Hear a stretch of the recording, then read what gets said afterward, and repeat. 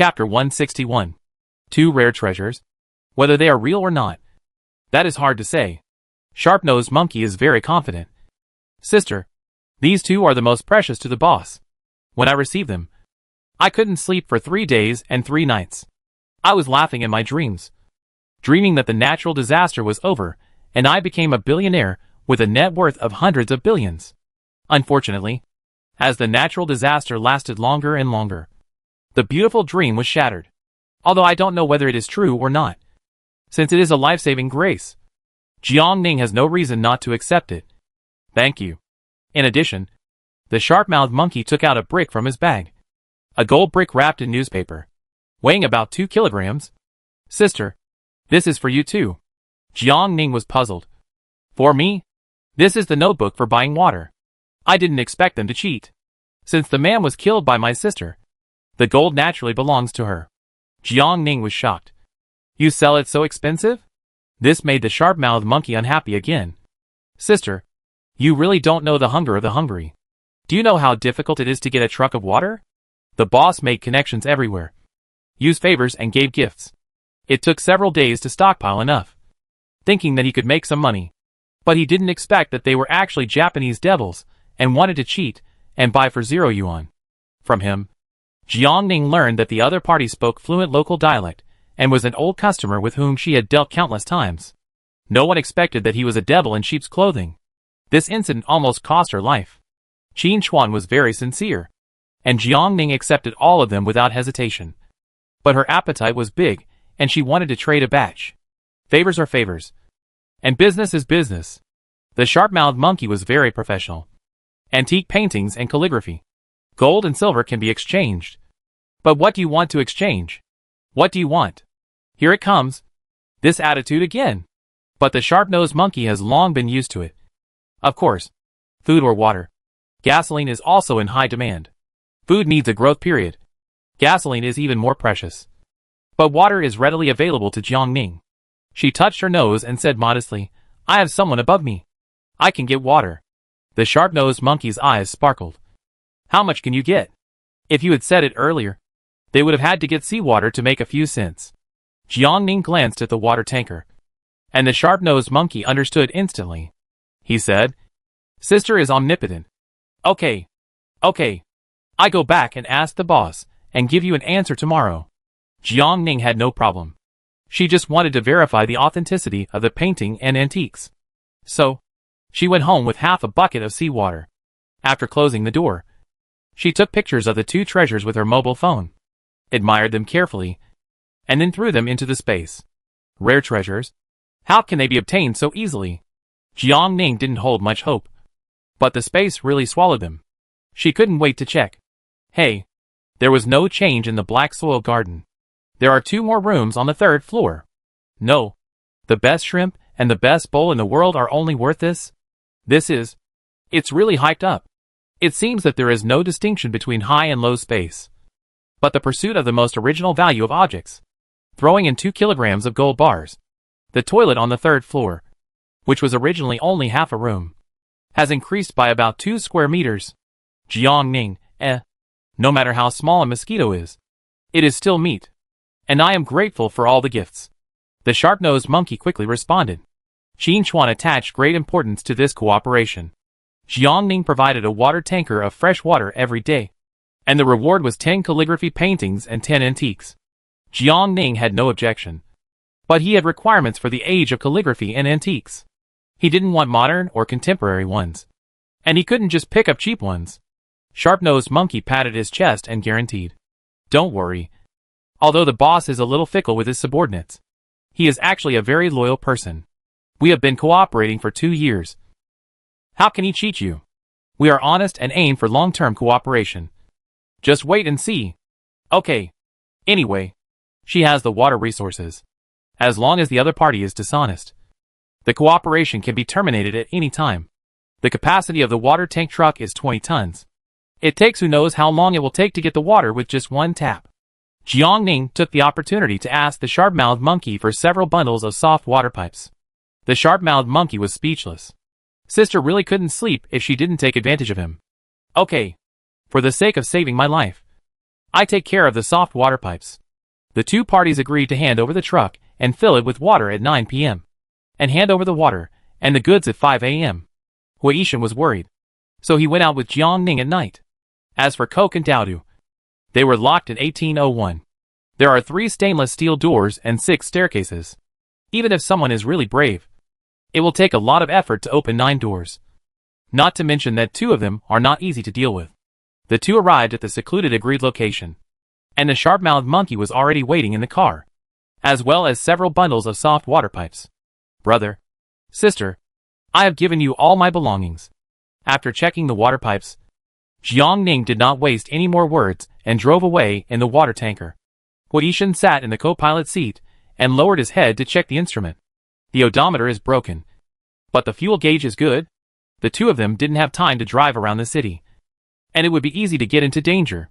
There was indeed no tail, so they drove the car into an abandoned factory in the suburbs, put it into the space, and then rode a mountain bike to leave. Back home, the 2 of them went into the space to fill water, cut the hose to a suitable length, connect it to the faucet of the balcony and the toilet, and then turn it on at the same time to pour water into the water tanker parked in the black soil garden. More than a dozen hoses were pouring water at the same time. After leaving the space, Jiangning sat on the sofa to rest, turned on the tablet to watch programs, and ate snacks to pass the time. Although there are many taps, the capacity of the water tanker is not small, and it is not easy to fill it up. Staying up late makes you sleepy, and Jiangning fell asleep unconsciously. In a daze, he was gently awakened. Jiangning then realized that he was sleeping on Huishan. It should be almost full. Jiangning entered the space and found that the water tanker was almost full. Huishan took out the oil pump and pumped out some gasoline. In this way, it can create the illusion that the water tanker is consuming oil when it is driven out, which is not easy to arouse suspicion. There were still more than 2 hours before the agreed transaction. Huishan didn't want to wake Daodu up, so he slept on the sofa in Jiangning's living room. He set the alarm and woke Jiangning up in time. Even though they were acquaintances, the 2 did not relax their vigilance at all. They wore bulletproof vests as the base and loose long-sleeved clothes on the outside. They walked in the dark, went to a secluded place with no one, released the water tanker, and drove to the agreed place for the transaction. Qin Chuan was also worried about handing the car over to others.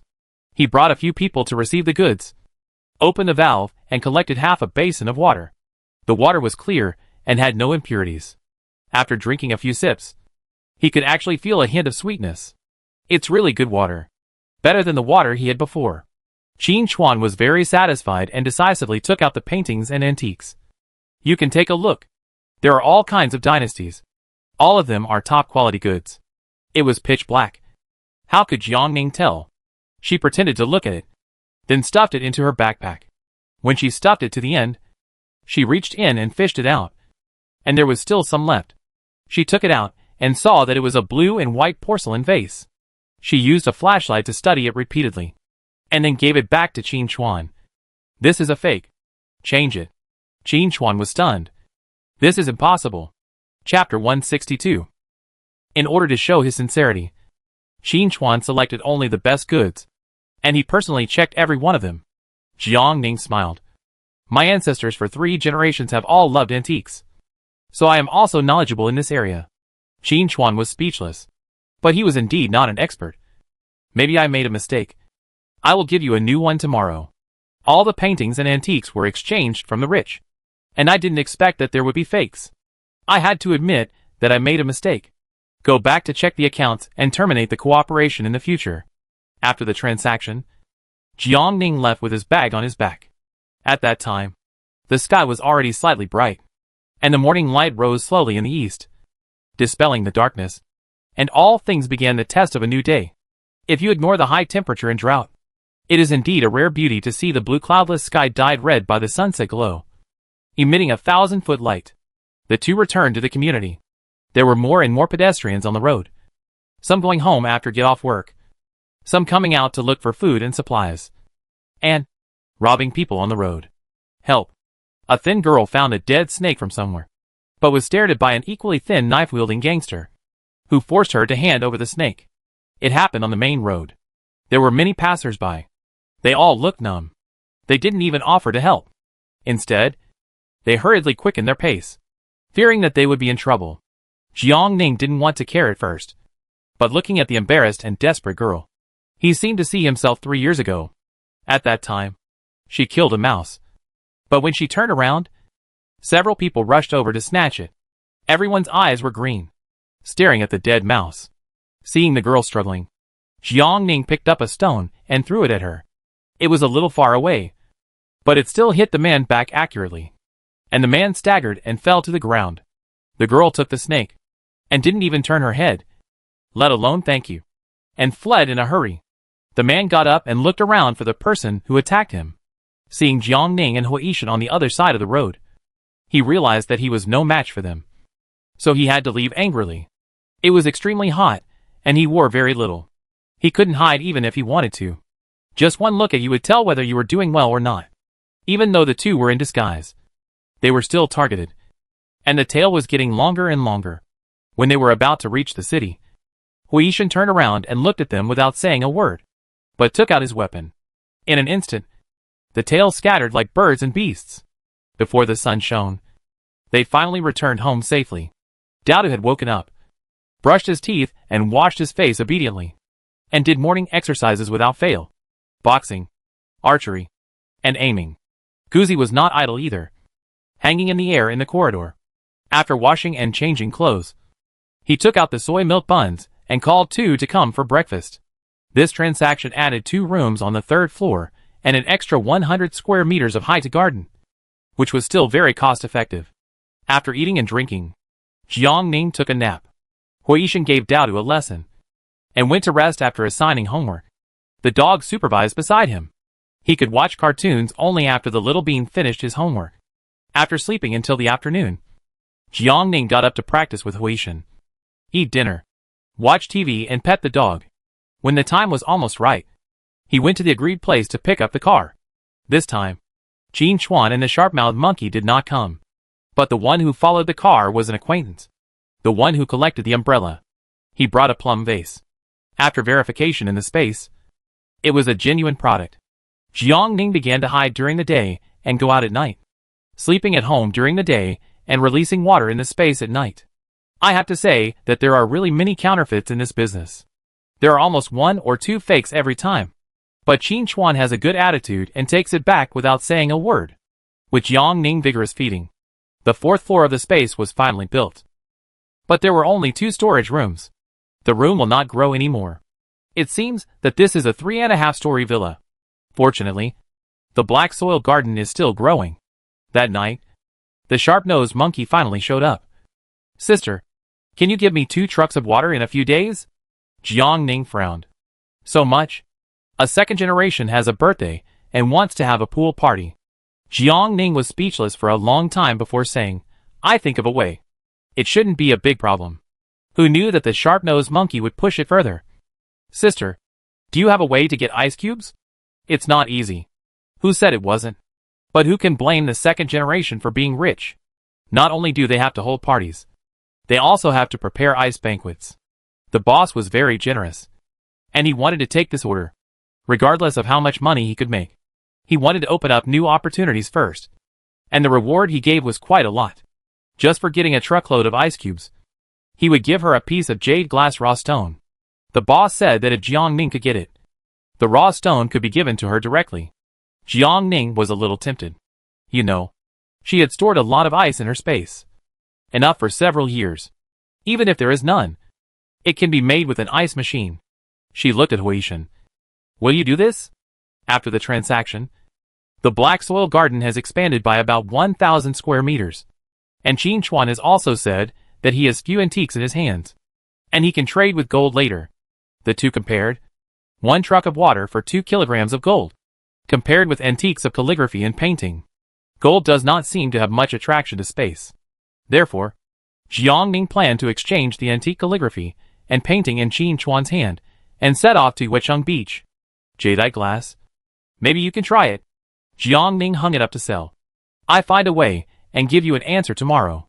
The sharp-nosed monkey was particularly happy and hurried back to report to the boss. After returning home, the two discussed and decided to stop after this job.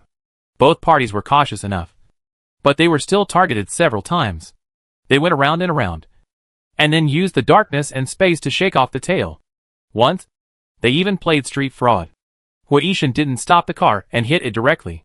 After hiding the car, the two of them made a surprise attack. It was a group of veterans who specialized in carjacking. There were as many as 10 people, and they had weapons in their hands.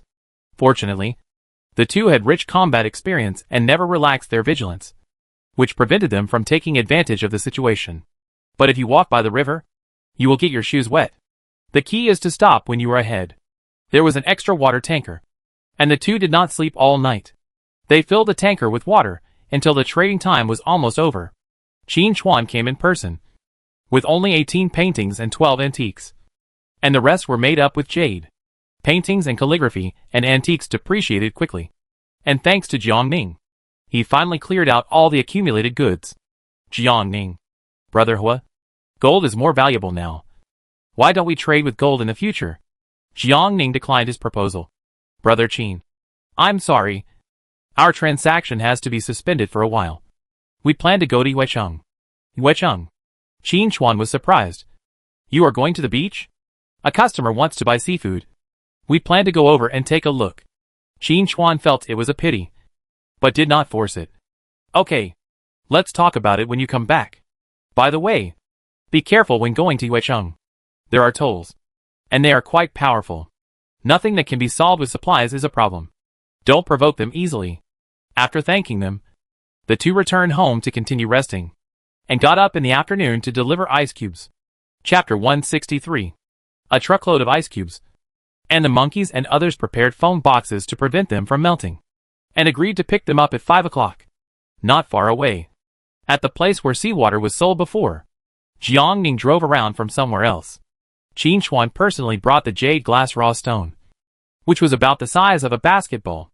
A corner had been cut, and the opening was shining with glass. Its texture was fine, pure and flawless, and the color was pure, bright, rich, and uniform emerald green. This was the first time Jiangning had seen such a high-end variety. If it weren't for this disaster, she wouldn't even have the opportunity to watch it up close, let alone hold it and play with it. Pretending to know, he took a good look at it, and then stuffed it into his big backpack.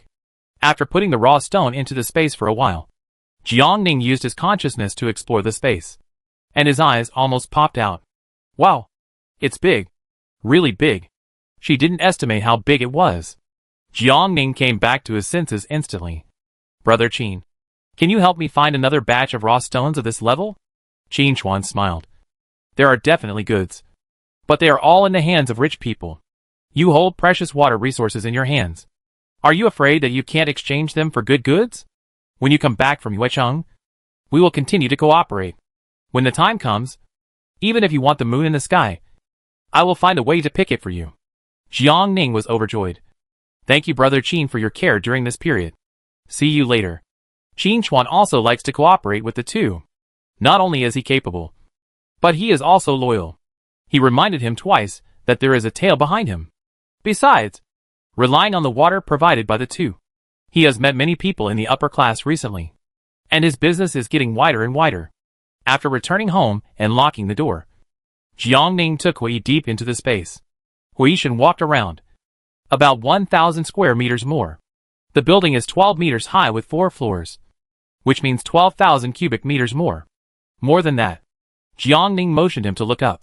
Huishan looked at the ceiling and said after a while, the building height has changed. The two took a tape measure and measured. The original 3-meter building height has now become 3.3 meters.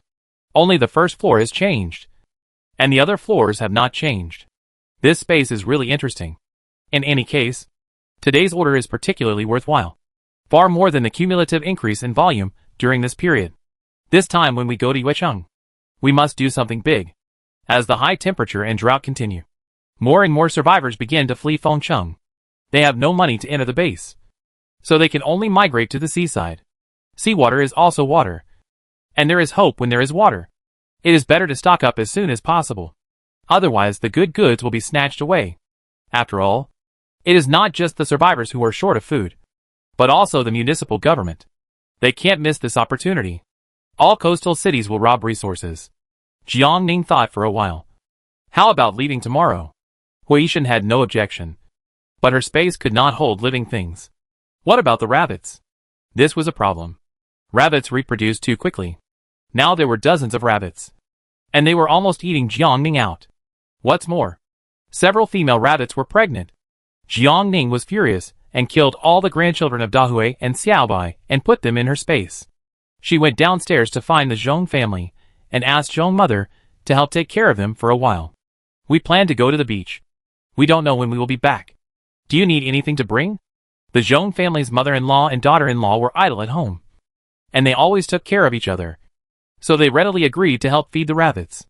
Grandma Zhong knew that the two had a car. So she asked them to help bring some salt. As for dried seafood, who doesn't want to eat meat? But it takes 4 kilograms of grain to exchange for 1 kilogram of meat. Aining, if the dried goods are cheap, please bring us a few kilograms.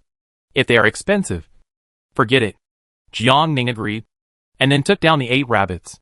In addition, she took out several hundred kilograms of dry grass from the space and put it in 1803, and left a water tower for the Zhong family. It's still stored in the extreme cold. I guess we won't be back for a while, so you can help use it. After giving instructions, he went upstairs to pack up. All the valuables were put into the space, leaving only some furniture as a storefront. Huishan brought out 2 large cartons. Aining, keep these. Jiang Ning was surprised. What is it? Bombs? Jiang Ning was startled and quickly opened the cartons. There were more than a dozen bombs in the 2 boxes, and they looked rough from the outside. So, this was a homemade bomb. Jiang Ning wanted to know what else he couldn't do. Unexpectedly, he brought out 2 more large cartons. Inside was sealed porcelain. The 2 of them went to the porcelain factory to collect a batch some time ago, and he asked for a few boxes at that time. Jiang Ning thought he took it to solve the 3 urgent needs, but he didn't expect it to have other uses. Huishan explained, this is a fuel bomb. Fortunately, it was a natural disaster. Otherwise, there would be plenty of peanuts. With these guys, Jiang Ning was more confident. At the same time, Huishan reminded, if there are people collecting protection fees on the road, bring out some potatoes. Collecting protection fees? Jiang Ning remembered that not only Qin Chuan reminded him, but the sharp-mouthed monkey also said that someone set up a roadblock. And the power was not small. Jiang Ning refused from the bottom of his heart.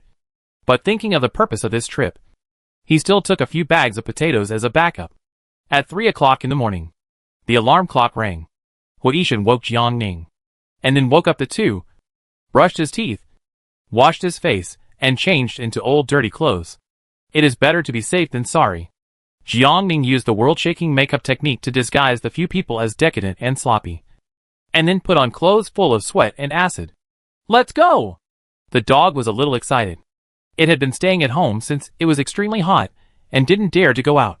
If you go out, your paws will be burned. It was hot at night, but at least the floor wasn't hot. After going downstairs and putting the 2 cars aside, Jiang Ning took out the 7-seater domestic magic car under the cover of darkness. This was what Huishan had brought back. Although the exterior was badly damaged, everything that could be replaced inside had been replaced. Even the air conditioner was in good condition, and it was covered with anti-peep film, and the tires were resistant to high temperatures and wear. In order to load the goods, the rear seats were all removed. Cardboard and bamboo mats were laid out so that Daodu and Guzi could lie comfortably. Jiang Ning pulled the curtains to cover the 2 cars to prevent anyone from seeing them and having bad intentions. To avoid unnecessary trouble, Huishan did not turn on the lights, but put on night vision goggles, turned on the air conditioner and set off. It was still dark, and the car drove slowly moving towards the seaside. On the road, occasionally dim lights were seen, and they were also night walkers. However, Jiang Ning and others drove, while they carried their bags, with confusion about the future and the desire to survive, and moved forward numbly and tenaciously. It was too hot during the day, and the sun melted the asphalt, and the survivors did not have the courage to challenge the sun. Huishan tried to avoid them, but he was still discovered. Some people looked at him with envy and jealousy, while others chased after the car. Wait! Wait! Give us a ride. There were even more sturdy ones, who tried to rush in front of the car. As if they were the rogues, who would run over them if they didn't give them a ride. Huishan satisfied them by not stopping the car, but instead accelerated and ran over it. Chapter 164. Huishan operation frightened them so much that they dodged in a panic, rolled to the side, and fell flat on their faces. Some of them got up and chased the car, cursing and throwing stones. 4 wheels. Right? You deserve to be smashed to death. Don't look at it as a domestic magic car. It is actually very durable, and a dent will not affect its use. Not to mention that the glass has been replaced with bulletproof. The closer to Weicheng, the fewer survivors there are on foot, as if they disappeared while walking. Surprised, Jiangning found someone climbing up the mountain. That's right, carrying luggage over mountains and ridges. The visibility was not clear at night, and someone accidentally stepped on the air and rolled down the mountain, falling heavily on the side of the road, and did not get up for a long time. Jiangning vaguely guessed the result and sighed deeply in his heart. As expected, Huishan turned off the air conditioner and opened the window to let the scorching air in. The car instantly became extremely hot. A few minutes later, there was a faint light in front. The road was built up, with only enough space for large vehicles to pass. There was a security booth next to it, with eye-catching large characters written in red paint hanging in front. 1 person. 5 kilograms of food. Small car. 10 gene of grain. Large car. 40 gene of grain. Iron fence blocked the intersection. If you don't pay grain, you can't pass through. No wonder so many people risk their lives to cross the mountains. This is not robbery, but a murder. Seeing a car coming, 5 or 6 bald men with fat faces came out of the security booth. Some held knives, some held baseball bats, and some held anti-explosion forks. The leader held a gun. Stop! Huishan stopped the car and lowered the window. Jiangning picked up a bag of 10 gene of potatoes and handed it over. Maybe it was because of the smell of sweat, or because they saw 2 weaklings, or because they were in a bad mood. Their eyes were as big as copper bells, and they said fiercely, 20 gene. Jiangning frowned. Doesn't it say 10 gene? The bald men were fearless and shook the things in their hands. The price has just increased. A little impatience can ruin a big plan. Jiangning swallowed his emotions, looked embarrassed and hesitant, and took another bag reluctantly. The man took the 20 gene of potatoes and moved them into the truck next to him like throwing away garbage. Jiangning looked at the truck, which was full of passing supplies. They not only charged for the outbound trip, but also for the return trip. Just then, a water tanker came back from Weicheng, and Baldy and his team collected 20 kilograms of salt and 20 kilograms of dried seafood. Jiangning noticed that there was a logo painted on the front of the water tanker, and the driver chatted with Baldy for a few words. It can be seen that they are quite familiar with each other, and they charge VIP member prices. In other words, if it is just an ordinary vehicle, they will charge more ruthlessly. It is a profitable business, and they can easily get several trucks of supplies in a day. The iron fence was pushed open, and Huishan drove away. Seeing Jiangning silent, he explained, this kind of bullying is common in the end times. The police and the army can't handle it at all, let alone ordinary people. Jiangning knew what he meant. She didn't say anything, turned around to lift the curtain, and saw that the 2 dogs had been woken up long ago, but benefited from the usual words and deeds. They were extra vigilant and didn't say anything. The dog moved forward and rubbed the shit shoveler's hand. It's okay. Jiangning stroked the 2 dogs. It will be light in a while. You guys continue to sleep. The air conditioner was turned on again, and the car became cooler. The more comfortable it is, the more you cannot relax your vigilance. Jiangning took out the night vision goggles and continued to stare at the surroundings. In the darkness, a shadow suddenly jumped out. Not only did it not avoid the vehicle, but also accelerated. Be careful. While Jiangning reminded, Huishan also noticed it.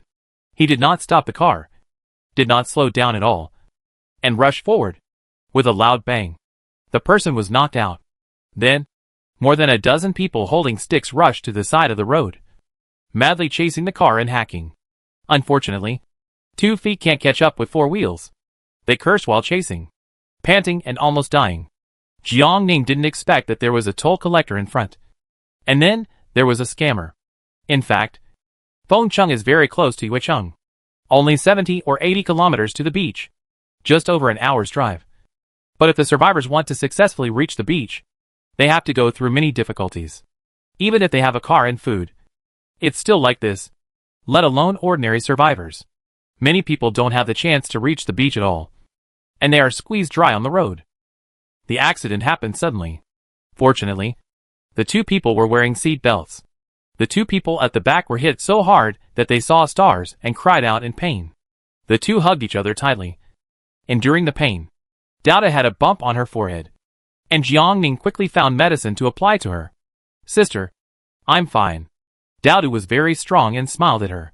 Jiangning gently touched her head and comforted her. Don't be afraid. We will be there soon. The rest was smooth, and there was no danger along the way. Many survivors came down from the mountain and continued walking on the road. Half an hour later, the sound of surging waves came. Dada was very familiar with it and said happily, Brother, it's the sound of the sea. She remembered that her parents took her to the beach, and she dug shells and picked up conchs. But unfortunately, her parents would never come back. Dada hugged Coke tightly with sadness in her joy, turned her head, and hid her tears. Guzi noticed her sadness and rubbed her face gently. Ahead, there was a light. It was a sentry post. A military one. There were too many people coming to the beach, and the military set up a checkpoint. And there were many people queuing in front of the sentry post. Jiangning got off the car to ask. And then he knew that he had to apply for a card to pass. He didn't need to pay for food, but he needed to register with his ID card. Each person had a card, and he could get food relief in the first 7 days. After waiting for about half an hour, it was finally Jiangning's turn to apply. The soldier with a gun came over and said, Please open the car. Jiangning was well prepared and hid the dog muscles, leaving only the dog head exposed. The dog head looked weak, helpless, and pitiful, and it was limply placed on the car. The look seemed to say, I'm so hungry. Give me something to eat. The soldier was stunned, stared at the dog head for a long time, and silently closed the car door. After receiving 3 passes, he was on the road again. At that time, the sunset glowed slightly, and the red color rose slowly from the end of the sea. The sea breeze was dyed with thousands of rays of light, and the waves were surging all year round. The beautiful scenery was shocking, not because it was beautiful enough, but because a terrifying day was about to begin. The car drove along the coastal road, and the beach was faintly visible in the distance. Jiangning took out a telescope and saw that the beach was not silver-white, but gray-black. There were tents, simple wooden houses, shabby iron boats, rusty containers everywhere, and even many survivors lying on the beach. It was densely packed with people, like dirty dumplings.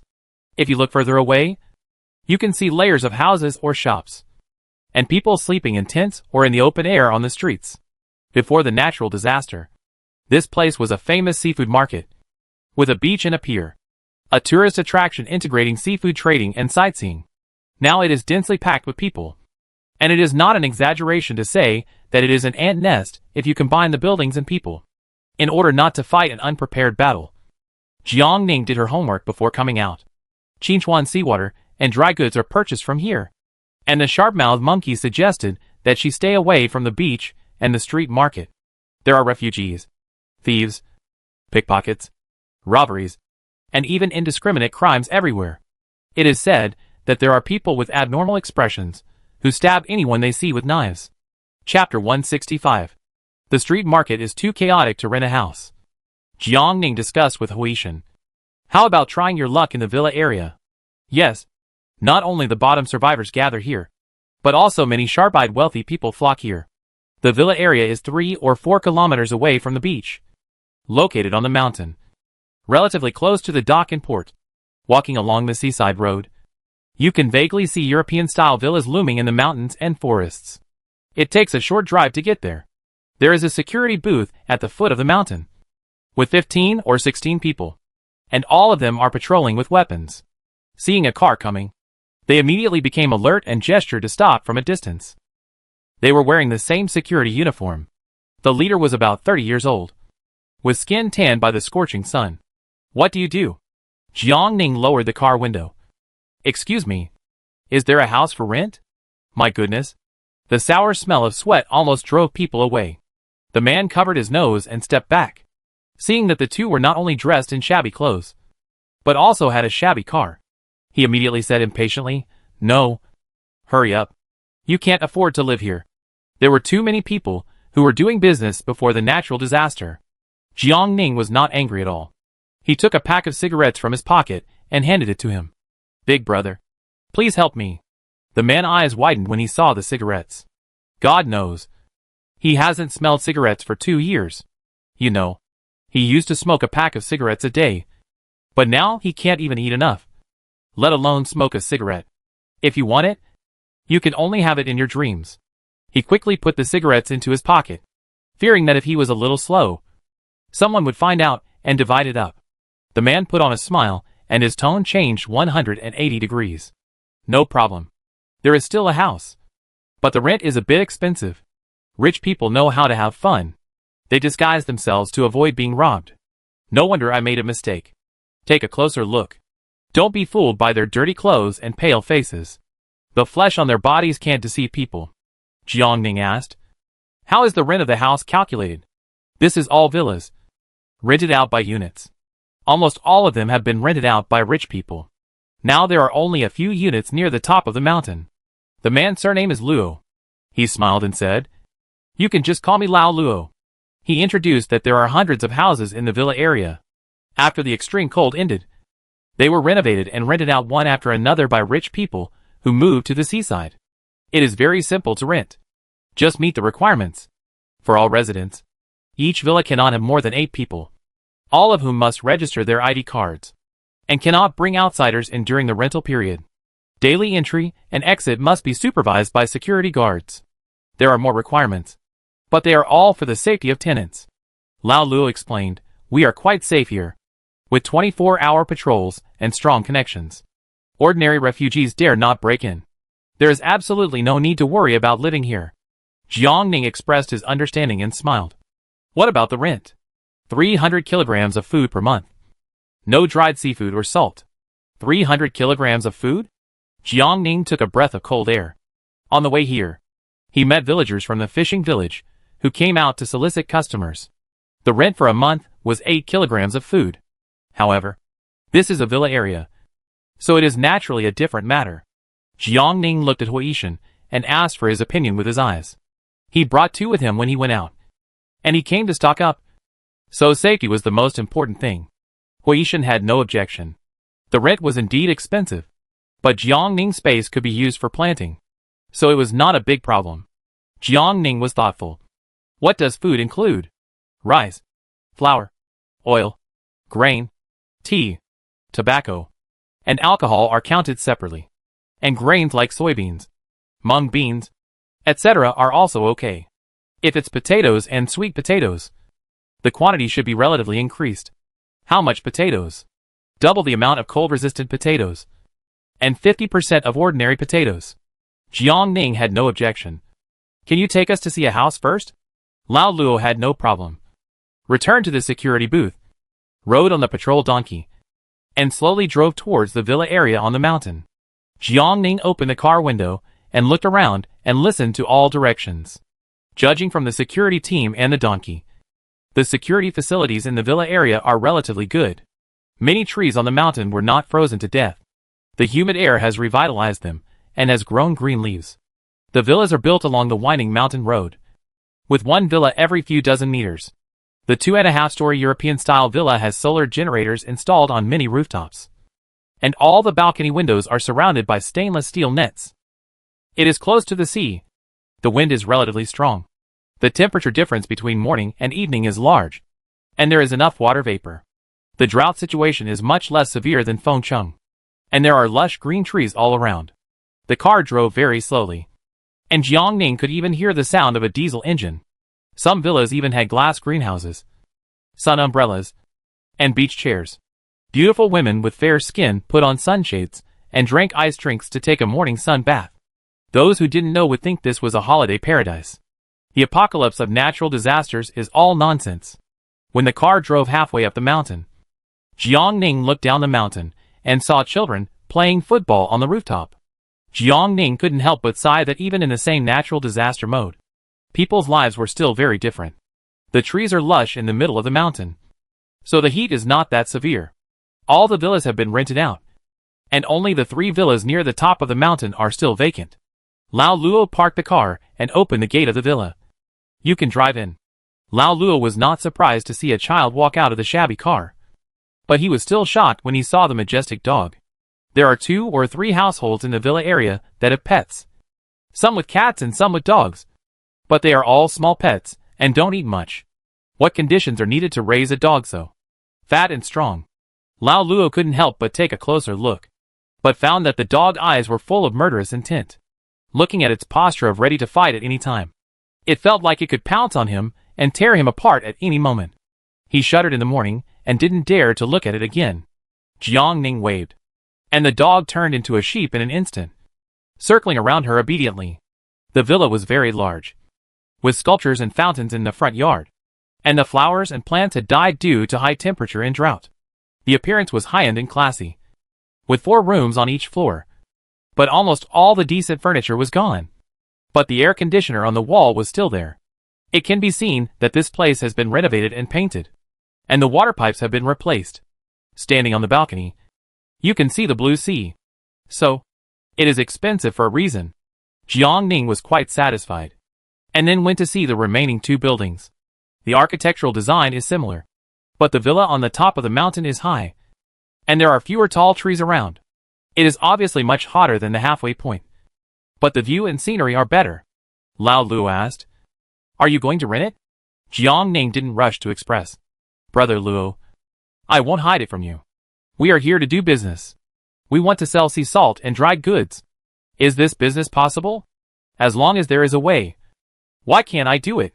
Unable to resist the urge to smoke, Lao Luo lit a cigarette and started smoking, his eyes intoxicated and confused.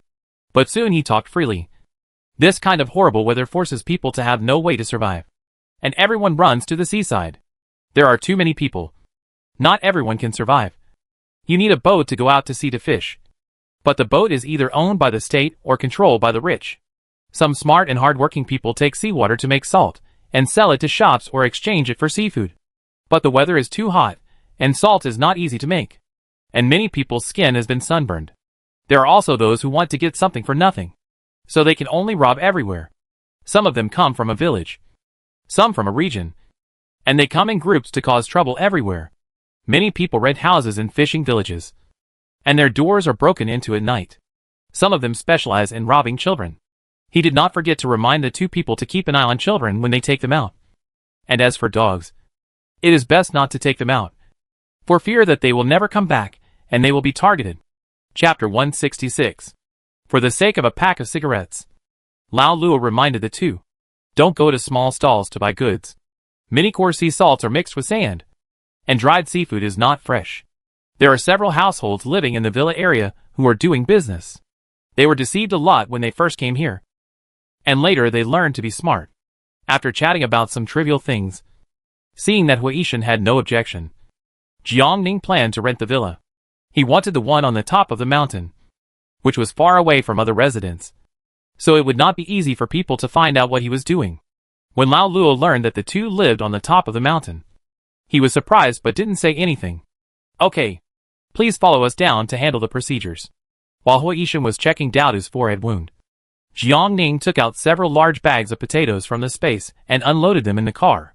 When Daodu got on the car, his eyes flashed with surprise, but he seemed to have gotten used to it and didn't ask anything. Back to the security booth. Not only did they register their ID cards, but they also took photos of the 3 people, saying that it was for all the security guards to recognize their faces, so that no random people would sneak in and disturb the tenants. At the same time, they also issued access passes, which was quite professional. They were used to seeing rich people, so they were not surprised by the ordinary potatoes that Jiang Ning took out. They weighed them skillfully, and took 450 kilograms. Lao Luo was very enthusiastic, and told them where they could buy furniture, and they could ask the security guard for help if they needed it. After completing the formalities, Jiang Ning drove back to the top of the mountain. The first thing he did was not to clean the room, but to turn on the air conditioner. It was so hot. Who knew that the air conditioner was broken? Help! Jiang Ning didn't want the furniture in the villa, so he closed the door and kept taking things from the space. There might not be much else, But the furniture and appliances were definitely not bad. For safety and vision considerations, the two chose to live on the second floor and planned to clean up 3 rooms. The solar generator can finally be used openly. Air conditioner, refrigerator, humidifier, washing machine, dishwasher, bed, sofa, table, clothes, quilt. It's good to be neighbors with rich people. You have it. I have it. And everyone has it. There is no need to be shy. The room was filled with them. And then, they were taken out one by one. The air conditioner needed to be reinstalled. And Jiang Ning first used ice cubes and air conditioning fans to cool down. Dowdu was not idle. After applying ice to his forehead, he started sweeping and mopping the floor. The little guy was busy and happy. The dog also wanted to help. But Jiang Ning thought it was in the way. Coke, your task is to guard the house and not let bad people in. If a bad guy breaks in, it means you are derelict in your duty, and you will be deducted from your dog food. Guzi received the task and immediately went to the balcony to stand guard. Huishan was the main force, and Jiang Ning helped. It took 2 hours to install 3 air conditioners. As for the old ones, they were all thrown into another room. First, take the battery box on top. The brand new air conditioner blew out the cool air of cooling. And finally it was saved. While blowing the air conditioner, I continued to work after lunch. It took another 2 hours to decorate the 3 rooms and clean the living room, kitchen, and toilet. In the evening, Jiang Ning took out the electric net he had exchanged from the sharp-nosed monkey and worked with Huishan to fence off the villa yard. Although the security measures were okay, natural disasters and the end of the world were the most unpredictable, and we could not be careless at any time. The villa was surrounded by electric nets, and the two were repeatedly reminded that if they did not want to be barbecued, they must not touch the electric nets. In order to teach the two a lesson, Jiang Ning threw the cockroaches caught during cleaning into the electric net, which soon gave off a burnt smell. Do you want to eat barbecue? The two were frightened and retreated repeatedly. At this time, the sun was about to set, and the dormant survivors began to move out. The beach was full of people. Everyone was tanned like charcoal. After being baked by the hot weather all day, they jumped into the sea like dumplings. Jiang Ning stood on the rooftop and carefully observed the beach and the villagers in the fishing village with a telescope. People everywhere. So dense that it was creepy to look at. Jiang Ning suggested, "Let's go shopping. Since we are here, we can't forget the business. Let's go to the market first to check the situation." So, 3 people and 1 dog got in the car, and before leaving, they turned up the current of the power grid, and did not forget to post a friendly reminder. The power grid is high voltage, strictly prohibited from touching. Life and death are at your own risk. Driving quickly, it took more than 10 minutes to reach the seafood market in the fishing village. The market used to be bustling, but now it is extremely quiet. Dried seafood can be seen everywhere, including shrimp, shrimp skin, dried fish, scallops, fish glue, dried squid, shark fin, squid, dried cuttlefish, dried snail meat, dried whitebait, etc. There are so many things to see, but there is no raw seafood. There is no way. Fresh seafood just landed will start to stink in a few hours in hot weather if not processed in time. Living by the sea, the dry goods in the wholesale market are not expensive. 2 caddies of grain can be exchanged for 1 caddies of dry goods. Sea salt is even cheaper. 1 kg for 1 kg. There is no way. They can only produce salt and dry goods in this place. Even if the dried seafood is nutritious and is real meat, they have seafood for 3 meals a day, and they are tired of it no matter how delicious it is. They want to eat rice, noodles, or vegetables. But the weather is too hot. The seawater cannot be purified. Rice cannot be grown. And as for the green vegetables, they are pulled up as soon as they sprout. This place is close to the sea, and unlike other cities where water shortage is serious, there is water if you dig a well a few dozen meters down. However, due to the depletion of surface water, seawater backflows and invades. And even after being filtered through the soil layer, it still has a salty smell. Drinking makes you thirsty, and not drinking makes you thirstier. Therefore, there is even a freshwater transaction. 1 caddy of salt for 10 liters of fresh water, or 1 caddy of dry goods for 20 liters of fresh water. Jiang Ning is not short of life experience, and he compares and chooses from 3 stores. When he encounters a large store with reasonable prices, He will trade potatoes or sweet potatoes. Not much. Just buy about 1 or 2 kilograms. The seafood market in the fishing village is full of mixed fish and dragons. Huishan took 2 people to guard the car, and Jiangning was responsible for surveying. After leaving the seafood market, we went to the military-led seafood exchange. That's right. In order to obtain survival supplies, the municipal government and the military jointly established a department with professional fishing boats and salt fields. The seafood caught can be sold to the outside, but there are strict quota restrictions. Private individuals can use access cards to purchase 10 kilograms of raw seafood and 5 kilograms of dried seafood within 7 days. 1 caddies of raw seafood is exchanged for 1 caddies of food. 2 caddies of food is required for dried seafood, and half a kg of coarse sea salt is given for free. After 7 days, the daily quota for each person is 1 caddies, and the price doubles. Huishan explained.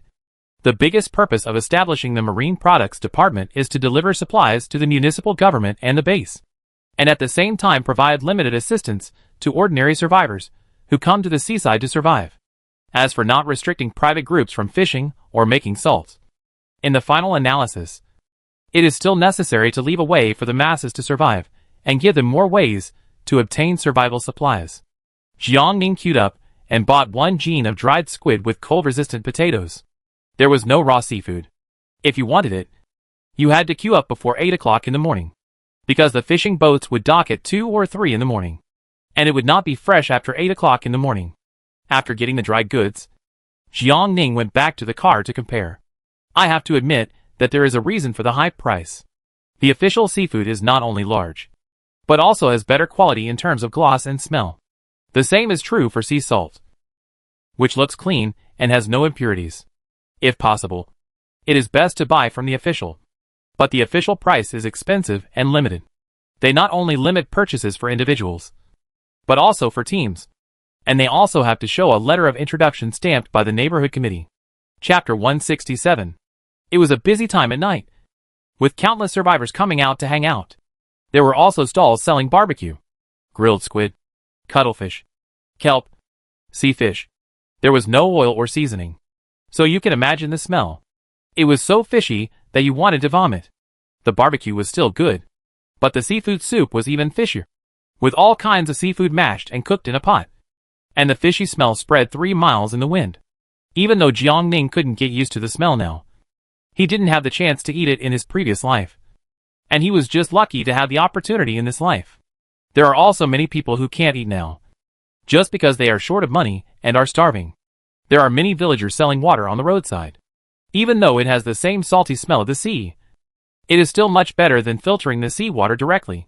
However, there are many people asking, but very few people buy. There are many people queuing at the relief station in the distance, and they use the checkpoint pass to get relief food. The beach is crowded. Regardless of safety or mood considerations, Jiangning does not want to go there, so he queues up to get relief food instead. The rice ball is the size of a fist. You can only get 1 per day for the first 7 days with the card. It is called a rice ball, but it is actually mashed raw seafood, added with flour or corn flour, and rolled into a ball of wheat bran. The color is really ugly, but it can really fill your stomach. 3 people and 1 dog. No Coke. It smelled really bad, and it hurt your throat, but no one disliked it, because it was life-saving food. Huishan was about to eat when he saw a child running towards the soldier, who was distributing relief food. He looked at him helplessly and begged, "Uncle, I'm so hungry." The soldier was very young, only in his early 20s, and was quite thin. He held the last rice ball in his hand, which was his own food. Looking at the child in front of him, he handed the rice ball over without hesitation and smiled at the child. "Eat it." The child took the rice ball and stuffed it into his mouth desperately, without even saying thank you. He turned around and ran away with his hands covering his mouth. At the same time, several children ran over and surrounded the soldier to ask for food. "Uncle, I'm so hungry too. Please be kind and give me something to eat." They surrounded him and grabbed his clothes to prevent him from leaving. The soldier looked embarrassed, but he couldn't make food out of thin air. He looked at the children helplessly. His voice choked with sobs. "I'm sorry. Uncle can't do anything." The look in his eyes was as if he had done something terrible. After making a fuss for more than 10 minutes, The child left disappointed when he saw that he couldn't get any food. Huishan walked over and handed him the rice ball in his hand. At first, he didn't want it. But I don't know what Huishan said. He finally took the rice ball and ate it. However, he started crying while eating. Dao pinched the rice ball in her hand, turned her head and looked at Jiang Ning with a questioning look in her eyes. Sister. Jiang Ning didn't stop her. Go if you want to. Dao got up and ran to her brother, handing the rice ball in her hand to the soldier. Then, she hugged him gently. Dao came back after watching him finish the rice ball, looking particularly happy. Huishan came back and sat in silence. Jiang Ning divided the rice ball in his hand into 4 portions. Try them all. It was salty and rough in the mouth. But no one wasted it. Huishan took it and chewed it slowly. After a long time, he said, Aining, do you think I am a deserter? Every time he saw them, he felt particularly uncomfortable. I don't think you are. Jiang Ning thought for a moment. There are many ways to repay your service. And it is not necessarily the right way that you insisted on before. Remember the shot by Lian Hoarding? If you had not decisively shot and killed the leader of the Dragon Slayer Society, I don't know how many soldiers and police would have been sacrificed, as well as the survivors of the lower-level victims. And the sea's food could have saved many people. The moonlight was hazy, and she looked at him intently. Look at him. He gave up his own food. And even in the future when he encountered danger, he would give up his chance to survive. But how many people could he save? Look at Zhong Ping again. He looks like a weak scholar. But he designed a mousetrap that prevented many survivors from being bitten by mice. Even the epidemic or the Black Death did not happen. Who dares to say that he is not a hero? Huishan, I believe that even if you don't follow the old path, you will have your own way of doing things, and thus let more people survive. You are a human, not a god. You can't bear this natural disaster apocalypse by yourself. There is no need to put too much pressure on yourself.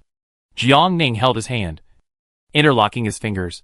Besides, I believe you have done enough, and you are worthy of your family and country. The rest is to live well. For yourself, for your family, for those who love you and those you love. Huishan held her hand in return, the moonlight covering the red corners of his eyes. Ning, thank you. Whether to thank or not, Jiang Ning was the same. If she hadn't met Huishan, her personality might have been more sharp. But now she is much calmer. The beach was crowded at night, seemingly lively, but actually dangerous everywhere. Jiang Ning and others didn't stay too long, and drove the shabby car back to the villa. After returning, they were not idle, leaving the task of watching the house to the two, while Jiang Ning and Huishan went to the rooftop to install solar panels overnight. The two planned to go to the dock early tomorrow morning to see the seafood that had just landed, and then make a specific stocking plan. Huishan was very insightful, and he installed it while reading the instructions. The two worked for several hours overnight to get the solar power generation system done. After taking a shower, living in a high-end villa, sleeping on a soft 6-digit bed, Jiang Ning still felt it was not real. It was obviously the end of the world due to natural disasters. But it felt that life was getting better and better. Forget it. Just enjoy it. Who knows how long you can live?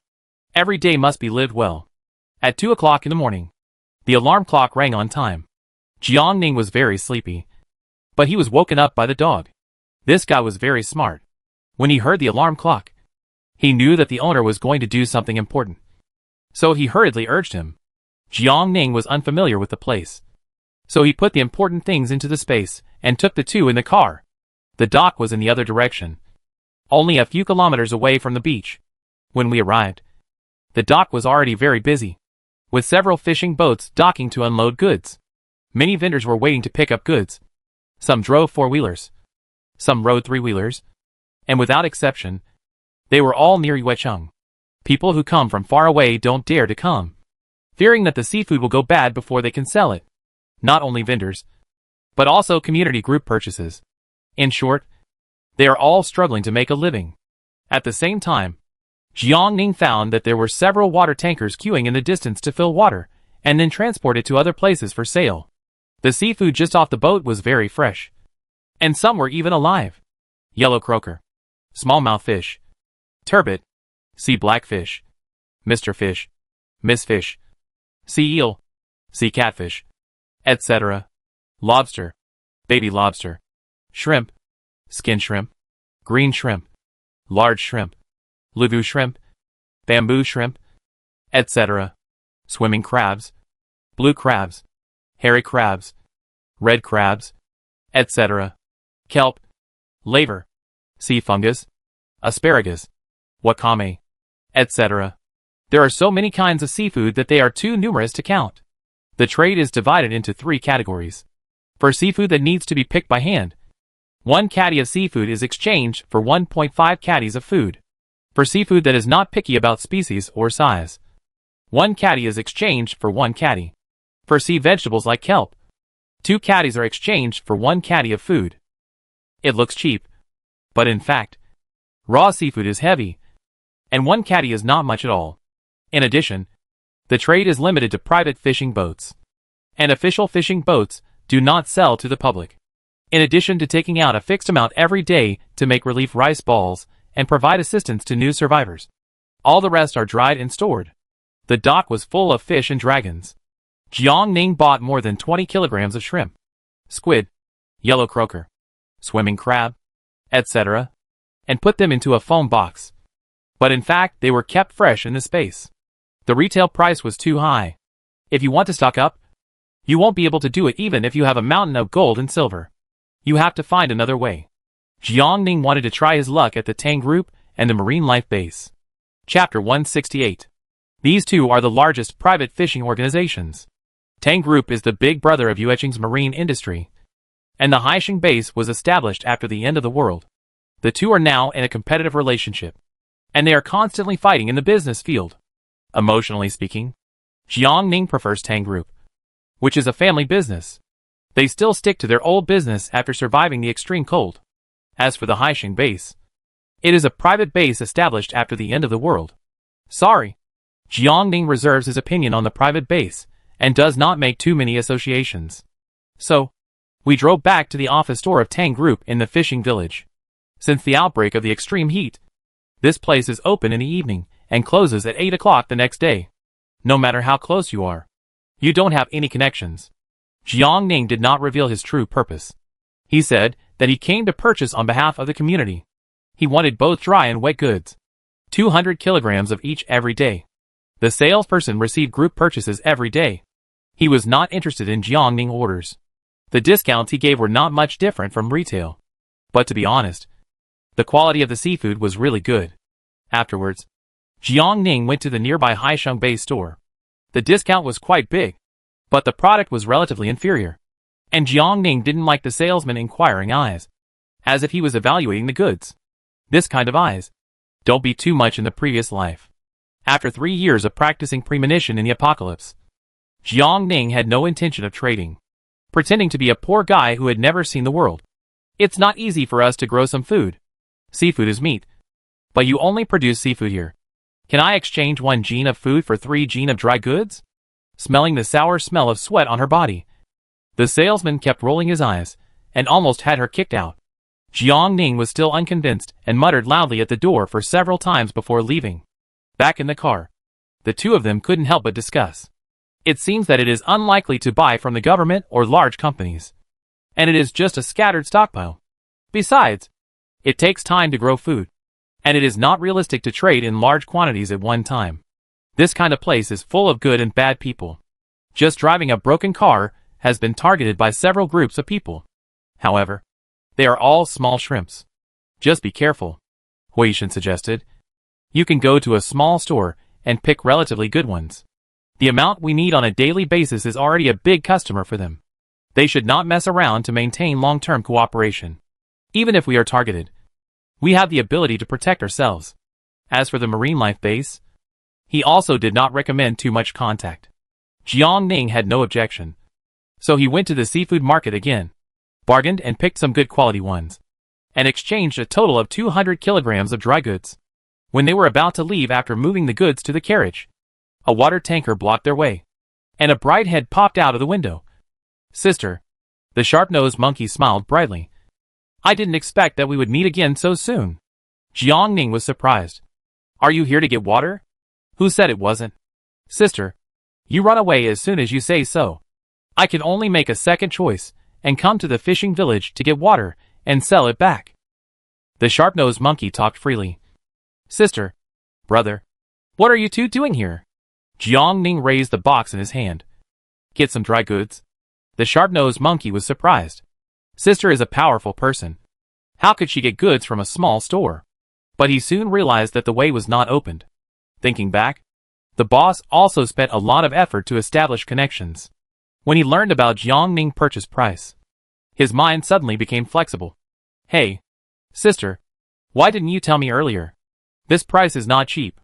If I had known that you would buy the goods from my boss, why did you run so far? He jumped out of the car and pulled the two of them aside. Sister, I won't make money from you. How about I give you the goods of Tang Group at this price? Jiang Ning was surprised. You have connections? Of course. All the goods we buy are from Tang. Jiang Ning didn't believe it. The amount of dry goods they bought at one time was less than hers. So it was impossible for them to get such a big discount. The sharp-mouthed monkey showed a proud and mysterious smile. Sister, you don't know this? Otherwise, it's still the boss who is amazing. He saved Mr. Tang's life. Said saving his life? In fact, it was to help the old man find medicine. Mr. Tang is over 70 years old. Although he was the boss of the seafood industry in his early years, he has been rich for too long and has many basic diseases. The natural disaster came suddenly, and life-saving medicine is not so easy to find. This did not allow the boss to seize the opportunity to reach a cooperation. They provided the materials needed by the Tang family, and the Tang family made a large concession on seafood. Jiang Ning didn't expect Qin Chuan to be so good at building relationships. They moved to a secluded place and continued chatting.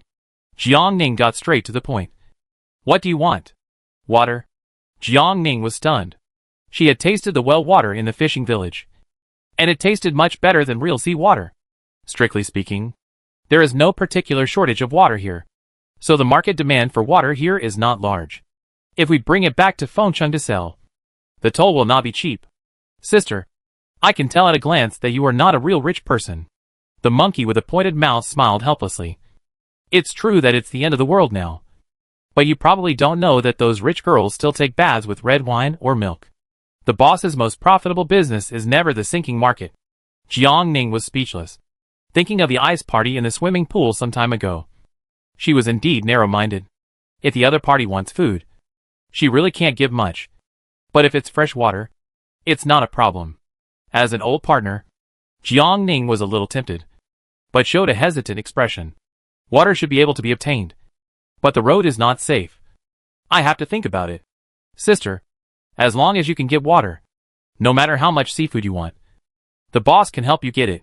Jiang Ning didn't rush to agree, but left the address to the sharp-mouthed monkey and returned to the villa to avoid the heat wave. At noon that day, there was a seafood feast. Boiled shrimp, stir-fried swimming crab with ginger and scallion, steamed yellow croaker, and stir-fried squid with celery. The atmosphere was good. Jiang Ning opened a bottle of red wine to drink, and the two of them were given soda. Drank 2 more glasses, and got a little tipsy. Huishan helped her back to the room and closed the door. Coke, who was chewing shrimp shells. Chapter 169. Kailei listened for a while, but didn't hear anything. So he lowered his head and continued chewing. Jiang Ning glanced at Huishan, who was lying next to him, wanting to speak but not knowing what to say. After thinking for a while, she turned sideways to chat with him. Do you want to continue selling water? If you don't sell it, you have to exchange it for food or tea, cigarettes and alcohol. It's not easy to get a lot of fresh water now, and the cost of seawater purification is too high. Let's wait for a few days and see what happens over there in Qinchuan. Jiang Ning thought so too, and took a nap sideways at ease. Huishan didn't leave, and gently hugged her. Jiang Ning was a little nervous. Did he want to play poker? If he really did, should I tickle him? Fortunately, this guy was sensible and well-behaved. So, he slowly fell asleep. A man who doesn't want to play poker is not a good man. But Huishan felt that she was not ready yet, and some things could not be rushed. After making up their minds, the two did not go out again. But staying in the villa alone was really boring. Jiang Ning thought about it, took out a pig from the space, and smiled at Huishan. This is your task. With a butcher knife and a bone-cutting knife. This job is very simple. The pig was thrown into the space right after it died. And it was still warm. Jiangning quickly found a large basin, and even collected the pig's blood. The two squatted in the toilet, and got busy. Huishan was the main worker. After more than 2 hours of hard work, he successfully killed the pig, and cut it into small pieces for classification. Just when he stood up to stretch his muscles, Jiangning took out another pig. Seeing his stunned expression, Jiangning smiled and said, "Just kidding. I kill this one tomorrow." As he said that, he took the pig back. Huishan, who was being teased, suddenly came over and stretched out his hands to hug her. Jiangning dodged. "Stay away from me. It stinks. In fact, it's not bad. The pig has been hungry for so many days, and its intestines are still relatively clean. But this guy is very hardworking, and he handles the large and small intestines very beautifully. Even if he doesn't kill pigs at night, he can't be idle. The location of the villa is too good, and no one will notice what you do. It's not like Jinrong community, where chopping a bone makes a banging sound, and people upstairs and downstairs can hear it." Jiangning took out the hand-beating meatball machine, selected the pork with fat and lean parts, cut it and put it into the machine, adjusted it to the waving balls mode, and let the machine beat it. Beat the pork until it is broken. Add water, refined salt, and potato starch. Mix well, and then beat it into meat glue. Roll the meat glue into balls by hand. Put it into the pot. Add water, and simmer it over low heat. When the meatballs float to the surface, pick them up. The production is very simple. And Daodu also came to help. Over 100 kilograms of meatballs were made in one night, and they were all stored in the space after cooling. The water used to cook the meatballs is delicious and tasteless, so it is also stored and saved for drinking clear soup or cooking noodles later. The taste is excellent. The next day, Huishan and Jiangning cooperated to slaughter 3 pigs. Daodu was on his own and was so tired from making the balls that his back and waist ached. But he didn't complain. After slaughtering 10 pigs, Jiangning stopped and asked Huishan to start slaughtering fish. Huishan, who had just been promoted to a senior engineer for slaughtering pigs, Daodu switched modes and set off towards the goal of becoming the fish ball beauty. Guzi was so bored that he blinked his eyes and asked Jiangning for work. "Watch the house. Watch the house. Watch the house. It's important." Jiangning repeated it 3 times. As soon as he finished speaking, the dog instantly stood up, looked outside the villa vigilantly, and bared his teeth in a low voice. Jiangning became alert.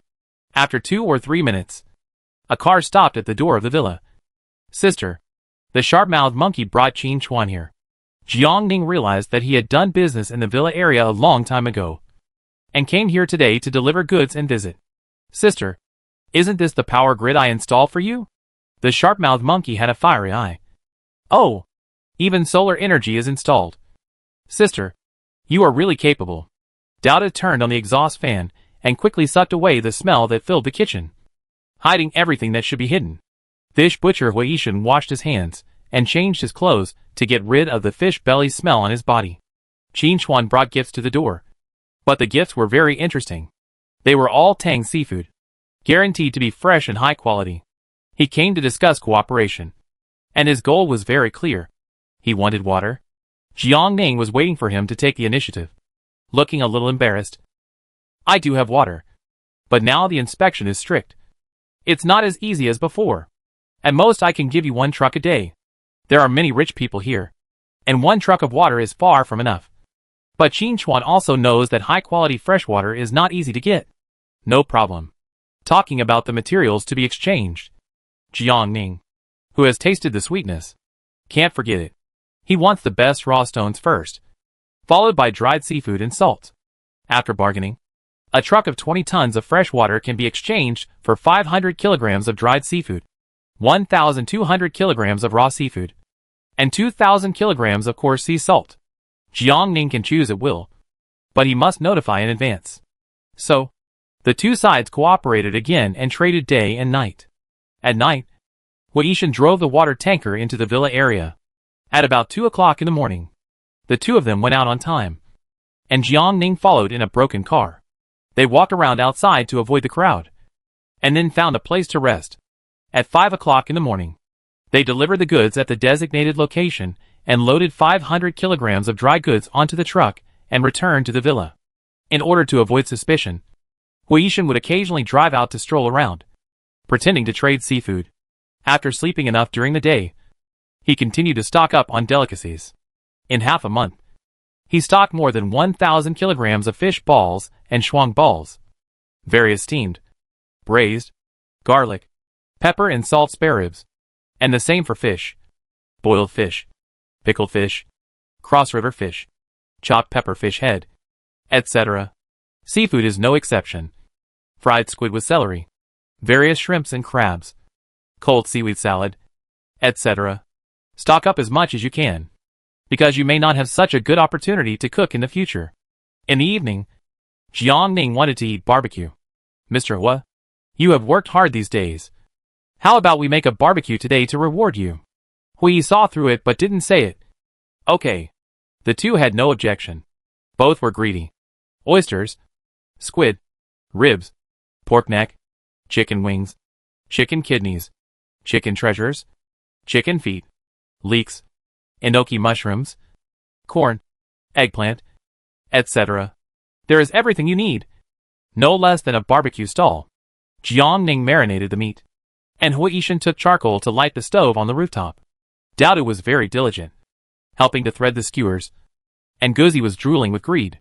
The red charcoal fire rose, and the cumin smell spread in the dark night.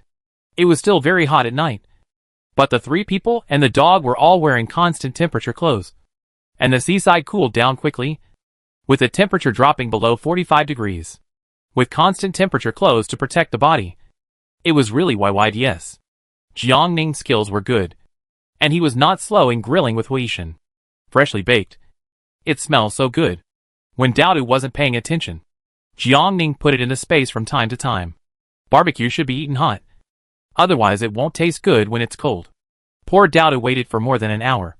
But the chicken legs that his brother had grilled himself were not ready yet. It was almost done and finally served. 3 people and 1 dog sat on the rooftop. Huishan drank beer. Jiang Ning drank pineapple beer. And the two drank soda. The sea breeze blew gently, and the starry sky in the distance was shining. In the past, Jiang Ning was busy with his livelihood, and couldn't remember how long he had enjoyed the night view of the seaside. The night concealed the cruelty of the natural disaster, and the starry sky was as bright as the prosperous times, as if the sun would rise tomorrow, and it would still be a thriving beauty. Feeling a little complicated, Jiang Ning took Huishan beer bottle and took 2 sips. You said, how good it would be if the natural disaster didn't come. But there is no if in this world. Huishan held Jiang Ning's hand. With you and Dowdu by my side, I'm no longer afraid. In the darkness, a dog head suddenly appeared, staring at him dimly. Huishan laughed and touched its dog head. And Coke, our most important family. The dog squeezed in the middle, occupying the center position. In the dark, 2 hands went around the dog's back and pulled tightly together. Jiang Ning looked at him sideways. With you, I'm not so scared anymore. After eating half and half, Huishan wanted to stock up again. But Coke suddenly looked alert and gave a warning growl. After a while, car lights came on in the dark. Chapter 170. In the darkness, Qin Chuan's voice sounded. Jiang Ning. Brother Hua? The two looked at each other. What was he doing here so late at night? Dowdu reflexively began to hide things again as fast as lightning. Jiang Ning put all the vegetables, chicken, pork, etc. into the space, leaving only the barbecued seafood. Qin Chuan was invited in, sniffing. You guys are living a good life. And you're eating barbecue. Jiang Ning invited him to the rooftop. Would you like some garlic oysters? Qin Chuan couldn't help smelling the damn barbecue. Come on. Jiang Ning opened a bottle of beer for him. Brother Qin, are you here in a hurry at night? It's urgent. Qin Chuan took a few sips of beer and sighed with satisfaction. It's also a good opportunity to make a fortune. It depends on whether you can grasp it. Get rich? Who doesn't want to? Jiang Ning immediately became interested. You say, Tang Group and Haisheng Base are tit for tat, fighting fiercely openly and secretly. You know this? Right? I've heard of it. But I'm not interested. She came to the beach to stock up. The Haisheng Base has always wanted to annex the Tang Group. But Tang is not a soft persimmon. The two sides have been deadlocked. The Haisheng base is not a martial artist and kidnapped Mr. Tang to force Mr. Tang to surrender, who knew that Mr. Tang was also a man of temperament, and hired a large number of bodyguards to snatch Mr. Tang back.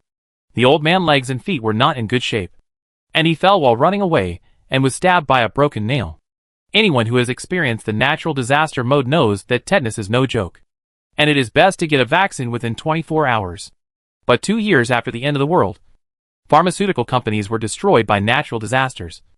Hospitals were paralyzed, and life-saving drugs were more expensive than elixirs. The Tang group was rich and powerful. If it was other life-saving drugs, it would be fine. But the tetanus vaccine was special. The refrigeration conditions were 2 to 8 degrees Celsius. Once it left this environment, it was easy to change. It was harder than climbing to the sky to find the vaccine. Therefore, the Tang group mobilized all its connections to find it. Qin Chuan thought that his network of connections was not bad. But after running around, he still couldn't find it. He didn't expect Jiang Ning. Tetanus vaccine? Jiang Ning was surprised. This medicine is hard to find. Who said it wasn't? I almost broke my legs. Qin Chuan drank cold beer. Do you have any connections? If you do, hurry up. Mr. Tang is a man of temperament, and he is a filial son. If the vaccine can be found, the reward will definitely not be small. Jiang Ning nodded and agreed. Okay. Since you asked, Brother Qin, we will try to find a connection. But we can't guarantee that we can get the medicine. Okay. Then you have to hurry up and give me the news before 8 o'clock tomorrow. Okay? Qin Chuan still had to go to other places to look for it. He finished his beer and ate some grilled squid while walking. After he left, Jiang Ning continued to grill and stock up. She liked grilled squid tentacles, so she had to stock up more. Hui Yishan was thoughtful. Do you have tetanus vaccine? Yes. And a lot of it. Before the natural disaster, he specially asked Zhang Chao to stock up. And then he took all of it when he searched the office building. Want to trade? No hurry. She was just thinking. What should she ask for from the Tang group? Fresh and dry goods are stockpiled every day, and the space is already full. Coarse sea salt is even cheaper, so it is not cost-effective to exchange it for tetanus vaccine. Even though she has it, who knows what will happen in the future? It is always better to be cautious. Since she promised Qin Chuan, she still has to do the whole show. Jiang Ning continued to barbecue and stock up, while Hui Yishan drove out for a walk. Not long after returning in the early morning, Qin Chuan came again. Jiang Ning looked and saw that it was only a little after 5 o'clock. By noon, it was more than 24 hours. Many people were sent out to look for medicine, but all returned empty-handed. Qin Chuan had no choice but to come back to Jiang Ning. How is it? Did you find the medicine? Jiang Ning yawned. The medicine was found, but the other party's identity is not simple. He is willing to see the vaccine, but when he learned that it was Tang who was looking for medicine, what he wanted was not simple. Qin Chuan's eyes lit up when he heard it. As long as it is within Mr. Tang's ability, everything can be discussed. Jiang Ning hesitated. The other party wants a yacht. I expected her to ask for a high price, but I didn't expect it to be so cruel. Before the end of the world, a tetanus vaccine was only a dozen yuan, and a yacht was worth 70 or 80 million. Seeing his face flushed, Jiang Ning didn't force it. I also think it's not worth it. But the other party only has the last one left, and he didn't intend to sell it. We spent a lot of time and effort before he was willing to let go. If you think it's not okay, we will refuse it. Qin Chuan has also seen the world, and hurriedly said, don't. A yacht is quite expensive, but it's nothing in the eyes of rich people. I go ask now. You wait for my news. So, they left without stopping. Jiang Ning was no longer sleepy. She stood on the rooftop with a night vision telescope, looking at several yachts parked in the harbor in the distance. They were all from the Tang family. As for whether they originally belonged to the Tang family or were found after the disaster, it didn't matter to Jiang Ning. She just wanted one. If the land turns into the sea one day, that would be her hope of survival. She had to plan ahead and make more plans for the future. Of course, if the Tang family didn't want to trade, Jiang Ning wouldn't force them, and would just find another way. More than an hour later, Qin Chuan rushed over. Mr. Tang agreed, but he must guarantee that he will get the vaccine before 12 noon. And the vaccine must be effective. I can guarantee this. But how can you guarantee that he will give the yacht? Now that this matter has spread, If Mr. Tang breaks the contract afterwards, it will not be good for his reputation. Who will dare to do business with him in the future? The Marine Life Base is eager for him to break the contract, so that they can add insult to injury. Just in case, Qin Chuan warned, go and get the vaccine quietly. Don't be targeted by the people from the Marine Life Base. I'm afraid they will do something bad. Jiang Ning agreed to meet at the dock at 10 a.m. After everyone left, Jiang Ning had a leisurely breakfast, cleaned up the house, and took the two out. As soon as they left the security booth at the foot of the mountain, Huishan said, we are being targeted. Jiang Ning was surprised. People from the Marine Life Base? The car window was covered with anti-peep film, and she looked around vigilantly, and indeed found that there was movement in the grass along the road. After driving about a kilometer, there was no movement. It should be an ordinary robbery gang, Huishan explained. We go out to load goods every day, so it's normal to be targeted. Who doesn't want to catch the big fish in the villa? Once the robbery is successful, it can be eaten for 3 years. This group of people has a division of labor. Dock, seafood market, fishing village. After preliminary observation, finally locked the target object. Going around, it appeared at the dock 10 minutes late. Qin Chuan was so anxious that he thought something happened to the two. Jiang Ning hurriedly said, sorry for being late. We were targeted, and it took a long time to get rid of the person. Knowing that the vaccine was successfully obtained, Qin Chuan drove in front and took the two to the Tang family villa. Chapter 171. 5 or 6 kilometers away from the seaside. It is called the Tang family villa, but it is more appropriate to describe it as a manor. Built on the mountain, there is a guard every 3 steps and a sentry every 5 steps. And the air is filled with the smell of burning funds. The manor is very large, and there are security guards everywhere. You have to go through the security gate after parking your car. Carrying weapons will be scanned out, and no weapons are allowed to enter. Jiang Ning, holding a mini car refrigerator, entering the living room. A middle-aged man in casual clothes is waiting anxiously, and the medical staff immediately greeted him. Have you brought the vaccine? In the refrigerator. A vaccine was refrigerated. After the inspection was correct, the medical staff nodded to the middle-aged man. The middle-aged man looked at Jiang Ning and Huishan. Sorry to bother you. As long as the old man is fine after the injection, I will hand over the yacht to you in 3 days. 3 days? Jiang Ning was alert. Mr. Tang, whether we want the errand fee is secondary. But if you give us the yacht in 3 days, we will not be able to explain it. Mr. Tang thought for a while, and instructed the secretary beside him. After a while, the secretary brought a beautiful jewelry box, which contained a dazzling gemstone necklace. The Star of the Sea. This necklace is my collection. I spent 120 million to buy it. I can mortgage it to you. Before the end of the world, this necklace would definitely cause a sensation. But now its value is far lower than the yacht. At this point, and on someone else's territory, Jiang Ning did not insist, but accepted the necklace. Then I will trust Mr. Tang for once, and exchange it for a yacht in 3 days. This level of gem is definitely the favorite of the space. It's worth it. The medical staff entered the room to vaccinate the old man, and after observing for half an hour without any adverse reactions, they let Jiang Ning and others leave. After leaving the Tang family villa, Qin Chuan was worried that the two would think too much, and he did not forget to comfort them. Don't worry. Mr. Tang has a big family and a big business. He won't have other ideas for a tetanus vaccine. Jiang Ning was not worried. Even if he didn't give the yacht, this trip would be a sure win. Driving back to the villa area, they found someone ambushing on the roadside again. The two turned a blind eye and went home to continue cooking and stocking up. Dao wanted to eat buns. Jiang Ning took out the dough mixer, kneaded the dough, let it rise, and began to prepare various fillings. In the early morning, Huishan drove a water tanker, and Jiang Ning drove a 7-seater truck to trade. They exchanged 500 kilograms of dry goods, filling the entire car, and drove back. It was only 5 o'clock at that time, and the sky was about to get bright. But there was a faint dawn on the other side of the sea. Huishan braked slowly at a turn on the seaside road. There were big rocks all over the road. Otherwise, wearing night vision goggles, the car would have overturned if it hit them. The car stopped steadily, and the two did not get out of the car, just sitting quietly.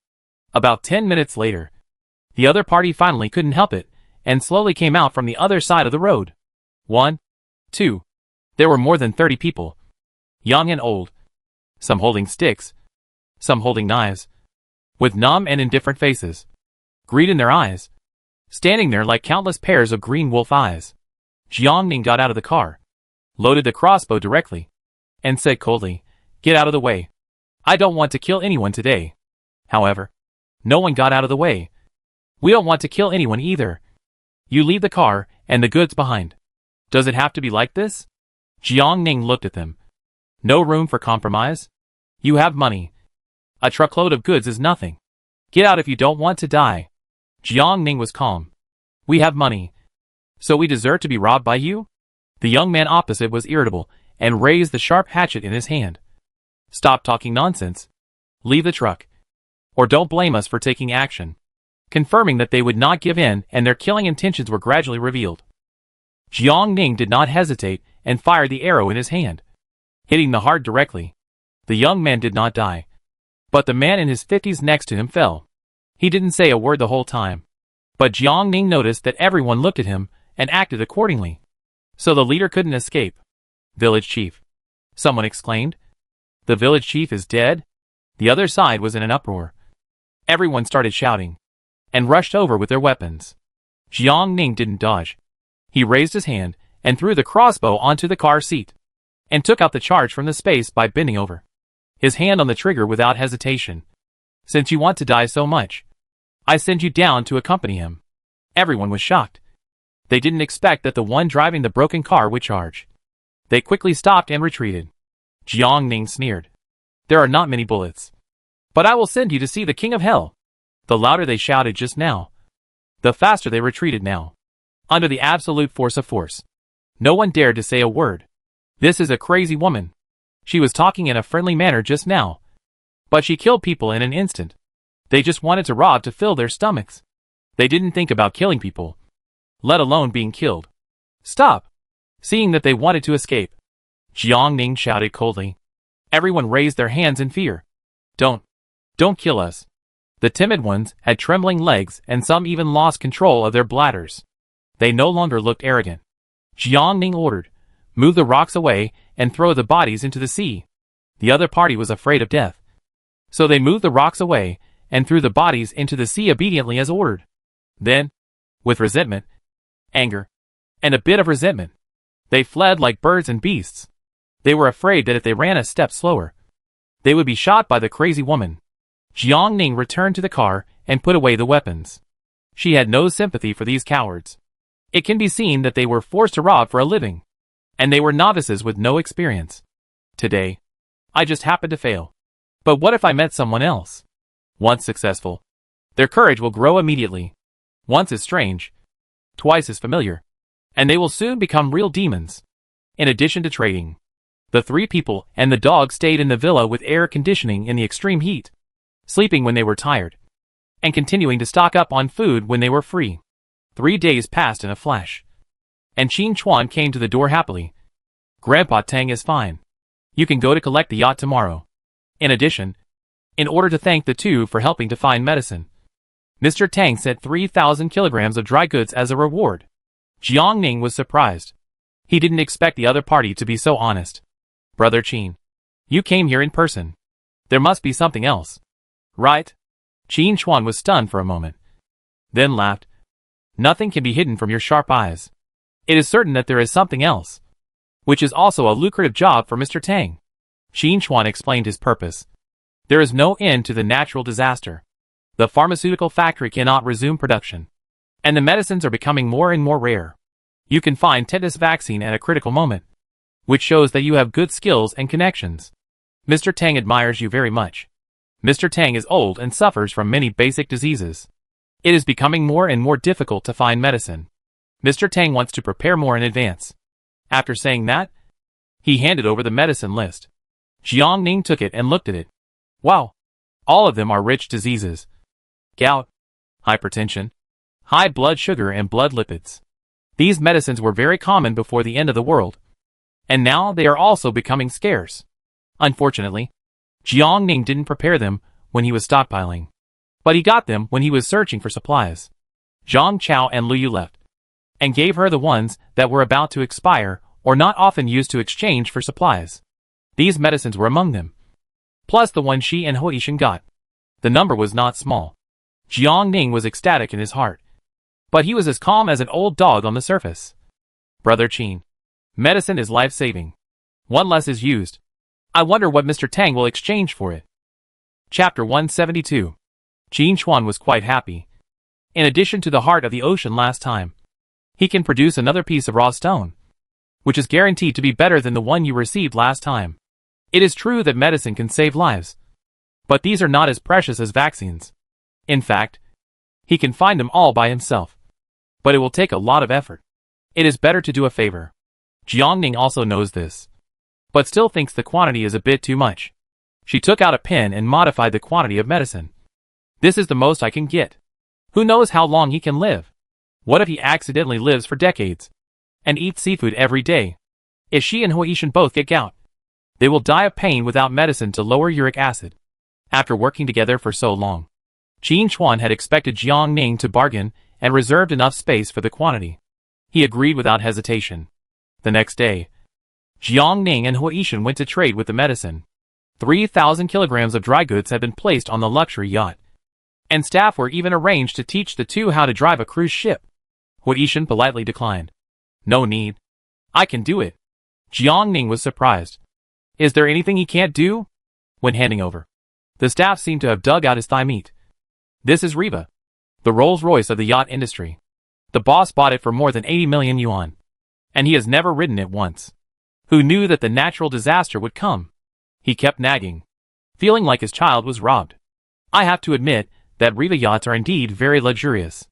From lines to paint, from performance to craftsmanship, they all reflect excellent quality and unparalleled taste. Its interior decoration is also extremely luxurious, making it stand out among the many world yacht brands. The leading top luxury double-decker yacht is highly sought after by royal nobles, European and American superstars, and wealthy businessmen. Now, it belongs to Jiang Ning.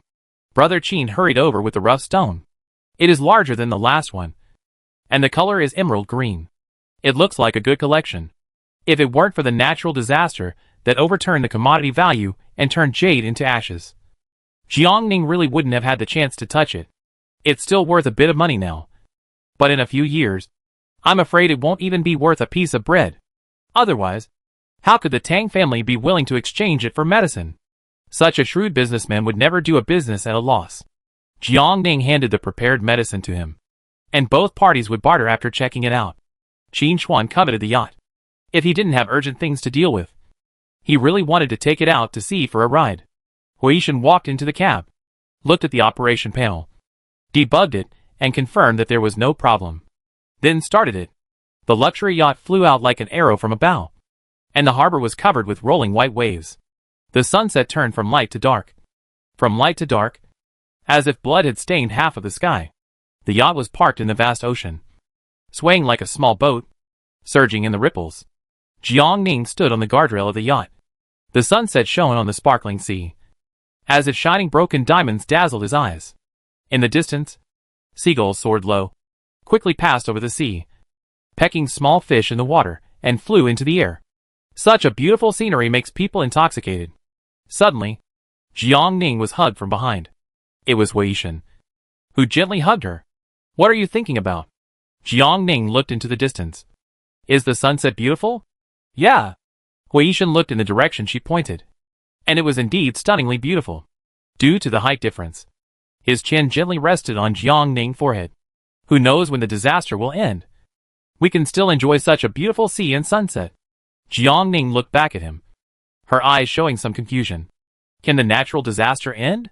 It seemed like she was asking him, but also like she was asking herself. We have just started, and we will wait until the day when it ends. Jiang Ning thought about it, and it was true. She was only in her early 20s, and Hoishin was only a few years older than her. As long as she worked hard to fight against the natural disaster, she might really usher in a new world. She turned around and hugged him back in the sunset. For the first time, she took the initiative to hug him. Hoishin lowered his head and kissed her forehead. The golden sunset dragged their overlapping shadows for a long time. It was just that the weather was really hot, and it was warm to hug. Seeing that he was about to kiss her, Jiang Ning quickly pushed him away, holding back her smile and moving aside. Huishan pulled her into the cab. Ning, I'm afraid that I won't be with you when I need the yacht one day. So you have to learn how to drive it. Jiang Ning was stunned. Okay. Natural disasters are unpredictable.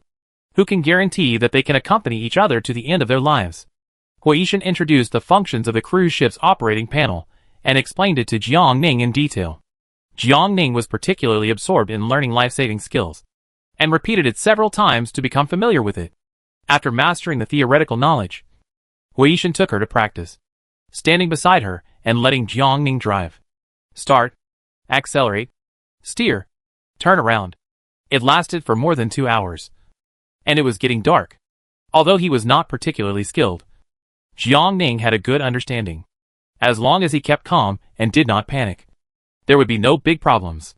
He would practice more in the space, and maybe he could get a certificate in the future. Seeing that it was not completely dark yet, and it was not convenient to dock and collect the yacht, Jiang Ning sat in the high-end luxury cabin and took out the frozen watermelon juice to cool off. In the sizzling weather, it was so comfortable to have a glass of sweet juice. Huishan sat next to her. Has the space expanded? Jiang Ning just remembered the important matter, which she almost forgot. She quickly found the big backpack and took out the heart of the ocean, the 120 million gemstone necklace, let alone wearing it around her neck before. She could only look at the picture to satisfy her craving. Jiang Ning is a vulgar person, and very vulgar. She couldn't resist the temptation and put the 120 million around her neck, and didn't forget to take a photo as a souvenir. Huishan didn't say anything, but smiled. After taking the photo, she threw it into the space. After a while, she used her consciousness to check, and there was no change in the villa, and the black soil garden increased by about 1,500 square meters. As expected of the heart of the ocean, even the space is not immune to vulgarity. It just likes this. Finally, the raw stone, which is much larger than the last one, took a photo to leave evidence of having it, and then entered the space without hesitation. This one is really big, estimated to be 3,000 square meters. Mr. Tang is really a good person. Not only honest but also kind in doing business. He is worthy of being a real entrepreneur. The tape measure could no longer measure. Jiang Ning could only take Hui deep into the space and measure it with his long legs. Don't say it. He really measured it. Unlike ordinary people, he is very confident about his step distance as a special profession. The space has increased by about 4,800 square meters this time. As for the height, Huishan frequently looked up. Ning, do you feel any difference? Jiang Ning looked up and felt as if it was higher. So, she took the bamboo pole to the 4th floor and poked it up. Hey, it didn't reach the top. She asked Huishan to pick her up and continued to poke it up. Huishan was very tall, so he squatted down and held her legs to stand up. It was high enough, but it still didn't work. In the end, Huishan climbed to the roof of the storage room on the 4th floor, but still failed. Jiang Ning was surprised and excited, and happily hugged Huishan. We don't need any space. Chapter 173. When they came out of the space, it was completely dark. Huishan moved the yacht closer to the shore, and did not let Jiang Ning rush to put it into the space. This place is far away from the fishing village and the dock. It is impossible for anyone to be there at night. But out of caution, he still put on night vision goggles, and observed in the dark for a long time, to make sure there was no problem. There was a distance from the coastline, and they were afraid that the motor of the speedboat would attract attention. So they paddled the rubber boat to the shore. After landing, there was a slope away from the seaside road. There was no road, only thorns and silver grass taller than people. Huishan took out a machete to clear the way ahead, protecting Jiang Ning behind him, and flattened the road ahead before letting her go. Watch your step. The two took some time to climb up the seaside highway. Jiang Ning took the domestic magic car, sat in the driver's seat, and turned on the lights. Are you okay? Huishan was fine, but his hands were scratched by silver grass and thorns, bleeding a little but not serious. Jiang Ning took out iodine to disinfect his wounds, and then put on a band-aid. In the darkness, the broken car drove slowly along the road. One drove, the other watched out. Jiang Ning was in a good mood after returning to the villa safely. He took out a few hard dishes from the space to celebrate. with a yacht. If one day he is forced to survive on the sea, he will not be panicked with a boat in hand.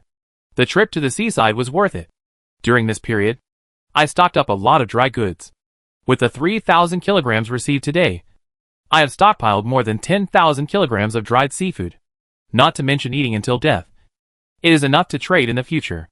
Although dry goods are good, you can't eat them too much.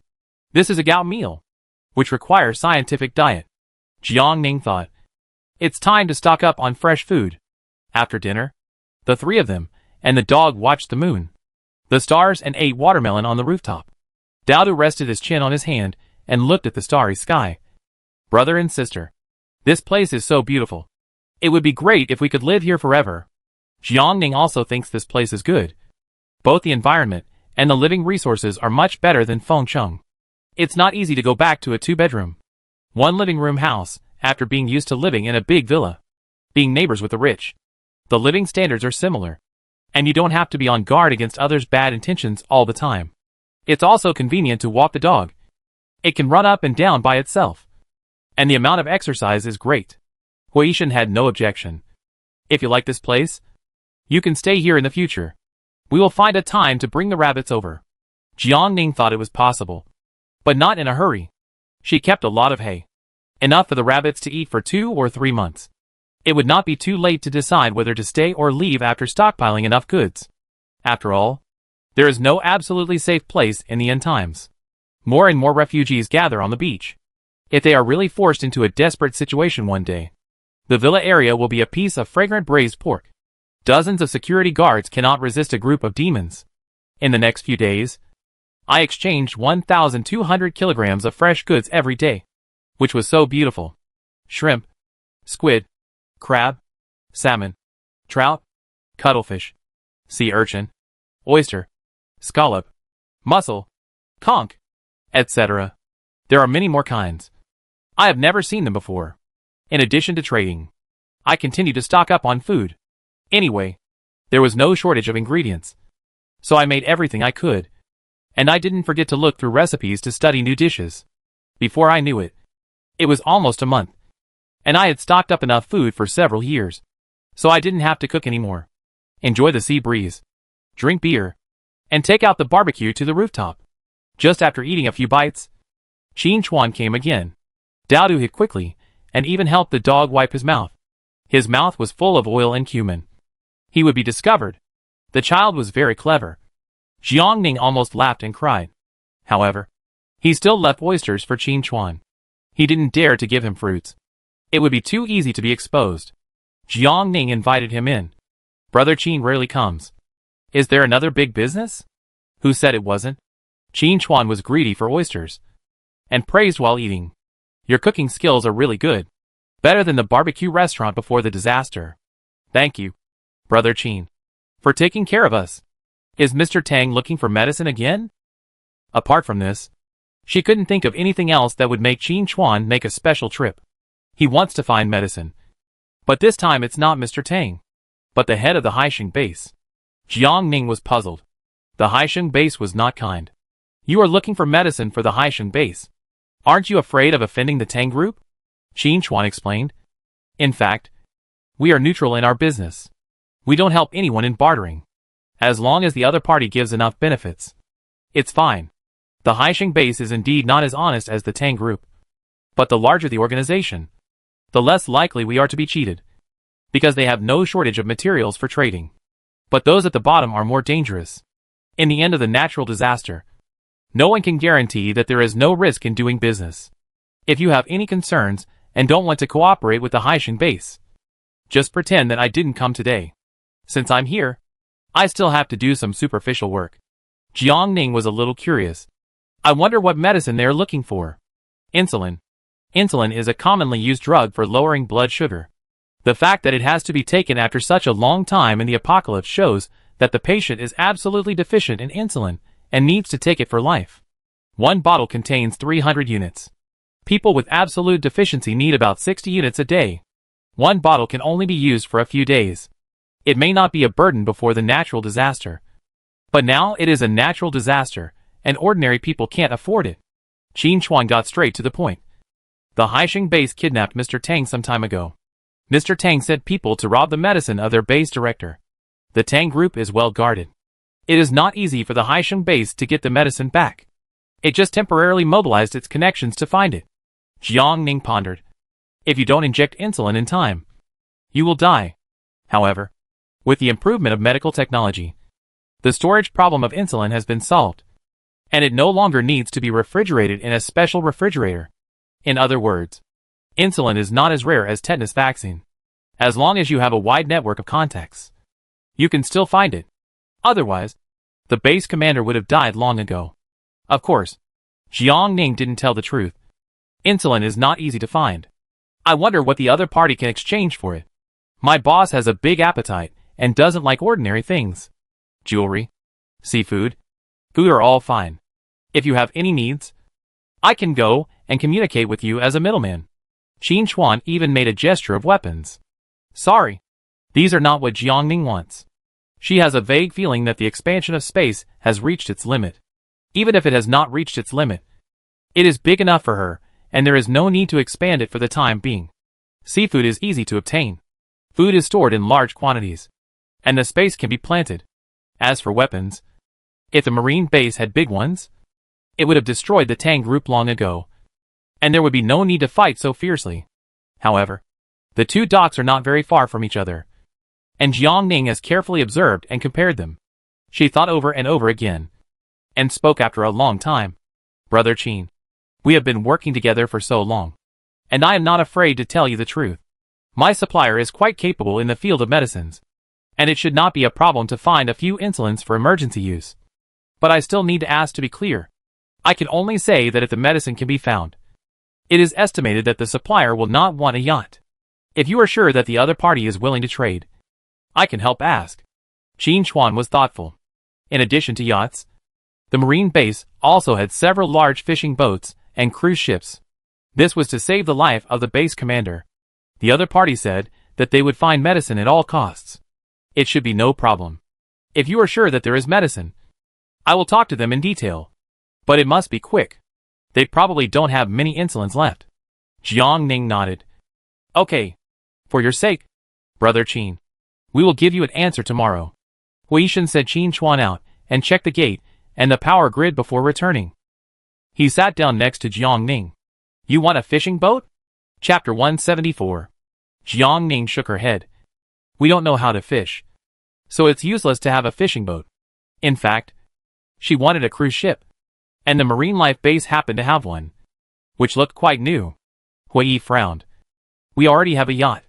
Coming out of an orphanage, they may not have other skills, but they are forced by the reality to learn to prepare for a rainy day earlier than ordinary people. Jiang Ning is no exception, and has a strong sense of crisis. The yacht can allow us to survive at sea, but if we encounter a big storm or a huge collision of plates that triggers a super earthquake and tsunami, a huge wave can swallow the yacht. That's right. The reputation of the marine base is flawed, and it is very likely to be cheated. But Jiang Ning thinks it is still worth a gamble. If we lose, we will only lose a batch of insulin. But if we win, we will have an extra cruise ship. When the world really changes, who knows if we can rely on it to survive? Seeing her insistence, Huishan did not object. We must take a long-term view and minimize the risk. His agreement made Jiang Ning feel very happy. You are good at fighting. I will follow your command. This flattery made Huishan laugh and cry. And at the same time, he felt a little happy. Jiang Ning sat on the sofa, eating melon seeds while chatting with him. Huishan didn't eat snacks, so he handed her the peeled melon seeds. The two discussed until late at night before going to bed. The next day, Qin Chuan came early. How is it? Do you have any accurate news? Jiang Ning hesitated. We have insulin. How much does the marine base need? For them? Of course. The more the better. Qin Chuan, who was a business savvy, had already told the marine base about Jiang Ning's approximate needs, guessing that it was either a fishing boat or a cruise ship. Tang Group also has fishing boats. But since Jiang Ning didn't want them, she couldn't ask the marine life base for them either. So her target should be a cruise ship. Qin Chuan had thought of all the possible plans, so he didn't have to run back and forth. Qin Chuan got straight to the point. Does your boss want a fishing boat or a cruise ship? The boss doesn't compete with others for jobs. He wants a cruise ship. Qin Chuan couldn't help but breathe a sigh of relief. After all, in the current environment, fishing boats are much more valuable than cruise ships. And they are the means of livelihood for the marine life base to grow and develop. He was really worried that Jiang Ning would want a fishing boat. It was about life-saving medicine. And the marine life base had to change it. But who could guarantee that they wouldn't be cheated? Hearing what the base director meant, he also wanted to exchange it for a cruise ship, which should greatly reduce the risk. Qin Chuan breathed a sigh of relief. The cruise ship is fine, but they want 60 insulins. Jiang Ning had it. But who wouldn't want to keep a hand? It's been almost 2 years since the natural disaster. Who can still come up with 60? My previous employer can only get 30 at most. If insulin wasn't easier to find than vaccines, even if she didn't take it out, the marine base might be able to find it through other channels. And the value of a cruise ship is not comparable to that of a yacht. Otherwise she really wouldn't be willing to take out so much. In addition to the rarity of the drugs, too many of them are easy to be targeted. Qin Chuan felt that 30 was too few. But if the life-saving drugs were not used, they would die. This number should be enough for them to spend time looking for drugs again. However, it was half of the expected amount. So he did not dare to make a decision privately. Jiang Ning said the ugly words in advance. Brother Qin, I am not afraid to tell you the truth. In fact, we are still hesitating about this business. After all, the reputation of the Haishan base in the underworld is not very good. Qin Chuan was just making a profit by matchmaking. And he did not force the two of them. You and Brother Hua have done me a favor. I told you the truth about the situation of the Haishan base. But I did not reveal your situation to them. I only said that we are in the same industry. If you have any concerns, you can tell me directly. If we can't solve it, we can just not do this business. Seeing him say that, Jiang Ning told him the plan they had discussed. We will not contact the marine base throughout the process. You will transfer the medicines in batches. The cruise ship will dock in the designated sea area as required, and someone will come to take it away.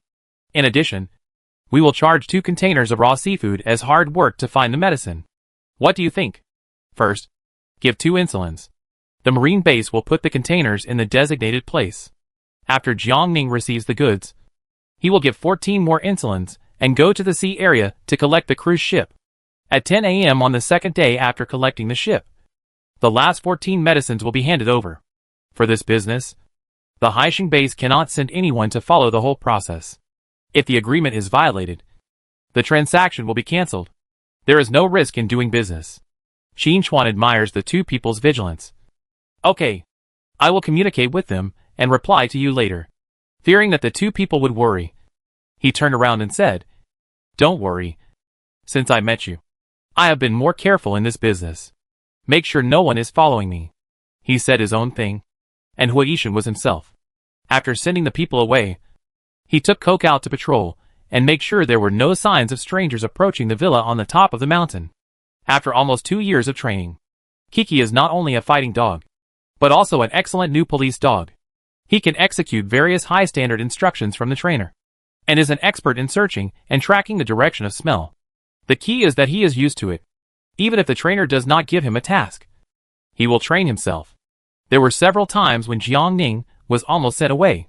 He looked up and saw it hanging in the air in the aisle. Qin Chuan quickly gave a reply. The marine life base agreed to exchange 30 insulin bottles for a cruise ship. To be honest, even the second-hand dealer Qin Chuan gave Jiang Ning a thumbs up. You are still ruthless. You cut the skin and bones of the person with one knife. The Tang group and the Haishan base fought to the death.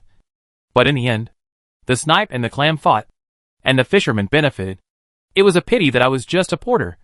Otherwise, I would have to follow Jiang Ning and Hua Yishan. They really need medicine over there.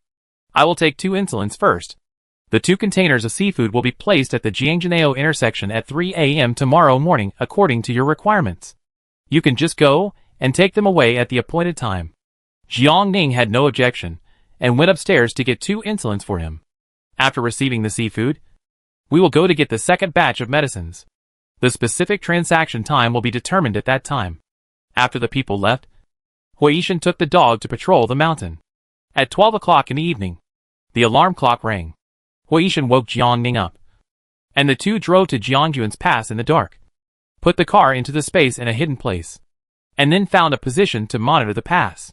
It's not easy. They are here to collect seafood, but it's like an ambush and robbery. Huishan spread his coat on the ground. Aining, you sleep for a while. I watch you. Jiang Ning didn't act pretentiously. He laid down and closed his eyes to sleep. Call me if you need anything. Maybe she was really sleepy.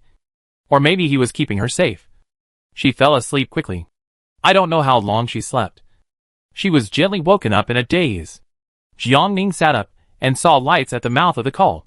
He took out a telescope to observe, and saw 2 tractor trucks coming, carrying containers. Several people got off the truck and directed the truck to reverse and unload the containers, which took about half an hour. They did not stay, and all left with the truck. The 2 did not rush to show up, but used telescopes to repeatedly scout, and only got up to receive the goods after confirming that there was no lurking. Even in the dark, she still put on a wig and a mask, and a windbreaker. It was pitch dark at 3 o'clock in the morning, and she did not use a flashlight to illuminate, but used night vision goggles to carefully go down the mountain. Chapter 175. In the darkness, 2 large containers disappeared without a trace. After leaving Jiangjanao, Jiang Ning took out the broken car. She was responsible for driving, while Huishan kept an eye on all directions and listened carefully. It was only 4 o'clock in the morning when they returned to the villa, and the sky was still dark. Jiang Ning entered the space and opened the container. The strong smell of the sea almost sent her away. The seafood that had just been caught was varied, and there was even a shark that was more than 1 meter long, several large octopuses, etc. The overall quality was still very good. A container can hold 20 tons of seafood, and suddenly there are 40 tons of seafood. Isn't it rich? I can't finish eating it until I die. It's enough. After leaving the space, Jiang Ning was a little suspicious. Is it because the threat of death is too great that the marine life base dare not make any plans? 2 boxes of seafood are nothing to them. We can't take it lightly. After getting 40 tons of seafood, Jiang Ning was in a good mood. Well, I'm right to listen to you. Huishan laughed. Are you sure? Jiang Ning was stunned and looked at him. How about we be together? After dating for more than a year, Jiang Ning had seen pigs walk even though he had never eaten pork, and her face immediately turned red. She almost took out seafood to smear him all over his face. At noon, Qin Chuan arrived as promised. How is it? Did you receive the goods? Jiang Ning specially cooked shrimp and crab casserole porridge to entertain him. Thanks to Brother Qin for your advice. The goods have been taken away and resold, which is considered a small profit. Clay pot porridge is a delicacy from Qin Chuan's hometown. He almost couldn't hold back when he smelled the familiar smell. This taste is really authentic. How could it not be authentic? Jiang Ning worked in a casserole porridge shop, flattering the chef and learning from him. Qin Chuan drank 5 bowls in a row and couldn't stop. The base commander has tried the medicine, and the effect is very good. After he was full, Jiang Ning took out 14 insulins. At 9 o'clock tonight, let them fill up the cruise ship and stop at Butterfly Bay. Qin Chuan accepted it. No problem. I arrange it. Out of friendship. He did not forget to remind, I didn't notice that the marine base was dissatisfied. But it is a big ship after all. You should ask the people who took over the ship to be more alert. The weather was too hot, and the weather was too hot. Jiang Ning was too lazy to move, so he asked the dog to see the guests off. It was hot. Hot. Hot. The dog closed the door and ran back with his paws jumping. Jiang Ning rewarded it with a piece of watermelon, and then chatted with Huishan. Do you think the marine life base might be involved in fraud? Huishan thought for a while. Not necessarily. But they might send someone to follow us. And after the drug transaction is completed, they might take the opportunity to find out our upstream supplier, or take the cruise ship back. We will just act according to the situation when the time comes. Yes, it's useless to think too much, and we will just deal with it when the time comes. This time, the 2 of them were not in a hurry to show up, and they did not come out of the villa until 2 in the morning. When they arrived at the Butterfly Bay intersection, they confirmed that there was a big black creature in the sea. They changed into diving suits from a distance and swam towards the cruise ship, fearing that there was surveillance on the shore. Huishan went around to the other side of the cruise ship, took out the flying claw and threw it on the ship, and climbed up nimbly. After confirming that there was no one on the cruise ship, he pulled Jiang Ning up. The cruise ship is very large, and can accommodate more than 1,000 tourists for food, drink, entertainment, accommodation and transportation. There is a swimming pool and other entertainment projects on the deck. The internal rooms are divided into different levels, with economy class and luxury level. Jiang Ning looked inside, while Huishan could observe the coast through the window of the room. The water in Butterfly Bay is deep, and the cruise ship is only more than 100 meters away from the coast. This distance. Huishan frowned. Jiang Ning came over. What's wrong? We are being watched. If the cruise ship is too close to the coast, it is easy to hit the reef, and it is extremely difficult to turn around. Any experienced sailor would not do this unless he wanted to secretly follow. After all, if it is too far away, even night vision binoculars will not work. Jiang Ning took out the telescope. Are there many people? Huishan didn't say anything, staring at the other side of the coast with full concentration, trying to find the other party's hiding place in the dark. This might be difficult for others, but it is what Huishan is best at. He has been dealing with dangerous criminals for many years, and needs to find their hiding places in the shortest time and make accurate judgments. His eyes are as sharp as an eagle.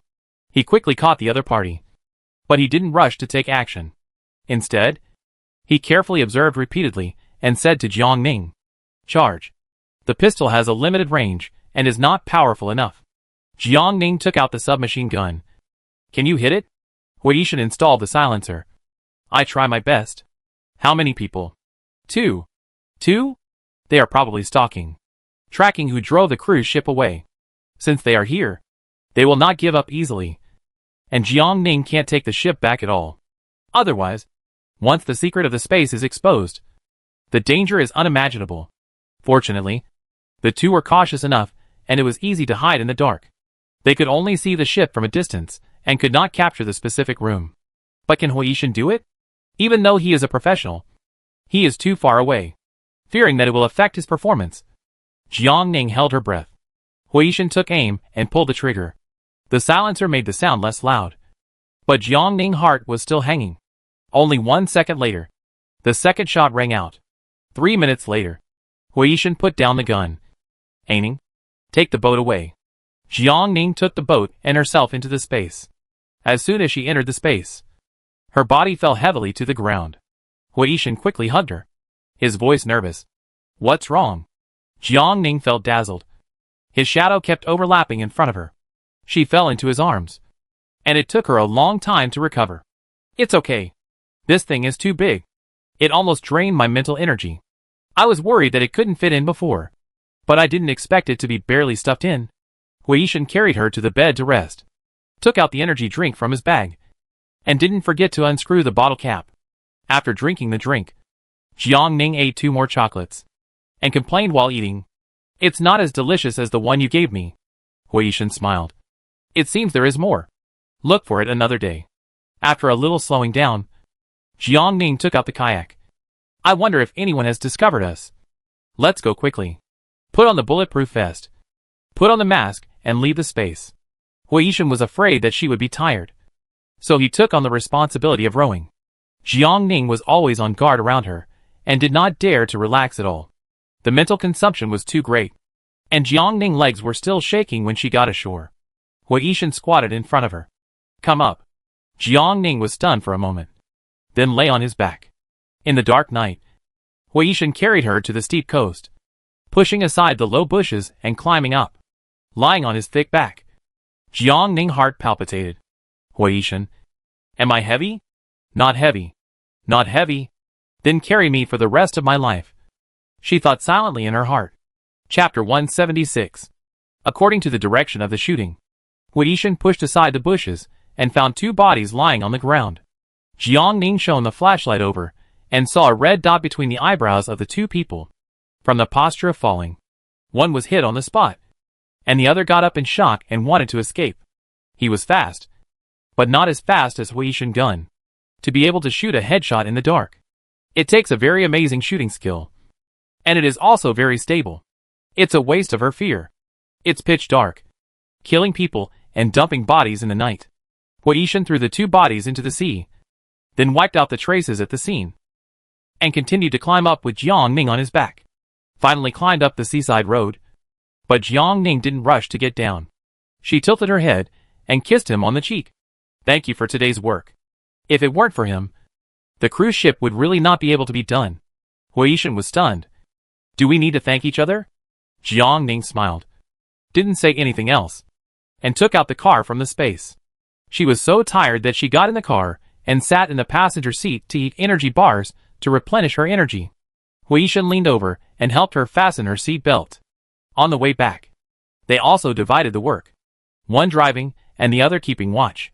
After passing the security booth in the villa area, Jiang Ning relaxed her guard.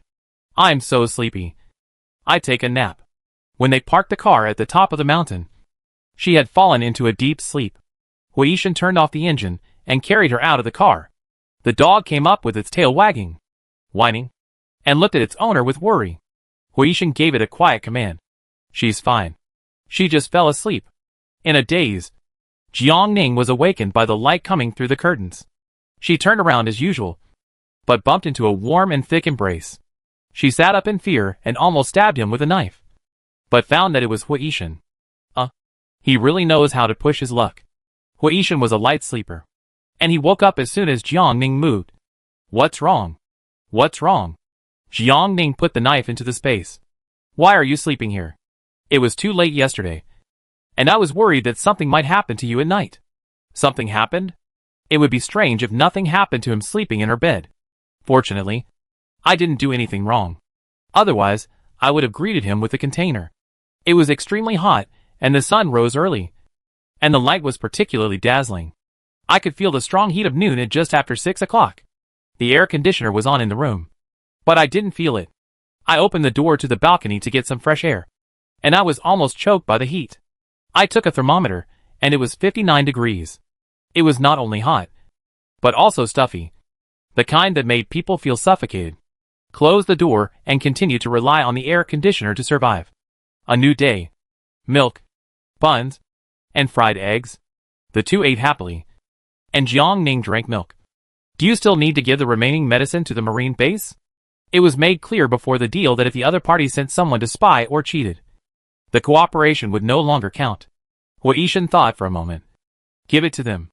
First, he didn't want Qin Chuan to be caught in the middle. Second, although the Haisheng base breached the contract first, their credibility is questionable. If they lose their boat and die without medicine, they might become desperate. There's no need to cause more trouble for 14 insulins. Although the Haisheng base breached the contract, Jiang Ning thought about it and felt that Huishan was right.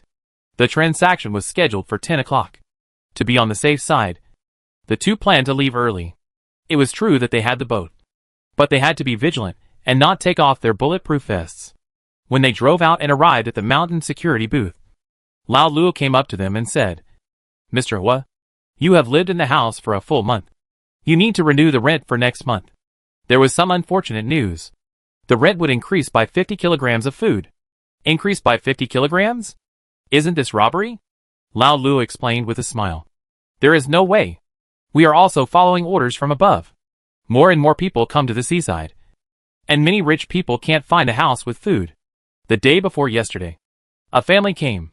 They couldn't find a house here, so they had to rent a house in the fishing village. As a result, they were robbed in the middle of the night and stabbed several times. I heard that an 8-year-old boy was stabbed to death, and even his body was taken away. It's too chaotic outside now. If you don't renew your lease, someone will want your house at any time. Jiang Ning has been at the beach for a month.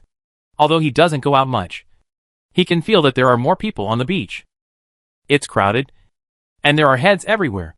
They start fighting when they disagree, and they bleed for survival resources. The environment of the villa area is indeed good, but Jiang Ning has not yet considered whether to renew the lease.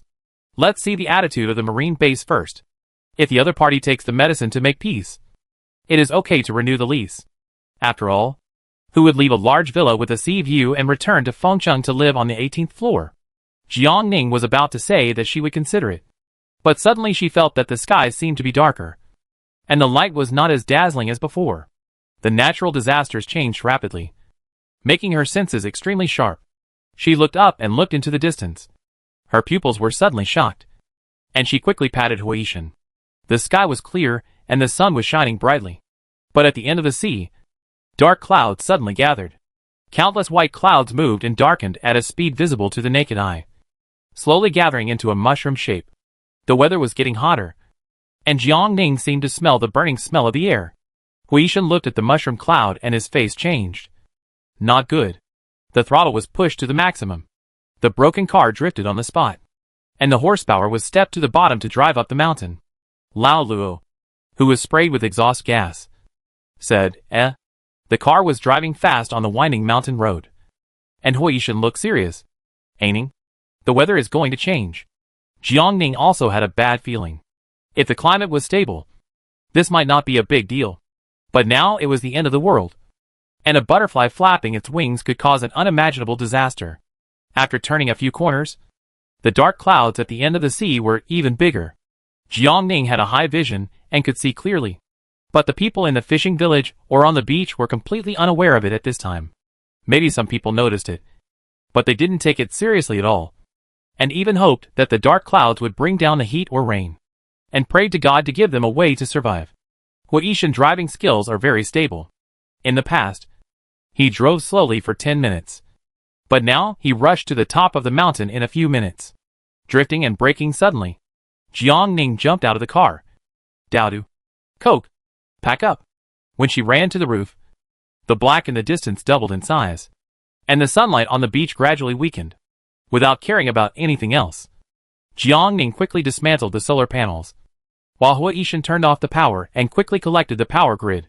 Daodu didn't understand why, but seeing that her brother and sister's expressions changed, she followed to pack up the kitchen appliances, room clothes and beds, etc.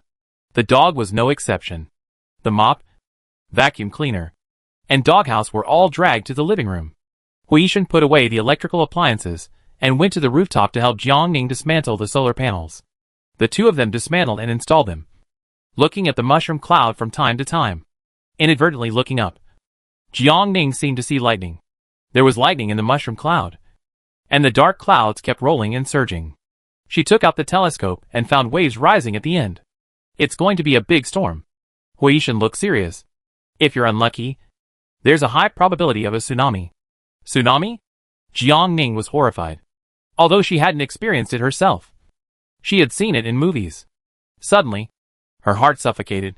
Chapter 177. After dismantling the solar energy and storing it in the space, the two were about to go downstairs, but they found that the mushroom cloud was spreading like an explosion, and countless lightning flashed from the clouds. Thunderstorm. And those surging clouds were cumulonimbus clouds. Dense lightning like centipedes pierced through the clouds and hit the sea surface, like a densely woven net.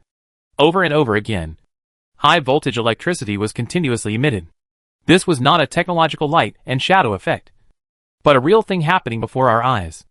Jiang Ning only felt his scalp tingling and his heart paralyzed and suffocated. It is said that the sea is the mother, but now it can turn against you at any time. It is causing such a big scene. I am afraid it is more than just a storm. It is definitely too late to escape. No matter how fast the four wheels are, they can't be faster than the raging sea. What to do? Jiang Ning turned her head quickly. Suddenly, she thought of something and quickly took it out from the space. An orange escape pod with a diameter of 3 meters appeared on the rooftop out of thin air. I hope I won't need it, but it's better to be prepared. Huishan was surprised, but he quickly came to his senses and went downstairs to continue cleaning up. Daodu, come and help dismantle the air conditioner. While Daodu was sent away, Jiang Ning kept putting things into the space, including air conditioners, washing machines, refrigerators, sofas. Fortunately, she only put out the most needed supplies. Otherwise it would take a long time to clean up. At the critical moment, Huishan showed the speed of a special police officer, and his movements were so fast that even 5 Jiang Nings could not match him. She had just finished putting things away, and he had already put away all 3 air conditioners, including the outdoor units. At this time, the sunlight completely disappeared, and darkness covered the sky. After putting away the things, the 3 people and the dog quickly ran to the rooftop. Lightning flashed like a shuttle, and the sky was pressed lower and lower, as if an invisible hand was pushing it quickly. And the sky and the earth became more and more narrow. No, this is not an illusion. The sky and the earth are really approaching. Jiang Ning picked up the telescope and stared at it closely. It took a while before she realized that it was the waves. The waves as high as the sky were like a wall pushing over from the end of the sea. Tsunami. It's a tsunami. The survivors on the beach found something strange. They were first stunned, then shocked, and then shouted and ran away. There were dense crowds of people, screaming one after another. Some turned around and ran away. Some knocked down the elderly or children. And some were reluctant to leave their tents and wanted to pack them up and run away. People crowded around, bumped into each other, trampled, and families were separated, scrambling to get out like a black tide. Some ran to higher ground. Some ran to fishing villages. Fear and despair intertwined. But no matter how fast they ran, they were not as fast as the overwhelming waves. In front of the tsunami that swept across the sky, humans were as small as ants. No matter how they struggled and resisted. How could ants shake a big tree? The black crowd was instantly swept up by the waves, and they were swallowed up before they even had time to struggle. The tsunami coerced them, and continued to move forward with overwhelming force. The same is true at the dock, where numerous fishing boats of all sizes are parked.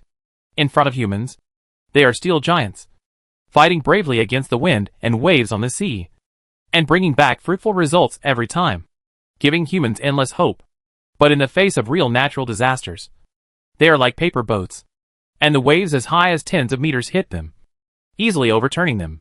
Yes, they are broken and sinking.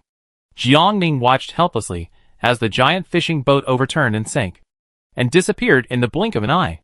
It's ridiculous that the Tang group and the marine life base fought to the death, just to compete for the real overlord of the sea area. However, it only takes one wave to completely destroy the territory built by both sides with blood and sweat. The fishing boats were gone, and the salt fields were washed away. Everything was gone. Bang! The waves roared and hit the mountain heavily. Although they were several kilometers apart, it seemed that the waves splashed on Jiangning's face. And behind the waves that were dozens of meters high, there were higher waves. Huishan shouted. Aiming! Jiangning came to his senses and quickly opened the escape hatch. Quick! After getting into the escape capsule, Huishan held Daodu in his arms and fastened her seat belt tightly. Don't be afraid, Daodu. Sit tight and hold on to the handrail. Jiangning turned around and was about to close the door when he heard the sound of cars whirring on the winding mountain road and the sound of hurried footsteps. The wealthy people and their families in the villas on the mountainside were either driving to escape or running in panic, rushing towards the top of the mountain in a mighty manner, trying to escape to the highest place to save their lives. The villa on the top of the mountain that Jiangning rented was undoubtedly the highest on the entire mountain. Hurry up. Hurry upstairs. Oh my God. There's an escape hatch. Hurry. Hurry. They have an escape hatch. There was no time to brake, and they crashed into the car in front. Some even grabbed and pushed the people in front of them, trying to be the first to squeeze onto the rooftop. Dozens or hundreds of people, who usually take milk baths and drink red wine, or wear suits or skirts, are elegant or beautiful. But now they are more embarrassed than the refugees at the bottom. Fuck. Who the hell is pulling me? Help. Don't take my place. Hairstyles were messed up. High heels were broken, and everyone was scrambling to squeeze into the courtyard. Jiangning closed the hatch without hesitation and buckled it hard. She sat down in her seat and quickly fastened her multiple safety belts. Coke. There was no special seat designed for dogs, so Huishan gave it instructions. The dog jumped onto the trainer and let him hug him tightly. The crowd rushed to the rooftop like fast-moving zombies, constantly hitting the escape pod. The people in front were squeezed by the people behind them, and their facial features were pressed against the glass hatch, looking hideous and terrifying. He didn't even have time to speak before he was dragged out by the people behind him. The hatch was not big, and everyone knew that there were few places inside. One could only fight with all one's strength to have a chance of survival. Open the door. I have money. Gold. Silver. Jade. Houses and cars. Just give me a place. The woman behind rushed over and started fighting with the man. Asshole. What should I do with my daughter? The man kicked her away. He was going to die. So how could he take care of his wife and children? He shouted anxiously inside. I have food. I will give you 5,000 kilograms. No. 50,000 kilograms. Please open the door quickly. Before he could finish his words, the man was dragged out by someone behind him, and a man in a security uniform rushed over. Miss Jiang? I'm Lao Luo. Please be kind and give me a place. I can't die. I have an 80-year-old mother at home. And I have children crying for food. I really can't die. The escape hatch has triple glass and excellent sound insulation. Jiang Ning only saw a bunch of hideous and frightened faces. But the cabin was exceptionally quiet. Lao Luo is a good person. But he is too mercenary. And sometimes he doesn't keep his mouth shut. The security guards in the end times are different from those before the natural disaster. They feel that they are protecting the safety of the rich. And their words and deeds are full of a sense of superiority. Especially when some rich people will give them benefits in private to facilitate their entry or inquiries. Being supported by the rich, they soon develop other thoughts. Flattering those who give them benefits. And making all kinds of hints or behaviors to make things difficult for those who don't give them. Jiang Ning was hinted to ask for cigarettes. Chapter 178. Although they were unhappy, Jiang Ning and Huishan had to drive out almost every day. Being harassed or deliberately letting refugees in to harm their family would be counterproductive. This is no joke. A family was robbed half a month ago. The thieves were like returning home. The doors and windows were intact. And all the supplies were stolen. The owner who woke up at noon the next day was stunned. No one is stupid. This is clearly embezzlement. It would be strange if there is no traitor. But what can the owner do? There was no police station to enforce justice. And the security guards were kicked out when they argued with him. Fortunately, Jiang Ning was alert enough. Not only did she use electric fences to surround the villa, but she also politely refused the security guards' offers to help move goods or provide other enthusiastic services. People's hearts are separated by their stomachs. In this cannibalistic apocalypse, trusting others easily is to seek death. Besides, when we chatted earlier, Lao Luo said that all his family members died in the extreme cold. So where did his 80-year-old mother come from?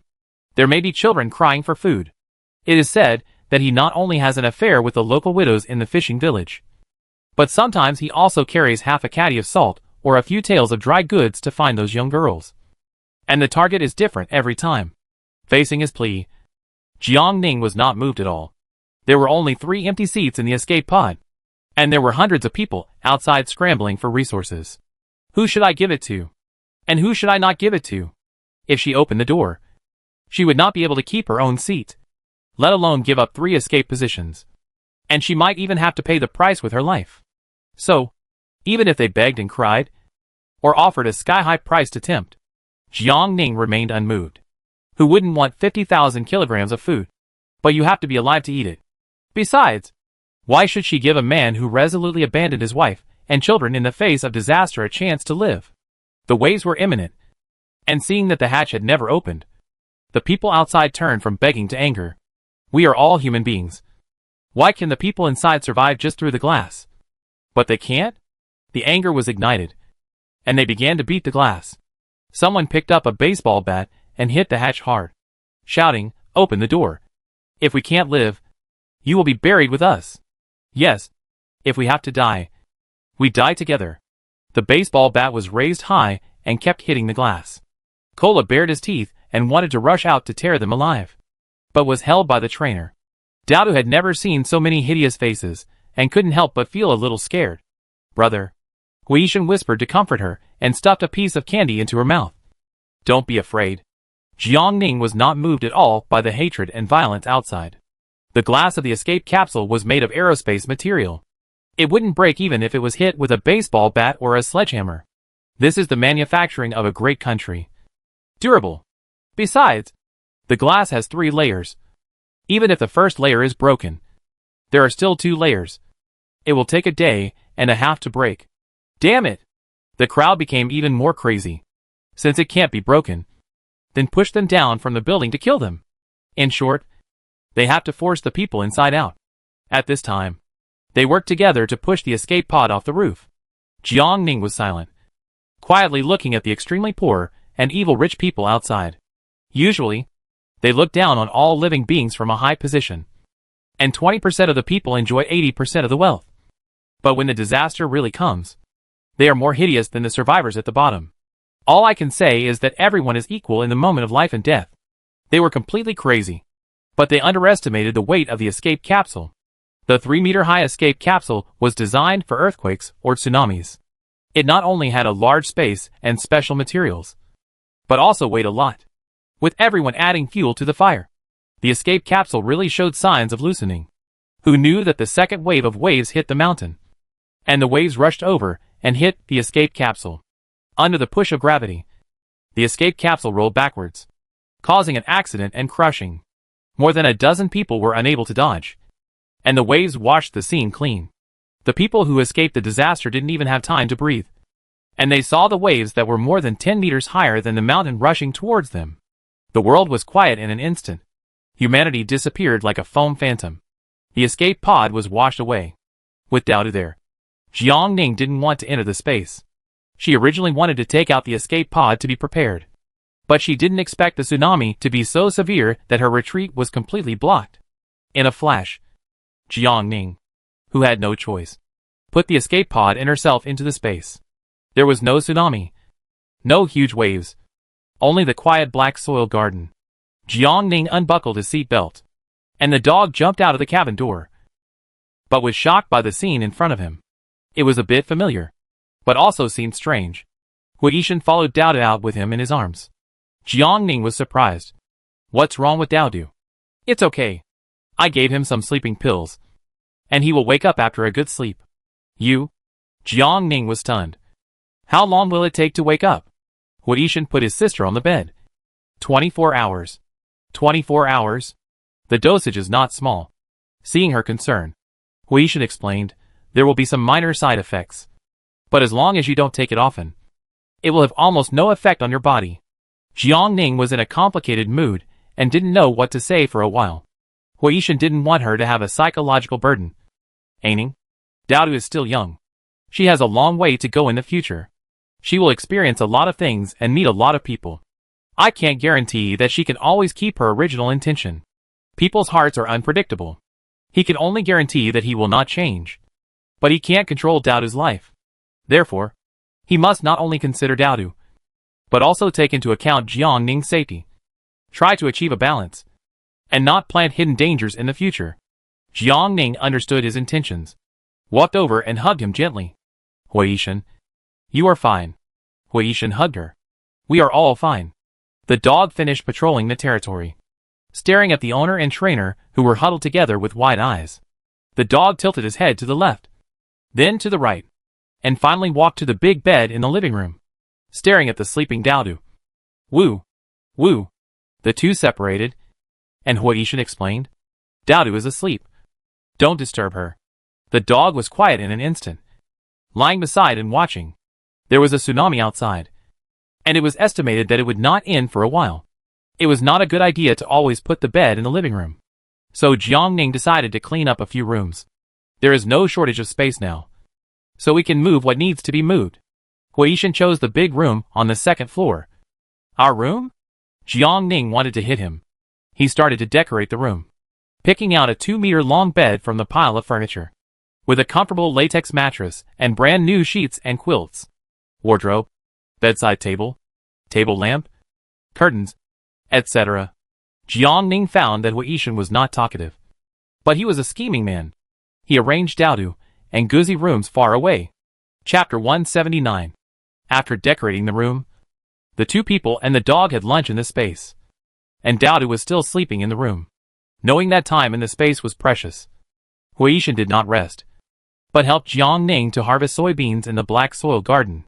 The soybeans were not yet mature, and were still in the edamame stage, with green leaves and beans. Thinking that the end of the world was long, Jiangning decided to make all of them into braised edamame, and eat duck necks and edamame to pass the time when he was bored. The dog food was not eaten in vain, and Coke followed suit, biting the soybean seedlings and pulling them out. And the speed was very fast, but it was thrown in a mess.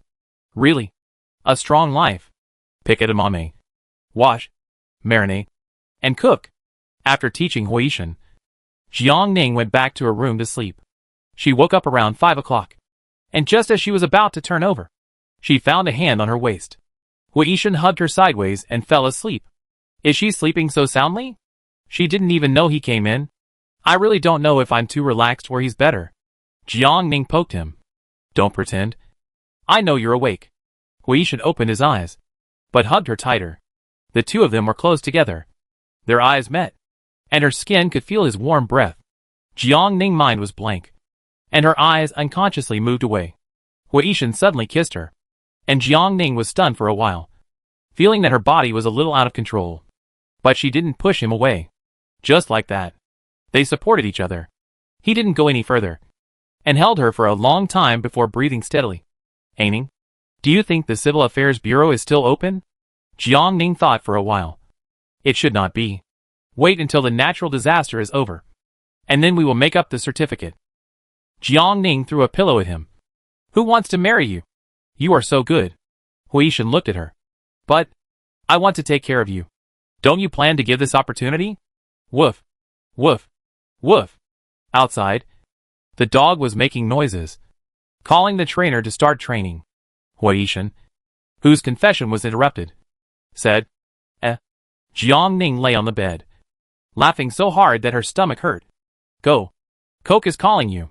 Hui Yishan was very patient with the dog, starting with running back and forth to warm up, spinning, jumping, crawling.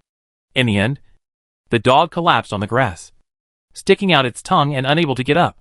The trainer squatted down to encourage it. Good dog. Continue tomorrow. After dinner at around 7 o'clock, Hui Yishan took the initiative to speak. Aining, shall we go out and have a look? Jiang Ning had wanted to say it for a long time. It was not easy for her to save some time. How could she not feel bad if she squandered so much at once? It was already dark outside at this time, and it was not easy to be discovered. Daodu was taken down and fastened the seat belt again. Jiang Ning touched her face. Sorry for the child. Everything is for peace and friendship. After getting ready, she flashed out of the space. When the escape pod was retracted into the space, it was pushed more than 10 meters by the waves, so it did not land on the roof of the villa. But fortunately it was in a flat area. Otherwise it would have rolled all the way down from the top of the mountain. Good news. The tsunami has receded. However, roars can be heard from a distance from time to time. It has receded, but it seems not to have completely receded. Jiang Ning took out the night vision binoculars. But the tsunami destroyed everything. There was no light in the sea. It was too far away and beyond the visual range. It was estimated that it had not yet descended to a safe distance. After returning the escape pod to the space, Jiang Ning was about to return to the villa with a flashlight, when Kaylai suddenly looked alert and growled slightly. Hui Yishan frowned. There are people in the villa. This is not surprising. After all, there are so many people on the beach. It is normal for survivors to survive. As for the survivors, it is hard to say whether they are human or ghost. Hui Yishan wanted to go and check, so he handed Daodu to Guzi. You stay here to guard Daodu and wait for us to come back. Guzi took the task and stayed with him. The two put on bulletproof vests and approached the villa in the dark. There was a faint glow of fire. After living there for a month, Jiang Ning was able to get in easily. He saw the door of the villa was open, and there was a fire on the ground. There were 17 or 18 people sitting or standing, with ragged clothes and dark skin. Their eyes were fixed on the unconscious person lying on the ground. Judging from their appearance, they should be refugees from the lowest class. The unconscious person on the ground was wearing camouflage uniforms, and he seemed to be a soldier. Jiang Ning looked at him carefully and felt that he looked familiar, as if he had seen him somewhere before. After coming to the seaside for a month, she seldom interacted with soldiers. The only time it was the soldier who distributed relief food. He was seriously injured. His clothes were stained with blood, especially the bloody tie on his thigh. Yes, he was still bleeding, and his face was extremely pale. Haishio was so seriously injured that it meant death. Obviously, the people around him realized it, and their expressions were complicated and struggling. Jiang Ning had survived for 3 years in the end times, and he knew very well what this look meant. At the same time, Hui next to him felt something was wrong.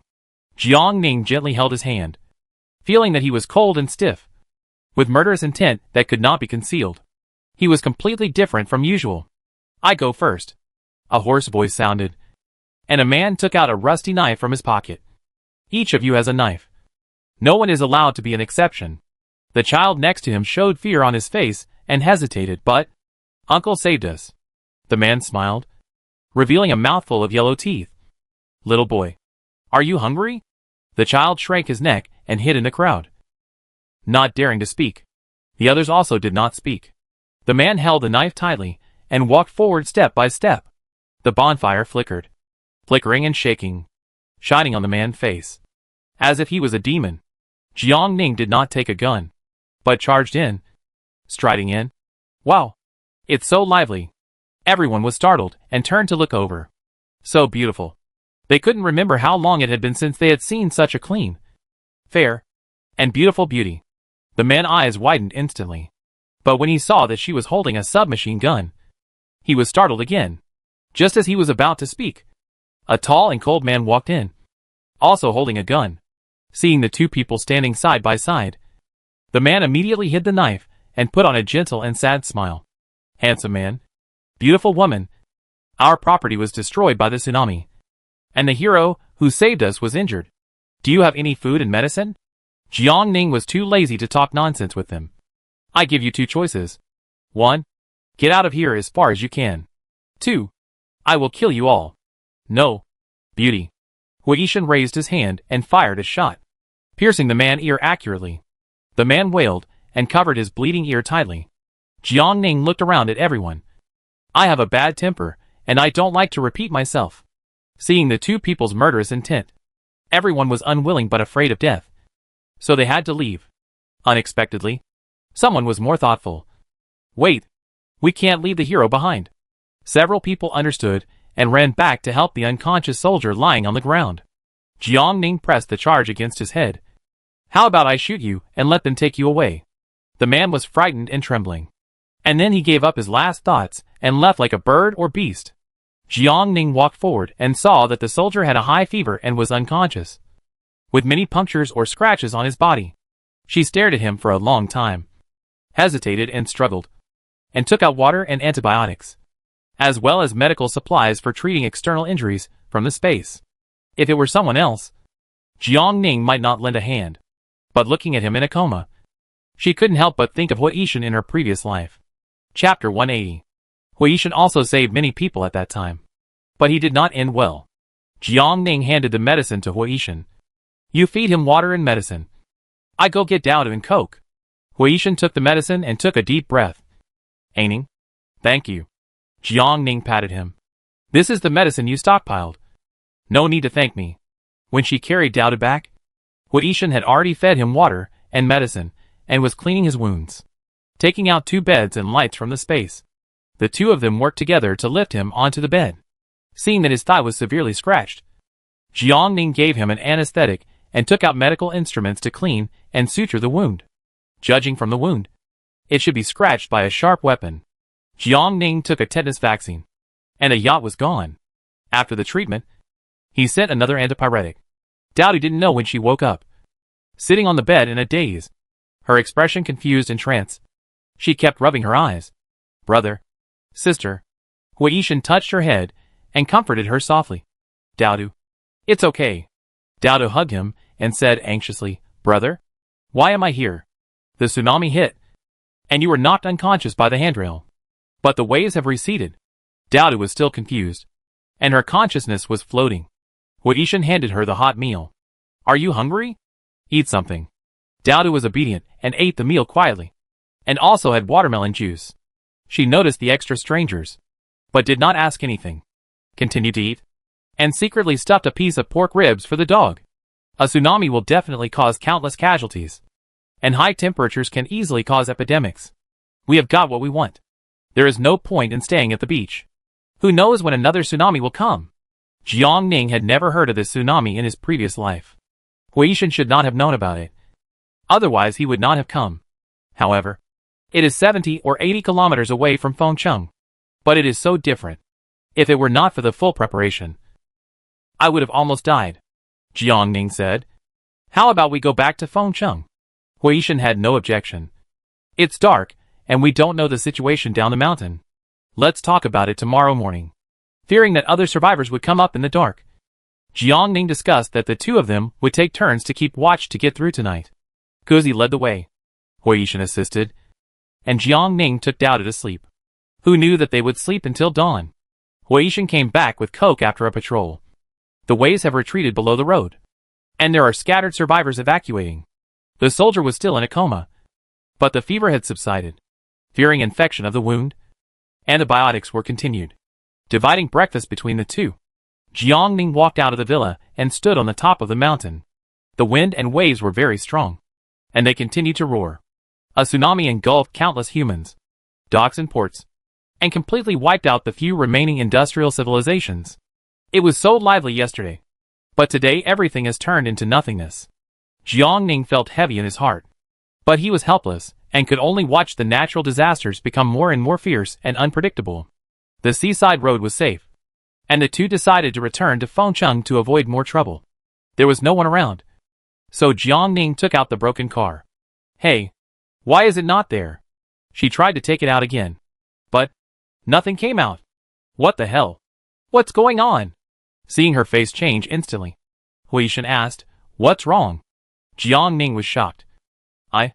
I can't open the space. I was anxious and tried several times in a row, but I couldn't get it out. Jiangning collapsed instantly. No. She could eat until she died of food. Tens of thousands of kilograms of seafood. Luxury cars worth hundreds of millions.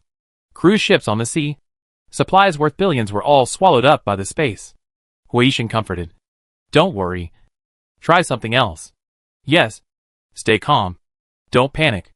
Jiangning took a deep breath and grabbed the space fiercely. This time he grabbed it, and his hands were full of condoms. Jiangning pupils trembled. No. Why did she catch them?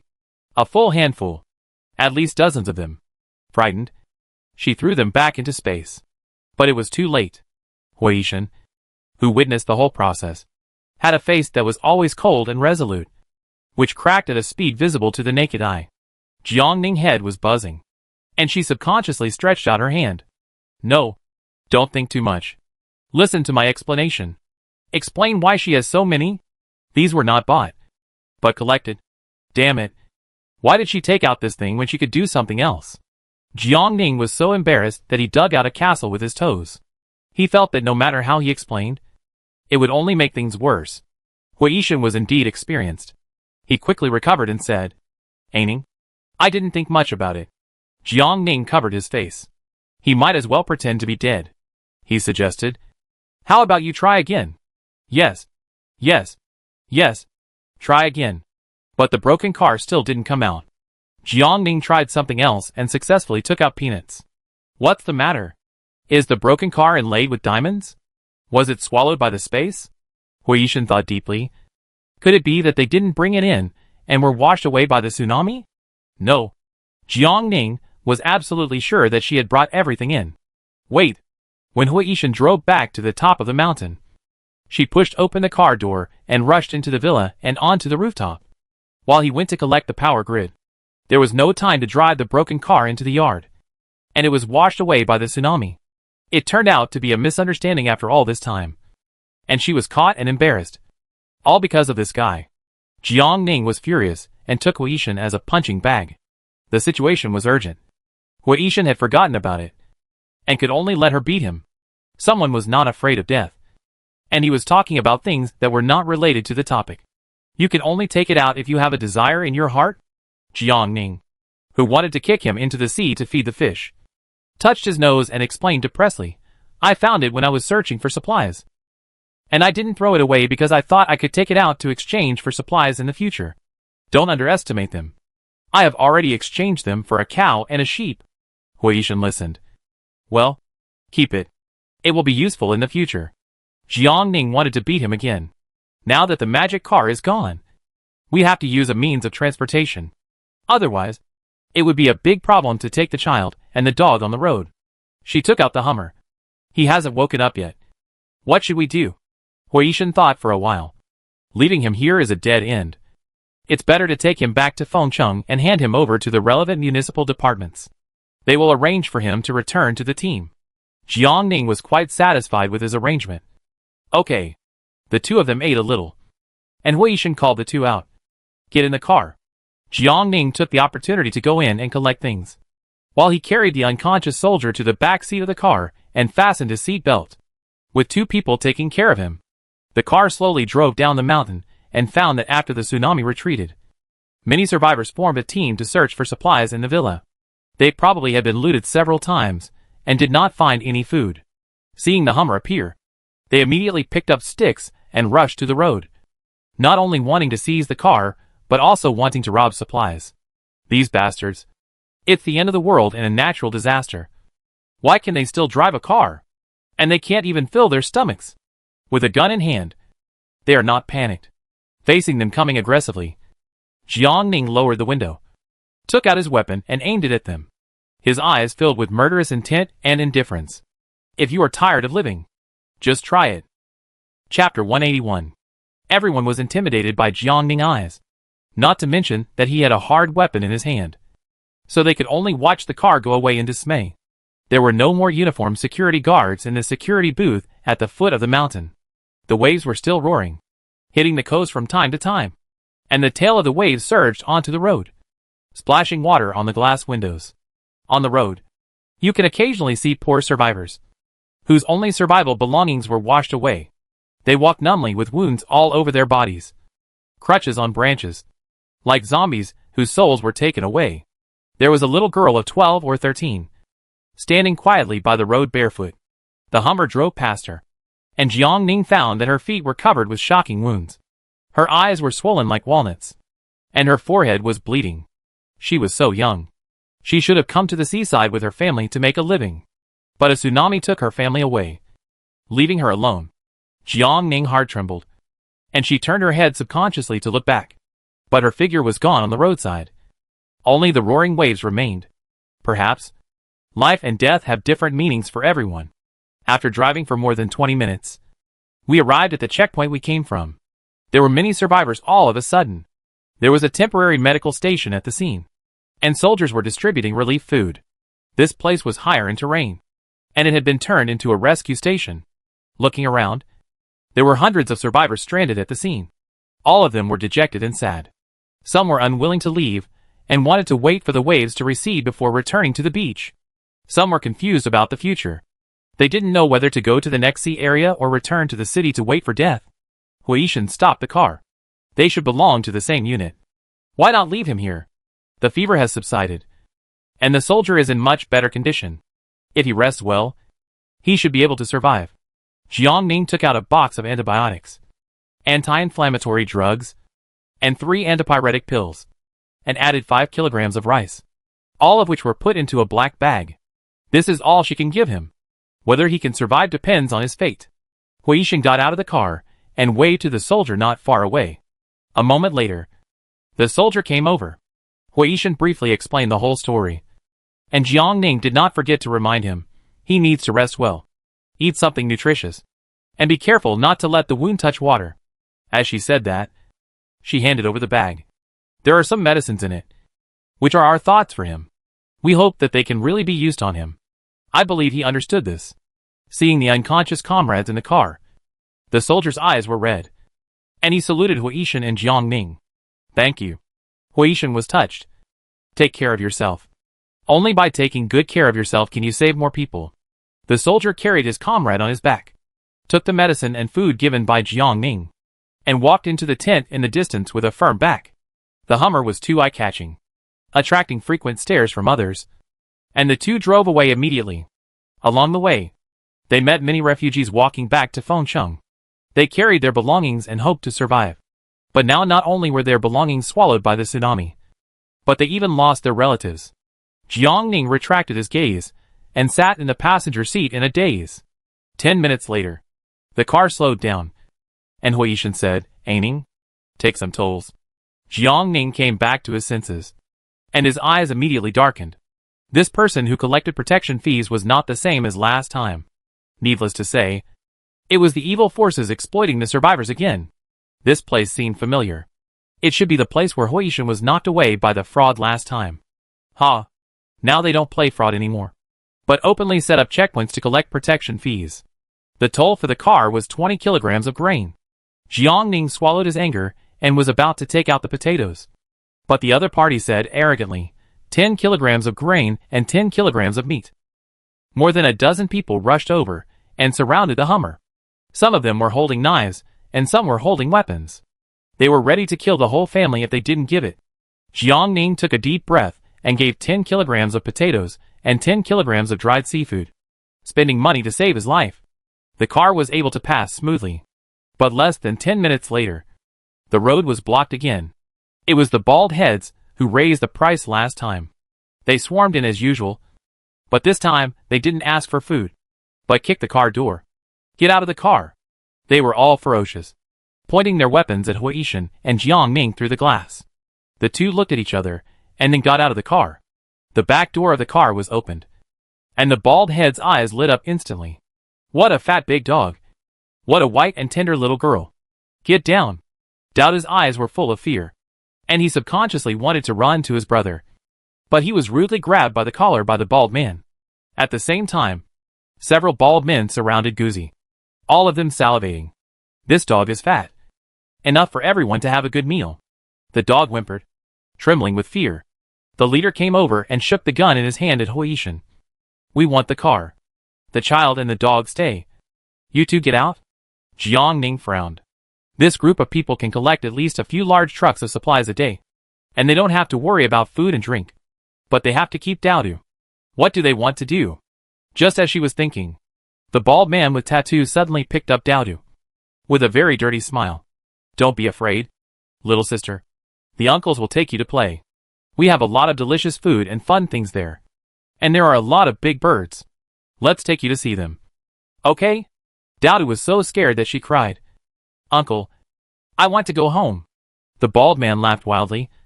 From today on, you have a new home, and the uncles will take care of you in the future.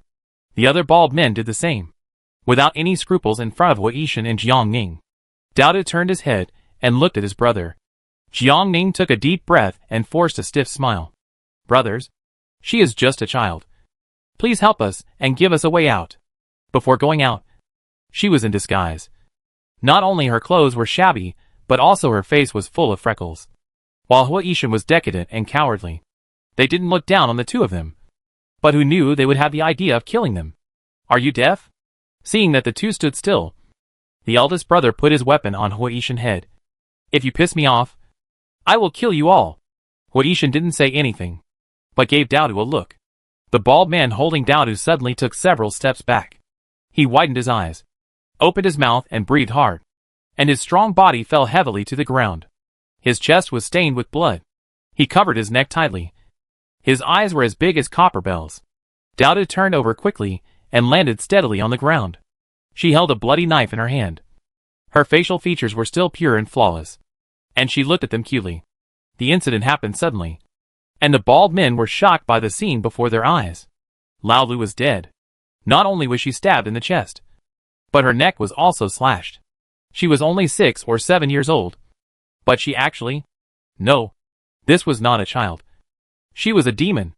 At the moment when they were distracted, the trembling dog suddenly jumped up and pounced on the most ferocious bald man. The man was knocked down and his throat was ripped before he could even struggle. The dog was as fast as lightning and then pounced on the second one. Chapter 182. Almost at the same moment, Huishan made his move. The gun-wielding elder brother didn't even see him make his move, but a red cinnabar mole appeared on his brow. If he didn't make his move, it would be fine. If he made his move, he would lose his life. The pistol was equipped with a silencer. Huishan used up all the bullets, and the 7 bald men fell down at the same time. Jiangning, who had no chance to make his move, said, She didn't shoot. She hasn't shot yet. A checkpoint. The whole army was wiped out. Huishan walked in front of Daodu, raised his hand to wipe the blood off her face. Don't be afraid. Daodu threw himself into his brother's arms, trembling all over.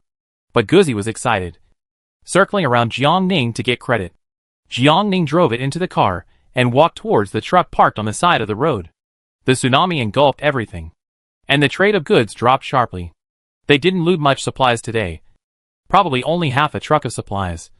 Some dried seafood, coarse salt, potatoes, sweet potatoes, and other miscellaneous supplies. In the distance, a group of survivors were rushing over. Jiangning thought about it and didn't collect the supplies in the car. There were some cigarettes and alcohol in the sentry box, as well as peanuts for drinking, and a few buckets of clean fresh water. Jiangning left the fresh water, and Huishan took their guns.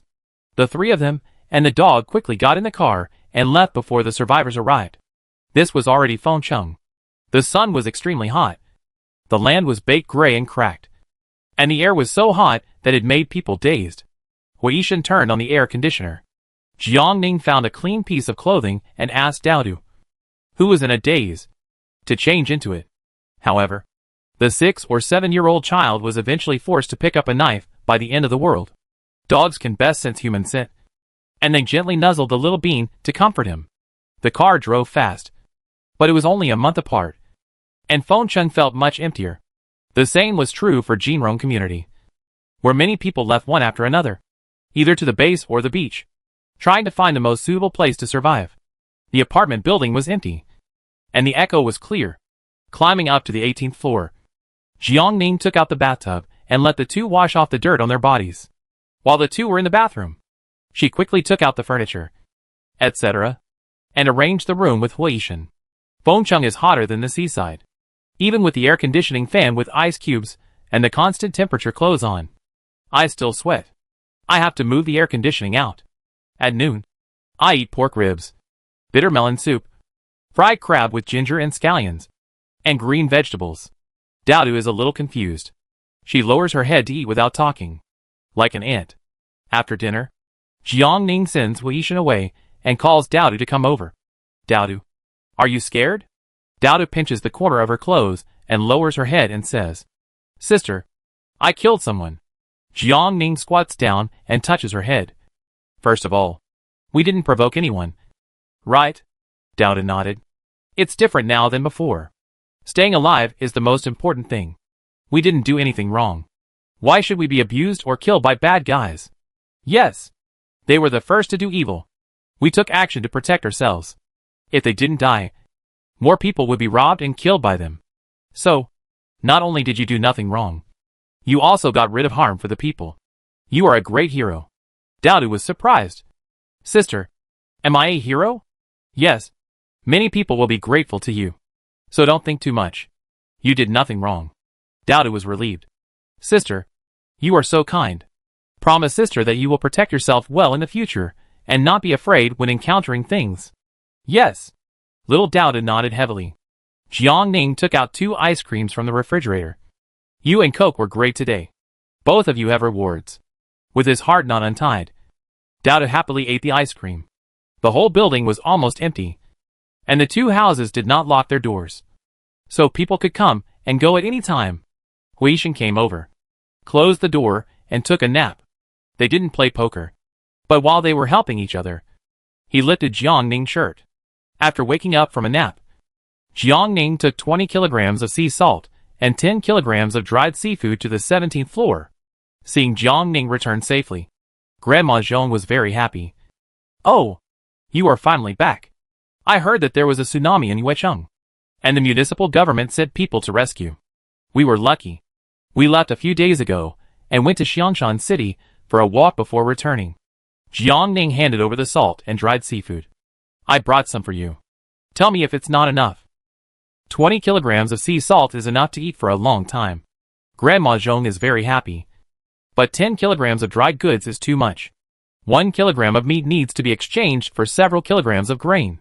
She is a little reluctant, but she doesn't want to refuse Jiangning kindness. Grandma Zhong put away the goods and took out the key to open the cabinet to get the food. Sorry to bother you, Xiao Jiang. Jiangning stopped her. Grandma Zhong, these are for you. That won't do. Grandma Zhong has her own principles. It's good that you can bring them back for me. How can I let you suffer a loss? Really? It's not necessary. They have been neighbors for almost 2 years, since she was willing to give them out. Jiangning didn't think about asking for her things. If you hadn't helped to raise rabbits this month, we wouldn't be able to run around outside. We have earned what we deserved. These are our thanks. We may have to bother you again in the future. Grandma Zhong wanted to give it to Jiangning, but she couldn't persuade him in the end. Okay. If you need help in the future, just tell me. She talked about the rabbit situation. After you left, the rabbits had several more litters, and now there are more than 20 rabbits. Jiangning was curious and went to 1702 to see the rabbits. It's true that the Zhong family took good care of them. Big Gray and Little White didn't lose weight. After not seeing each other for a month, they still recognized Jiangning and gathered around. The parents remembered their food and clothing. But the rabbits were dissatisfied with the dog again, and their rebellious heart rose again. Coke rubbed the rabbits one by one on the ground with his paws, and made them obey. Jiang Ning counted the newly born rabbits. Grandma Zhong, can you raise them? If you can, I can give you a pair of little rabbits. Grandma Zhong was a little tempted. It should be possible. In this world, many people want to eat meat but can't. So you have to raise them if you have the chance. Thinking of this, she told Jiang Ning something.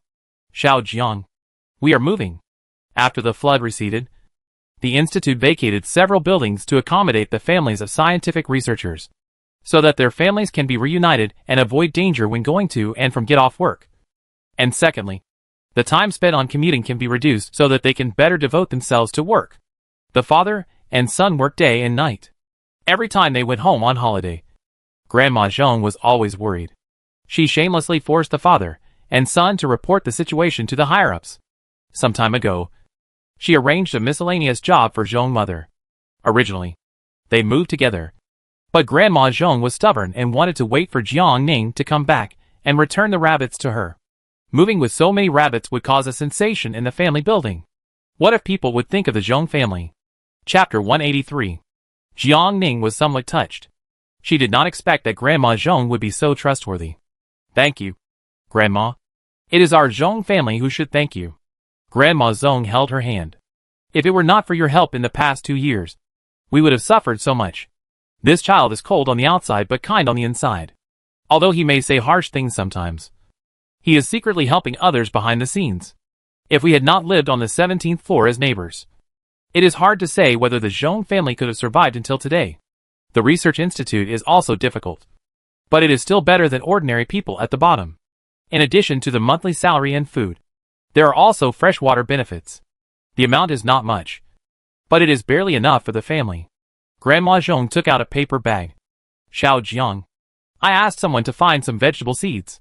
If you grow them well, you can pick them and eat them in half a month. Don't eat them all. Remember to save the seeds. It wasn't much. Probably only about half a caddy. We went around and got some seeds. Jiang Ning didn't want any, and asked, when are you moving? Ashun and I can help. Young people have to go to work. And Grandma Zhong didn't pretend. We move tomorrow. And I have to trouble you again. There was a lot of dry grass left, so she gave it to Grandma Zhong, who could use it to raise rabbits. There was still water in the water tower, and it had not gone bad after adding water purification tablets. So Jiang Ning did not want it either. After coming and going, she and Hui Yishan were the only ones left. I wonder how Lu Yu, Zhang Chao, and the others were doing? Jiang Ning drove the rabbit upstairs and continued to raise it in 1803. The air on the top floor was stuffy, so she took out ice cubes to cool down the rabbits. Fresh grass, green vegetables, and carrots. After the mutation, the rabbits were no longer afraid of water, and they happily licked the ice cubes one by one. When the sun went down, Hui Yishan took the dog to the rooftop to start training. Jiang Ning came later, and was almost shocked to see the dog crawling or climbing with a brick in its mouth. His training method has completely changed. Jiang Ning thought, are you training it to coordinate operations? On the way back, she felt that Hui Yishan aura was not right. At that time, she thought it was Daoda's problem. But now it seems that it is not that simple. Jiang Ning asked, the gang that collects protection fees is not small? Hui Yishan did not hide it. Yes. Although this group of people is a mob, they gather together to form a base. With nearly 200 people. Jiang Ning was thoughtful. He knew so much, which meant that he had contact with them in his previous life. Have you ever fought against them before? They were entrenched at the border between Fengcheng and Yuecheng. They not only collected tolls, but also robbed people, making the survivors miserable.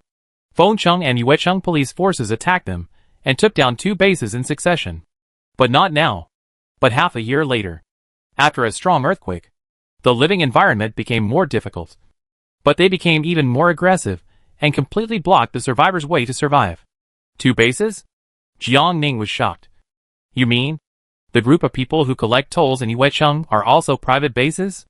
It sounds nice to say that it is a base, but in fact it is a gathering of evil forces, which are becoming more and more rampant. The police force is declining day by day, and there is no way to deal with them at all.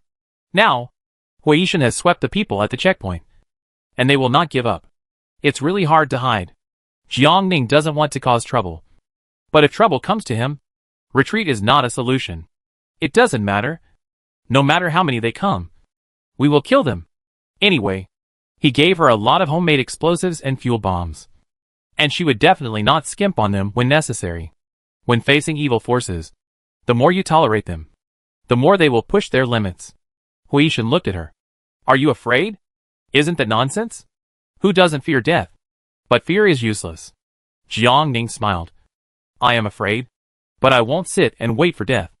Huishan stood shoulder to shoulder with her. Don't be afraid. I'm here. The next day, Huishan drove Grandma Zhong home. The Zhong family moved everything they could. Grandma Zhong didn't have much luggage. The dry grass was tied to the roof of the Hummer, and the water was placed in the trunk. The two were reluctant to leave Grandma Zhong, so they took the car to see her off. The research institute is close to the outskirts of the city, and consists of several buildings. Researchers from various industries are concentrated in one place, and the family compound occupies a large area. Those who can still afford a car these days are definitely not ordinary people. The Hummer was parked downstairs of the family building, attracting many envious eyes. Jiangning looked at the car, and Huishan helped carry things upstairs. Grandma Zhong thanked repeatedly. Xiaohua and Xiao Jiang. My family lives on the 3rd floor. You should come over often when you are free. Where there are people, there are always disputes. However, after all, it is a municipal unit, and the family compound has a logistics management department. If you want to make trouble, you have to think twice. Grandma Zhong is a careful budgeter, so life cannot be too bad. Back to Jinrong community. Only the 18th floor of the once bustling apartment building is still standing, and it is terribly empty. Huishan repaired the door of the apartment building and changed the lock, so it is not so easy for outsiders to get in. At the same time, the 3 doors on the 16th floor were powered on again, and those who want to rush up have to go through 5 levels and kill 6 generals. The 2 of them started living in a small house, and they rarely came down when they had nothing to do. During the day, the air conditioner was on. The 2 dogs ate desserts and watched cartoons, and Jiangning read medical books. Huishan, on the other hand, seemed very relaxed except for training the 2 dogs. After sunset, Jiangning went to the rooftop to walk the dog. The dog had lost weight recently, and Huishan had trained him too hard. This guy had amazing bite force, and he jumped up and down without breathing while holding a homemade fried bun and a fuel bottle weighing more than 10 pounds. She took out the ball, threw it out, and walked the dog to relax. But as she threw it, Jiangning's expression became serious. Huishan went upstairs. What's wrong? Jiangning ordered Guzi to squat, and then threw the ball out. The ball rolled and rolled, sliding to the south. The result was the same several times in a row. Jiangning looked serious. There is something wrong with this building. It was originally an old community, first soaked by floods, then frozen for a year, and now baked by high temperatures. Maybe there were problems a long time ago, but Jiangning didn't notice it in his previous life. Otherwise it wouldn't have collapsed in the earthquake. The quality of the community is pretty good. Many private houses with shallow foundations or poor quality buildings either collapsed or cracked. It seems that we can't live here anymore. Before the earthquake comes, we have to find a new place to stay. But the earthquake caused serious damage, and most of the buildings collapsed. It's not easy to find a safe house. Huishan sat down beside her. We have to take our time. Let's go out and look for it tomorrow. Thinking about finding a house. He woke up very early the next day. After breakfast, he put the valuable supplies into the space and went out to look for a house with the 2. Before leaving the community, the 2 deliberately circled the apartment building and found that there were cracks on the south wall. It's not particularly obvious. Even if you stand far away and look at the whole thing, you can't tell that it's tilted. But the fact is that it's invisible to the naked eye doesn't mean it didn't happen. It's not easy to find a house. Old buildings are not good. And new buildings. I'm afraid the developer's conscience is swollen. Jiangning thought. Why don't we find a place with fewer buildings and more open space? If an earthquake really happens, it's still in time to run. Huishan thought for a while. Let's go to Aoyuan to have a look. Aoyuan?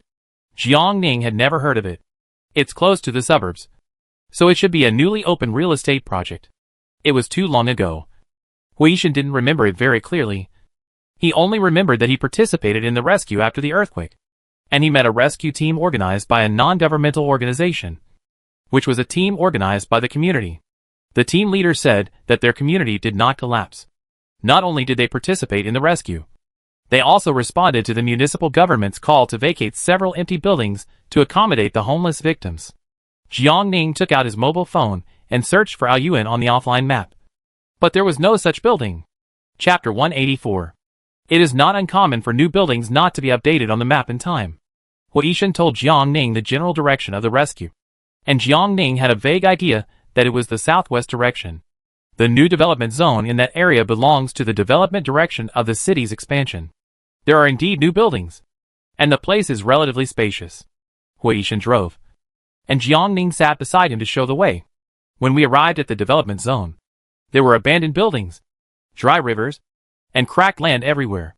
Driving the car onto the overpass, Jiang Ning took out a telescope to search, and found several buildings with signs of life, and then eliminated the old buildings. Driving around, it turned out to be Aoyuan. It is a riverside luxury house, and the main entrance is luxuriously designed and artistic. There are more than 10 buildings inside, and the distance between the buildings is very large. If the natural disaster hadn't come, the houses here would start at least 5 million. Although the building is large, from observation, there should not be many people living there. I didn't expect that there is a different world inside. There is a security booth at the gate, and there are actually 6 security guards on duty. It's not quite appropriate to say security guards. Judging from their clothes, they should be residents of the community. When they saw the Hummer parked at the door, they immediately became alert. "What are you doing?" Jiang Ning poked his head out and smiled kindly. "Brother, we are out looking for a house. Do you have any house for rent?" "Renting a house?" Everyone was not relaxed. "Where are you from, and why do you want to rent a house?" "We live near the university town. The house we live in is cracks and is unsafe." Everyone whispered. "There is a house, but you have to pay rent, and you have to interview." Shocked. "You have to interview to rent a house?" Jiang Ning was surprised, but he could understand it. After all, people's hearts are unpredictable in the end times. Who dares to let others in easily? What if it is a wolf in sheep's clothing? However, Aoyuan community seems to be quite united, and even arranged residents to guard the gate. Unlike Jinrong community, anyone can come in, and the gate is open and no one cares. Jiang Ning couldn't help but become interested. How much is the monthly rent? 10 to 20 kilograms of food per month, depending on the situation. Jiang Ning was careful. Coarse grains? After getting a positive answer, she asked again, "When is the interview?" "You wait here. I go and notify them now." Before coming, Huishan had already driven around Aoyuan. The entire community was surrounded by a wall, and broken glass was inserted on the top of the wall. There were also community residents taking turns, and it seemed that the safety awareness was still relatively strong. Although sitting in the car, Jiang Ning secretly looked at the people guarding the gate. Although people's hearts are separated by their stomachs, their appearance is determined by their hearts. After struggling in the apocalyptic disaster for a long time, sometimes you can really see some clues. The car window was covered with anti-peep film. Although they were also looking at him, Jiang Ning felt vigilance and precautions, but did not feel any malice. What's more, there was a big man who knew lip reading sitting next to him. Jiang Ning couldn't help but look forward to Aoyuan community. After waiting for about half an hour, the interviewer finally came. He was a middle-aged man in his 40s. The gray t-shirt he wore was a little old, but very clean. His thin square face was somewhat elegant. He walked out of the community, and the two got off the car. Huishan's memory became clear. He was the man who led the community members to form a rescue team after the earthquake. The man stretched out his hand. "Are you planning to rent a house?" Huishan shook it. "Yes. I want to come and see you." The weather was too hot, and sweat was pouring out in a moment. The man invited the two into the guard booth and introduced himself. "My last name is He Tianming. You can just call me Lao He." "What are your names?" "My last name is Hua." He Tianming asked the people to sit down and handed over 2 palm fans.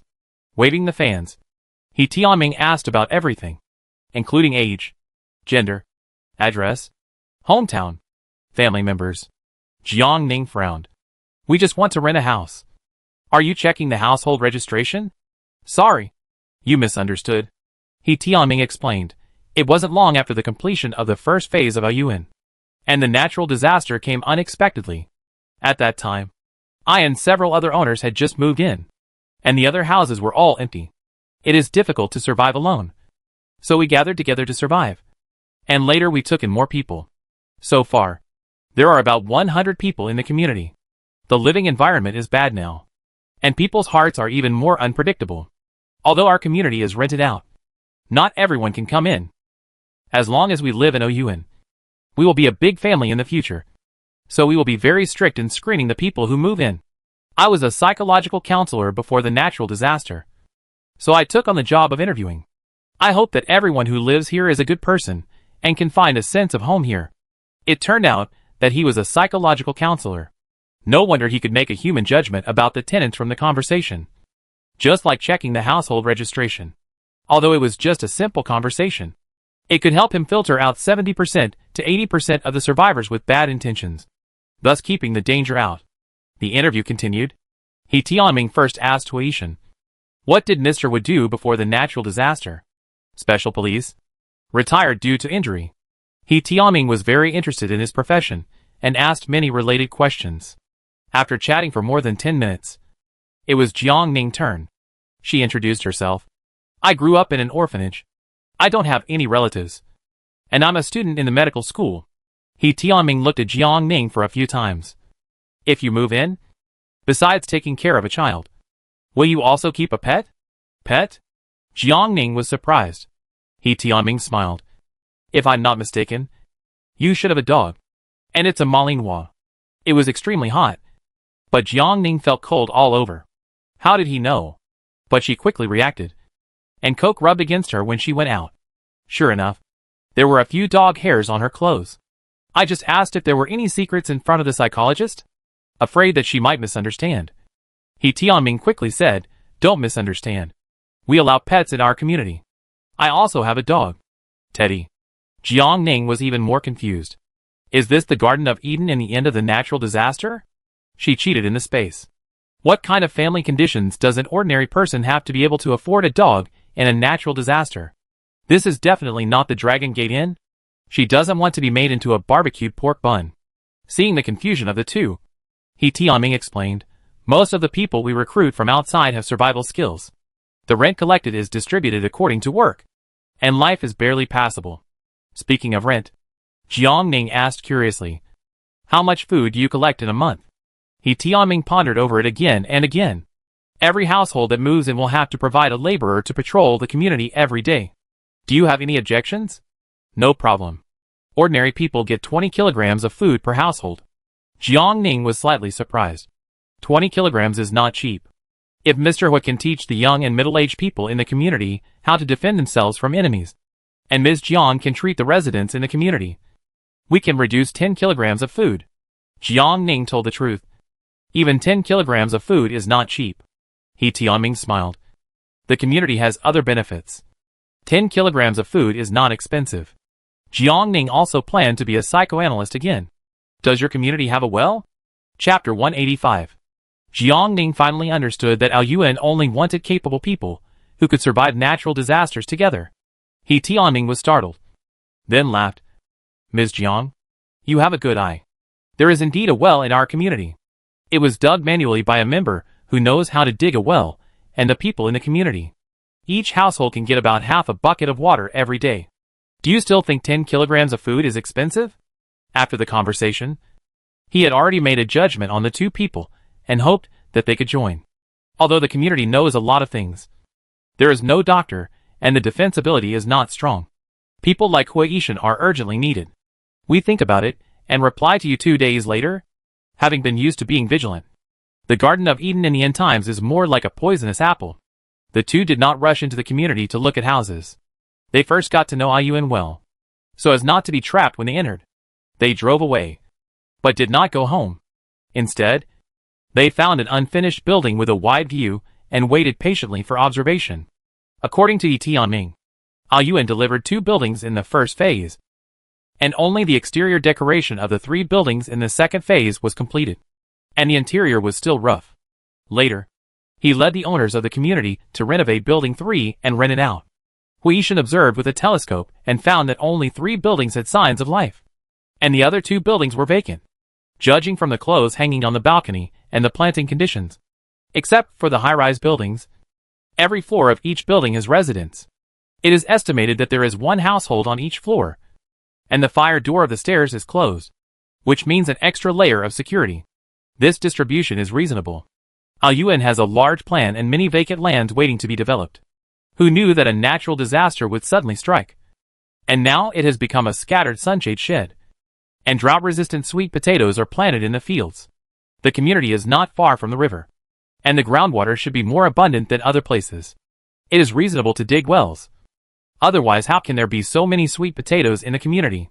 In this way, life in Aoyuan is much better than other places. But the better the conditions, the greater the possibility of becoming a thorn in the eyes of others. Huishan found that in addition to the sentry post at the gate, there was also a sentry post in the sky garden of Building 2, which was used to observe and monitor the situation outside. In addition, there was a patrol team that patrolled around the community every half an hour, which showed that they were well aware of the dangers outside. I don't think they have a big problem, but they are guilty of holding a treasure. But they are weak in combat, and it is difficult to defend. If the environment continues to deteriorate, it will be a matter of time before they lose. In addition to food, the most precious thing now is water resources. If people outside know that Aoyuan has water, it will be a fierce battle. Ordinary survivors are fine, as long as the community is united to the outside world. But what if they encounter gangs and evil forces? Jiang Ning thought about it. It is true that Aoyuan has hidden dangers, but if you go to find a rental house somewhere else, it will be equally dangerous with children and dogs, and you will not be able to live in peace all day long. There is still a risk of collapse during a major earthquake, so it's useless to look for it. Aoyuan didn't collapse in the last life, although it may not collapse in this life. But the safety factor is still relatively high. She said, let's observe for a few more days. If we are sure there is no problem, we will move in then. Huishan had no objection. Okay. For several days in a row, the 2 of them came on time with their baby and dog to observe Aoyuan from all angles, and found that their lives were quite regular, and there were loudspeakers and intercoms at several important positions in the community. One evening, Jiang Ning was sitting on a rotten road eating frozen watermelon when Guzi sounded an alarm. She took out her binoculars and found a group of people holding hoes and sticks, marching towards Aoyuan.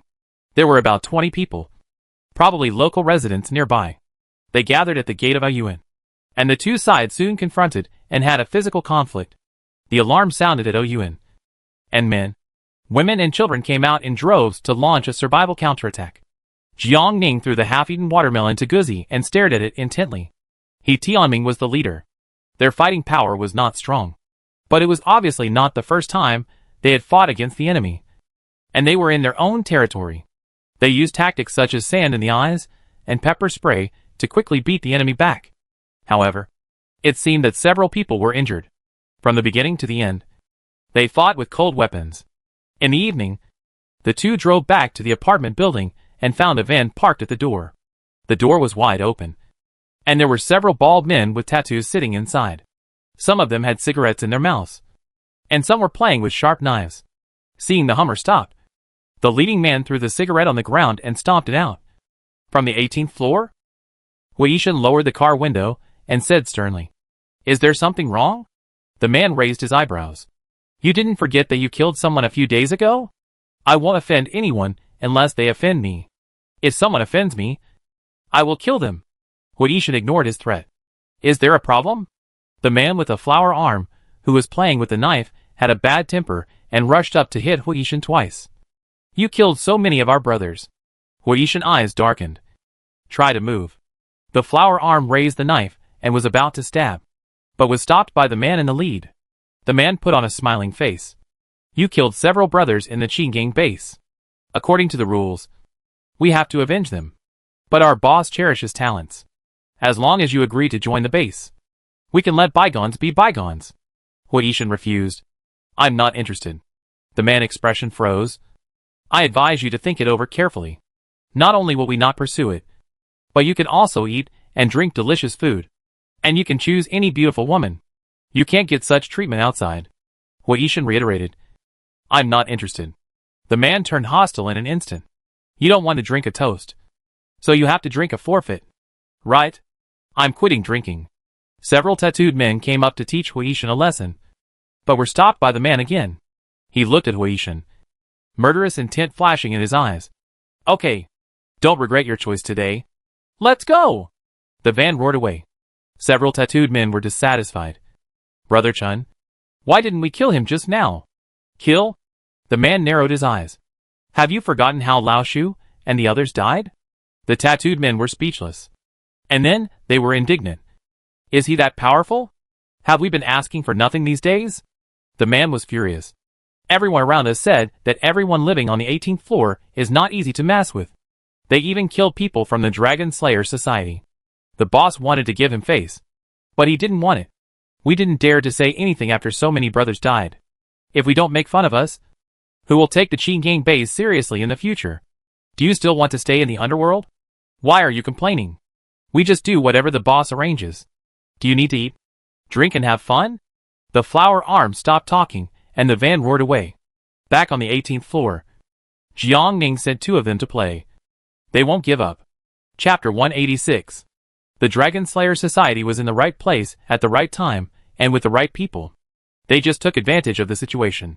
The situation at the Qin Gang base was different. It was not a solution for two people to fight against a base of more than 200 people.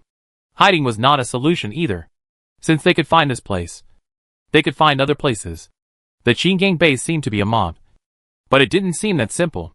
Take it one step at a time. Hui thought deeply. I have prepared several sets of bulletproof vests. There are Daodu size. Find one set for you. Jiang Ning went into the space to look for it. He actually prepared a few extra sets. They were a little big for Daodu, but he could barely wear them. Can you modify it? Huishan looked at the bulletproof vest. Make one for Kiki. 2. Jiang Ning craftsmanship was sloppy, but he could give it a try. Bulletproof vests are hard to come by. She was afraid of making them badly, so she repeatedly measured the size for Guzi. Fortunately, Guzi was cooperative. She modified the bulletproof vest overnight and put it on Guzi. Looking majestic. Don't take it off.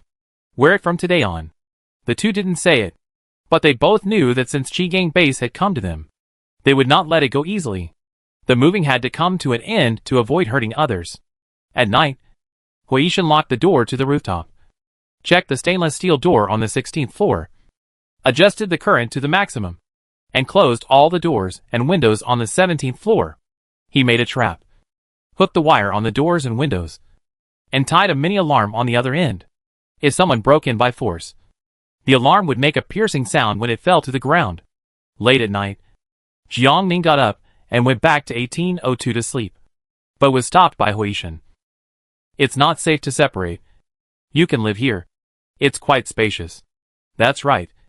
What if they are harvested separately? She thought for a moment. I will sleep with Daodu. Huishan looked at her without saying anything. Jiang Ning was a little embarrassed, and her weak eyes looked away. Huishan looked at her. I won't eat you. The master bedroom was large and tidy. Jiang Ning lay on the bed, feeling a little nervous. Turn off the lights. Huishan reached out and hugged her. Go to sleep. Don't think too much. Who thought too much? Don't think she doesn't know that he wants to play poker. Fortunately, he just hugged her and didn't think about anything. After a tiring day, he fell asleep in a daze. Suddenly, there was an extra gravity on his body. Jiang Ning was awakened and thought Huishan was being unruly. But it turned out to be Guzi who jumped onto the bed, growling anxiously and baring his teeth. Huishan jumped up and quickly put on his clothes. Someone broke in. He put on his bulletproof vest and carried his weapon with him. I go out and take a look. You go see Daodu. Jiang Ning woke up instantly, put on his clothes in the dark without turning on the light, ran to Daodu's room, helped her put on the bulletproof vest, and then stuffed her under the bed. Daodu, lie still. No matter what happens, don't come out unless we call you. She wanted to put the dog in, but it ran after Huishan. Put on night vision goggles and go out with weapons. A few shadows. They put on insulating gloves. Used crooked methods to open the 3 stainless steel doors with electricity.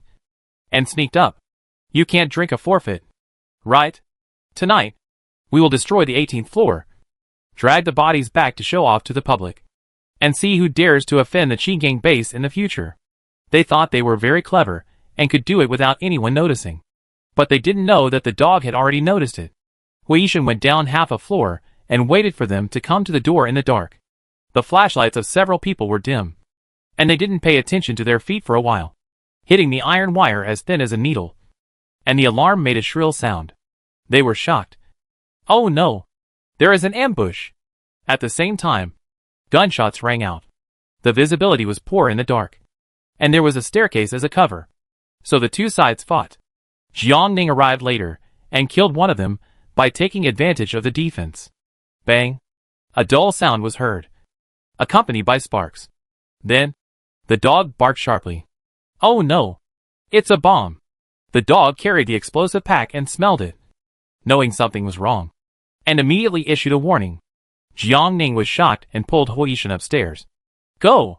Who knew that he didn't run, but rushed down, kicked the explosive pack down with his foot.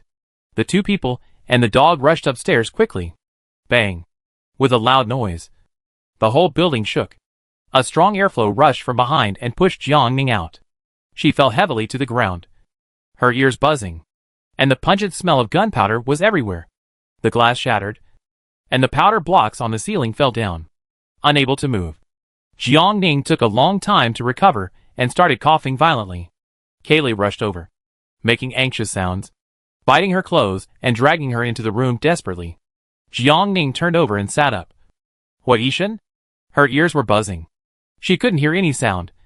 Dust and gunpowder were everywhere, and she didn't dare to shout again for fear that the enemy was not dead. Resisting the dizziness, Jiangning staggered up and went down the stairs. Huishan.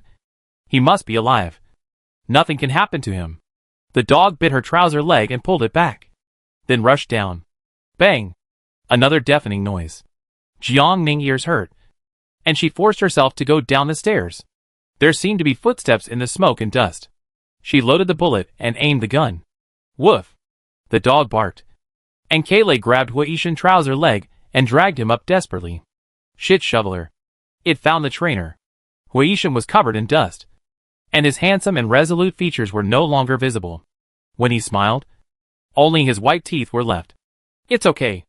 I've already shot him again. Jiangning rushed over and hugged him tightly. Gozi was stunned, then jumped up and hugged the two people tightly. 6 people came. 4 were shot dead. 1 was killed by the explosion, and the other was killed by Huishan in time, wearing bulletproof vests. The 2 were not seriously injured, but they were hit and bruised by the explosion. Most of the glass in the unit building was shattered, and a large part of the corridor and wall of 1701 collapsed, and half of the stairs were blown off. This building was completely destroyed. The Qinggang base was designed to blow up the 18th floor, so the amount of explosives was sufficient. With such a huge explosion, the 18th floor could no longer be inhabited, and it could collapse at any time. When Huishan returned home, he was about to wash his face, but was stopped by Jiangning. Those who survive a disaster will have good fortune in the future. Come, take a photo to commemorate it. So, the two took a photo of themselves covered in dust. Jiangning was about to put away her phone, but Huishan suddenly came over. She had no choice but to take another photo. Guzi was anxious and started to cry, so the two of them squatted down, letting Guzi squat in the center position, and took another photo. Hey, it seems like one is missing. Where is Daodu? When Jiangning found her from under the bed, Daodu was already in tears. She wanted to come out, but she remembered her sister's words that she could only come out after her sister called her. Seeing her brother and sister covered in dust, her tears flowed even more, and her little hands kept wiping her eyes. Huishan comforted her.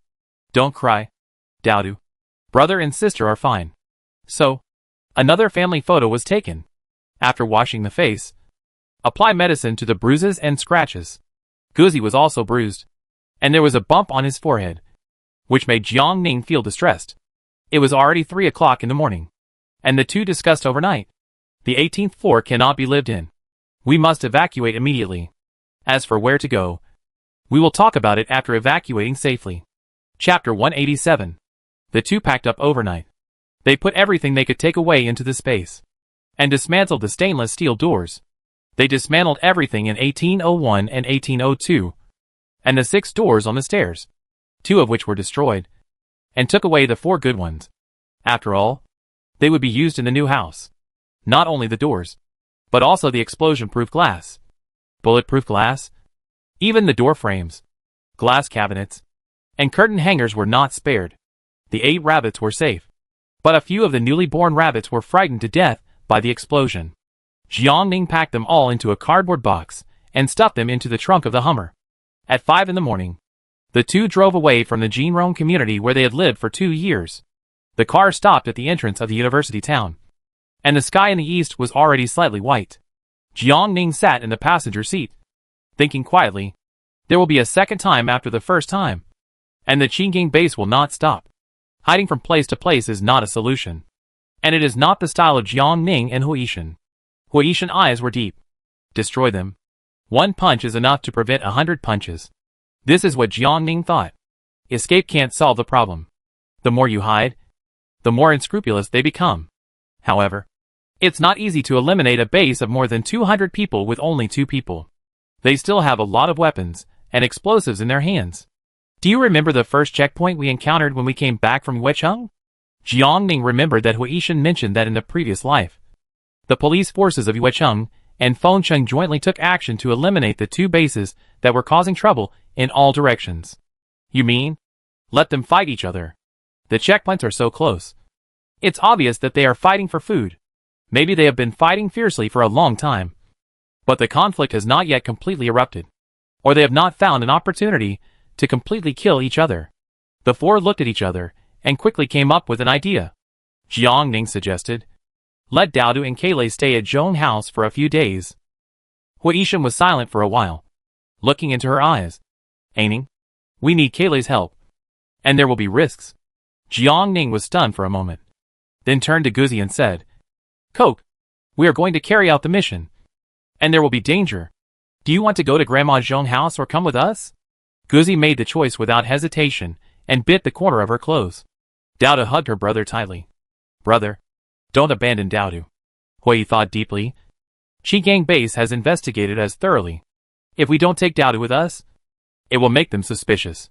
When the time comes, they will not only deal with the Zhong family, but even kidnap Daodu to threaten us. What do you think?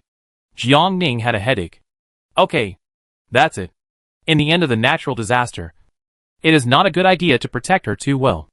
She has to go through what she has to go through. This is fate. However, the 2 still went to Grandma Zhong House and sent Dahui and Xiaobai over. If they don't come back, the rabbits will belong to the Zhong family in the future. Grandma Zhong got up early and was very happy to see the 2 coming. When she learned that they had to leave for a few days, she was happy to take the rabbits over. Jiangning carried 10 kilograms of rice over. Grandma Zhong said she didn't want to take it at all. Xiao Jiang, you have helped us enough. How can you take these? Grandma Zhong, we are in a hurry to leave, and it's not good to push it around so that people will find it. You should go home quickly. This place is not like the 18th floor. There are neighbors living all around, and eyes everywhere. Grandma Zhong accepted it and hurried home with the rabbits in the cardboard box. Don't worry. I will take good care of them. Leaving the family building of the Scientific Research Institute, the car drove towards Yuecheng. I heard that the sea over there has become calm, and some people want to go there to survive. Occasionally, 1 or 2 shadows can be seen on the road. When approaching the Qinggang checkpoint, Huishan drove the car to a fork road where there were no people. After the disguise, the 2 people completely changed, and they were definitely cool and domineering with flower arms. He led 2 men over the mountains and ridges, bypassed the Qinggang toll gate, and headed straight for the Lelong checkpoint more than 10 kilometers away. The toll collector with tattoos held a baseball bat and said, Stop. You are blind. 5 kilograms of food per person. Jiangning, who also had tattoos, held a cigarette in his mouth and said in a rogue manner, Are you asking me for food? Why don't you take a piss and look at yourself? What? Say another word. Kid. Jiangning took out his weapon and hit him with a peanut, blowing his head off. The incident happened suddenly, and the tattooed men were shocked at first. And then they rushed out with their weapons. shoot them one by one, and send them to have breakfast with the king of hell. There was only one left, and Jiang Ning did not kill him again. Instead, he picked up a baseball bat and swung it several times, then stepped heavily on his head. Go back and tell your boss to clean his neck and wait. Dare to snatch food from our Qinggang base. Do you think your life is too long? Get lost. Huabi was beaten with blood all over his face. He got up and staggered and ran wildly, saying fiercely, You Qinggang base have guts. Wait! Jiang Ning put the truck loaded with supplies into the space. And land behemoth. Paramount Predator is out. The 15-ton vehicle is not only a land tank, but can also withstand damage from anti-tank mines. Its chassis can even withstand bombings of 8 kilograms of TNT. Even if the bulletproof tires are hit by armor-piercing bullets, it can still travel 200 kilometers. It is no exaggeration to say that it can flatten all obstacles on the land. Even the seats are explosion-proof. Jiang Ning sat in the driver's seat. Are you ready? Huishan silently fastened his seat belt. The Predator started, and the whole road was vibrating. Jiang Ning stepped on the accelerator to the bottom, and the heavy off-road vehicle rushed out at the maximum speed. The Qinggang base was very close, and it would only take a few minutes to get there at full speed. But in the blink of an eye, the sentry box appeared in sight. Hearing the rumbling sound, the bald men who were drinking smiled and said, Well, big business is coming. This sound is really exciting. We have to order this car today. The two bald men stood up, picked up sticks and walked out. Brothers, wait. The business is open. As soon as the two walked out of the sentry box, they saw a huge monster rushing over at high speed, with no intention of stopping. Fuck. Stop. Damn. I'm tired of living. Before they finished speaking, the two hugged their heads and ran wildly. The plunderer rushed towards the sentry box, and the sentry box was penetrated in an instant, and bricks flew out. The 20-square-meter sentry box was blown down, and the plunderer would directly crash through the sentry box. The two bald men were shocked on the spot. At first, they thought it was a tank, but it turned out to be a heavy off-road vehicle. One bald man was hit out of the sentry box and flew out more than 10 meters away, while the rest were buried under the bricks. They were drinking and chatting just one moment, and then they were separated by life and death the next moment. Who the hell was so bold? The Predator did not break, but drifted on the spot and hit the two again. The two were scared and ran away. One of them was a little slow and was pushed against the roadblock wall by the Predator. The thick wall collapsed, and he flew up on the spot. Chapter 188. The car window was lowered, and the remaining man was shot in the thigh by Huishan and fell to the ground. The Predator blasted the wall, just like pinching tofu. Jiang Ning blasted down all the roadblocks before stopping the car. He got out of the car, walked to the injured man with a cold face, and stared at him with murderous eyes. You want to eat dog meat stew, right? You want to take Dowdy to see the big bird, right? Throwing a bomb to the 18th floor, almost blasting her to pieces. Isn't it exciting and enjoyable? Setting up obstacles to collect tolls, treating other people's lives as grass. Jiang Ning had the urge to chop him into pieces, but she restrained herself when she thought of the next task. She raised her foot and stepped on the bald man's head, her face full of arrogance and sarcasm. With this little ability, you dare to come out and embarrass yourself? I'm really ashamed for you. Go back and tell your boss to get out of here if you know what's good for you. If you dare to challenge our Lelong base for food again, be careful that he will use his head as a urinal. I'm in a good mood today, so I spare your life. Get out. The bald man looked painful and angry, but in the end, he didn't even dare to fart, dragging his bloody thigh and limping away. Back in the car, Huishan handed a bottle of ice water to Jiang Ning. Jiang Ning took a few gulps, and the irritability and anger in her heart gradually cooled down. She drove the car into the uninhabited forest, took off her makeup, and changed into clean clothes, switched to the Hummer, and drove to the Qinggang base. Jiang Ning told the dog, Cola, we are going to the base for a few days. You should be strong and weak, and don't show off too much. The dog tilted his head, as if thinking about the shit-shoveling master's words. Huishan was much gentler. Don't be afraid, Daodu. Brother will protect you. It would be a lie to say that she wasn't afraid. But Daodu was not so nervous when she thought about being with her brother, sister and Coke. Jiang Ning noticed that Daodu had matured a lot since she was stabbed. In addition to Huishan's rigorous training in the past 2 years, her fighting ability was not bad. It was just that she had not experienced cruelty enough. So she was easily deceived when she met an experienced person. Dowdy knew there was danger, but her eyes gradually became firm. I'm not afraid. When the bomb exploded, her ears were buzzing and her mind was blank. Waiting, the extremely long wait, made her recall that when her parents left, they smiled and said to her, Dowdy is waiting at home. Mom and Dad will be back soon. But Mom and Dad never came back. She was so scared that her brother, sister and Kayleigh would not come back either. No matter how dangerous it was. She didn't want to be separated from her brother, sister and Kayleigh. The Qinggang base was not far away. Only 30 miles away from the sentry box. And it was located in a village at the foot of the mountain. Rows and rows of houses. It was not difficult to see that these were the houses of the villagers. As for where those villagers went, Jiang Ning didn't want to think about it. The village was surrounded by a concrete wall, and there was a sentry at the entrance. The Hummer was stopped from a distance, and Jiang Ning and others were surrounded again. What are you doing? Huishan lowered the window and said with a stern face, I'm from the 18th floor of Jinrong community. I was invited by your boss. It was probably because the 18th floor was too famous and was on the death list of Qinggang base. So everyone's eyes swept over. There was anger, disdain, contempt, and even surprise or shock. Someone asked, Where are our people? Huishan didn't make excuses. We came here unscathed. Where do you think they are? His attitude was really arrogant, and the flower arms surrounded him. Huishan was not afraid at all. Your boss invited us so sincerely, and now we are here. You treat us like this? At this time, someone came over. It happened to be the man who was the leader in the van that day. He recognized Huishan. A complex expression flashed across his face, and then he smiled and said, Oh, you finally came? I thought you were tough, but I didn't expect you to agree so quickly. Huishan didn't seem to understand his sarcasm, and said calmly, I figured it out.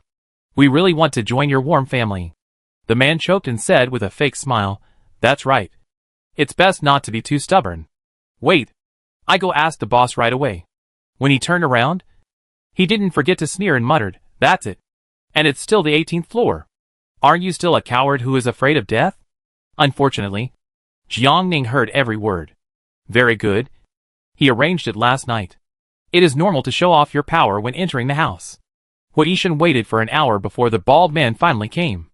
The boss invites you. But our base has a rule that outsiders cannot bring weapons in. You have to get out of the car and be inspected.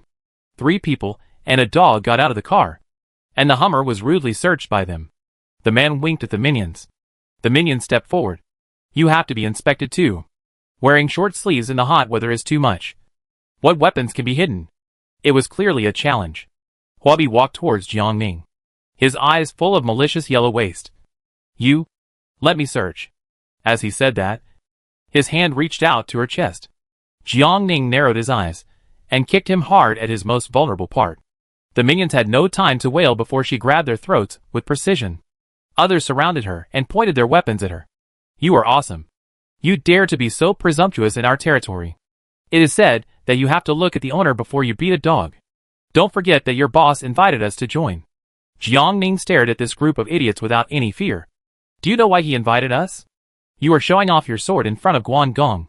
But you don't even consider yourself. Are you giving us no face? Or are you slapping your boss in the face? How dare you?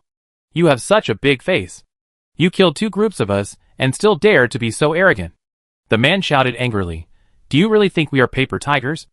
And we are sick cats if we don't show our power? Don't be shameless. Huishan said. We can leave. And it's your ability to stay. The situation got out of control in an instant. And Guzi bared his teeth and prepared to charge forward. Yan Laowu. A loud voice sounded, and a middle-aged man came over. The boss asked you to invite the distinguished guest in. Why hasn't he shown up in such a long time? The man was annoyed and had to stop. I'd be right there. The confrontation was ended, and the middle-aged man came over and said with a smile, Mr. Hua? Right. I'm Qiao Laosan, the 3rd in command of Qinggang base. It's an honor for you to come. The boss has been waiting anxiously for a long time. It's the people below who are ignorant. I'm sorry to make you laugh. Please come in quickly. The third in command of the base issued a message. And now no one dared to search the body. The gate opened, and the Hummer drove into the base. Most of the houses were built along the road, with traces of repairs after the flood. A few minutes later, the car stopped in front of a spacious 3-story villa, which was probably left by a local tycoon. It covered an area of 4 or 5 acres. The pavilions in front of the house were very elegant, and the backyard could be used for horse racing. At the door, several members of the team stood with weapons, just like bodyguards before the natural disaster. Hoarding remained calm, but seemed to be thinking about something. Chapter 189. The 3 people and the dog got off the car and were led into the villa by Qiao Lao San. There was a security gate in front of the villa, and the 3 people and the dog passed through one by one. Walking into the lobby, the scorching heat disappeared instantly, replaced by cool air conditioning, and it felt like life was saved. The sky-high crystal chandelier, imported marble floor, and the landscape in the center of the living room made people dream of returning to the lobby of a 5-star hotel. Alas, another big brother who understands the taste of life. Sorry, I kept you waiting for a long time. An elegant man in his 40s, wearing khaki silk pajamas and gold-rimmed glasses, walked down the spiral staircase slowly. God, this is not the boss of the base, but the semi-retired chairman of the group. He holds the power of the company, but lives a comfortable life with money and leisure. Really, Jiang Ning couldn't imagine that he was actually in charge of more than 200 evil forces with tattoos. It can only be said that people can't be judged by appearances. The more evil wolves like to wrap themselves in sheepskin. The man wore 5-digit Hermes slippers, smiled gentlemanly and gentle, and stretched out his hand to Hoarding. Brother Hua, I have heard of your name for a long time. Young people are formidable. I have lost many people in your hands. Hoarding did not shake hands, and said calmly, I don't like killing people, unless it's a life and death moment. The man smiled. It's my fault for not taking good care of them. Since you are here, Brother Hua, please take care of me in the future. You're welcome. I don't like to meddle in other people's business. Ha ha ha. Brother Hua is a promising talent. In this apocalyptic world, you will definitely make a name for yourself with your ability. We need people like you at Qingying Base. The man walked to the wine cabinet, opened a bottle of whiskey, and poured a glass for Hoarding. My surname is Feng, and my name is Guipeng. From now on, you can call me Brother Feng. To show his sincerity, Feng Guipeng picked up the wine glass and drank it all. Brother Hua, please. Hoarding didn't say anything and drank it all. Okay. The previous grudges are written off. Welcome to join the Qingying Base. He seemed to have just discovered Jiang Ning and others, and asked in surprise, who are these people? Hoarding introduced them one by one.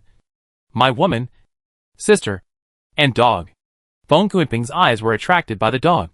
Brother Hua, your dog is well raised. It's smooth and shiny. You must have put a lot of thought into it. Right? Fortunately, dogs are different from humans. In this world, they can get enough food everywhere. It is said that dogs will always eat shit. I think it is not a good eater. I am afraid it has seen a lot of blood. Hoarding's expression did not change. Well, it is quite picky and only eats fresh legs. Feng Guipeng was startled, then laughed. I like dogs with personality. I wonder if Brother Hua can give it up.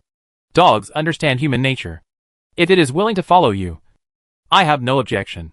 It's not difficult. Come on. Bring up the fresh legs. 15 minutes later, Huabi really served the steaming legs to Guzi. Jiang Ning knew that the chairman was smiling, but in fact, it was a warning to her and Hoarding. This horse dog is really beautiful. Feng Guipeng showed kindness to Guzi, with a kind smile on his face. Eat it. I prepared it specially for you. Guzi seemed to be possessed by a crazy and domineering president, not afraid of the chairman's oppression at all, and confronted him with murderous and threatening eyes. Then, he raised his claws and swept the tray with the legs off. The atmosphere was really a bit awkward. Hoarding was calm. Sorry. I forgot to say that it always finds food by itself and doesn't accept being fed. It has personality. I like it even more. Feng Guipeng smiled brightly.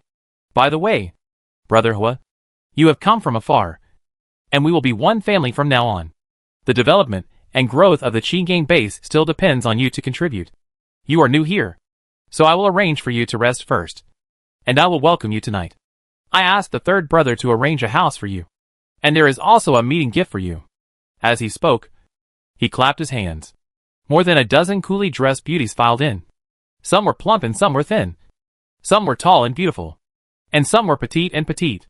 There were little girls, who were 12 or 13 years old, and some were charming and beautiful women in their 30s. You could choose whatever you wanted. Feng Kuiping was enthusiastic and straightforward. Come on, Comrade Hua. Pick one you like. If you like them, you can take them all away. You will have them to serve you in the future. This did not make Hui Yishan feel uncomfortable. Jiang Ning could not help but sneer.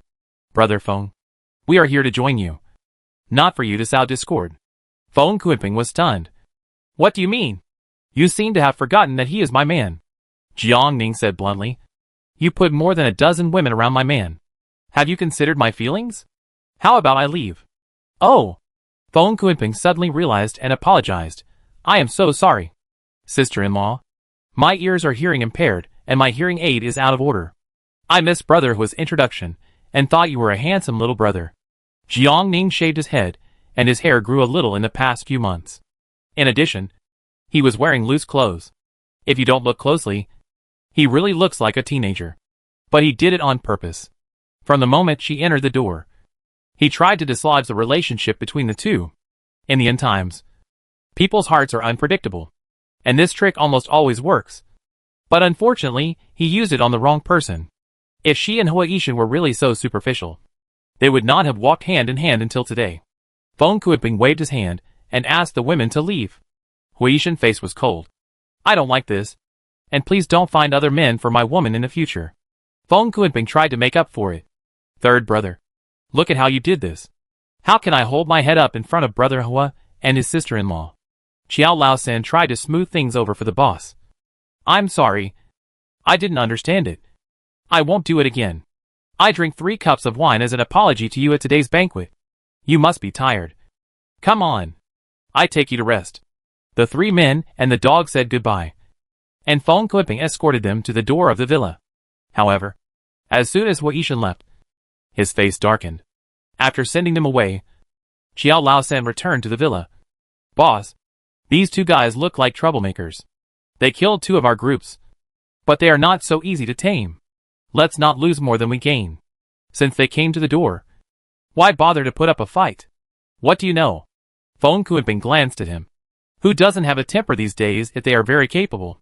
He sent someone to investigate, and found that the police department joined forces with the army to wipe out the Dragon Slayer Society after receiving a letter of complaint. And at that time, only the 18th floor was openly against the Dragon Slayer Society. So, they are most likely the informants. It is not as simple as ordinary people to make the police department believe it, and send out the army to fight.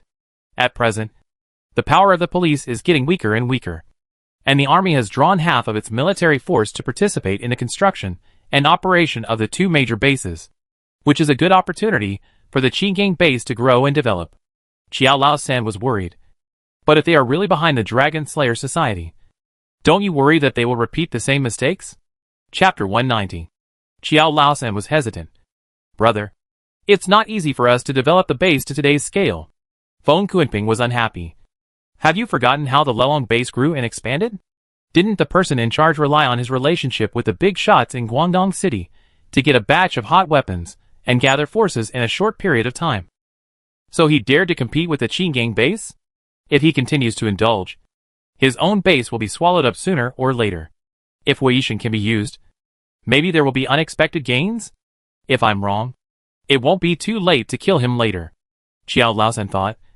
Brother, do you want to use Hua to deal with Lelong base? Feng Kuiping nodded. Sitting on the sofa with his legs crossed and tasting whiskey. The end of the world. Hua's background is hard to find out. But if I guess correctly, he should be from the army or police.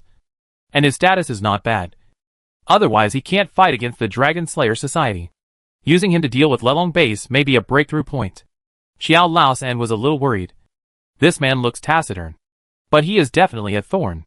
He knew that our people blew up the 18th floor. But he still joined us like nothing happened. I think it's better to be on guard. Feng Kuiping smiled. As long as you enter the Qingang base, the dragons will coil, and the tigers will lie down. Yes, Hua looks capable. But he is too young. He is just passionate about fighting the Dragon Slayer Society. Find someone to keep an eye on them. Feng Kuiping smiled cunningly. It's just right that they have something to do with us.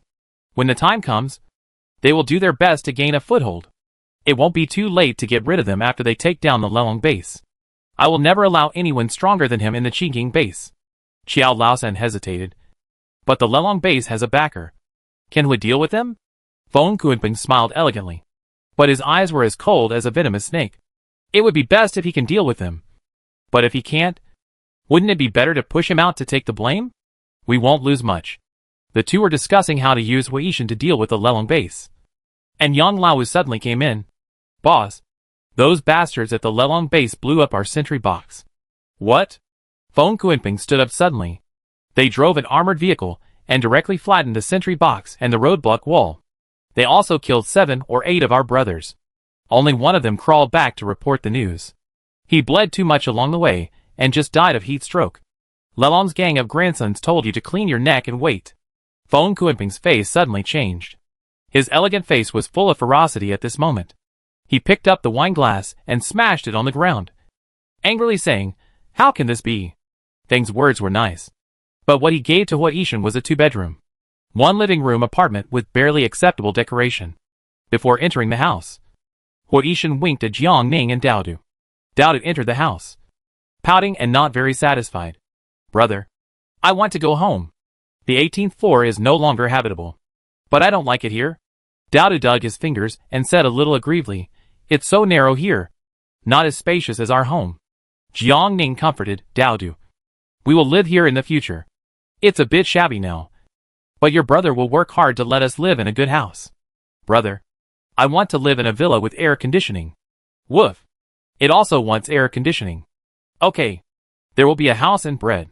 While chatting, Huishan checked every angle of the house. There were recording devices behind the sofa, in the living room, and under the bed in the master bedroom. There was no video surveillance. Probably because there was a lack of equipment or talent in this area. The small room was given to Dao Du. And Jiang Ning reminded him, "Kola, you have to protect your sister." Woof. The dog took on the glorious task. The master bedroom was given to Jiang Ning and Huishan. And they each cleaned up, taking the opportunity to go to the toilet. The two of them flashed into the space. And Huishan spoke first. "What do you think of the phone guy?" Jiang Ning sneered. "He doesn't look like a prince in a dragon robe. They are ruthless evil people who took advantage of the natural disaster to recruit forces.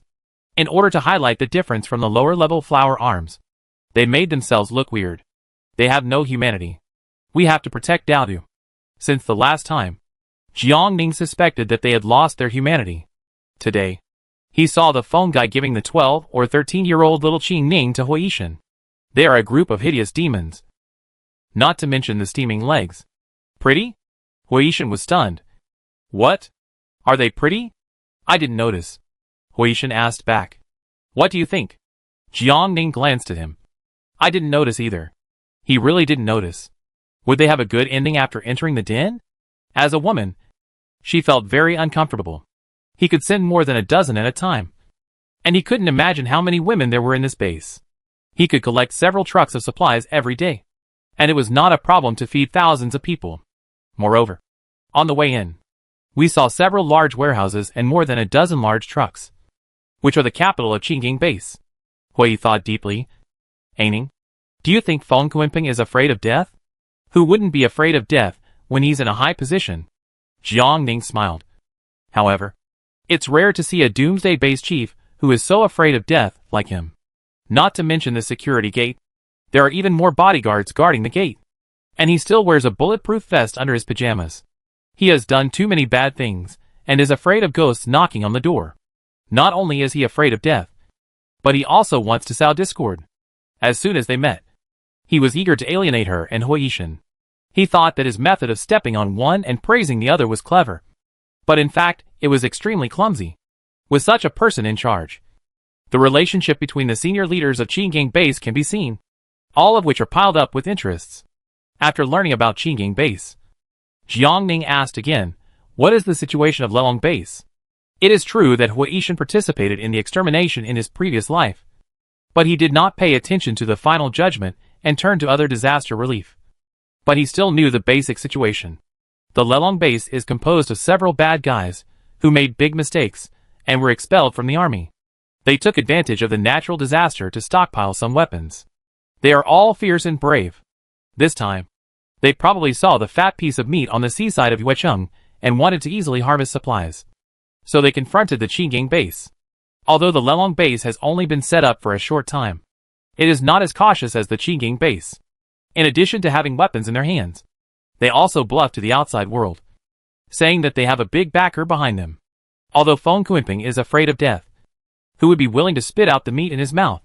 He has fought several times in a short period of time, and it can only be said that the fight is half a catty and ate a catty. Otherwise, Hui Yishan would not have added fuel to the fire. Jiang Ning had no good impression of Feng Kuiping. Feng is an old fox, cunning and calculating. He doesn't even trust his own brothers, let alone us. It's just using him. Hui Yishan was calm and said, no matter how deep he hides, the fox's tail will be exposed sooner or later. We just need to watch the dinner performance. The fire has been lit, and Feng Kuiping has little chance to follow him, unless he is not afraid of getting burned. Chapter 191. After leaving the space, the two continued to clean up and chat about family matters. It was soon noon, and someone brought lunch over. 3 dishes and 1 soup, a combination of meat and vegetables, and a bottle of strong liquor. I don't like drinking. Should I return it or keep it? We have to accept Brother Feng's kindness, and keep it for Coke, who likes to drink it when he has nothing to do. Woof. Jumingzi circled around Jiang Ning. Look, he gets excited when talking about wine. Although they chatted, Jiang Ning didn't plan to eat the food at the base. Although the possibility of being poisoned was small at this stage, he felt uncomfortable. Put it into the space and take out the stock from home. Daodu was possessed by the spirit of drama and ate while complaining. Brother, this bacon is smelly. Not as delicious as my sister's. Don't waste food. There are so many people outside who don't even have tree bark to eat. I let my sister make you delicious food when I have the chance in the future. After dinner, draw all the curtains and go to sleep. Chatting is chatting about everything. When you are tired of chatting, you go to sleep. It's already past 5 o'clock when you wake up. Someone came to inform that the dinner will be held at 7 o'clock. Jiang Ning picked clean clothes for Feng's face. It is estimated that there will be many women accompanying the banquet. She didn't forget to take out lipstick and apply some, so that they won't be blinded and mistake her for a handsome man. She was always worried about Daodu. She didn't want to bring her along, but she was also worried that she might be in danger if she left her alone. She picked out denim overalls and an inconspicuous cotton t-shirt for her. She didn't favor one over the other, and she also combed the dog hair. It was about time, so the 3 of them went out. The vicious dog led the way, walking with a pace that didn't recognize any relatives, and it seemed that it wanted to pounce on any moving legs it saw. As the sun set, many flower-armed men returned to their nests, and they whistled when they saw beautiful women and little girls from afar. The dog ran wildly in pursuit, and the flower-armed man who didn't have a gun almost broke his legs. Climbing a tree was useless, because the dog jumped 2 or 3 meters, and it climbed the tree and flew away. The flower-armed man was almost scared to pee. There were also flower-armed people with guns. But the truth cannot be hidden. Everyone knew that a group of people welcomed by the boss had come to the base. Although they were upset, no one dared to shoot. The vicious dog barking spread 3 miles away. Seeing that it was about to tear the throat of the flower-armed person, Jiang Ning spoke slowly. Coke, come back. The vicious dog turned into a cat in an instant and returned to the owner obediently. Now, no one dared to provoke him again. With his leg shaking, the flower-armed person fell from the tree. Damn. It's great to have a dog. I kill it one day. They have already wiped out both of our groups. I advise you to give up this idea. Didn't you see that the boss has forgiven us and offered us amnesty? Just wait. Who knows when they will be able to take the top position. And you will suffer when that happens. Huabai spat and left angrily. Facing the sunset, the 3 people and the dog walked slowly, seemingly chatting but actually secretly observing the distribution and terrain of the base. There are several sentry towers in the base, which can detect any major movement inside or outside at the first time. Arrived at the big villa, entered the security check gate, and turned on the central air conditioning. The dinner was good, with roasted whole lamb and the smell of cumin. Others did not come. It was still Feng Kuiping and Xiao Lao San. And Feng even changed into a casual tang suit. Being young is good. Brother Hua is very energetic. And so is my sister-in-law. Both are as heroic as men. Jiang Ning smiled. Brother Feng is joking. Feng Kuiping still likes the evil dog. But the evil dog is aloof and ignores him. He put his eyes on Daodu and praised, the little girl is so cute. Although the child is young, he can best perceive good and evil. Daodu was so scared that she hid behind her brother. Feng Kuiping was embarrassed. Hui Yishan explained. The child is shy. It's okay. All children are like this. Come on. Come on. Please take a seat. Feng Kuiping sat in the upper seat and said apologetically. I'm really sorry. Brother Hui is new here, and we should have held a grand welcome ceremony for you. But we happened to encounter the Lelong base, looking for trouble, and smashing our bowls.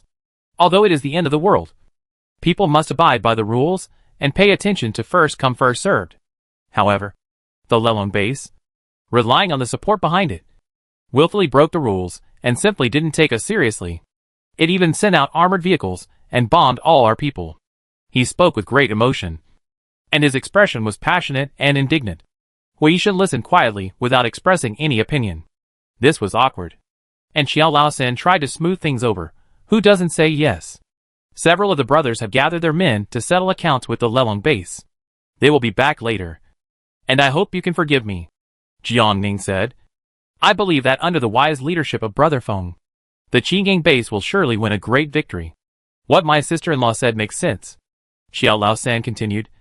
The roasted lamb is ready. Shall we start? Brother? Feng Kuiping greeted him warmly. Come on. Come on. There's plenty of wine and meat tonight. Hui Yishan had said before. Sorry. I can't hold my liquor. I haven't sobered up from the noon wine yet. I really can't drink anymore. Xiao Lao San opened the red wine. How can I not drink? Tonight is a special banquet for Brother Hua. It's my previous professional habit. I really can't drink too much. Jiang Ning. On the other hand? Understood. It's been 2 years since the end of the world. I can't still have my previous job. Brother Feng has asked. Drink some. Hui Yishan remained silent, but did not refuse again. Feng Kuiping took the opportunity to speak. From what my sister-in-law said, Brother Hua's job is quite special. I wonder what industry he is in. He has been able to maintain good habits for more than 2 years. Jiang Ning did not hide it. Special police. He retired due to injury and was punished. It is difficult to change the habits formed in this unit. It has been 2 years since the end of the world, and he has not recovered yet. Feng Kuiping showed admiration. It turns out that Brother Hua is a special talent. No wonder he is so good at fighting. He can kill gods and Buddhas. He is amazing. Brother Feng, you are too kind. Perhaps triggered by bad memories. Hui Yishan was in a low mood and drank the wine glass in one gulp. Xiao Lao San quickly filled it up. The freshly baked roasted lamb was served. The aroma was so fragrant that people drooled. Feng Kuiping continued to chat with Hui Yishan. But Hui Yishan didn't respond and drank another glass of wine. Jiang Ning followed up. Brother Feng. He was wrong when he left the team. So don't rub salt into his wounds. Blame me. Blame me. Feng Kuiping punished himself with a glass of wine. It's all in the wine. Thanks to Mr. Feng's preference. The dog not only got a seat, but also got a whole leg of lamb. Feng Kuiping smiled at it. Eat it. This is also a leg that is steaming. The dog was greedy, but still looked at Jiang Ning. Eat it, Jiang Ning said. This is a reward from Brother Feng. Remember to thank Brother Feng. The dog said to Mr. Feng. Woof. Eat your whole family. Ha ha ha. He liked this dog, and it would be his sooner or later. And then, he would tame its loyalty. As for these 3 people, hee hee. It's also quite interesting. Chapter 192. The specially prepared roasted whole lamb was cooked to perfection. Jiang Ninka didn't hesitate to eat it. She only had 1 lamb in her space, so she couldn't eat many meals. She had to eat as much as she could. She asked while eating. Brother Feng. It's not easy to eat meat now. Especially live lamb. It's not easy outside. But at the Qingang base, you can eat live lamb as long as you have the ability. Xiao Lao San praised. Yes. In the future, we will follow Brother Feng to do big things. Not to mention live lamb. Live beef will also be available at any time. Jiang Ning tasted the flavor. This seems to be authentic mutton from the northwest. We can't get this flavor in coastal areas. You have a good taste, sister-in-law. Xiao Laosan smiled. It's from the northwest. Jiang Ning was surprised. The southern coastal area is extremely cold with temperatures of more than 70 degrees below zero. The northwest should be even colder. The cattle and sheep can still survive. It's incredible. Xiao Laosan likes people with limited knowledge. You may not know that there are many strange things in the world. Even though it's extremely hot here, the northwest has just been extremely cold. And the cattle and sheep are still alive. Jiang Ning almost dropped his jaw in shock. Not everyone can eat roasted live lamb in such a hot weather. Thank you, Brother Feng, for your hospitality. As he spoke, he raised his glass to Feng Kunping and Xiao Laosan. Just as he sat down, there was a noise outside. Yang Laowu brought his men back. Some were covered in blood. Some were shot and waiting for emergency treatment. Dozens of people went out. Half of them were killed. And many were disabled. Brother, those guys from the Lelong base actually ambushed us halfway. Fortunately, I didn't give in and killed a lot of them. Yang Laowu was so angry that he almost dropped his gun on the ground. Damn. They are too much. Not only did they take our sentry, but they also turned the tables and said that we killed their people first. This is clearly an excuse. The base has only more than 200 people in total. And the loss is heavy. Medicine is more precious than gold. And this group of injured people also means that they will be killed. It was easy to recruit survivors who risked their lives in the past. After all, the tolls were there. Who knew that Lelong base would get involved? Not only to compete with Chigang base for jobs, but also to compete for people. If this continues, the Chigang base will be destroyed sooner or later. Feng Kunping was so angry that he didn't even remember the elegant coat of the chairman. He threw the wine glass again in impulse. Damn. Do you really think I'm a soft persimmon? He almost overturned the table. The three people and the dog were particularly calm. Especially the dog, who was chewing the lamb leg deliciously. To be honest, seeing Hui Yishan and the others eating the delicious food, he really wanted to shoot them all with a gun. However, he finally calmed down. He waved his hand to let Yang Laoyi and others retreat. And the injured were quickly bandaged and treated. After getting his mood in order, he sat down again with a smile. Brother Hua, you just heard that the Lelong base is too arrogant. Not only did they destroy our checkpoints, but now they have killed and injured dozens of us. What do you think we should do? Hui Yishan was very calm. Do you want to hear the truth or nice words? Feng Kunping choked. Of course the truth. Cut the grass and root it out. Feng Kunping knew this simple truth.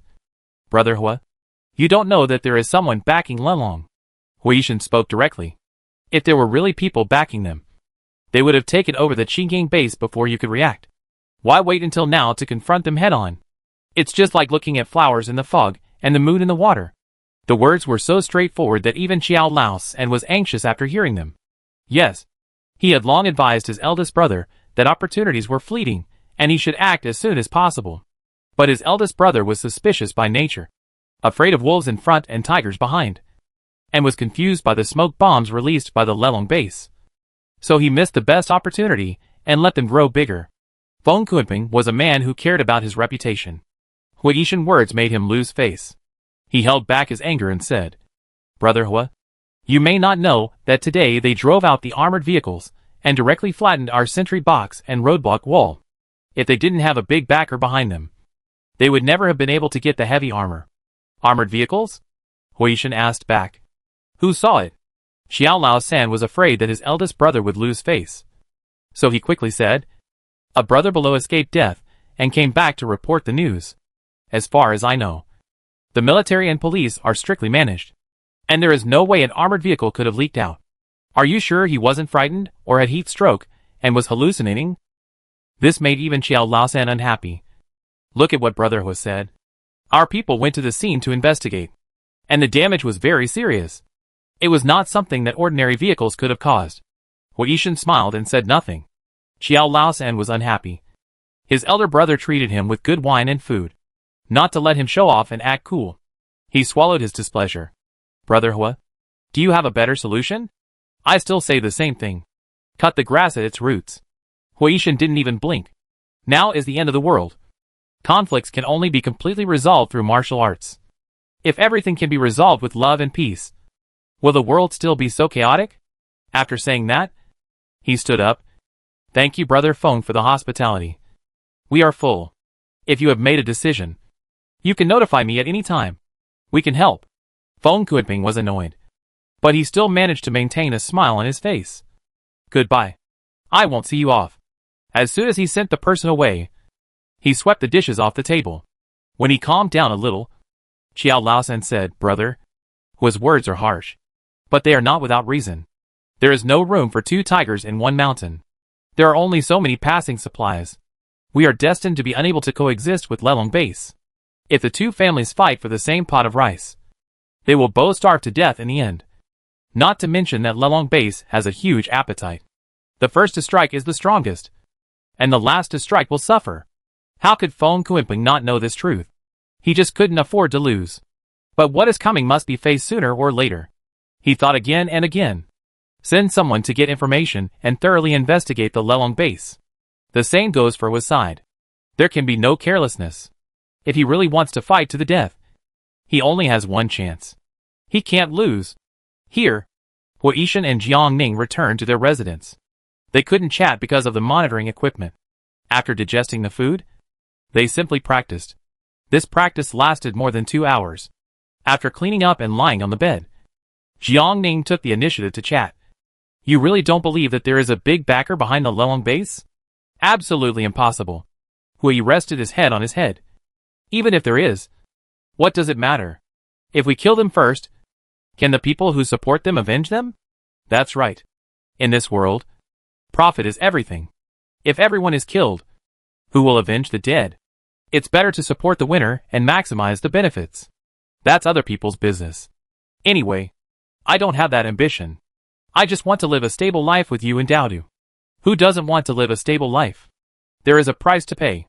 Let's see if they dare to bomb us with explosive packs. If they don't dare to bomb the Lelong Base, then they will be in trouble.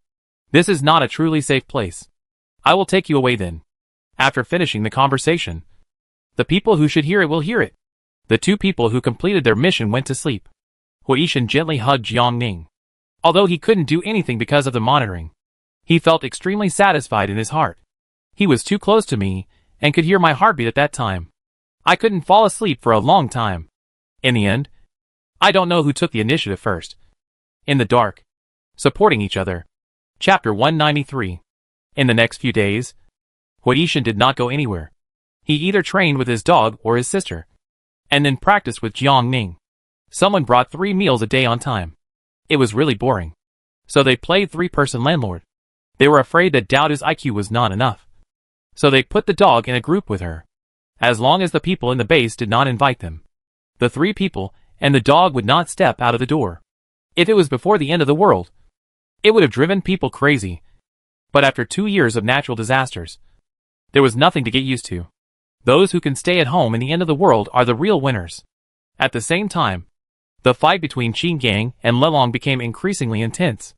Feng Kuiping was suspicious and afraid of death, and was unwilling to gamble with his good life. Lelong was irritable and ruthless, and seemed aggressive. It is easy to go from frugality to luxury, but it is difficult to go from luxury to frugality. In the past, they received several truckloads of supplies every day, and they lived a comfortable life. Now the two sides are fighting each other, and they can't even receive half a truckload of goods every day. So the brothers are naturally short of money. They are desperate people who live on the edge of a knife. When they were lavish, they were good to each other. But now they are living a tight life. And the flower arms are immediately dissatisfied. They didn't understand why they didn't kill the Lelong base, but retreated again and again? Damn. Why not give them the base too? The people below were anxious. And Feng Kuiping was even more anxious. He knew that only those who were supported by others were the big brothers, and those who were not supported by others were trash. If this continued, not to mention that the people below did not respect him, they might even rebel or leave the base. This battle had to be fought, whether to fight or not. In the end, he chose to fight. After monitoring for several days, the man surnamed Hu did not behave abnormally, except that the movement at night was really short. I didn't expect that he was so strong, but he only had 3 minutes. Feng Kuiping felt a little sympathetic to him, who was strong on the outside but weak on the inside. And it was a pity for such a beautiful woman around him. Huishan was also embarrassed. Is it necessary to be like this? Jiang Ning asked back. What should I do? These were the precious 3 minutes she had finally found from the massive amount of videos. They slept in the same bed every day. And if nothing happened, it would be strange if Feng Kuiping didn't suspect anything. He was willing to be on a reality show here. And to be excited by the other side? Even if he was willing, Jiang Ning would never agree. Huishan finally compromised. But fearing that she would misunderstand, he touched his nose and explained that, I definitely don't want more than that. Jiang Ning understood immediately and dug his toes into the ground. Oh! He said it as if he had experienced many battles. But he didn't even have a girlfriend in his previous life. Back in the room, she found the video and was about to play it. But there was a knock on the door. Feng Kuiping finally couldn't hold back. He treated her with good wine and food, and even specially gave Guzi a whole roast chicken. Brother Hua, we have decided to fight to the death with the Lelong base. Feng Kuiping spoke modestly. But you also know that my men are good at collecting protection fees, while the leaders over there are good at fighting. This battle is very dangerous. Do you have any good suggestions?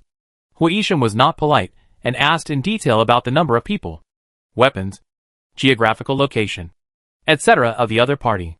The Lelong base was newly established not long ago, and there is no advantage in numbers. But everyone is fierce and brave, and this side has more weapons and is very familiar with the surrounding terrain. Huishan considered, if we play it fair and square, I'm afraid neither side will get any good, so we can only outsmart it. Feng Kuiping agreed deeply. If they really wanted to kill all the people, what was the point of him being the base commander? It was just an empty title. Jiang Ning suggested. Catch the leader first. Shoot the horse first. Feng Kuiping rejected it. It's not that I haven't considered it, but the other base commander is very cunning and doesn't want to show up at all. Jiang Ning smiled lightly. What if you invite him to sit down and talk? Feng Kuiping was stunned. Jiang Ning explained. You have not been idle these days. You have been fighting back and forth, and no one has gained an advantage. If we continue to fight, it will be a lose-lose situation. As long as you invite him out, things will be easier. Feng Kuiping was skeptical. Just invite him out? Brother Feng, don't forget. What did my Ashin do before? Jiang Ning smiled confidently. He often deals with vicious criminals, and he is best at ambushes. If he has the best sniper rifle, 3,000 meters away is not a problem. As long as you kill their heads, the mob under your command is nothing to be afraid of. Feng Kuiping treated Huishan well because of this. But he still worried. I believe Brother Hu can accurately kill the target. But what about the scene? If the other party is really going to die, I won't have time to run, and will be shot by the other party. Jiang Ning looked at the dog that was chewing the chicken leg. Every leg it has eaten is not eaten in vain. Brother Feng, do you know why the bombing that night didn't hit us? This is really a pot that is not mentioned. Feng Kuiping is a little embarrassed, but at the same time very curious. It is a high-standard police dog. We spent 2 years training it, let alone smelling gunpowder. Even letting it carry ammunition to blow up the bunker is no problem. The dog was not even bothered to chew the chicken leg when he was named. Woof. No problem. Huishan announced the battle plan. As long as you invite the other party out and attract their attention with peace talks, Coke will hide the bomb in the place closest to them. I will kill the person in charge of the Lelong base first, and then detonate the second shot. This is the plan with the least casualties. As long as you get rid of them, you can go straight to their base and swallow this piece of fat meat. This is just my suggestion. You can decide whether to execute it or not. Jiang Ning added. If you think the plan is not good, we will not lose anything. But if you think it is feasible and successful, we will ask for compensation. This is the first time Feng Kuiping has seen people bargaining right after arriving. He was unhappy, but did not show it. His face maintained his usual elegance. Sister-in-law, please tell me. Our base has always been clear about rewards and punishments. As long as you can destroy the Lelong base, you will definitely be rewarded. Jiang Ning got straight to the point. We want a single villa, and cows and sheep. This made Feng Kuiping unable to handle it. He thought the two would ask for a high price. At least a position of person in charge to satisfy his pleasure. We are not interested in power. We just want to live comfortably and casually. You can help us if you need to. And don't bother us if you don't need to. What do you think? Ha ha ha. No problem at all. Do you really treat the base as your own home? You can come and go freely. Ha! The day when the Lelong base is destroyed will be their death. Chapter 194. The matter was settled, and Huishan went back to rest. The next day, Feng Kunping sent someone to negotiate with the Yulong base, and Jiang Ning asked him for explosive packs and gasoline. Sister-in-law, what do you want these for? Regarding his pretending to be dead, Jiang Ning spoke directly. If you don't let the dog practice in advance, what if it gets tired halfway or picks the wrong place? Oh, look, I forgot about this. Feng Kunping immediately arranged it, and did not forget to remind him, but this thing is too dangerous. If it runs around the base with it, it will be dangerous if someone shoots it. How about this? Practice with mud first, and then use it for real when you are on the field? Jiang Ning had no objection. Okay, but don't forget to prepare the sniper rifle. You can't ask us to provide both people and weapons. Right? Besides, we can't get that thing. No problem. I find a way. Hee hee. It's really a 1,000-year-old fox. And it's well guarded. In the evening, Feng Kunping held a telescope and watched Coke running, crawling, and jumping with a heavy bomb in his mouth on the balcony of the villa. The dog attracted the attention of the entire base, and even Feng Kunping was very itchy. This dog is really good. He wants it so much.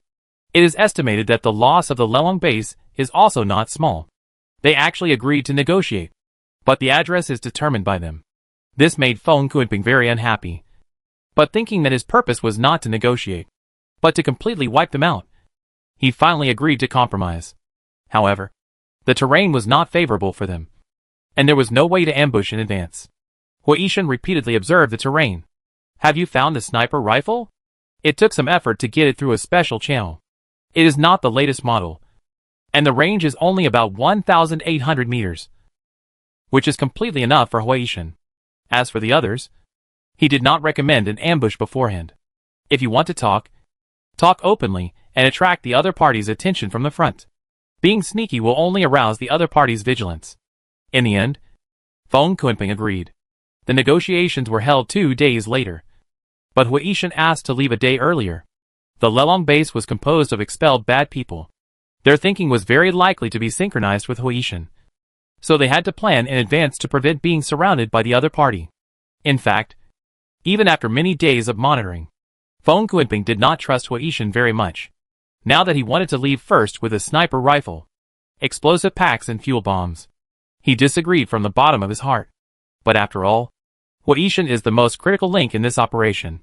It would be too embarrassing to stop him. He quickly came up with an idea. Daodu is still young. If they really fight, broken limbs will fly everywhere, which will scare the children. What do you think? Hee hee. Isn't it because they are afraid that the two will have ulterior motives and hold Daodu hostage? If they don't agree, they will lose their lives, not to mention leaving the base. Huishan dared to come, and he had expected this day. No problem. But Daodu is timid. I don't want her to lose a hair before I come back. Feng Kunping readily agreed. Don't worry. Daodu is so cute. I will have someone take good care of her, and never let her lose a hair. No one is stupid. Such a cunning fox is just taking advantage of the time and place. Otherwise, with his scheming face, how many people would be willing to work for him? Back to the residence, Huishan told the truth. Daodu, brother and sister are going out tonight, and will not be back until tomorrow. Can you stay here alone? Daodu didn't want to separate, but I want to be with my brother and sister. We have a mission. It's inconvenient to take you with us. Huishan touched her head. Don't be afraid. Wait for your brother and sister to come back. Daodu was reluctant, but still agreed. Brother, I will take good care of myself. Jiang Ning packed up. Huishan gave Daodu a silenced pistol, hinting that she should hide it secretly. Daodu hid it very well, and no one could find it. After playing with her for a while, around 12 o'clock in the evening, the two people and the dog planned to leave. The dog was reluctant to leave Daodu, and rubbed against her for a long time. After leaving enough food, Huishan told her to lock the door, and then turned and left. Jiang Ning found Qiao Laosan. Brother Qiao, you know what kind of personality Oshin and I have. Now we are all in the same boat, and we are keeping Daodu here, which is enough sincerity. If we come back and find that Daodu has any mishap, You should know what will happen then. Right? Xiao Laosan vowed. Look at what you said. I treat Dao as my own daughter. And if anyone dares to touch her, I will lift his head and let you sit on it. Hu Yishan started the car and looked up at the window of his residence when he left. The house was dark, but he knew Dao must be standing by the window. He took a deep breath, started the engine and left, leaving the Qinggang base. The Hummer disappeared into the darkness. The negotiation site was 30 kilometers away from the base, located between two mountains, one high and one low, with a wide view in the middle. Just looking at the terrain, it was clear that the Lelong base also had impure intentions. If I guessed correctly, they also wanted to kill Feng Kuanping and then annex the Qinggang base. Therefore, sniping is essential. What Hu Yishan has to do is to kill them before the ambush of Lelong base. The negotiation is scheduled for 9 o'clock tomorrow, and it is enough for him to rush there in the early morning. Judging from the contempt of Feng Kuanping by Lelong base, it is impossible for them to prepare so carefully. When they arrived at the place, they turned off the lights. After getting off the car and staying in the dark for 15 minutes, Hu Yishan and Guo Zi double confirmed that there was no one, and Jiang Ning put the car into the space. He went to the intersection of Lelong base in the dark and found a hidden place that was easy to observe. With the dog on sentry duty, Jiang Ning rested on Hu Yishan's shoulder. He was gently pushed while half asleep. Hu Yishan reminded him, "Someone is coming." In the distance, car lights came on. Jiang Ning looked down at his watch. It was 4:10 in the morning. Using night vision binoculars, there was no tail following. Hu Yishan and the dog took action immediately, intending to catch the other party off guard. Jiang Ning, who was completely ignored, said, Is she so invisible?" The other party came in the dark just to catch an early ship, but he never expected that as soon as he opened the car door, a cold gun would be pressed against the back of his head. Dead scum. He thought he was good enough in the Lelong base, and this sniper mission was easy and simple. But he didn't expect to die before he could accomplish his mission. Instantly, he doubted his life. This was absolutely a shame. The sniper rifle backpack on his back was ruthlessly taken away.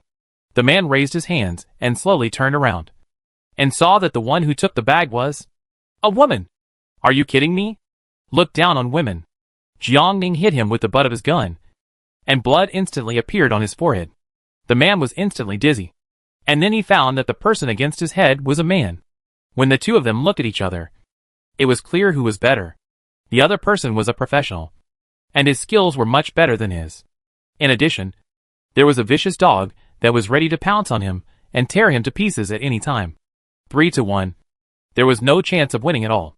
Jiang Ning asked, "Do you want to die? Do you want to die? Or do you want to die?" The man wanted to cry. "Sister, do you have any other choice?" Chapter 195. Facing his question, Jiang Ning finally said, "Yes, tell me your plan, and I can spare your life after the mission is over." The man was confused. "Are you from Qinggang base?" "No. If there was such a person in Qinggang base, it wouldn't be so declining." "Yes. And no." Jiang Ning loaded the bullet. "Do you want a chance to survive?" Of course. He didn't want to die. If he couldn't survive in Lelong base, wouldn't it be better to go to other bases? There is no need to joke with your life. So, not only did he tell everything, but he also told everything he knew, revealing the personnel and layout of the Lelong base, just hoping that the other party would spare him. Jiang Ning kept his word and decided to keep him until tomorrow. In order to be on the safe side, Hu Yishan found a secret cave to hide the man and stripped him of his clothes. The man was trembling with fear. "Brother, leave me a pair of underwear." "Underwear?" Wishful thinking. Not only did he strip him, he also tied him up and stuffed 2 sticky candies into his mouth, guaranteeing that he would not wake up even if he was blasted with a cannon within 24 hours. The man struggled, but he was frightened by the fierce look of the vicious dog mouth, and he quickly clamped his mouth. After a while, the effect of the drug took effect, and he fell into a deep sleep. Hu Yishan did not forget to cover his mouth. Jiang Ning put the man car into the space, and then built a pile of stones at the intersection according to his instructions, suggesting that the other party had no ambush and everything was ready. Hu Yishan decisively chose to ambush near the Lelong base. First, the distance was close, and the field of vision was good. Second, they exposed their backs, which was conducive to the dog approaching without being noticed. It was still early. Jiangning opened the man's big backpack and found a brand new sniper rifle. Huishan took it out to check. This is the best brand, with a range of up to 3,000 meters. Judging from the degree of wear and tear, it is estimated that it has not been officially used. Jiangning couldn't help but sigh. The poor student really has too many stationery. Such a poor man. But he has such a good gun. It's really a bargain for Huishan. Before he knew it, it was dawn. Jiangning took out a very light steamed bun to fill his stomach, and then continued to lie dormant. The sun gradually became scorching, and before he knew it, it was almost 9 o'clock, and the people from the Qinggang base slowly appeared. 3 off-road vehicles and 1 truck. A total of 50 or 60 people came, all with weapons. The off-road vehicles had curtains, and Jiangning used a telescope to observe carefully, but he couldn't guess which vehicle Feng Kuipeng was sitting in. This bastard. He really took good measures to save his life. It was 9 o'clock, but the people from the Lelong base had not appeared yet, which was obviously a show of force for Feng Kuipeng. After waiting for about 10 minutes, Jiangning used a telescope to find that there was a car in the distance. 2 off-road vehicles, 2 trucks, and the trucks were full of people. The number of people for the negotiation was agreed upon. But Jiangning stood high and looked far, and clearly found that there were a lot more people in the Lelong base. It was obvious that they were going to go all in today, and use the negotiation to destroy the Qinggang base. Worried that the quality of Feng Kuipeng's was not good, Jiangning took out the bomb and fuel bombs made by Huishan from the space. Or, should I go? She was really worried about the dog. If she was in danger, she could hide in the space. Huishan considered, aiming, whether in terms of body shape or sense of smell or sharpness. Coke is more suitable than us. If you go alone, once you are discovered, this plan will fail completely. The dog bit the bomb and refused to let go, thinking that Dowdu was still at the Qinggang base. Jiangning had to agree. Huishan tied up the 2 packages and touched the dog head. Don't be stubborn. If you are discovered, evacuate immediately. The dog eyes were firm, and he stared at the 2 people deeply. Jiangning's eyes were red, and he touched its head reluctantly. Remember, no matter what time it is, your life is the most important. Don't be so stupid as in your last life. It's not worth it. At this time, the cars from the Lelong base drove over and stopped one by 150 meters away from the other side. The henchmen holding weapons jumped off the truck first and stood fiercely beside it. The leaders of both sides wanted to save face, so no one was in a hurry to get off the car. The car at the Lelong base was parked diagonally. At first glance, it seemed not neat, but in the eyes of experts, it was a big deal.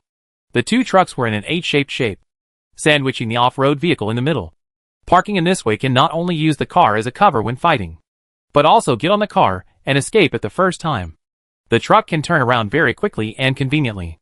Moreover, this parking method is particularly friendly to Huishan, and the fuel tank of the large truck appears carelessly under his nose.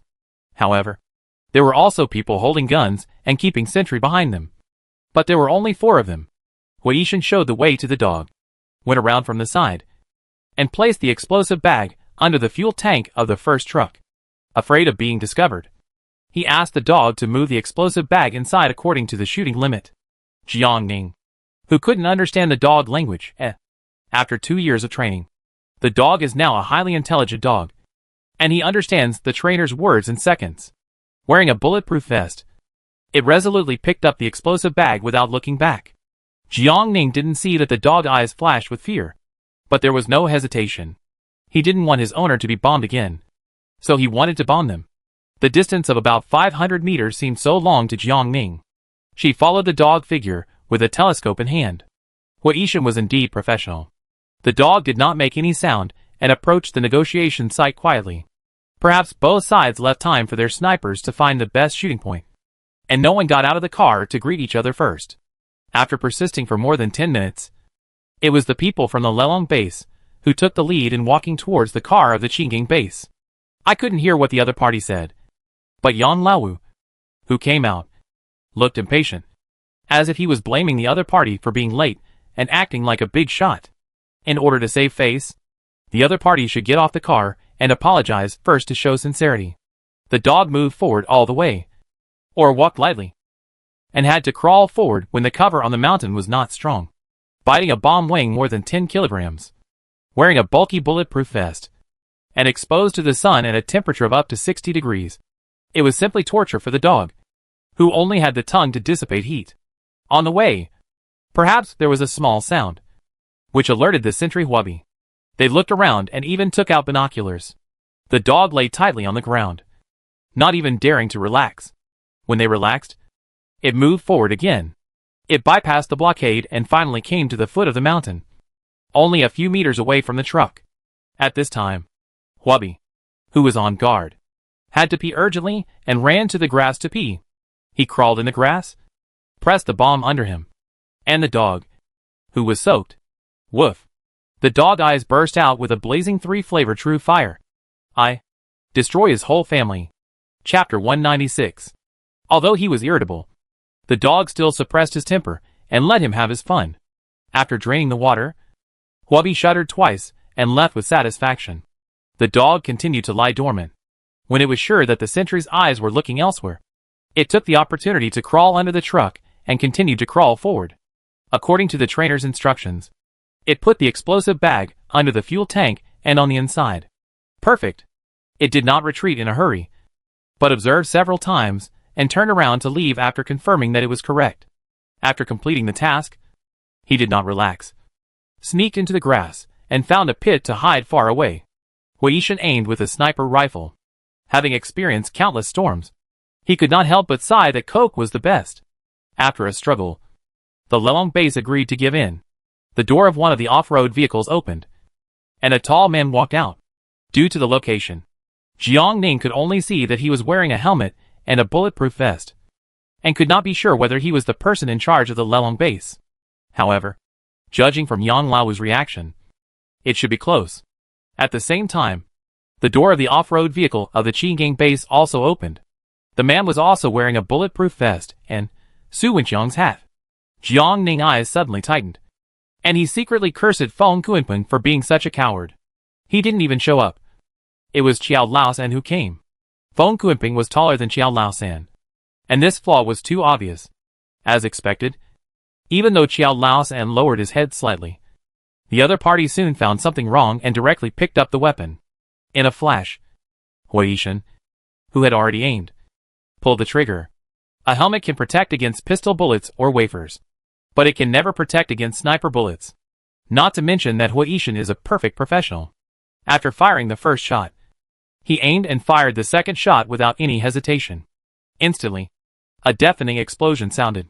The explosive pack exploded the fuel bomb, and the power blew up the entire truck. And the fuel tank was also blown up. One shot. 3 explosions. Gasoline burst out like a meteor shower, splashing everywhere, and the fire burned fiercely. Even the SUV next to it was blown over. In the raging fire, the helmeted man disappeared. The minions of the Lelong base stood in a group, and they were very close to the truck. When the explosion occurred, they were either blown away or hit by the burning gasoline liquid, and soon fell into a raging sea of fire. The minions who were lucky enough to escape the disaster were hit by bullets from the opposite side, and they were instantly in a state of confusion, wailing everywhere. The distance between the Qingang base and the enemy base commander was more than 50 meters. The moment the enemy base commander fell, they all retreated. There were gasoline fireballs flying over, but they could be ignored. Qiao Laosan seized the opportunity to organize a counterattack. Quick! Kill these bastards and surround their lair. This was not a battle. It was a complete crushing, especially in the blazing fire. Another off-road vehicle at the Lelong base exploded, causing greater casualties. Qiao Laosan ordered, not a single one should be left alive. A one-sided crushing game was quickly completed, and he immediately led his men to rush to the Lelong base. In fact, Qiao Laosan was very dissatisfied with Feng Kuanping's arrangement. The meat-eating big brother went up, but he had to take the bullet. But what could he do? Fortunately, the surname Hua was reliable, and the battle was won beautifully. After the large army left, only the burning fire and the extremely unpleasant smell remained in the valley. There was a rustling sound in the bushes, and the dog came out and jumped on Jiang Ning happily. Jiang Ning covered his nose and quickly stepped back. What's that smell? The dog heart was instantly frozen, and his eyes were full of grievances. The shit shoveler didn't love it anymore. The smell was too familiar, and Jiang Ning quickly understood its sacrifice. So, he quickly took it into the space to wash it, rinsing and rubbing, and blowing it dry. Took up a lot of time in the space. After washing it clean, Jiang Ning hugged it to comfort it and gave it a lot of rewards, including beef jerky, duck meat, chicken legs, and freeze-dried canned food. Cola, you're awesome. The dog ate with a grin, and the grievances just now were long gone. When he came out again, the fire had stopped, and only the ground was devastated. Worried about Daodu, Jiang Ning did not get involved in Feng Kuiping's encirclement and suppression, and took out the Hummer to return to the Qinggang base. The Qinggang base was much emptier, and all the people who could fight were transferred away. Even Feng Kuiping was not in the base. This dead coward, seeing that there was an opportunity to pick up, finally wanted to take action. At this time, the base's defense was the weakest, and Jiang Ning wanted to charge and shoot them all. But she still restrained her impulse. Now was not the best time to act. Although Feng looked cowardly, he was very careful, and there were several pairs of eyes watching him secretly. Back at his residence, Huishan knocked on the door. Daodu. After waiting for a few minutes, the door opened. Daodu threw herself into Huishan's arms. Brother. Seeing that she had cried, Huishan's face darkened. Who bullied you? I don't know. Someone was knocking on the door outside, not only tricking her to open the door, but also saying very unpleasant words. Maybe she didn't understand it very well, but after all, she was already 7 years old. She had learned a lot from TV dramas and cartoons, and knew that it was a very dirty word. Huishan walked in and comforted her for a long time. With the company of the dog, Daodu soon became cheerful. After lunch, the two took a nap and entered the space. Jiang Ning had a bad feeling. We have to be careful. The Feng family is not only suspicious and afraid of death, but also very narrow-minded. They are trying to separate the balance of the situation among the several big bosses. However, those people are a mob, and they are the mother of whoever feeds them. They are not a big threat to him. But we are different. If you hadn't taken action in today's battle, he would not have been able to turn the tables, and would have been swallowed up by the Lelong base sooner or later. People like him will never allow others to climb higher and stand farther than him. I guess he will take action against us soon. Huishan agreed. The Lelong base is gone, and it's Qinggang base's turn next. The two of them were not idle. They loaded all their guns with bullets, explosive packs, fuel bombs, coming out of the space. It was extremely noisy outside. Rumbling cars kept driving into the base. More than 20 of them. More than a dozen trucks of supplies, including food, weapons, gasoline, cattle and sheep that were either killed by heat or slaughtered alive. And 20 to 30 women. Feng Kuiping got off the SUV, looking very proud and walking with a breeze. Pick out a few clean ones and send them to my room. Some minions actually picked out a few pretty ones and had them dragged down to be cleaned, causing them to wail. Jiang Ning covered Daodu's eyes and turned back to the room. After venting their anger, the flower-armed men were very happy, talking about beheading and serial rage. Fuck. They are really awesome. Just like gods. The flower-armed men are evil, but they have their own way of thinking. Although they used to be dissatisfied with Huishan, they admire him so much today that they want to kneel down and worship him.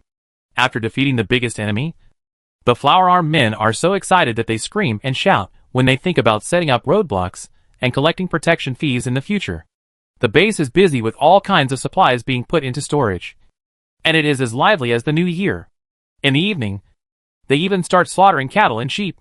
Huishan and his two friends play landlord, isolating the excitement outside the door. There is a knock on the door, and it is Qiao Lao San who comes. He didn't come in, but greeted at the door. Brother Hua, you are a god today. If you hadn't made a move, we might not have won today's comeback. The boss will hold a celebration banquet later, and we will reward you according to your merits. You must come. As he said that, he patted shoulders and shook hands, laughing proudly. Huishan was calm as usual. Okay, we will definitely be there. After closing the door, Huishan spread out his palm, and there was an extra note. Chapter 197. Go to the toilet. Enter the space. Jiang Ning opened the note. Only 3 words. Danger. The handwriting was crooked, It should be a deliberate cover-up. It's rare. Xiao Lao San actually warned them. It's not surprising. Hu Yishan analyzed. Xiao Lao San has the most contact with Feng Kunping, and is the one who knows him best. The surname Feng is not only greedy for life and afraid of death, but also good at crossing the river and destroying the bridge. Who would want to follow such a boss? Xiao Lao San has long been dissatisfied with Feng Kunping, but his strength is still not mature enough. And he was called to take the blame this morning. This kind of thing. If it happens once, it will happen again. Jiang Ning thought. You mean? Xiao Lao San already knew that Feng wanted to kill us. But today's incident made him completely anti-Feng. So he deliberately came to curry favor with you. No. Xiao Lao San wanted to use Hu Yishan to get rid of Feng Kunping, so that the fishermen could benefit from the quarrel between the snipe and the clam. TSK. Each of them has little ability, but they are more cunning than a sieve. However, the Lelong base has been destroyed. According to Feng Kunping's character, it is absolutely impossible for him to keep Hu Yishan, so as to avoid unnecessary trouble. Jiang Ning was a little curious. How do you think he plans to get rid of us? Just shoot us? Hu Yishan didn't think so. This guy cares about his reputation. If he kills us in public, what will his subordinates think? Who will dare to work for him in the future? If I guess correctly, he should use a dirty trick to poison the wine or food, and then find a reason to announce that the two left without saying goodbye or died of illness. In any case, today's celebration banquet is actually a Hongyan banquet. If you are not careful, you will be doomed. It got dark quickly, and a bonfire was lit on the playground. Several slaughtered sheep were roasted on the fire, and the iron pot not far away was bubbling with fragrance. Jiang Ning put on a white gauze skirt for Daodu, and didn't forget to put on a pair of pants. Guzi was also combed with a comb to make it smooth and shiny. As night fell, the flower-armed people came to the playground one after another, and the atmosphere quickly became noisy. Tonight, all the members of the base came in full force, looking forward to the celebration banquet with great enthusiasm. The eldest brother said that there would be enough wine and meat tonight. They haven't been so indulgent for a while. Today, they wiped out the bastards in the Lelong base. And every day in the future will be a good day for drinking and eating meat. Hu Yishan and his companions came to the playground and found that the entrance was guarded. No one was allowed to bring weapons into the venue. They said they were afraid that drinking too much would cause trouble. To put it bluntly, Feng Kunping was afraid of death. Jiang Ning was speechless. He was afraid that he had some serious illness. Fortunately, the three people and the dog did not bring weapons, and entered the playground smoothly. Those who brought weapons were noted and put in the box for safekeeping. As soon as he entered the venue, Jiang Ning saw the scene in front of him and his face immediately darkened. There were many more women in the playground. After a glance, there were 40 or 50 of them, all of different shapes and colors, including those who were escorted back from the Lelong base today. They were all held in the arms of the tattooed men without exception, and were ridiculed or treated rudely. Some women enjoyed it, while others looked painful but had no choice. Daodu looked at a girl of about her age in the distance, who was forced to sit on the tattooed men's thighs, choked by the tattooed men's smoke, and coughed uncomfortably. But the tattooed men laughed. She hid behind her brother in fear, holding his hand anxiously. Hu Yishan stroked her head. Not afraid. Brother Hua? Come on. Old Third Xiao came over with a big smile and said enthusiastically, let me introduce you to the main members of our base. This is the second in command. The heads of the base were all present, and they looked at Hu Yishan with different eyes. Some looked at him. Some looked at him with contempt. Some were jealous, and some were appreciative. As for Jiang Ning, their eyes were more varied. Young, beautiful, and a bit wild in her coolness. Perhaps she was completely turned into an animal. Or perhaps they were tired of the women kept in the base. When they saw Jiang Ning, they couldn't help but feel excited and had the urge to tame her. The bonfire on the playground flickered, and the temporary electric light was dim, which perfectly concealed the emotions in Hu Yishan's eyes. However, no matter how much they thought, without knowing the details, no one dared to easily provoke the man who shot and killed the head of the Lelong base. After a circle, Hu Yishan asked, where is Brother Feng? Xiao Laosan smiled meaningfully. He exercised too much in the afternoon, and he will probably come soon. The dinner started at 8 o'clock. Seeing that the time was almost up, Hu Yishan touched Daodu's head. Go and play. Don't go too far. Dowdy didn't want to leave, but Goozy got excited. So they formed a group to go play. A turnaround in desperate situation made all the brothers in the base look at Huishan with new eyes, which made the several big bosses very angry. With this brat around, will the boss still need them in the future? One of them had a plan in mind and winked at the beautifully dressed woman next to him. The woman understood, twisted her waist, and came to Huishan. And just as she was about to put her hand on him, Huishan had already noticed it and took a step back. Brother Hua, my name is Xiaoman. Let's get to know each other. Don't be so nervous. The voice is charming, and the soft body is close to him again. The heads of the several families secretly communicated with each other with their eyes. Xiaoman is a woman who seduces men very well. She can easily win over a young man like Hua. Isn't he powerful? Let him make a fool of himself tonight. Jiangning saw everything. In the last days, women who can get along well in the base are either several times more capable than men, or they are willing to take advantage of their own conditions. This woman named Xiaoman has a beautiful figure and dresses differently from other women. It seems that she is not serving ordinary flower-armed women. And she is very popular. The end of the world is cruel, and everyone lives differently. Others are understandable. But when she becomes a knife in someone else's hand and stabs herself and Huishan, Jiangning can't just sit back and watch. These bastards have no skills, but they are the best at intrigue. Jiangning did not hold back, grabbed the woman's hair and dragged her over, and slapped her hard. Ah! The woman screamed and fell to the ground in a mess, her mouth and nose bleeding. The troublemaker stood up and accused Jiangning. Hey, what are you doing? There are so many men in the base, and they can't satisfy you. Jiangning didn't even look at him, but said coldly to the woman on the ground, why do you have to snatch a man from me when you can seduce someone else? And you snatched it in front of me. Do you really think I'm dead? Next time, use your brain. He didn't even want the woman said by Brother Feng. So why would he want a piece of trash like you? Get lost. Chapter 198.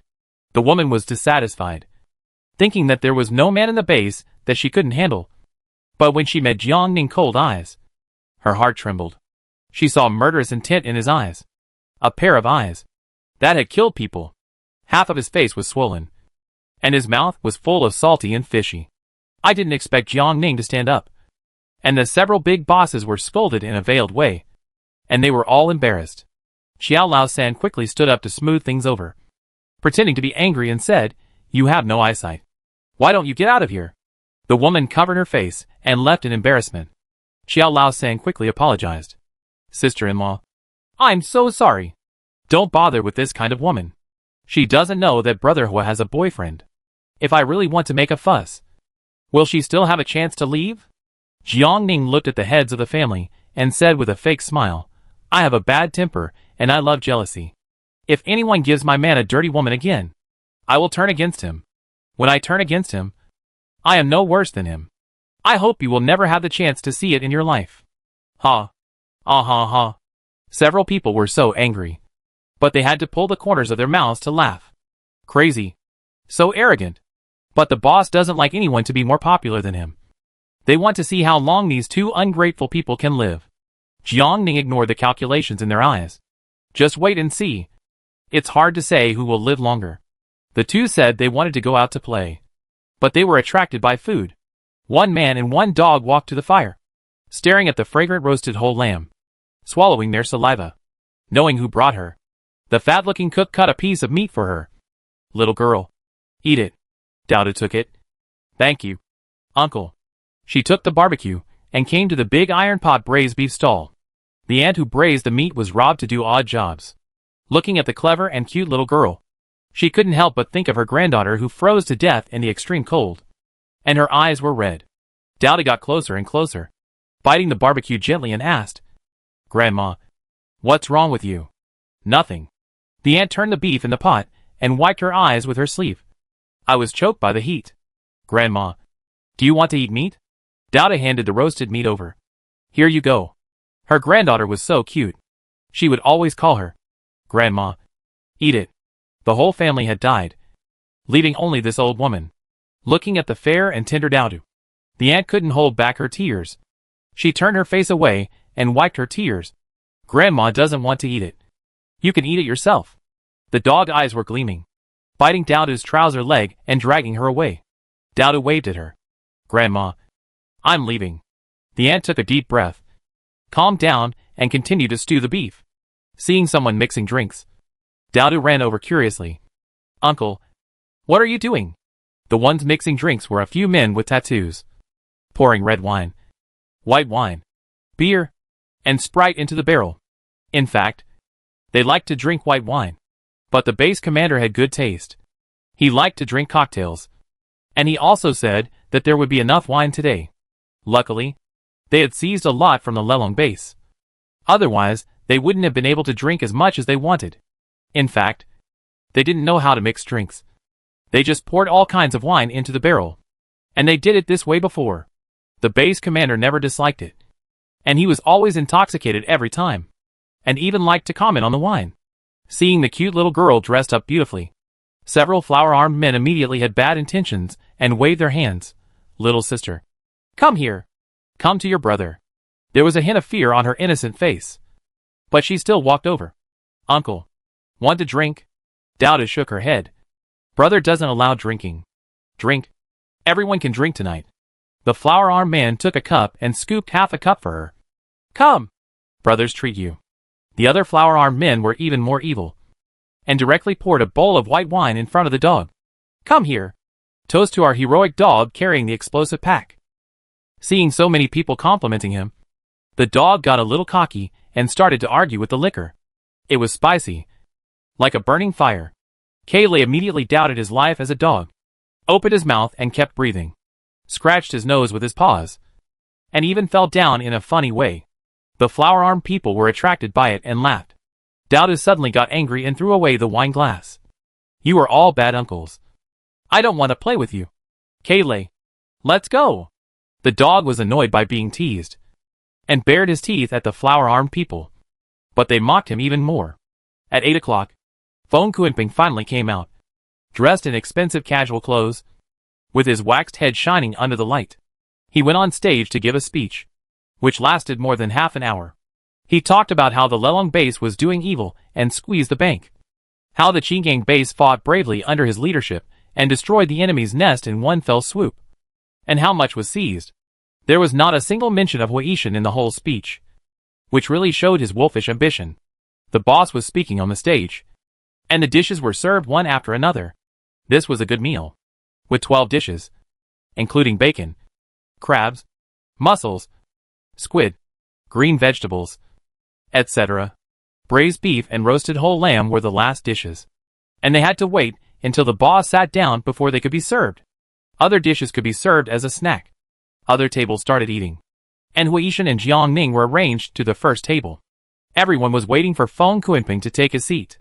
After speaking for more than 40 minutes and winning countless applause, Phong Kuenping finally gave up. "Come on. Come on. We are all family. Don't be polite. Eat and drink well." He just sat down. The braised beef and roasted whole lamb were served, and the women in cool clothes came to pour wine. Phong Kuenping raised his glass. "Come on. Qingang base is what it is today, thanks to the support of all the brothers, especially Brother Hua. I toast to you." Other bosses followed suit and complimented Huishan. Jiang Ning wanted to laugh, but now he was willing to open his mouth. Why not praise him on stage? Phong Kuenping drank it all in one gulp, and his shrewd eyes looked at Huishan and Jiang Ning through the wine glass. Seeing Jiang Ning finish the wine, a barely perceptible smile appeared at the corner of his mouth. The man is cold and capable. The woman is bold and wild. And Daodu is innocent and cute. He liked them very much, and he couldn't bear to kill any of them. He would lock them up first, and it wouldn't be too late to kill them when he got tired of playing with them. As for the dog, the master belonged to him, so it was naturally his too. Huishan was not used to drinking cocktails, and he choked just after taking half a sip, and bent over and coughed. Jiang Ning stood up and patted his back. "If you don't know how to drink, drink less. Look at you. Brother Phong and the others are making fun of you." The moment he bent over to block their sight, Jiang Ning put the wine in the glass into the space and replaced it with the one he had prepared long ago. She didn't drink it either. It seemed like it went into her mouth, but it actually went into the space. "Come on, everyone. Pick up your chopsticks and try the roasted whole lamb and braised beef. They are all fresh. Several heads complimented him. Brother, we haven't eaten fresh beef and mutton for 2 years. If we hadn't followed you, how could we have eaten it? Our base will get better and better in the future. We will have wine, meat, women, and everything. Ha ha ha. Dowdu touched his stomach. Brother, I'm full, Huishan said. Go play with Coke. Remember not to run around. Yeah. Dowdu jumped and left the table happily with the dog. In the end of the world, he was still so innocent. Under the dim light, he attracted many evil and jealous eyes. The man and the dog did not run far and played games at the door of the playground. The dinner was very lively. Fong Kuiping stood up and asked everyone to eat and drink well. There was enough food and wine.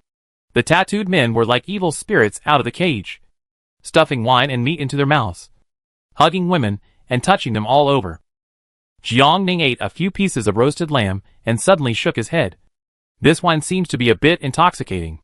Why do I feel dizzy? Chapter 199. Seeing Jiangning dizzy, Fong Kuiping was proud and explained with a smile. My sister-in-law rarely drinks. This is called cocktail, which is made by mixing 7 or 8 kinds of wine together. People with poor alcohol tolerance are more likely to get drunk. The other heads of the family followed suit. But only Qiao Loson's eyes flashed with anxiety. 2 idiots. They were warned of danger. But they didn't try to avoid it. No. Why did he feel a little dizzy? At the same time, Dowdu and Coke played further and further away, and left the playground without anyone noticing, and walked in front of the rumbling diesel generator. Guzi raised his right leg without hesitation and thrust hard. I've been holding it in for a whole day. It feels so good. What are you doing here? Huabi's voice suddenly sounded behind him. Dowdu turned around and smiled sweetly at the man. Uncle, I drank too much water, and my stomach is anxious. It was a bit far away, and the lights outside the playground were dim, so Huabi didn't see Guzi movements clearly. Dowdu ran over. Can you tell me where the toilet is? It was a shift, and it was not his turn to eat meat and drink. Huabi was so depressed that he saw that the child was pretty and cute, and immediately thought, Go to the toilet? Uncle will take you there, he said, and came over to hold Dowdu's hand. Then, he fell to the ground with a plop. Dowdu didn't know when he had a gun in his hand. After 2 years of countless practice, it had already formed muscle memory, giving him a cinnabar mole between his eyebrows.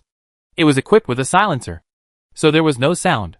At the same time, the rumbling generator, after being nourished by Guzi love, made a loud bang, and the whole playground fell into darkness. The moment the lights went out, Dowdu had already reached the entrance of the playground and shot each of the 2 flower-armed men guarding the weapons. The action was very fast, and the tattooed men had no defense against her, and fell down with a plop, taking away the keys from them. Dowdu hid behind the weapon cabinet with Guzi. When the lights went out, the whole audience was stunned, and Fong Kuiping was also stunned. But he quickly reacted, stood up, took out his gun, and shot at the seats of Huishan and Jiangning. As soon as the lights went out, Jiangning quickly lay down under the table and put on night vision goggles. When Fong Kuiping had used up the magazine, she dodged to another position and fired several shots at the big bosses. She didn't shoot at the heart, which would be too easy for them. The gunshot startled the whole place, and the wine and beef were both powerful sleeping pills. So the tattooed men ate a lot and soon became dizzy and fell down. Some of them ate less, and the drugs had not taken effect yet, so they were running around like headless flies. Jiangning didn't care about them, and left the operation with Huishan quickly, and joined Dowdu and Guzi, who were hiding behind the weapon cabinet. Thanks to Fong Kuiping's fear of death, he confiscated all the weapons of his brothers. Otherwise today would not be so smooth.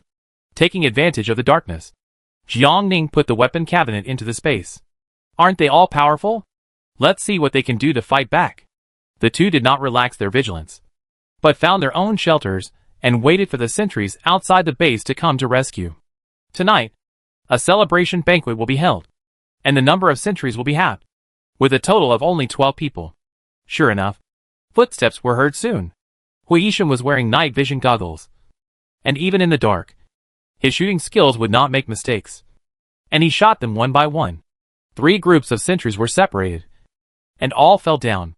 The 2 did not rush back to the playground, but waited for more than 10 minutes to let the drug take effect. The dog pricked up his ears, looked around and listened to all directions, and finally determined that the danger was over. The three people and the dog put on bulletproof clothing and walked into the playground with weapons in hand. The scene was in a mess. People were lying on the table. Drinks and dishes were scattered on the ground. And everyone was sleeping like dead pigs in different postures. Jiangning took out a few bundles of nylon ties, and the two of them acted separately. The woman's hands were tied and dragged to a house not far from the playground and locked up. For several pregnant women with big bellies, her hands and feet were much lighter, so as to avoid bumping and causing miscarriage. The men were tied up with their hands and feet facing sideways, and placed in a row like dried radishes. As for Feng Kunpeng and several heads of the families, they were injured and bleeding. But they were ultimately no match for the powerful sleeping pills. These people were not only tied up in a ball, but also tied up with thick ropes. After finishing, Jiangning took out a backpack pesticide sprayer from the space and sprayed the radishes. Since she had no way to get a military flamethrower, she could only ask the sharp-mouthed monkey for a pesticide sprayer, which was filled with the mixed diesel and gasoline that was originally pumped out of the car. When it was Feng Kunpeng's turn, Jiangning deliberately sprayed several more times, and the whole playground was filled with a pungent smell. Jiangning stepped on Feng Kunpeng's wound and stepped hard. Feng Kunpeng was awakened by the pain and screamed, dragging a chair over. Jiangning sat opposite him and smiled. "Brother Feng, are you okay?" Feng Kunpeng had a splitting headache and felt his soul floating in the air. When he saw Jiangning smile, he realized that he was not only tied up, but also covered in gasoline. He was completely cold and said with a trembling mouth, "Brother, sister-in-law, what are you doing?" Jiangning said nothing, took out a bomb from his backpack and stuffed it into his body. Feng Kunpeng was so scared that his face turned pale. Don't joke, sister-in-law. Let's talk it over. Brother Feng, I'm not kidding." Jiangning smiled at him. "You are so afraid of bombs. Why weren't you afraid at all when you said people to throw them on the 18th floor? You were so excited when you killed the donkey, put drugs in the wine, set up roadblocks, burned, killed and looted. But why are you so scared when it's your turn? Brother Feng, you are the base commander. You can't be a coward no matter who is cowardly." No. This is a misunderstanding. Sister-in-law, please don't misunderstand." Feng Kunpeng was scared to death, and begged again and again, "We can discuss it. I was sorry to you before. I apologize to you. You can have anything you want. Please let me live." Looking at Feng Kunpeng, who was scared to death in front of him, there was no trace of his former elegance. He was so scared that he wet his pants. I knew he was afraid of death, but I didn't expect him to be so scared. If he died too quickly, she would feel sorry for herself, since he was so scared, then experienced the last fear. Jiangning got up and left. Brother Feng, breathe the free air and experience the fear before dying. When I come back, everything will be over. Chapter 200. Jiangning sneered at Feng Kunpeng. I will send you to the damn place. Those who were killed by your roadblocks or robbed and burned are all waiting for the account in the underground. No. I have food and guns. And I can also give you the position of base commander. Please show mercy. Why should I show mercy? Jiangning asked in confusion. If I kill you, all the supplies in the base will still be mine. After that, she ignored his wailing and said to Huishan, you and Dao to look after them. And Kaylai and I will go to collect the things. If it wasn't for the noise and fear of causing unnecessary trouble, Jiangning would have thrown a fire over there. Feng Kunpeng's howling made people's ears buzz. Huishan blocked his mouth. Be careful. Go quickly and come back quickly. Jiangning took the dog and disappeared into the night. The first target was Feng Kunpeng's super luxury villa. There was a wine storage room on the first floor, with all kinds of red wine. Martell, Mutai, Exo, etc. About 200 or 300 bottles, none of which were left. There were a lot of tea and cigarettes in the cabinet in the living room, all of which were good brands. But it didn't matter whether they were expired or not. Just sweep them away first. Unexpectedly, Feng Kunpeng is addicted to cosplay and is quite good at pretending. He actually has a huge study room with hundreds of books collected in it, covering science, humanities, technology, industry, emotions, psychology, magazines, etc., covering all types. The bookcase is also stored in a space. Calligraphy and paintings, jade ornaments, and 3 safes. The bedroom is very large, and the cloakroom alone is several hundred square meters. Jiang only collected the jade ornaments and left all the others to the right person. There is a room next to the master bedroom with a heavy stainless steel door. Jiang was very experienced and saw that there were good things inside. No more words. Just take out the crowbar. As expected, it turned out to be Feng Kuiping's personal arsenal. Pistols, rifles, submachine guns, more than 20 in total, as well as thousands of bullets of various types. More than a dozen sets of bulletproof clothing and helmets. She was puzzled. With all these things in hand, why was he still so cowardly? I guess the fear of death is brought from the mother's womb. The 3rd floor. There are a total of 5 or 6 rooms, filled with various instruments. The kind that would make normal women change color when they hear about it. Feng Kuiping was not there. Otherwise Jiang would have used a pig hook to hang him up. Just as he was about to leave, he found several large boxes on the cabinet where the utensils were hung. The utensils were clean, but the boxes were dusty. Jiang was a little curious and couldn't help but open the boxes one by one. They were all well-known umbrellas. Tens of thousands of them. So, did they rob the umbrella factory? It's a pity that they didn't need to rob it. They just wanted to make themselves happy and didn't care about the lives of the women at all. In their eyes, they were far less valuable than animals. They didn't know how to cherish. But Jiang was very happy. How much supplies could this bring back? Put them all into space. Sincerely thanked Chairman Feng. Coming out of the villa, Jiang went straight to the frozen warehouse. She saw them putting a lot of good stuff in it these 2 days. As expected, more than 40 sheep and 6 cows were recently slaughtered. Not only did they take all of them away, but they also took down the diesel generator. Several warehouses were next to each other, and next to them was a place to store gasoline and diesel. Opening the door, Jiang was shocked by the densely packed oil barrels in front of him. Together with what he brought back from the Lelong base today, there were at least more than 200 tons. Unexpectedly, although Feng Kuiping was afraid of death, he was actually a super hoarder. It was worth her and Hui Yishan efforts. After collecting the oil, they collected all the 20 or so vehicles parked in front of the warehouse that were transferred from the playground. They were either off-road vehicles or trucks. Next to it was a large material warehouse, and the smell of dried seafood hit us. The warehouse was very large. In addition to a large number of dried seafood, there were piles of sweet potatoes and potatoes, as well as a lot of rice, flour, oil, grains, and various coarse grains. All added up to at least 50,000 to 60,000 kilograms. This time, I really can't finish eating it in several lifetimes. Jiang was about to put it into the space, but the dog suddenly roared a warning. Someone is coming. Why did he come so coincidentally? Just when he was suspicious, he suddenly heard an explosion. Jiang ran out of the warehouse and saw the playground engulfed in flames. How could this happen? If there were no special circumstances, the two would light the fire when they left. Why did Hui Yishan suddenly change his mind? Something was wrong. It would take a lot of time to put away the large warehouse. Jiang was worried that Hui Yishan and Dao would get into trouble, so he ran to the playground without any hesitation. Just halfway there, she ran into Hui Yishan and Dao, and she hurriedly asked, "What happened?" "Someone is coming." "Who is coming?" "He seems to have never been afraid of anyone. Director Ling brought people here." "Director Ling?" Jiang was stunned for a moment, and it took her a while to remember who he was. What is he doing here? The explosion this morning occurred at the border of Fengcheng, and it probably attracted the attention of Director Ling and his men. They realized that the Lelong base was destroyed, so they organized police forces to come here overnight. Hui Yishan asked, "Have you collected all the supplies?" Director Ling is a powerful man. Nothing can be hidden from his eyes. We can't run into them. We have to leave immediately. There are tens of thousands of kilograms of grain confiscated in the large warehouse, and there are probably a lot of things in the residences of those bosses. Jiang thought for a while. We have enough food. Why not leave it to Director Ling and his team? The last time we cleared out the Dragon Slaying Society, it was also Director Ling who planned and led the team.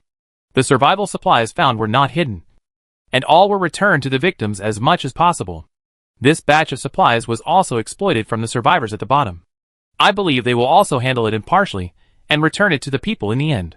Moreover, the rice, flour, oil and grain had been stored in the extreme natural disaster for 2 years. It was estimated that a lot of them would be spoiled if not properly stored. The taste was not very good. Even if they were put into the space, they would not be eaten. And she could not donate them to the survivors. It would be better for Director Ling and others to deal with them. Huishan had no objection. Okay. In the distance, lights and footsteps came hurriedly. The 3 people and the dog left the base secretly through the back door without any hesitation. While Daodu was not paying attention, Jiangning threw out 2 weapon cabinets.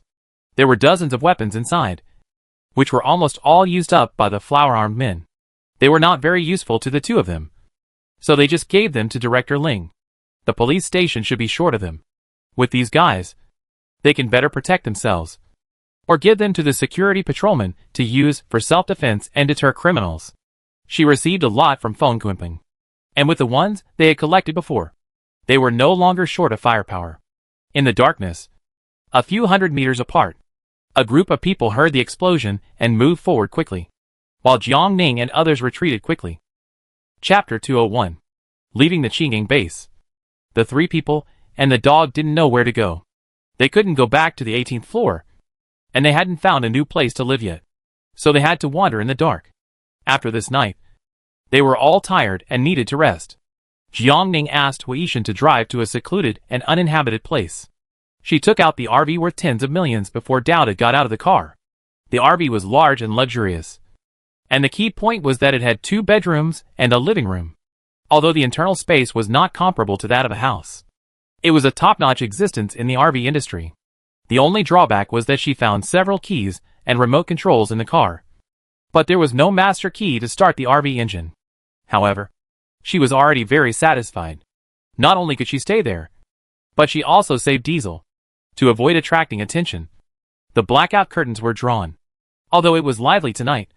In fact, there was almost no food.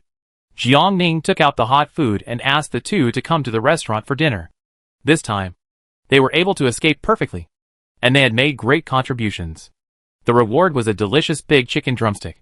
Daodu was eating the chicken drumstick and suddenly asked, "Sister, what about those children?" She was referring to those who were about her age. Jiangning comforted her, "Don't worry. The police will come and settle them down, including pregnant women and other women. I believe that Director Ling and his team will make proper arrangements. Some people will be happy to escape from the sea of suffering, while others may not be. But this has nothing to do with her. 2 bases were destroyed in 1 day. I believe that this road of survival from Fengcheng to the seaside of Yuecheng will be quiet for a while." Jiangning does not know whether other evil forces will take root in the future, but she hopes not.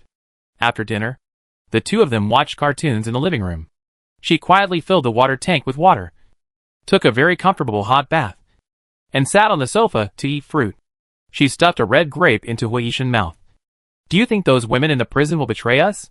Although they didn't know what happened. After all, 3 people and a dog were too conspicuous, and they had met with Director Ling before, so it was not difficult to connect the 2. "The risk does exist," Huishan reminded. "You have to avoid him in the future. Fengcheng is so big that it's not easy to bump into them. Besides, they have stockpiled a lot of survival supplies. They won't run around unless there is a special situation. They live in a small house most of the time." Jiangning asked, "Where will we live in the future?" Hui thought deeply. Why not live in Aoyuan? At least, He Tianming can organize a rescue team after the earthquake. And it's free. From what I observed during the interview, the community members are quite respectful of him. Jiang Ning has no objection. Let's go and take a look tomorrow. If there is no problem, we will rent it. If there is a problem, it won't be too late to find another place. It's not easy to have a piece of Eden 2 years after the end of the world. It's already early morning, and sleepiness is coming.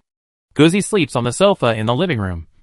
Daodu lives in the small bedroom, and Jiang Ning and Huishan live in the big bedroom.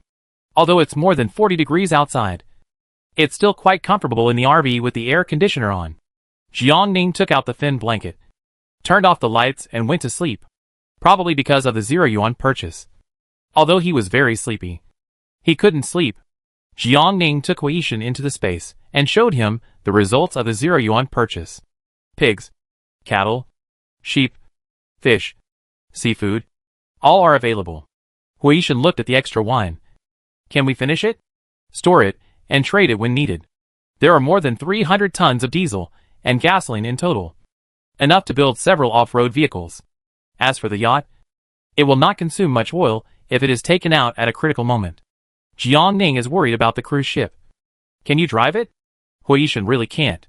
It doesn't matter if you can't. It's better to be prepared. Compared with other things. Hui Yishan is more interested in weapons. Feng Kuiping's stockpile was full of good stuff. And he couldn't help but proofread it. When I have time, I will teach you how to use a sniper. With the air conditioner on. He slept until dawn. Before 6 o'clock, Hui Yishan called Jiang to get up and pack up the RV.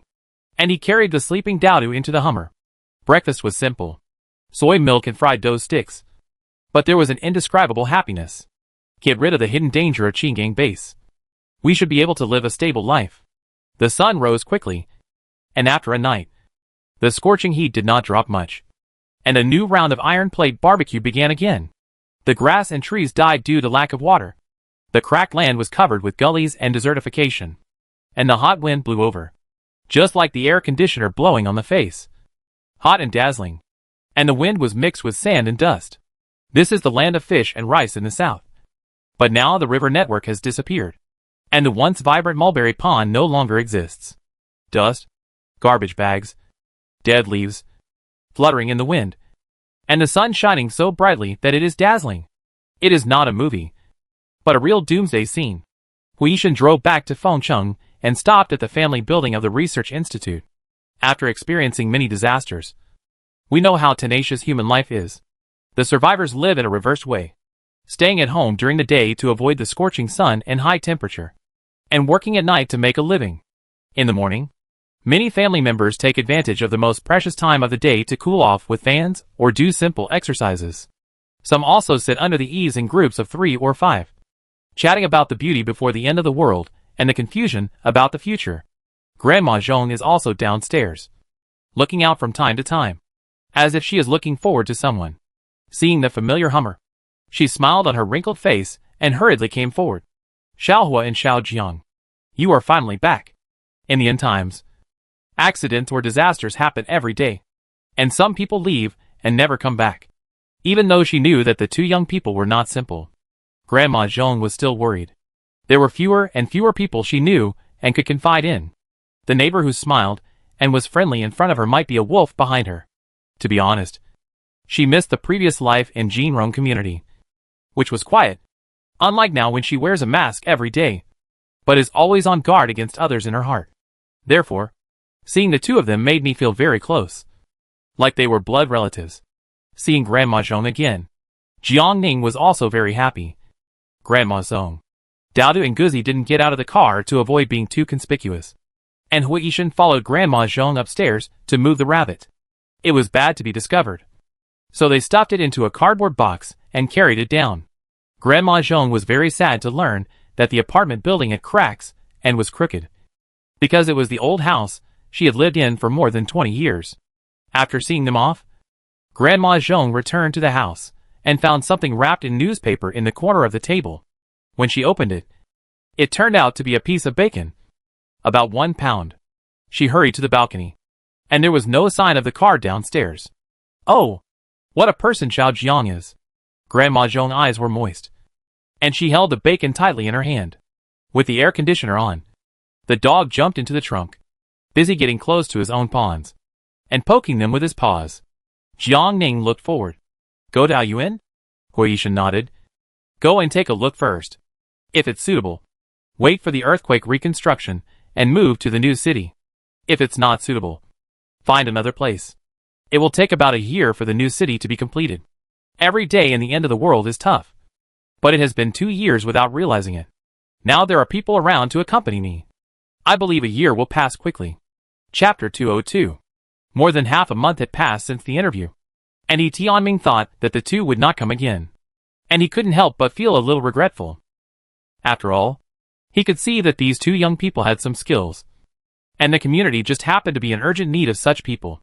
Unexpectedly, there was a ray of hope after a dark period. And they actually came. The car drove into the community.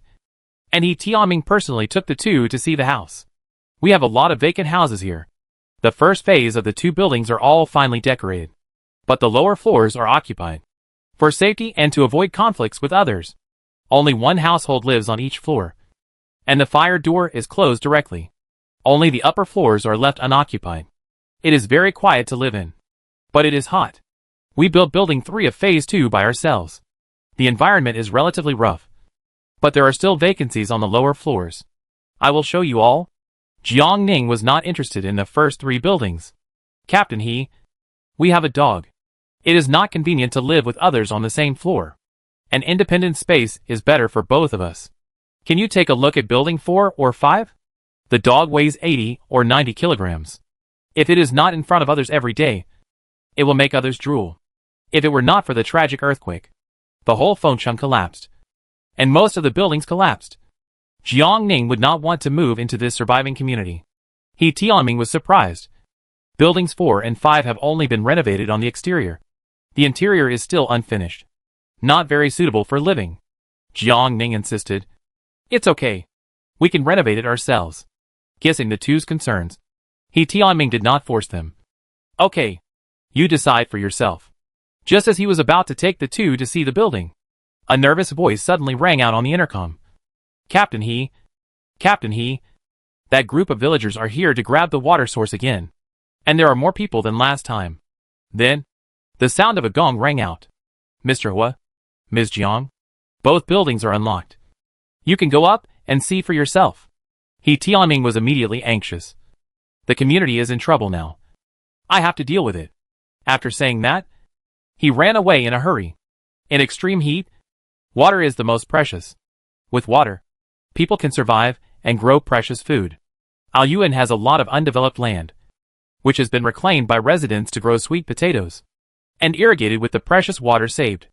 It looks like the growth is almost ready for harvest.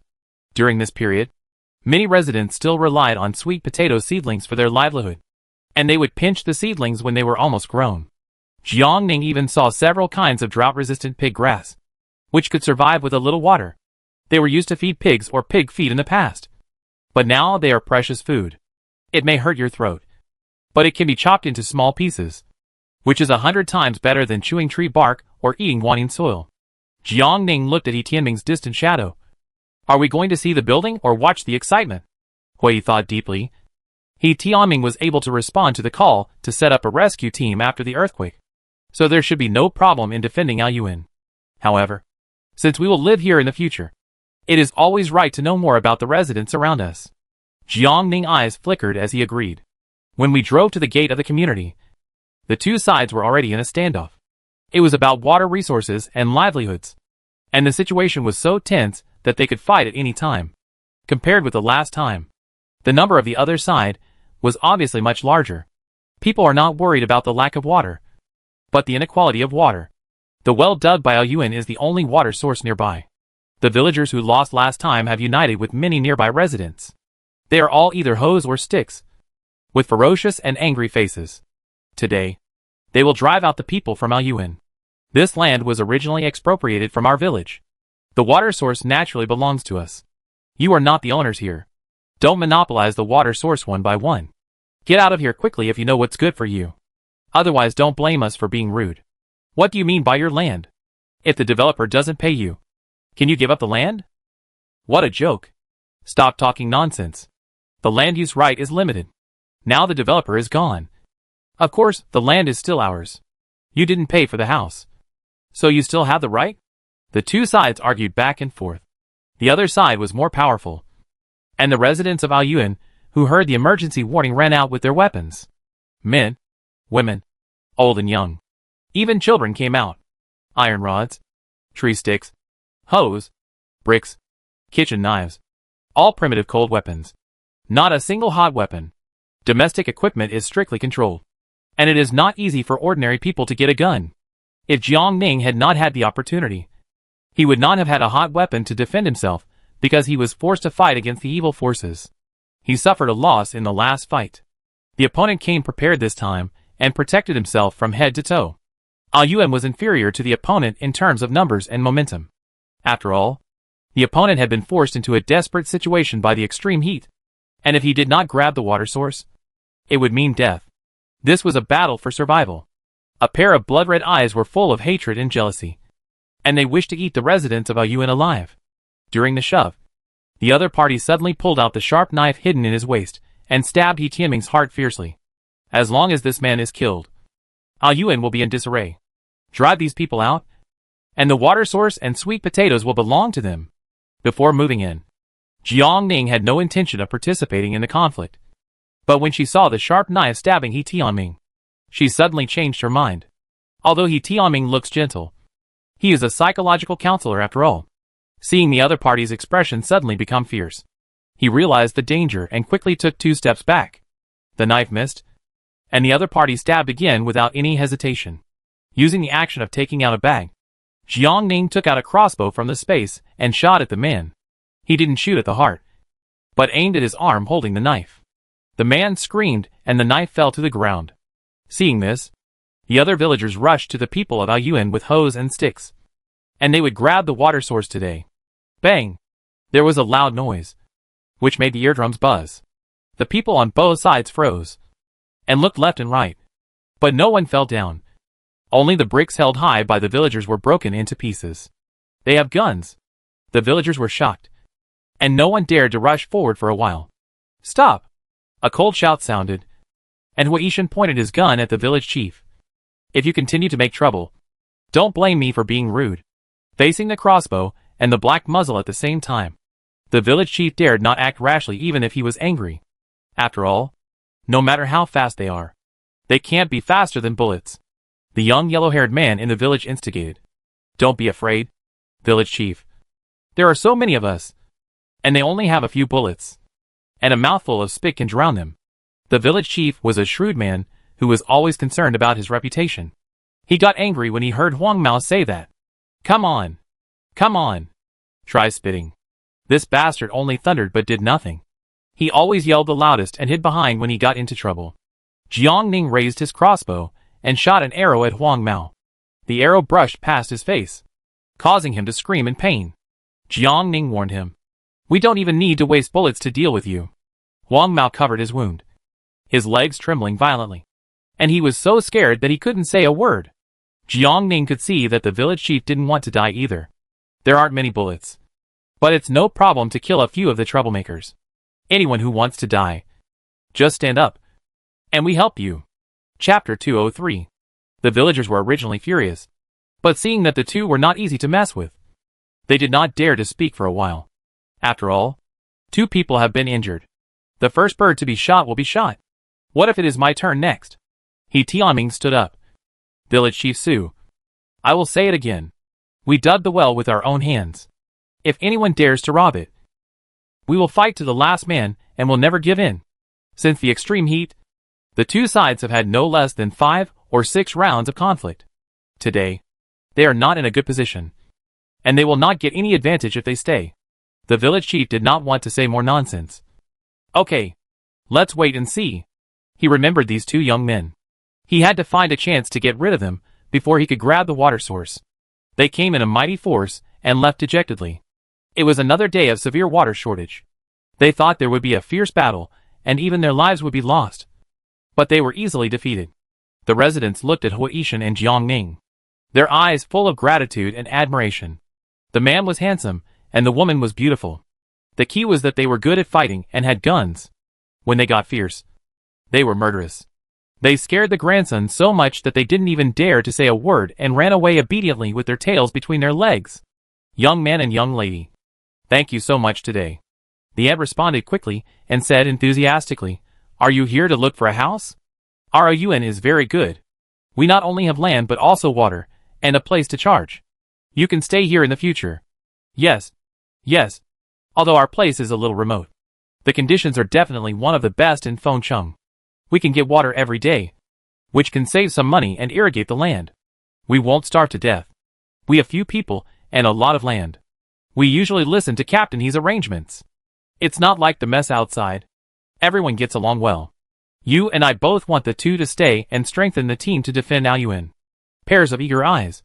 Only admiration and respect without any jealousy. Some people are like this. When you are a little better than others, they will envy, hate, and even use means to suppress and step on you. In short, they just want to make you look bad. But you are much better than them when you appear. They will only worship and admire you as a god.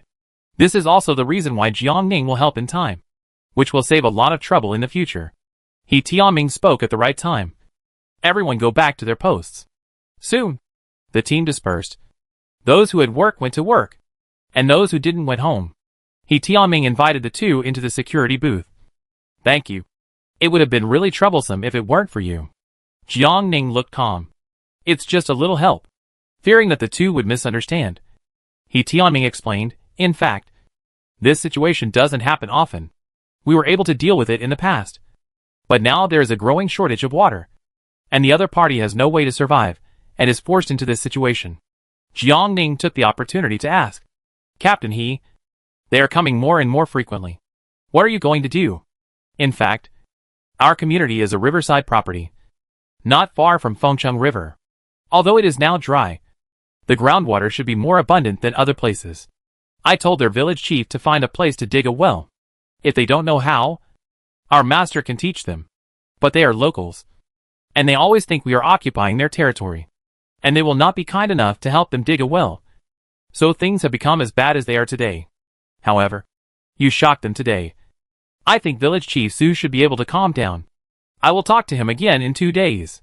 If they are willing to put aside their prejudices, we can guide them to dig a well. They have a water source, and only then can we be truly safe. Don't you think so? He Tianming's answer surprised Jiangning. He didn't expect that after so many conflicts, he was still willing to repay evil with kindness. This is indeed the best way to deal with it. After all, the villagers are survivors struggling at the bottom. They fight and quarrel only for survival resources. They can't just raise their guns and shoot them all like the evil forces. Moreover, He Tianming was always the first to rush to the front when he encountered danger, and he did not use his position to shout slogans in vain. This may be the reason why the residents of Ouyuan obeyed his management. Seeing that no one spoke, He Tianming thought that the two were still hesitating. So he actively tried to persuade them. I didn't expect you to be so good at fighting. And you helped so much today. How about this? We can give you a discount on the rent, and collect 5 kilograms of coarse grains a month. Sweet potatoes or potatoes are fine. What do you think? This is already very cheap.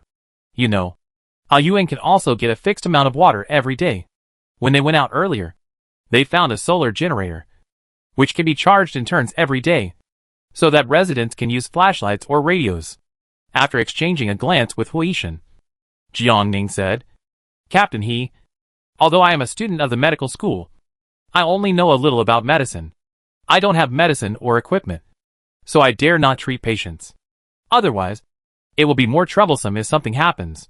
We pay 20 kilograms of coarse grains as rent every month, and we also patrol every day. However, we are not used to living with others. We want to live alone in Building 5. Do you think it's okay? Building 5? He Tianming was surprised. It's still rough and hasn't been renovated yet. It's okay. We find a way to solve it. Jiangning made a request.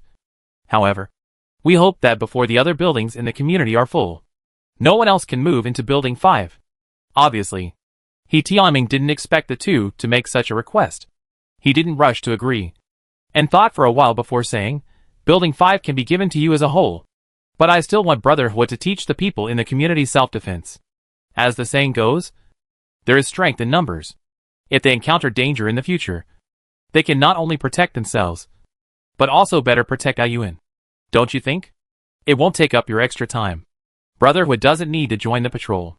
Just teach people at the sales office when the time comes. Jiangning made a concession. How about teaching once every 3 days? Since we are creating gods, we have to stay away from them. If we get too close, they will be easily pulled down from the altar. What if the residents take the opportunity to make excessive demands when the distance is shortened?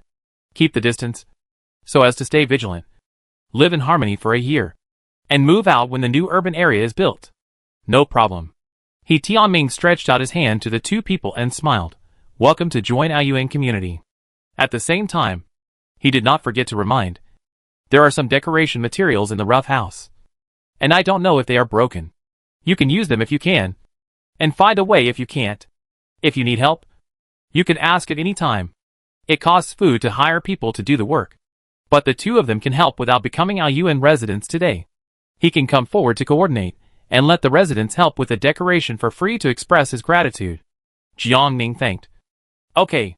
We see then. He Tianming informed the two. The solar panels are installed on the large terrace of Building 1. Each building takes turns to charge for 1 day. You are in the same line with Building 3, and you will have your turn tomorrow. Chapter 204.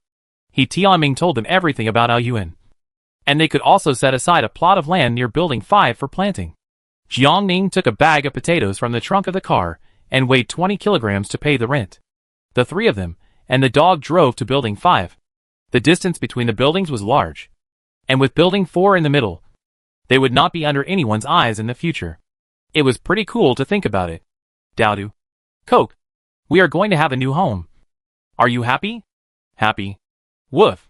The unit door of Building 5 is probably made of wood, and it has been taken away and used as firewood in extreme cold. After parking the car downstairs, several people walked upstairs. Jiangning fell in love with the 4th floor at first sight.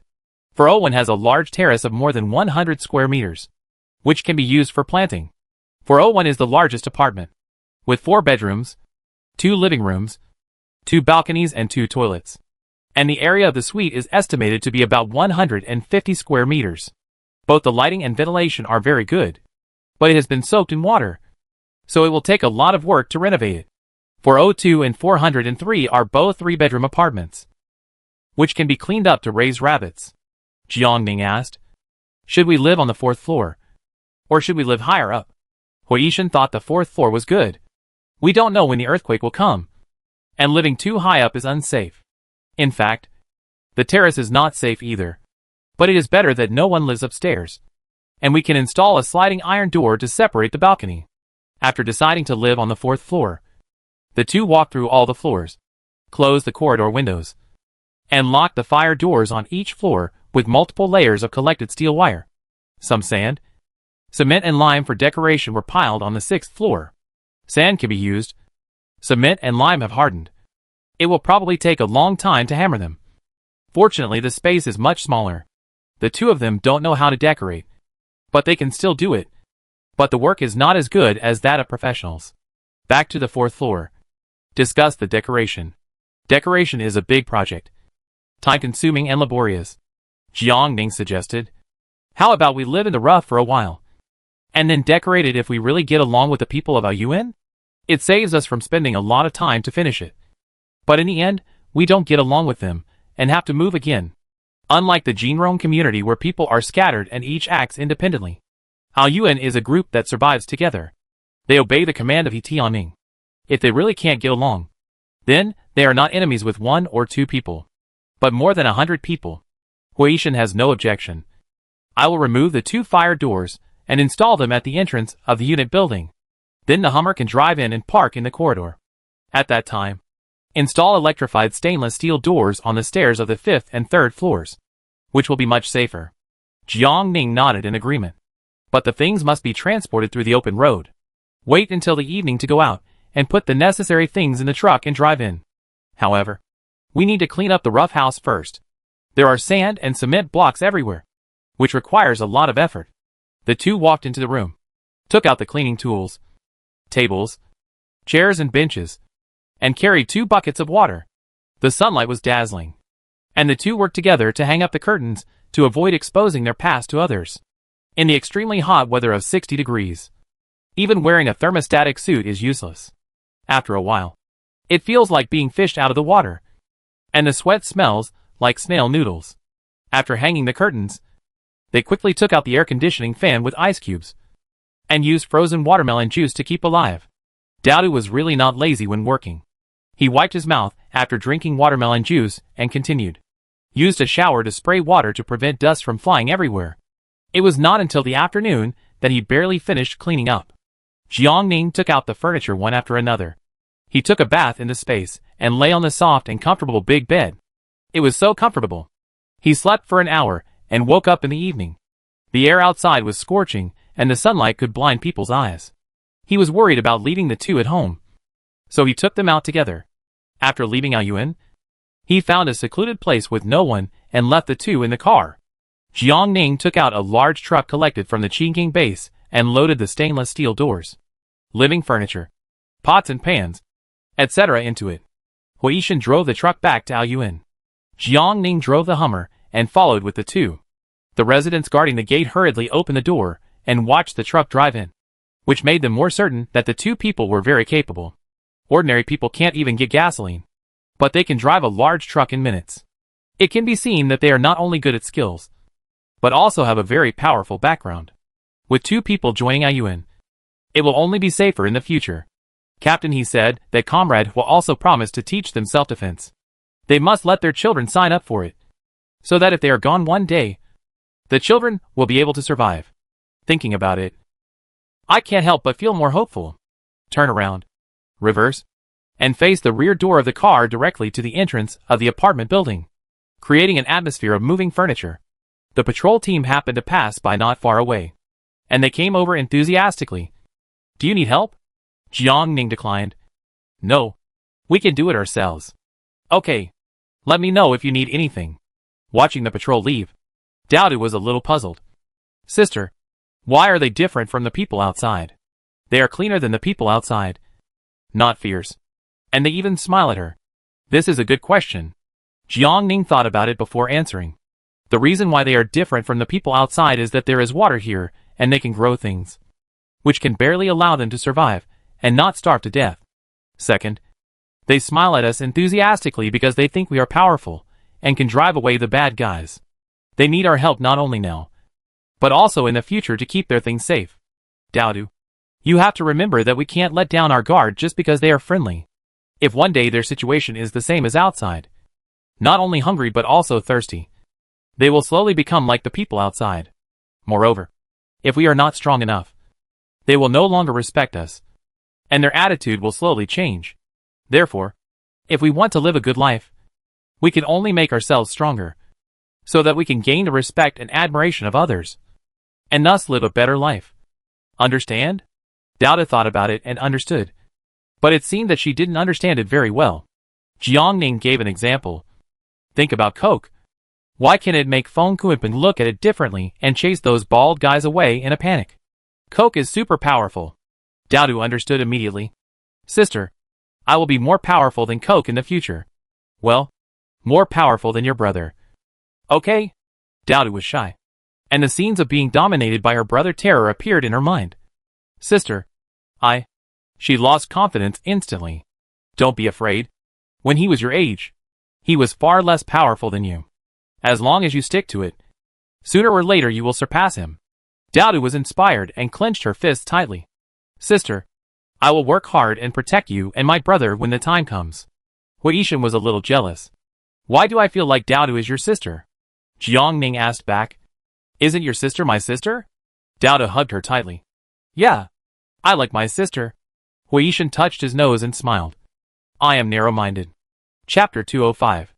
After moving everything, it was completely dark, and Huishan and Jiangning went out again to return the car. As it got dark, the temperature gradually dropped, and people could finally take a breath. After removing 2 fire doors, the two of them installed them at the entrance of the unit building and locked the door with an iron chain. Huishan installed an alarm, and when someone pried the lock and caused vibration, the alarm would sound a harsh sound. The corridor became a garage, and the Hummer drove in and filled it up. I don't know the character of the residents of Aoyuan, not to mention the sharp-eyed He Tianming, so I must not take risks before I know them well.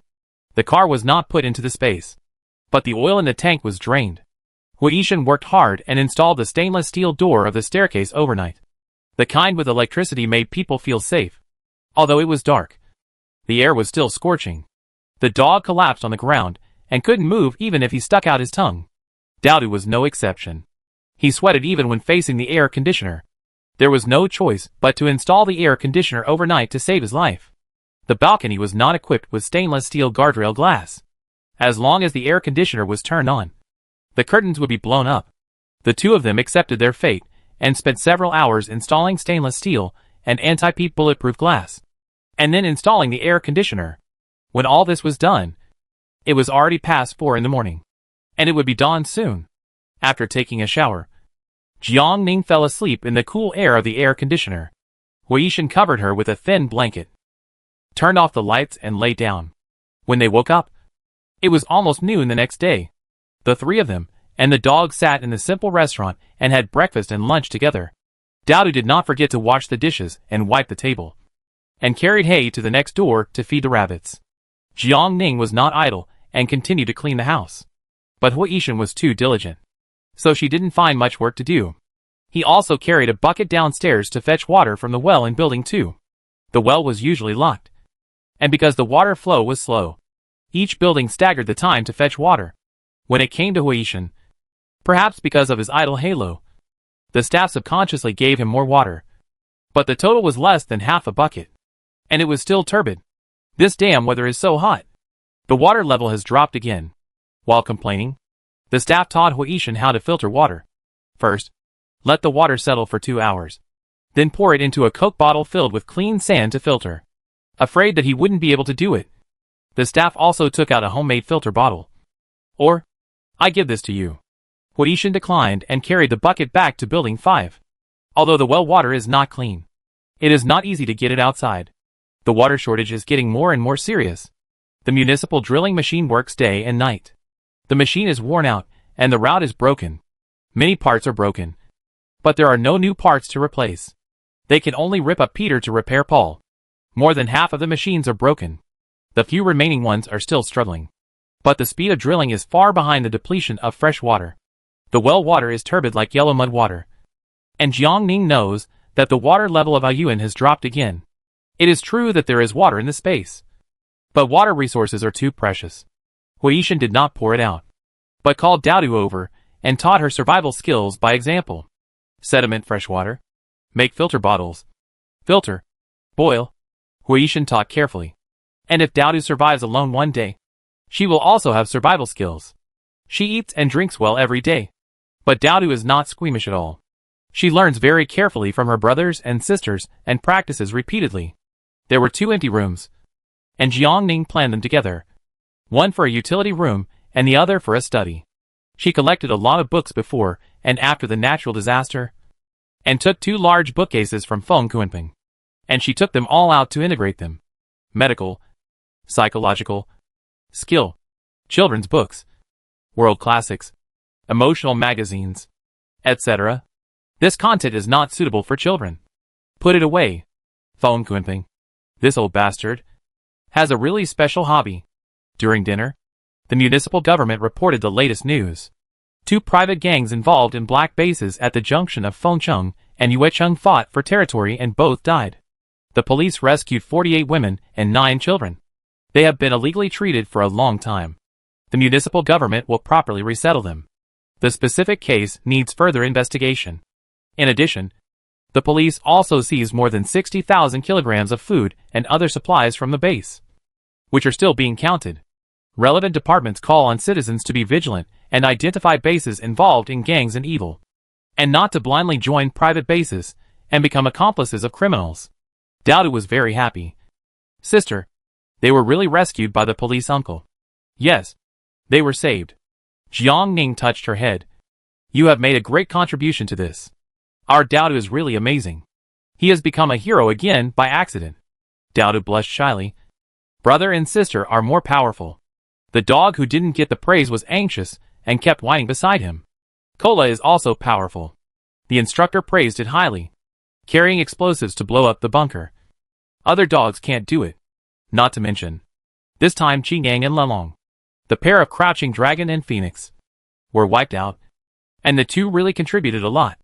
Feng Kuanping's people kept a close eye on the 2, and their every move was under their eyes.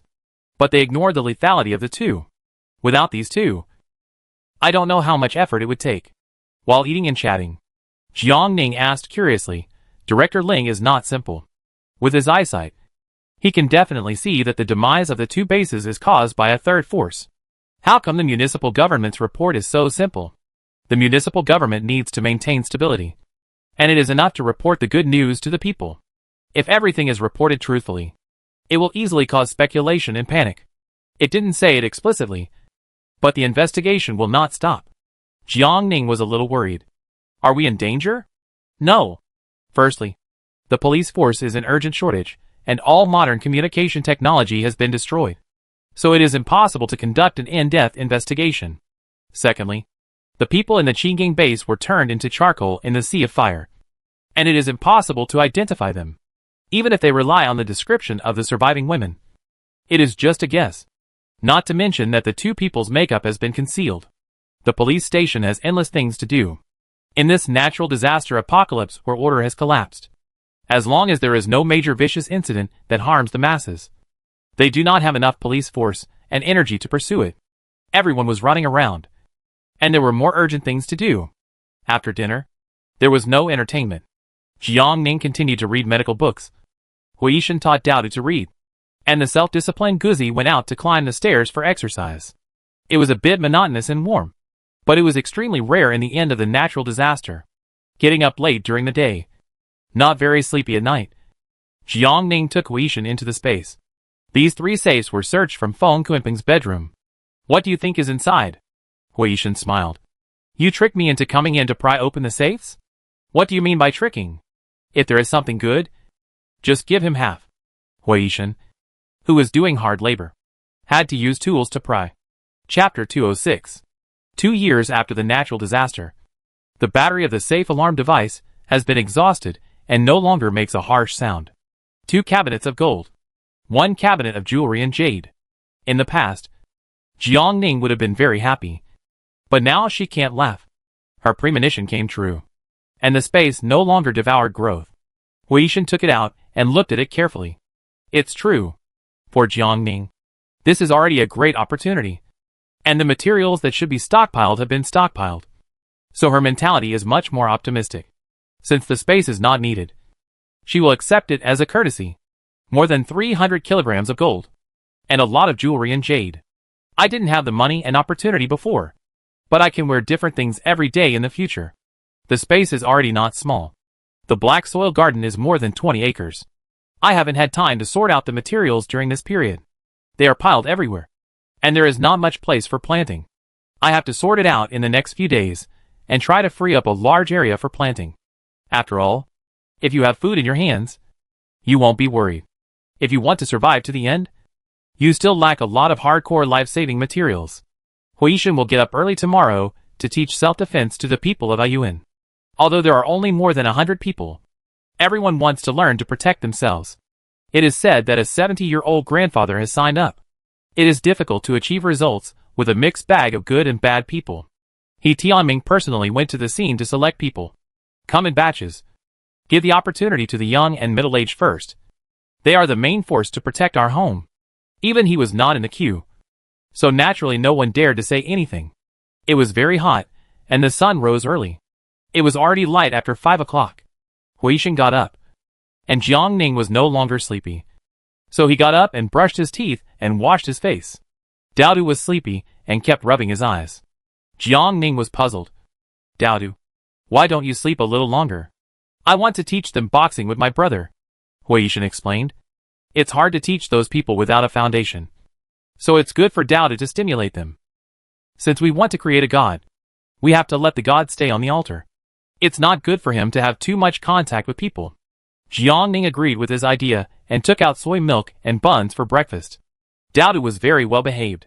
He didn't forget to brush his teeth and rinse his mouth after eating so that others wouldn't smell the meat.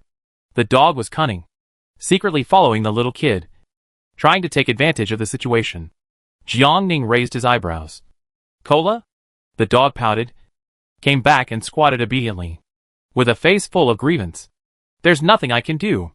You look so handsome and beautiful that people want to commit crimes when they see you. Jiang Ning stroked its head to comfort it. Let's stay at home and don't test people's hearts. With nearly 100 pounds of meat, even gods can't resist the temptation, let alone mortals.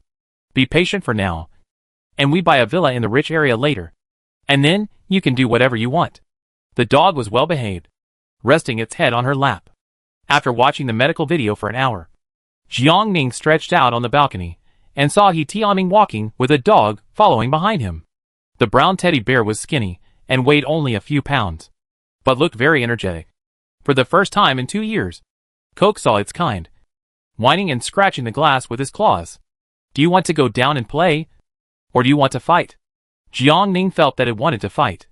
And if she bit it, the teddy bear would be gone. Not only he Tianming. Many people in the community cherished the time before sunrise, which was the coolest time of the day. So they went out and walked around the community twice. There were old ladies and old men, as well as children. One of the children also had a pet mouse. He tied it with a thin rope and treated it like a treasure, and did not forget to pick sweet potato leaves for it to eat, which attracted several children to watch. It had been a long time since I heard the laughter of children. They were tanned by the sun, but they were so bright, which made Jiang Ning feel much brighter. From their conversation, Jiang Ning found that there was actually a school in the community, and the teachers were He Tianming and several retired people. There was a class every 2 days, and there was no tuition fee. It was just to use the remaining energy to find something to do for yourself. Living a cheerful life is good for mental and physical health. Hurry. Hurry. The hero uncle yesterday is at the sales office. His sister is so cute and is very good at boxing. She is teaching my brother. Let's go and see. It can be seen that the children are well protected by their parents. And with the timely guidance of the psychologist He Tianming, the residents' mentality is still relatively healthy. Compared with the outside world, the children are not so negative and gloomy. And there is still light in their eyes. They learn from the adults what happened the day before yesterday, and that the handsome hero uncle appeared. They didn't even care about taking a walk with the mice, and rushed to the sales office. The old man and the old woman did not join in the fun. But when they walked by Building 5, they saw the newly installed door and the glass on the 4th floor balcony, and they could not help but discuss in a low voice. It was far away, so Jiang Ning could not hear what they were talking about. But the faces he observed through the telescope were rich and experienced in their own ways. But they were much friendlier than the survivors outside who were like zombies. Hoarding came back at 11 o'clock. His body was refreshed, and there was no sweat smell. On the contrary, Daoda's face was flushed, and he kept wiping the sweat from his forehead. But he was particularly excited. Sister, I taught people boxing today. Jiang Ning encouraged in time. Daoda is a teacher now? That's great.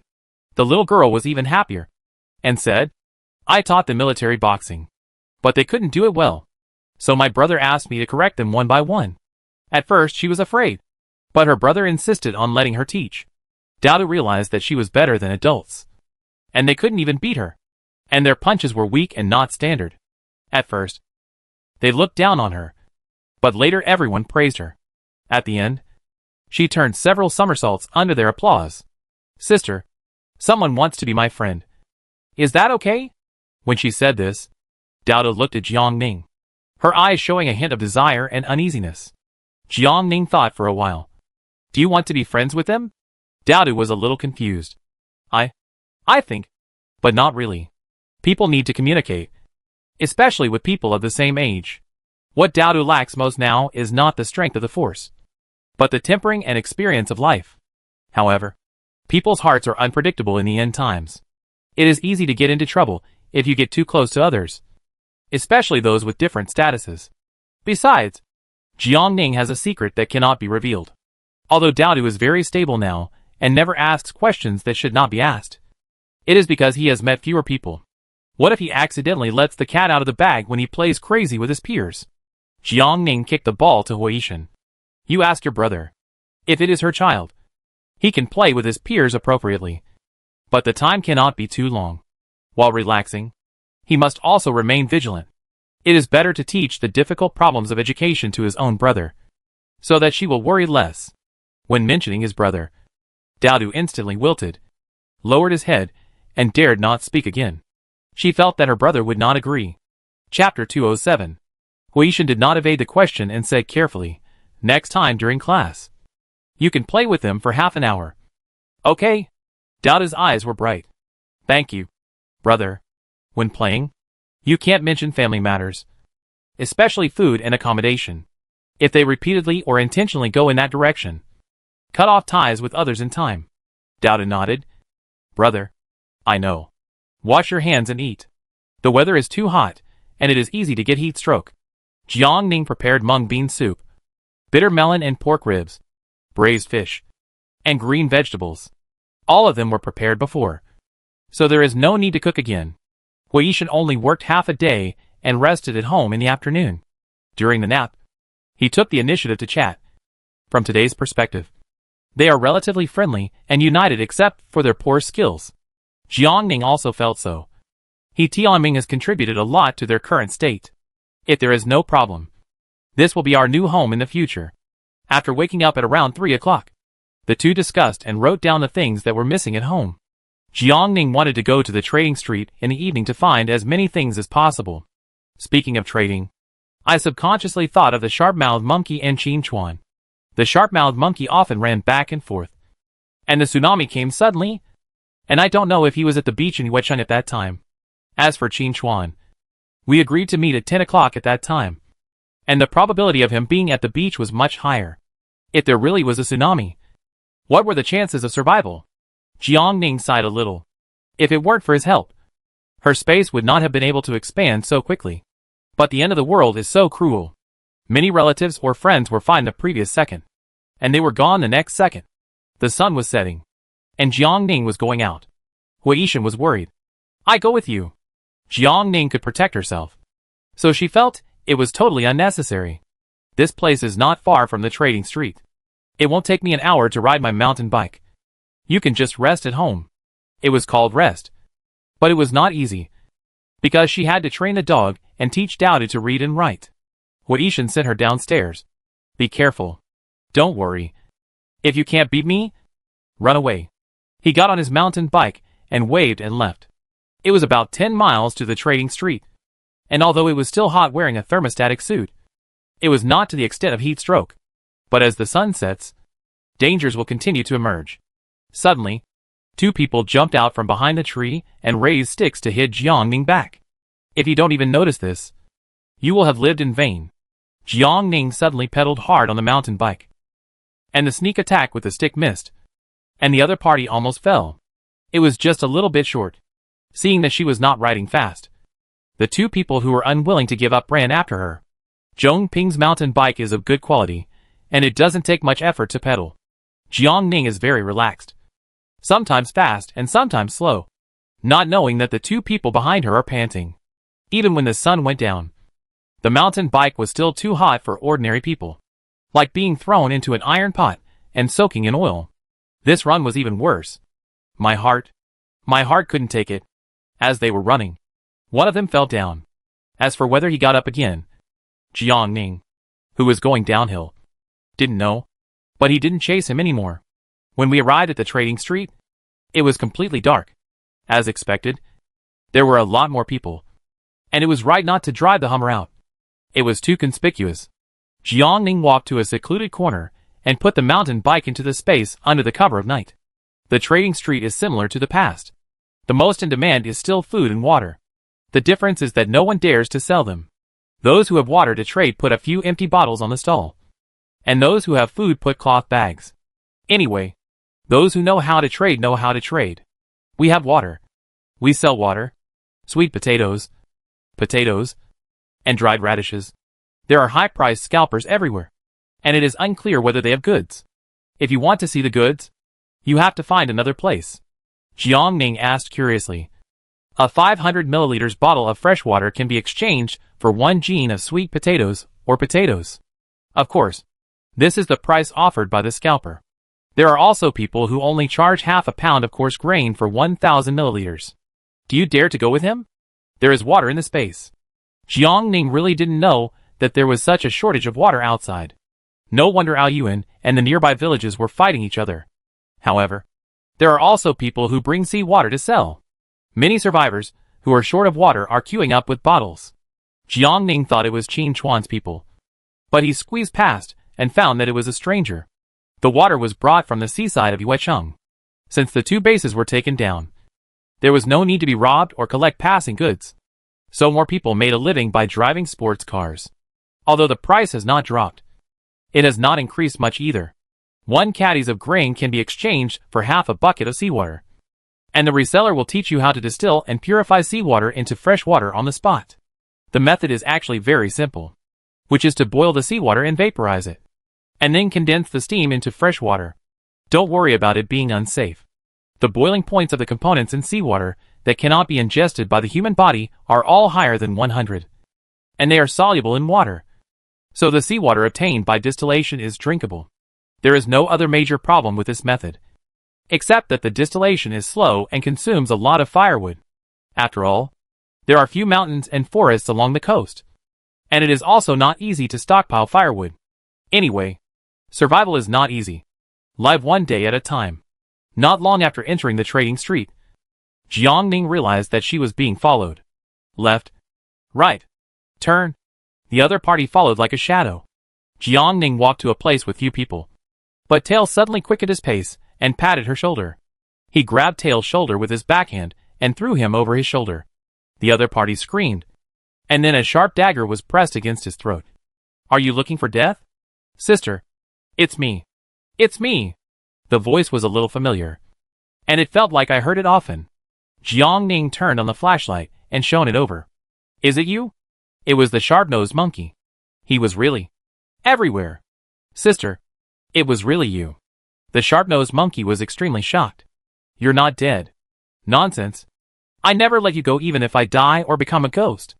If it were any other place, Jiangning would have been killed by a knife. It was not his turn to follow and pat her on the shoulder. He was lucky not to die. Why are you following me? She was convinced. She had disguised herself. But he still recognized her. Sister, it's great that you're not dead. The monkey got up and said happily, My boss and I thought you had met with an accident. After the tsunami, he went to the area where he used to sell water several times. But unfortunately, he never ran into her. And he asked people but no one knew her. I thought that sister had disappeared forever. I didn't expect to see a familiar figure from behind tonight. And it felt a bit like her. So I followed her to confirm it. As a result, sister is sister. And she almost killed him. Hearing his words, Jiangning was a little surprised. Brother Qin is fine too? Big brother is not destined to die. He escaped by luck. Originally, they were going to drive to the beach early in the morning. But little Qin got sick.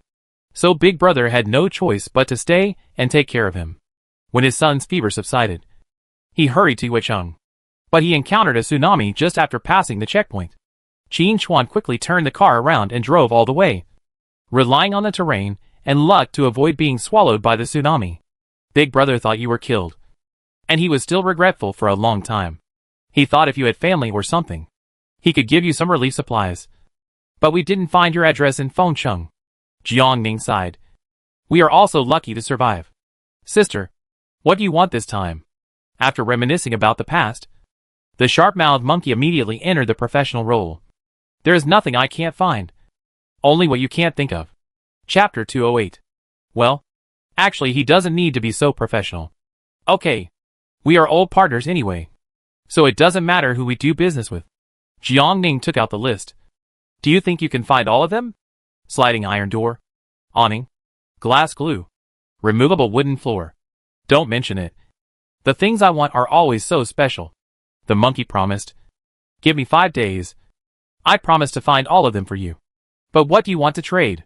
Jiangning asked back. What do you want? Of course it's fresh water. What we lack most now is water.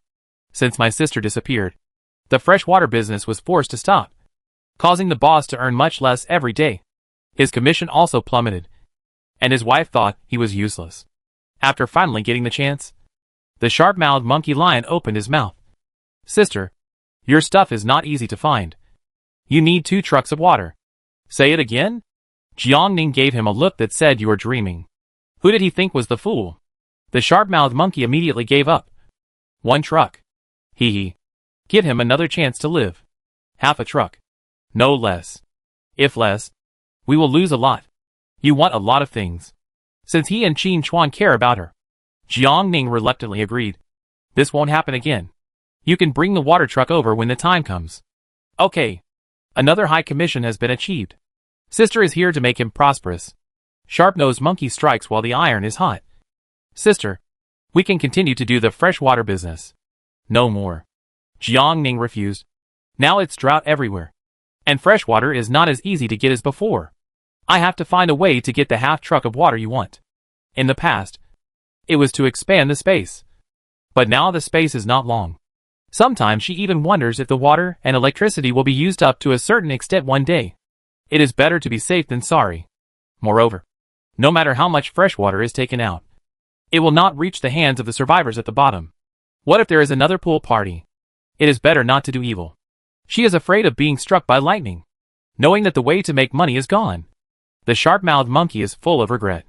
But there is nothing he can do. When leaving, Jiang Ning suddenly remembered a new demand. I want iodine pills. Ask your boss to help find them. In addition, I want another batch of water towers. After walking around the trading street twice, Jiang Ning didn't find anything he wanted to buy. So he rode back to Aoyuan. It was almost 10 o'clock when he came back. He took out the intercom and Huishan quickly went downstairs to open the door. Did it go well? It went pretty well. Jiang Ning was in a good mood. Guess who I met? Qin Chuan, or the sharp-nosed monkey. How do you know? Besides them, do you have other people you often visit? Huishan, you are really boring. Sitting on the bed after taking a shower, Jiang Ning told him what happened tonight. During the tsunami, the sharp-nosed monkey was in Fengcheng, and Qin Chuan was delayed because of his son's illness. So he just escaped. Speaking, he told him about the stockpiling of iodine pills. Iodine pills are for anti-nuclear radiation. We have to prepare some. The thought of a plate collision is scary. And I hope the worst will not happen. I stockpiled a few bottles of iodine pills. Huishan said.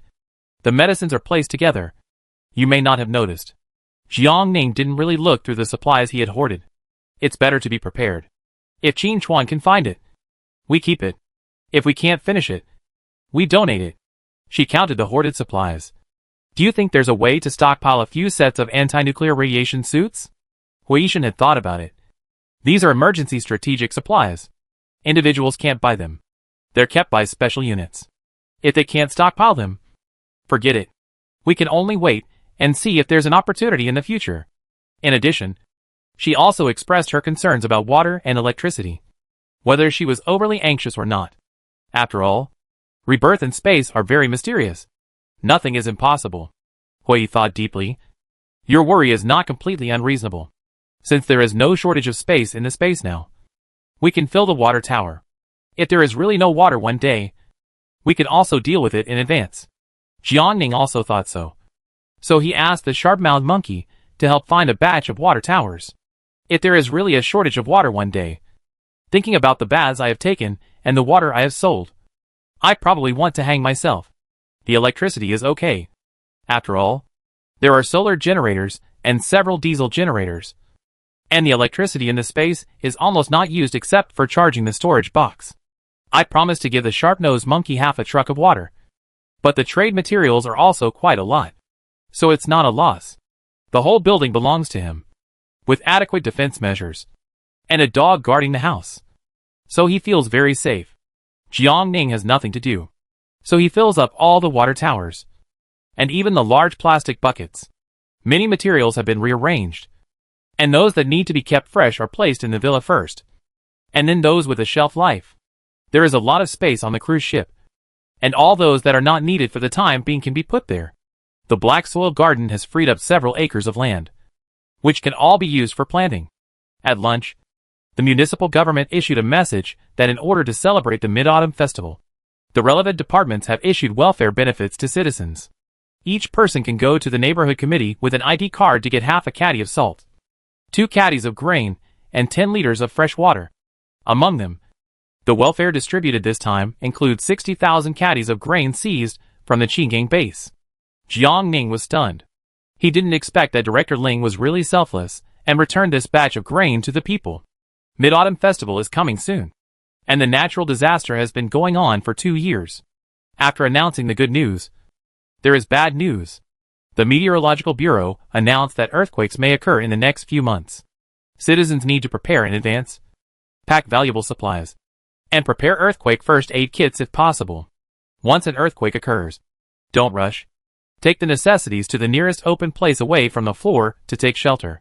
Even after experiencing it once, Jiang Ning still has a shadow in her heart.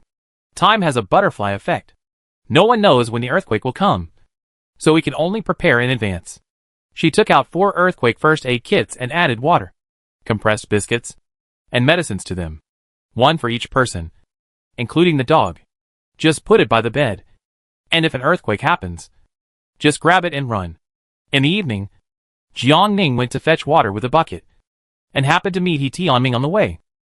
He Tianming quickly reminded Xiao Jiang, "You have to go to the neighborhood committee when you are free to update your residents' information. Otherwise you can't receive the Mid-Autumn Festival benefits."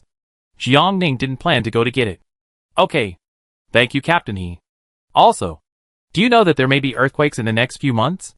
He Tianming was thoughtful. "Go 500 meters to the right through our community. There is all undeveloped land there. If an earthquake really happens one day, we will all gather there. Don't run around. More people can take care of each other. Remember? I will broadcast again later." Jiang Ning was about to leave, but was stopped again. Chapter 209. He Tianming was very happy. "Xiao Jiang, we have negotiated with the village to send people to teach them how to dig wells." If the two had not shocked them that day and severely suppressed the arrogance of the villagers, they would not have been able to sit down and talk calmly. After discussion, they believed that Ouyuan was really teaching them how to dig wells.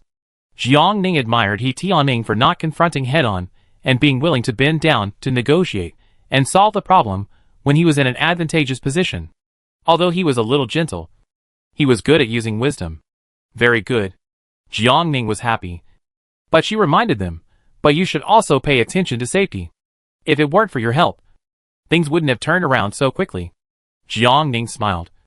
"Captain He, you said that living in Ouyuan is like a family. No need to be so polite." After returning, she told Huishan about this. Huishan was not surprised. In the end times, fists have the final say. There are very few people like He Tianming who are willing to repay evil with virtue. It is reasonable for the villagers not to believe him. Didn't we observe for a long time before deciding to move in? As long as we can solve the water source for the villagers, the safety hazards during this period can be solved. But after the earthquake, there were collapsed buildings everywhere, and the living environment was extremely bad. Jiang Ning was a little worried. "Do you know what happened to Ouyuan after the earthquake?" "Except that it didn't collapse." Huishan didn't know anything else. "We see when the time comes. If it's really dangerous, we leave then." Jiang Ning agreed that there was no absolutely safe place in the end times. It was time to pick up the goods, and Jiang Ning had specially arranged for the evening. When she left Ouyuan, she specially chose an open truck. When she arrived at the agreed location, the sharp-nosed monkey was already waiting, and she didn't expect that even Qin Chuan came. Jiang Ning. Qin Chuan held a cigarette in his mouth and smiled. "Are you and Brother Hua okay?" Jiang Ning explained. "It's okay. We were worried that the Marine base would do something weird that day, so we set off an hour earlier. Who knew that when we got to the foot of the mountain, we found that the weather was not right. So we immediately drove away, and barely escaped." Qin Chuan sighed. "Those who survive a disaster will have good fortune in the future." Jiang Ning things were all found by the sharp-nosed monkey. Qin Chuan came here specially to meet and greet her. He didn't understand why she had to find iodine pills for her, because her boss could even get tetanus vaccines. Jiang Ning was depressed when she mentioned this. "My boss was reported and arrested some time ago, and he is now digging coal in Shishan." Qin Chuan was stunned. He was still thinking about making some money from this line. Somewhat unwilling, he asked again, "Can Dan Shui think of another way? It would be better if it wasn't mentioned." Jiang Ning pretended to be angry. "Brother Qin, your customers are not honest. They bought water from you 1 foot, and then reported you for making money. If it weren't for the strong relationship with the upper supplier, they would have been robbed long ago. Now water is getting scarcer, and their internal audit is very strict. There is really no way to get it from outside. This time, half of the car was obtained by me with a thick face and gifts. I promised them that it would not happen again." "Who reported it?" Qin Chuan was shocked. "My customers are all rich people. Who would care about the little money rewarded?" "Then I don't know. Now the crackdown is strict. If you get caught, you will probably have to eat peanuts." Seeing that she had money but didn't want to make it, Qin Chuan didn't force her. "Okay, let's cooperate again if there is a chance." He asked his brothers to move things to the car, and Jiang Ning agreed to get the water truck tomorrow and send it over in the evening. Qin Chuan agreed very readily because of their lifelong friendship. "I will think of a way to use iodine pills. This medicine is not commonly used, and it takes time to find it." "Okay, I will exchange food with you then." Speaking of food, Jiangning had a new idea. Brother Qin, do you have a way to get grain seeds? You can save your own seeds. There are several hundred kilograms of hybrid rice seeds in the space, which may have great research value. She really doesn't want to waste them. It's been 2 years since the natural disaster. It's hard to find rice for self-save. Even if you find it, it may not germinate. Jiangning drove away. Okay. Thank you for your trouble. Parked in a deserted place. Put the water tower into the space first.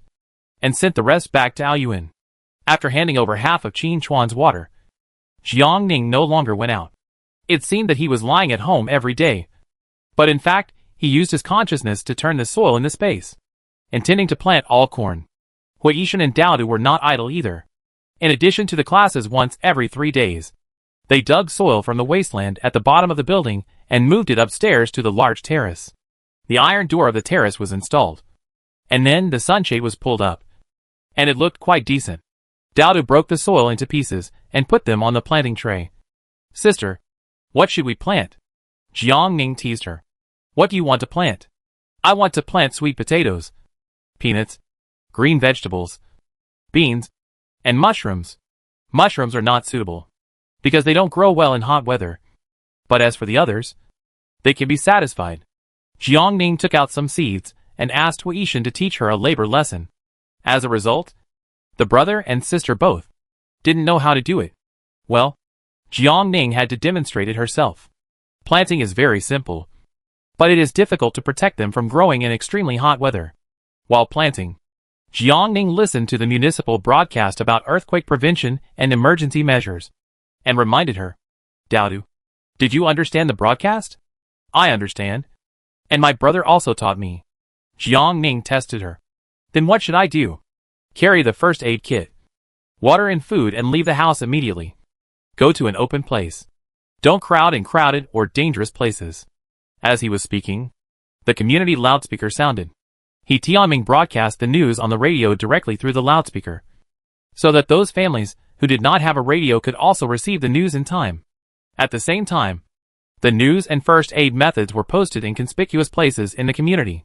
The hot and high temperatures and lack of water have made life worse than death. And now they are bombarded with news of earthquakes every day, making people panic everywhere. But what can we do?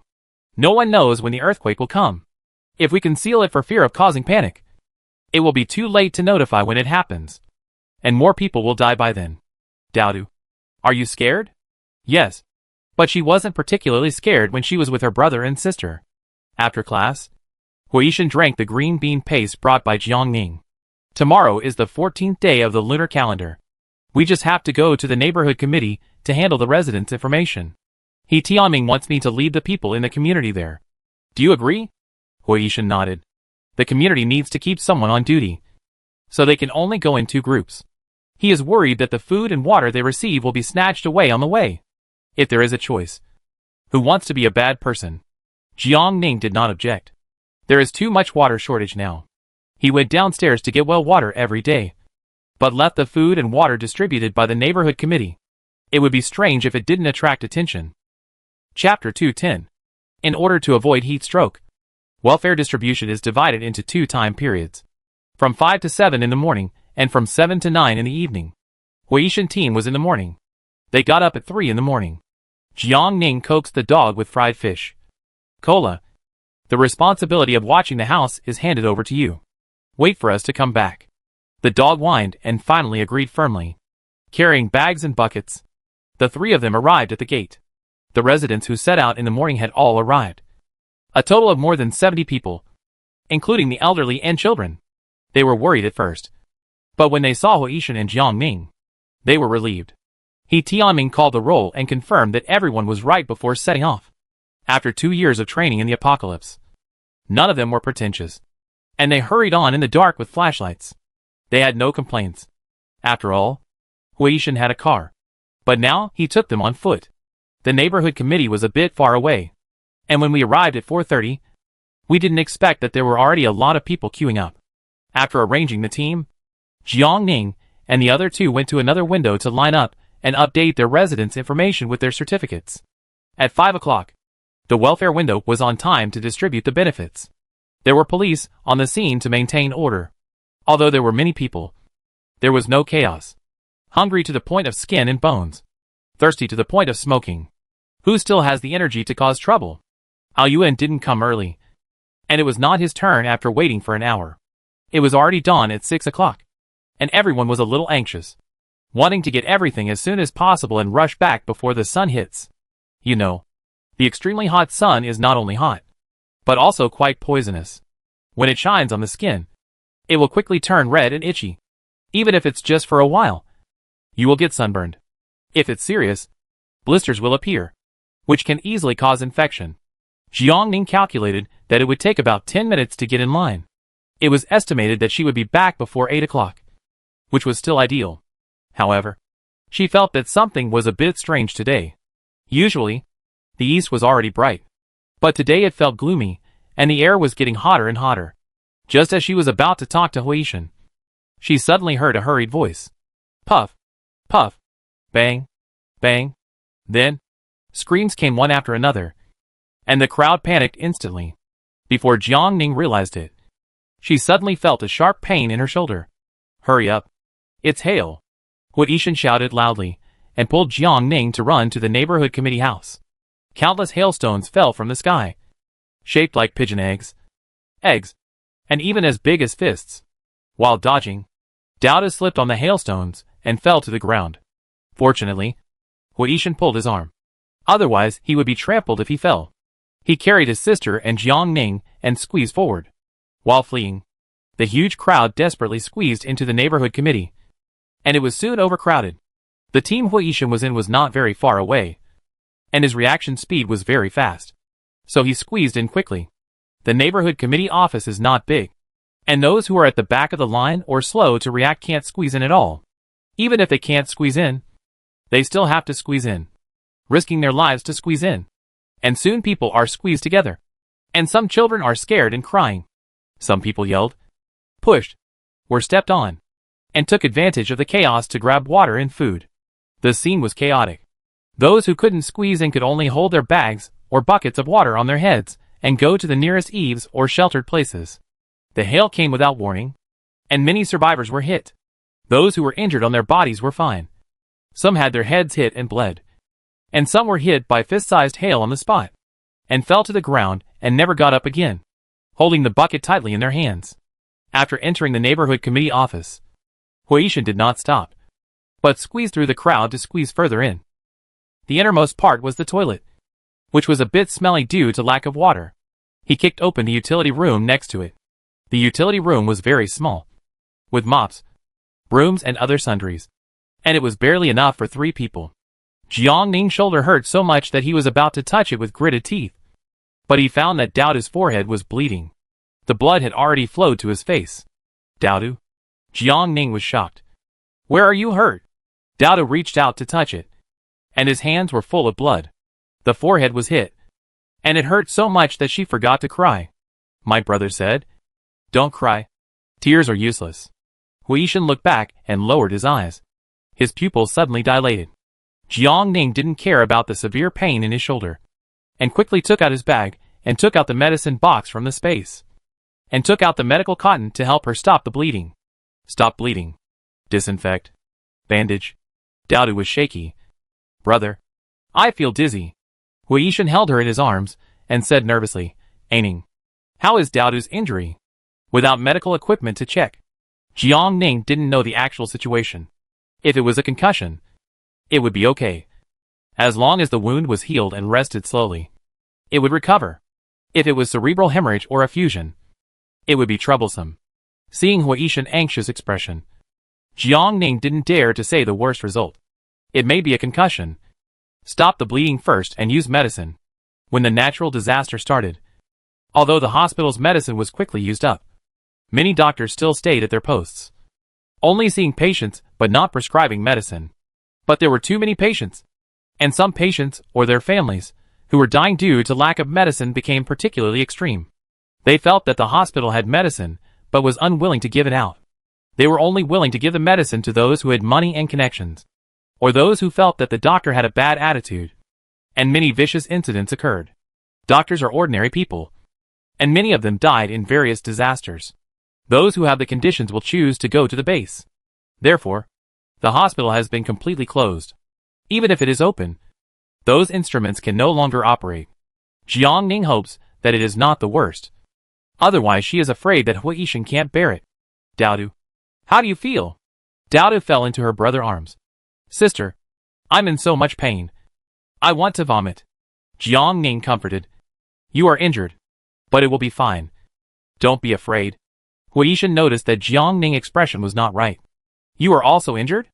Jiang Ning nodded, pressed his swollen shoulder, took out 2 ice packs from his backpack and wrapped them in a towel to apply ice. Huishan took the ice pack and applied it to Daodu's forehead, and asked with concern, Aining, are you seriously injured? Not wanting him to worry too much, Jiang Ning applied the ice pack to his shoulder. It's just hit by hail. It shouldn't be serious. Huishan was about to say to check, when the door of the utility room was suddenly knocked. Who's in there? Do you have medicine? I smell it. Open the door quickly. Please give me some medicine. I'm also injured. Huishan used his body to block the door. You smelled it wrong. We don't have medicine. You have medicine. Why don't you give it to me? The man kept knocking on the door, and said excitedly, I'm bleeding a lot. I die if I don't stop the bleeding and bandage it. When he couldn't push it open, he kicked it hard and even shouted, the people inside have medicine, but they just won't take it out. Jiang Ning has medicine, but there are many injured people.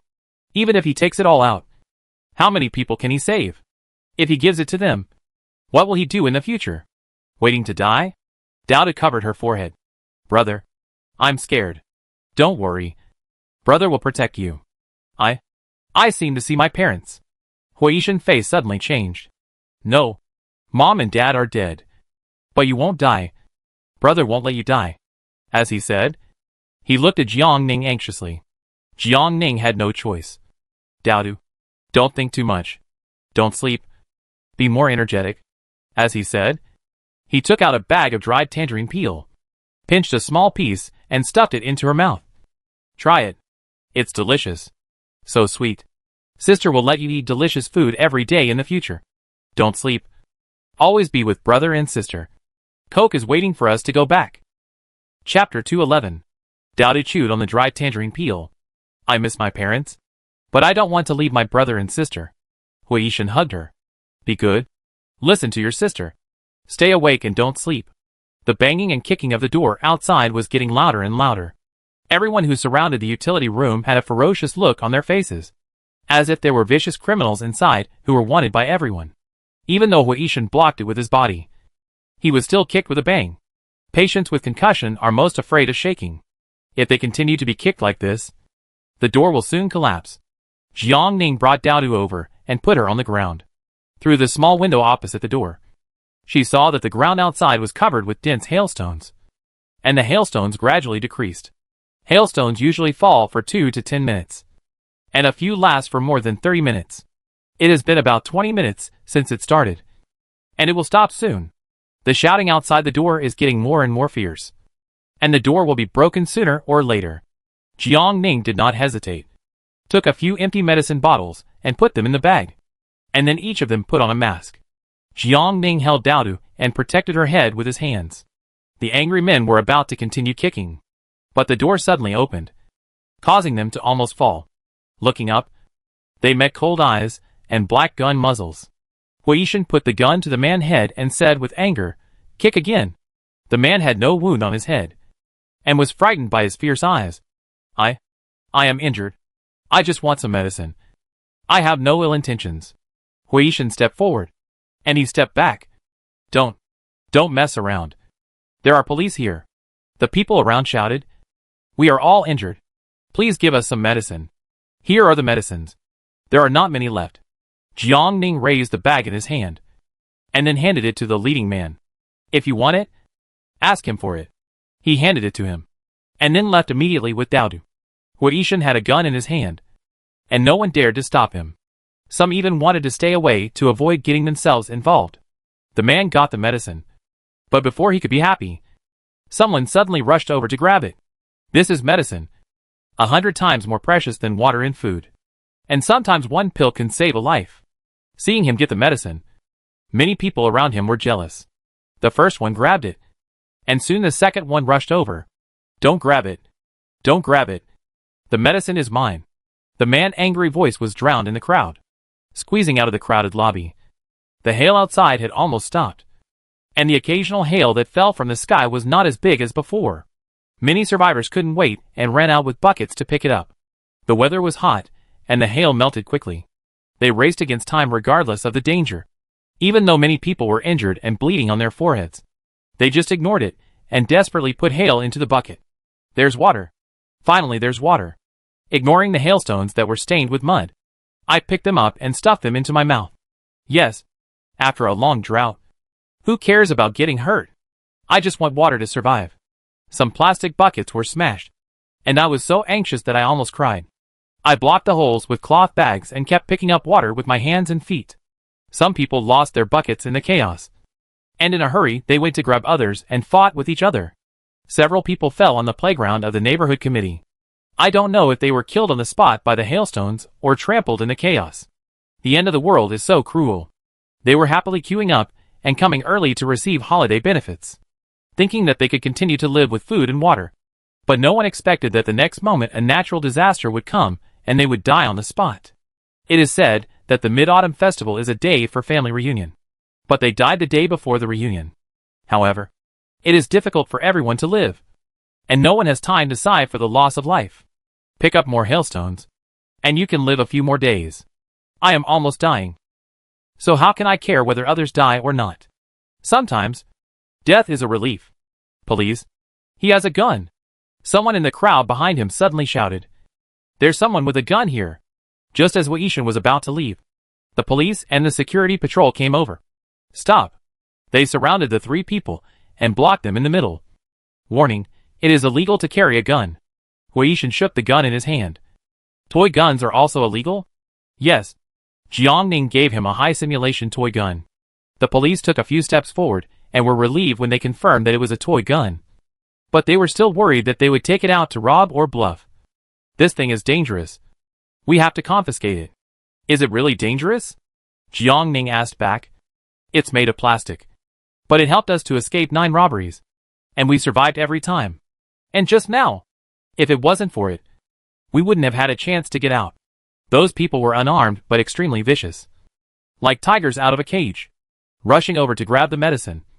But you didn't have time to rescue them. Without it, we wouldn't be alive today. So I can't give it to you. The police hesitated for a while before saying, don't use it against kind people. Don't worry. We still have humanity. The police and the security patrol team ran to a nearby place and separated the people fighting. Coach Hua. Ouyuan Deputy Captain Yang Weiman ran over. Are you alright? Jiangning looked down at Daodu and found that she was unconscious. His face suddenly changed. Daodu is injured.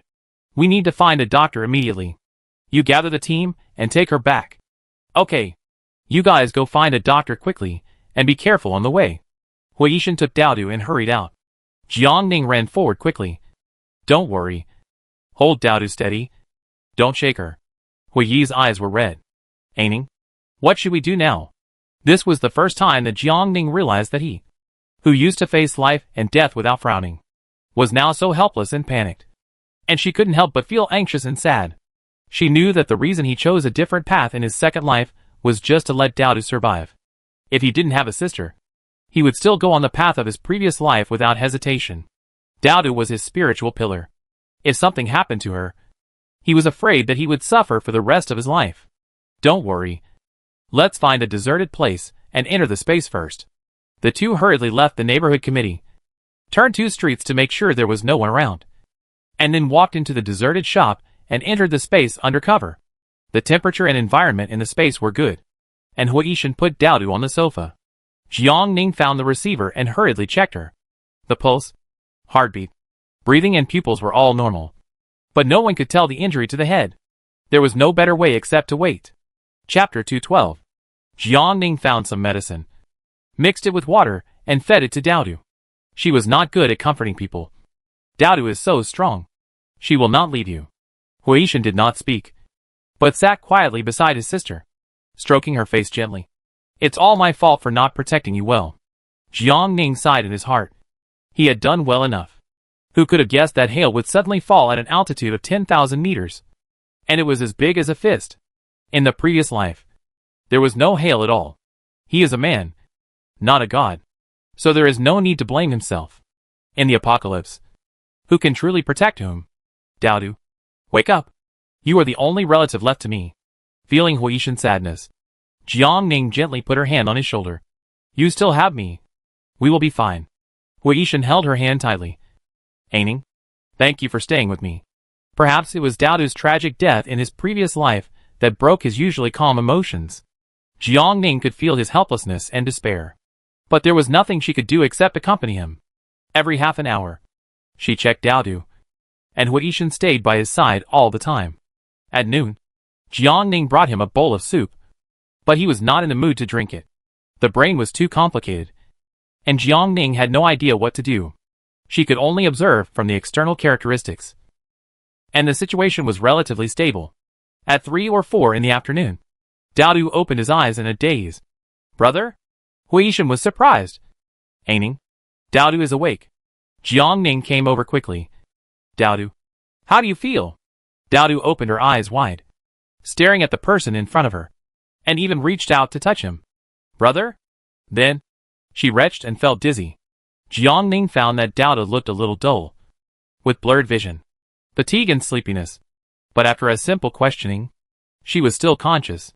It can be confirmed that it is a serious concussion, but it cannot be taken lightly, and needs to be observed further. I reluctantly fed her half a bowl of chicken soup, and she fell asleep again soon. When she woke up again, it was already 12 o'clock in the evening. Daodu was in much better condition, and ate half a bowl. She couldn't sit down, or she would feel dizzy and want to vomit. After taking the medicine, she fell into a deep sleep again.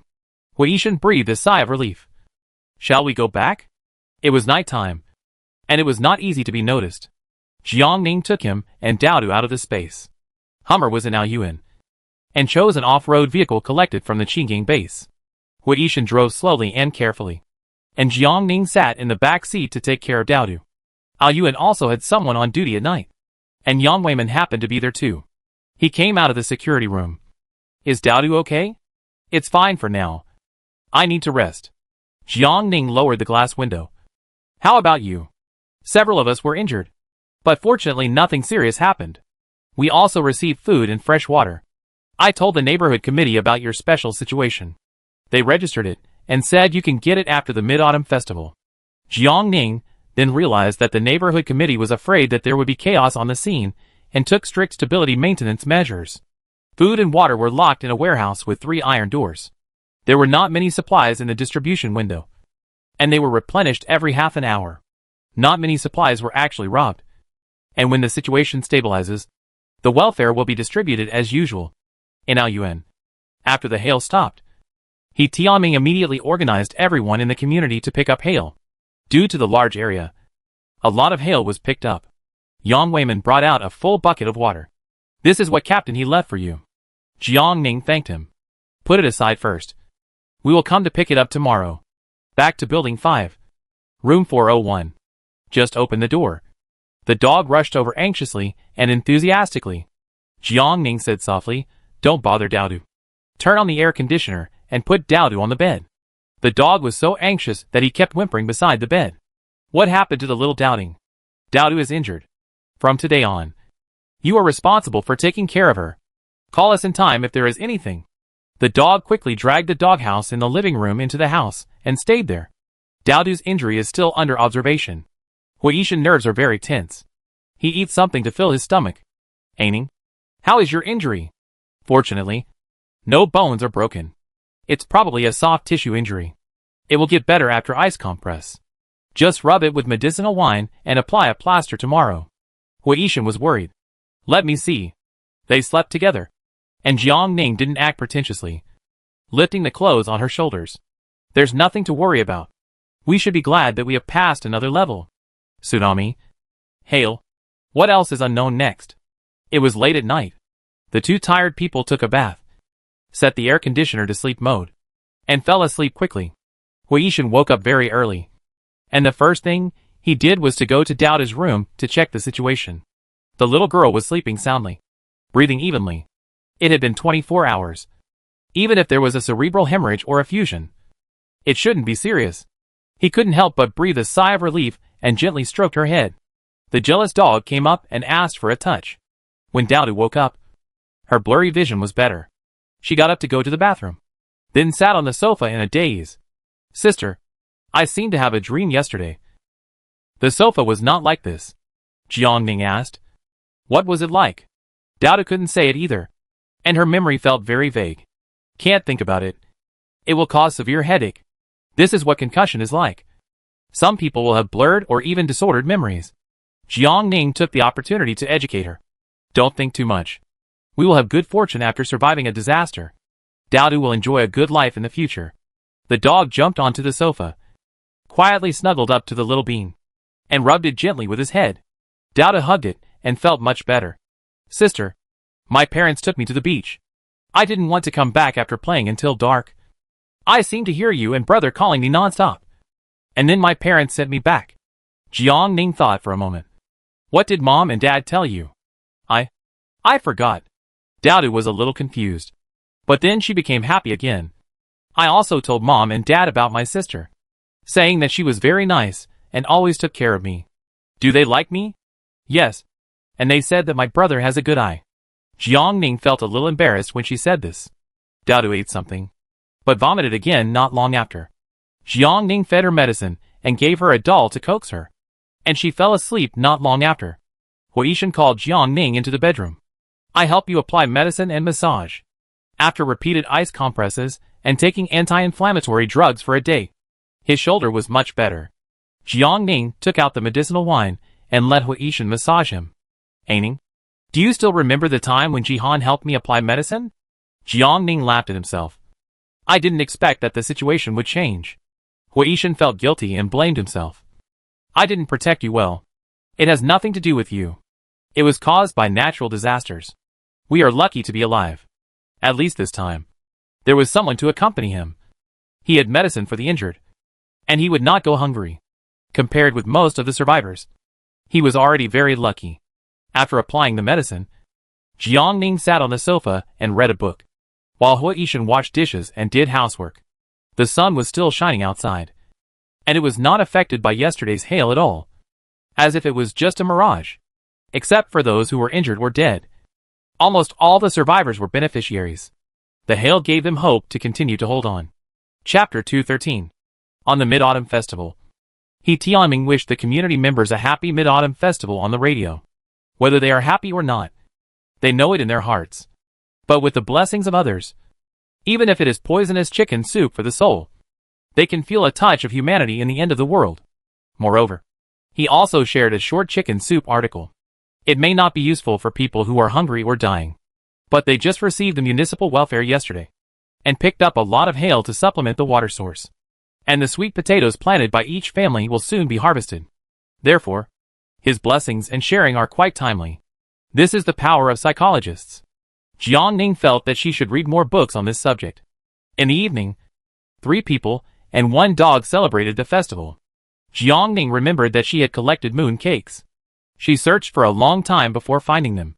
There were red bean paste, 5-nut, white lotus paste, salted egg yolk, and snow skin moon cakes. She liked to eat salted egg yolk, so she ate the egg yolk, took 2 bites of lotus paste, and threw the rest to Huishan.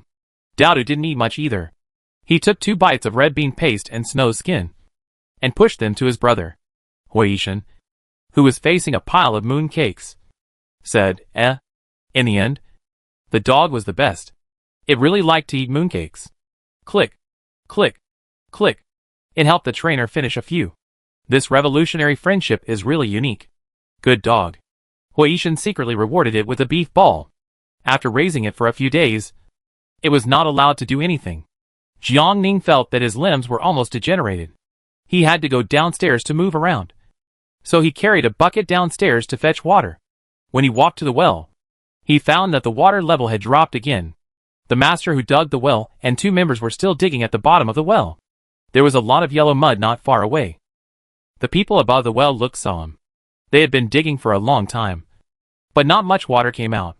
If the drought continues, Not only will the sweet potatoes die from the sun, but there will be no water for people to drink. When will it end? If they can't stay here anymore, where should they go? Jiangning noticed their helplessness and confusion, and his heart became heavy. It was extremely hot, but it wouldn't end so soon. Walking back with the bucket, something suddenly fell on his face. Warm and hot. Bird shit? Plop. Another one. Jiangning reached out to touch it, and it was indeed wet. But there was no odor. She looked at the water on her fingertips, and was stunned. Then she looked up at the sky. Plop. Plop. Raindrops really fell. Hot. It's raining. It's raining. The well diggers shouted, their voices distorted with excitement. Oh my God. It's raining. But soon, they found that the rain was wrong. It was hot. It was indeed raining. But it was boiling water. It was hot. So hot that you could soak your feet directly. Several workers hurriedly pulled the rope, trying to pull the people in the well up. Quick! Quick! It's raining. The rope was covered with yellow mud, and it was very slippery after the rain, so I couldn't hold it with my hands. The boiling water poured down, and the sky and the earth soon became blurred. The well was very deep, at least 70 or 80 meters, and there were several people at the bottom of the well. If they were not pulled up in time, once the rain poured in or the groundwater bubbled up, their lives would be in danger. Jiangning went back and helped pull the rope, but it was too slippery, and her hands were hurt. She took out her pocket and took out a sweat towel to wrap around the rope.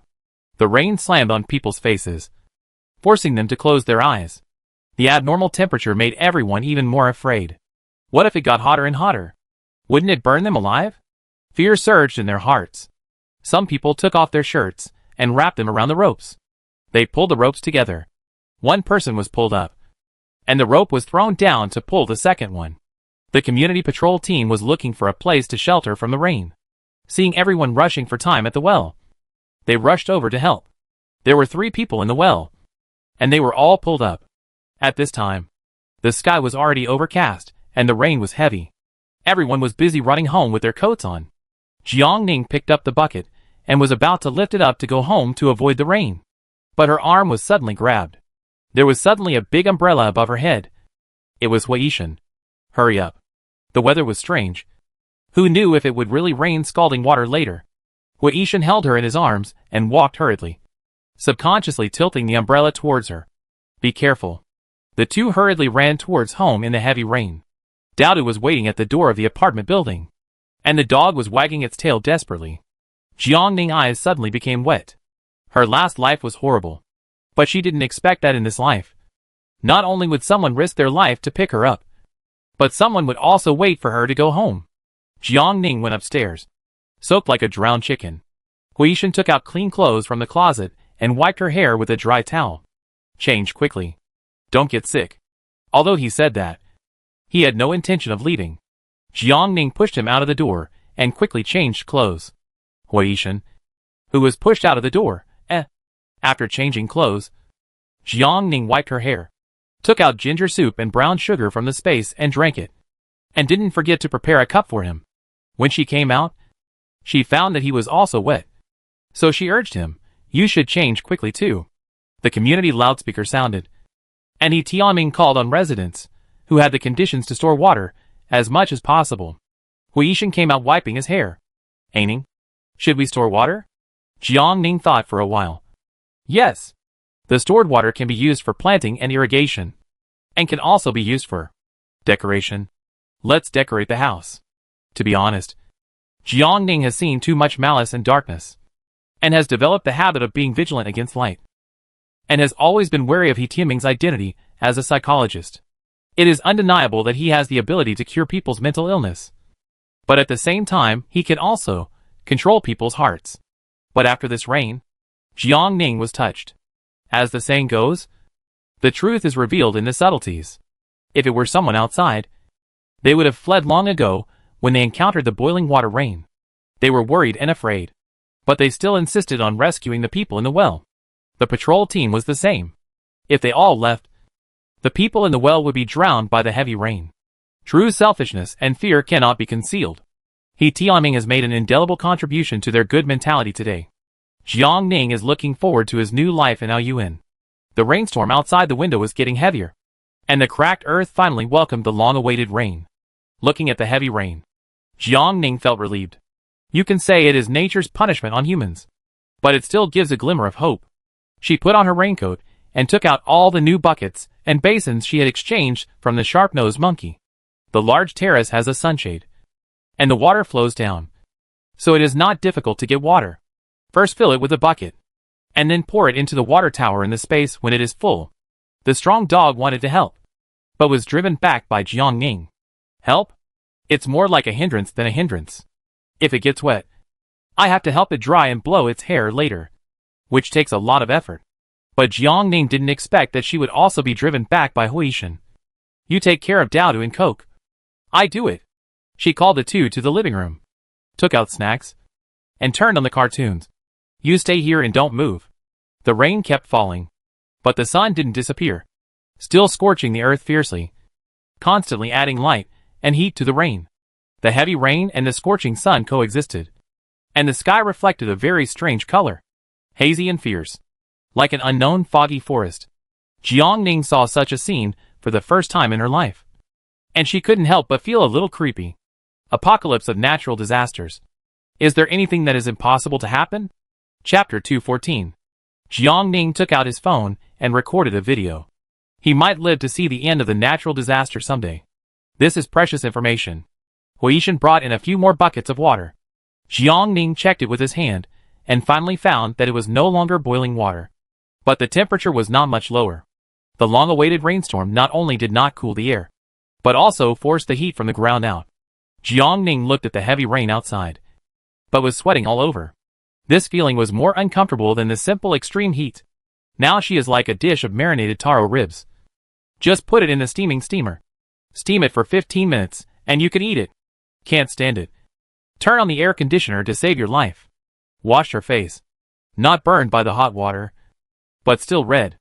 Jiang Ning found a piece of noble lady mask and put it on her face, and did not forget to share it with Huishan.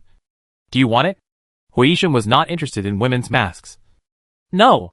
She looked up at his face. Probably because he was thick-skinned. He looked quite normal and not red. I went back to the room and lay down, and fell asleep unconsciously. I don't know how long it took, but suddenly I heard Daodu's laughter. Rainbow. It's a rainbow. Jiang Ning opened the window. The rainstorm had stopped, and a bright rainbow appeared in the sky. The rainbow after the rain in the end of the world is really beautiful. Jiang Ning couldn't help but come to the large terrace and look at the 7-color rainbow hanging in the sky. The sky is bright and clear, and the rainbow bridge emits a charming light. As long as you don't bow your head and ignore the withering and desolate ground. How can it be like the end of the world? After taking a few photos, Daodu hugged the dog and posed. Sister, please take a picture of the rainbow. Single photo. Double photo. Family photo. All done. Huishan worked hard and collected a lot of rainwater to store it in a space. After taking a shower, he found Daodu sleeping on the sofa again. Huishan couldn't help but worry. Aining? When will Daodu recover? After a few days of care, Daodu's condition improved a lot. But it's hard to say for a concussion. Some people will have a few days, some a few months, some a few years, and some even have lifelong sequelae. Not wanting to make him worry too much, Jiang Ning comforted him. It's much better now. You need to take care of it slowly. Take more rest during this period. She planned to take out a pig brain and stew it with Gastrodia alata to nourish Daodu. Building 5 is far from other buildings, and the stewed soup is very light. There is no taste behind the door. Huishan is a man of action. When Jiang Ning mentioned decoration, he took action. However, neither of them knew how to decorate. Jiang Ning searched through the massive amount of information downloaded before the natural disaster and successfully found a book on building decoration. Huishan looked through the information. Do you want to lay tiles? I had stockpiled a lot of tiles before, but the house was only lived in for a year and the materials could not be recycled. So Jiang Ning felt that it was unnecessary. Just smooth it with cement slurry. What do you think? Huishan had no objection. Okay. First, mix the sand and lime evenly. Then smooth the ground. Then apply fine cement slurry. And smooth the walls with lime. Sand is available upstairs. Cement, lime, waterproof paint, and space is stockpiled. And the decoration tools are not bad, such as a stirrer, a scraper, a putty knife, a spatula, and a corner trimmer. Every time she went to the trading street, Jiang Ning would collect some tools that she might need in the future. After 2 years, she had accumulated quite a few. So, she started practicing on the small balcony. Jiang Ning wanted to help, but Hui Yishan refused. You've been tired from growing corn recently. I can do these jobs. He didn't want her to get dirty. And these jobs were not heavy, so he could just practice with them. Jiang Ning had no talent in this area, so he didn't make things worse. He just added some water when mixing the materials. It rained heavily, and Hui Yishan had a reason not to go downstairs to fetch water, so he stayed at home to do the decoration. Don't say. He was not very good at first practice, but Hui Yishan quickly figured out the experience. And the floor was scraped very flat, especially after applying cement slurry, and then pressed and polished with a steel trowel. Repeated 3 times, and it felt as bright as a mirror. This is a job that requires perseverance. Jiang Ning asked himself if he didn't have the patience and heat, so he had to take out the food he had stored to reward him. Fried crab, braised pork knuckle, broccoli and beef, and red wine. Come on. You've worked hard for this family. I recently read an emotional magazine that said that good men are praised. So Jiang Ning didn't hesitate to praise him. Not to mention that his work was really impeccable. Hui looked at her with deep eyes and smiled. Jiang Ning felt a little weak and drank a glass of wine. It took 4 or 5 days to complete the rough decoration of the house. The gray floor and white walls looked quite monotonous and simple, but it was extremely difficult in the end times.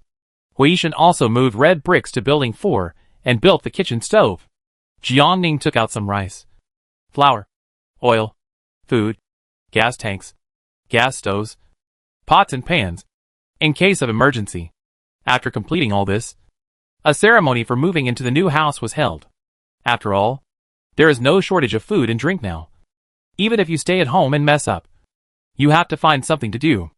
Jiang Ning took the dishes that everyone likes from the space, and the portions are not large. Wasting food in the end times will be punished by thunder. After the meal, there will be a second meal later. Barbecue and beer. Daodu ate the squid tentacles and touched her belly with satisfaction. Brother and sister. I am so happy.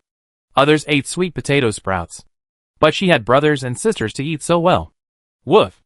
The dog was no less inferior. His mouth was full of oil and shiny. The new house was completed, and he drank 2 more glasses of wine out of joy. Jiang Ning sat on the bed after taking a shower, and was slightly drunk. Hui Yishan came in wiping his hair. He was wearing loose pajamas. His legs were straight and slender under his shorts. His muscle lines were smooth and beautiful, accumulating strong explosive power. Jiang Ning glanced at him, and then couldn't help but glanced again. Aware of her gaze, Hui Yishan walked over and lowered his head to kiss her. After a long while, he spoke in a hoarse voice. Can I? Jiang Ning didn't say anything, but responded to him with action. Wait. Hui Yishan suddenly pushed her away, closed the door and locked it, to prevent the two from suddenly breaking in. He left the bedside lamp on, and in the dim light, there were shadows. Hui Yishan leaned over and pulled open the bedside table to get something. Seeing what he had in his hand, Jiang Ning was a little surprised. How did you get it? Hui Yishan explained. When the typhoon first came, I swept the pharmacy, thinking that it could stop bleeding, store water and keep warm. So I took it all. At that time, he never thought that one day he would use it for the right purpose. Jiang Ning frowned. You handed in all the other supplies. Why did you keep this? Hui Yishan looked unnatural. I was afraid you would misunderstand. Jiang Ning asked. How much? She talked too much, ruining the atmosphere. Hui Yishan did not answer, but lowered his head to seal her lips. Chapter 215. Shuffle. Shuffle. Deal. Play. Play poker until late at night. When he opened his eyes again, the sun was shining brightly outside the window. Tired Jiang Ning stretched his body. He was a little confused, and it took him a long time to wake up. The pillow was empty. And then he remembered that Hui Yishan had a class this morning. He picked up his watch. It was past 10 o'clock. Jiang Ning got up and almost fell down. Oh my God! The dog waste is really a sin. Who knew that when he looked up? He saw 4 umbrellas hanging on the clothes hooks on the wall. and he was immediately shocked. He thought it was the 1960s and 1970s, and it could be reused. Right? If you get caught by accident, your life will be in its hands. Jiang Ning was so scared that she threw all the umbrellas into the trash can. After brushing her teeth and washing up, she found that Dowdu was not at home. She must have been taken to class by Huishan. It was almost time. Jiang Ning took out lunch from the space and asked for medicinal chicken soup. Just as they were ready, the brother and sister came back. After eating a lot of pig brain stewed with gastrodia lata, Dowdu felt much better. Sister, I'm getting fat. Well, wash your hands and eat. Dowdu. Huishan called his sister and corrected her. Call her sister-in-law from today on. Not sister anymore. Dowdu was a little confused, her eyes wandering back and forth between Jiang Ning and her brother, not really understanding the difference between sister-in-law and sister. Brother like sister. We are already together. She is my wife. So you have to call her sister-in-law. Together? But brother and sister have always been together. Dowdu was confused, but still smiled sweetly at Jiang Ning. Sister-in-law? The word sister-in-law made Jiang Ning blush. Eat. Eat. After washing her hands, Dowdu sat down excitedly. Sister-in-law, I went to class today, and many people asked me if my injury had healed. She took out 1,000 paper cranes from her pocket. This is a gift from Xiaoming. Xiaoming? The little boy who raised mice. And Xiaowei. She secretly gave me a candy, but I didn't want it. When someone snatched the candy from her mouth, Dowdu knew that it could save her life. She didn't lack candy, but Xiaowei kept it preciously for several months and didn't want to eat it. Jiang Ning encouraged her. Dowdu is awesome. We can't give our things to others, nor can we take other people's things. After drinking 2 bowls of nourishing chicken soup, her hollowed-out body felt much better. Seeing Huishan was fine, Jiang Ning felt a little depressed. But this guy always hid his feelings. She pushed the fried leek and eggs in front of him. Eat more. It's good for the kidneys. Huishan gave her braised pork in return. You too. Digging the ground with his toes. After lunch, Dowdu took the initiative to do the housework, and Guzi was beside him. But he made things worse. Jiang Ning dragged her hollow body back to the room to continue sleeping. Huishan followed in and found that the umbrella was missing. After searching around, they found that they were lying quietly in the trash can. The pharmacy swept hundreds of them, but it was not enough. Huishan sat next to her and gently pushed her. How many do you have? Jiang Ning was a little embarrassed, but still took out the remaining stock of Comrade Wang Ming. Huishan estimated that it would not be enough for the two of them to live together for a lifetime. Jiang Ning was speechless and took him into the space to see the cabinets of Director Feng. Finally, Huishan's mouth twitched a little.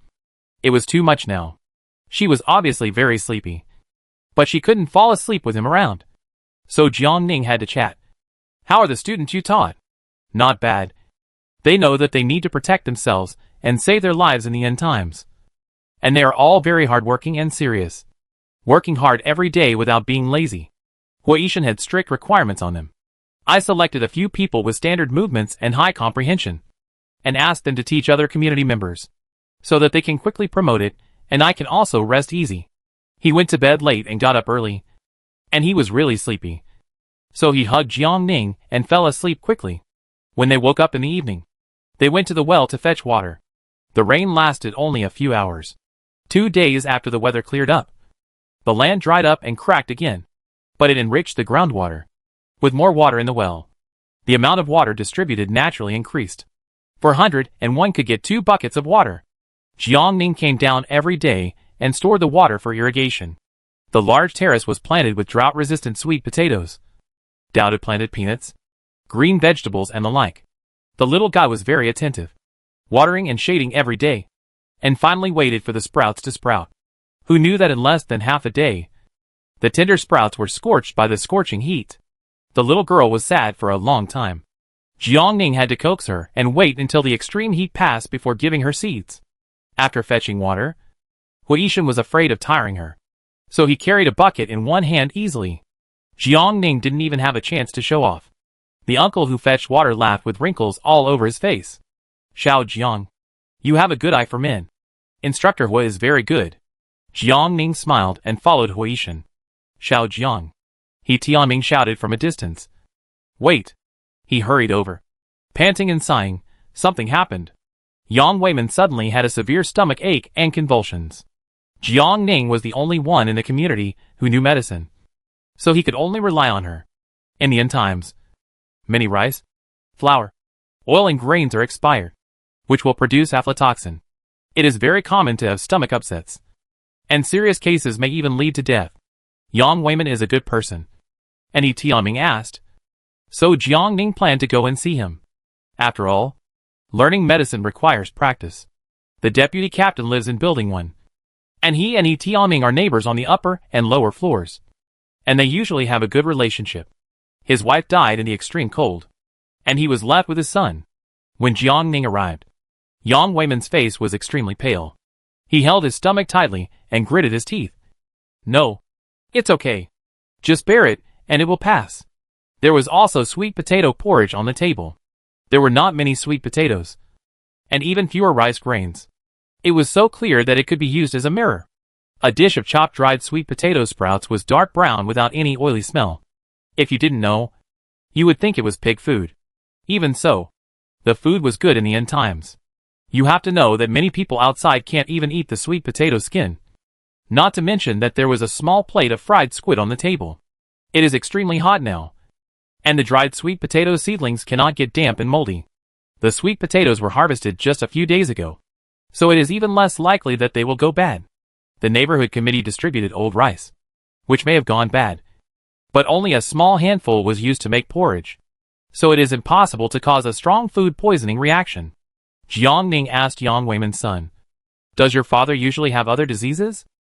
Yang Jia was only 17 or 18 years old, and his expression was extremely panicked at this time. No, he is usually in good health. The only lucky thing about the 2 years of natural disasters is that I didn't get a serious illness, and I got through all the minor illnesses and pains. Jiang Ning asked him where the pain was, and ruled out acute appendicitis and intestinal obstruction. Do gastric lavage and induce vomiting first. No, I'm fine. The abdominal pain was like a knife, and beads of sweat kept falling from his forehead. But Yang Weiman gritted his teeth and disagreed. I just ate meat. I can't vomit it. I haven't eaten meat for more than half a year.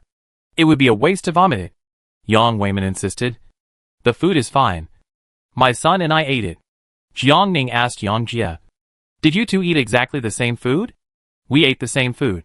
But today is my dad's birthday, so I fried half a plate of squid for him to try. Is it possible that it was not cleaned up? Chapter 216. Yang Jia exchanged several kilograms of sweet potatoes for the squid, and was criticized by Yang Weiman for wasting food. In fact, he just wanted his father to have a taste of meat on his birthday.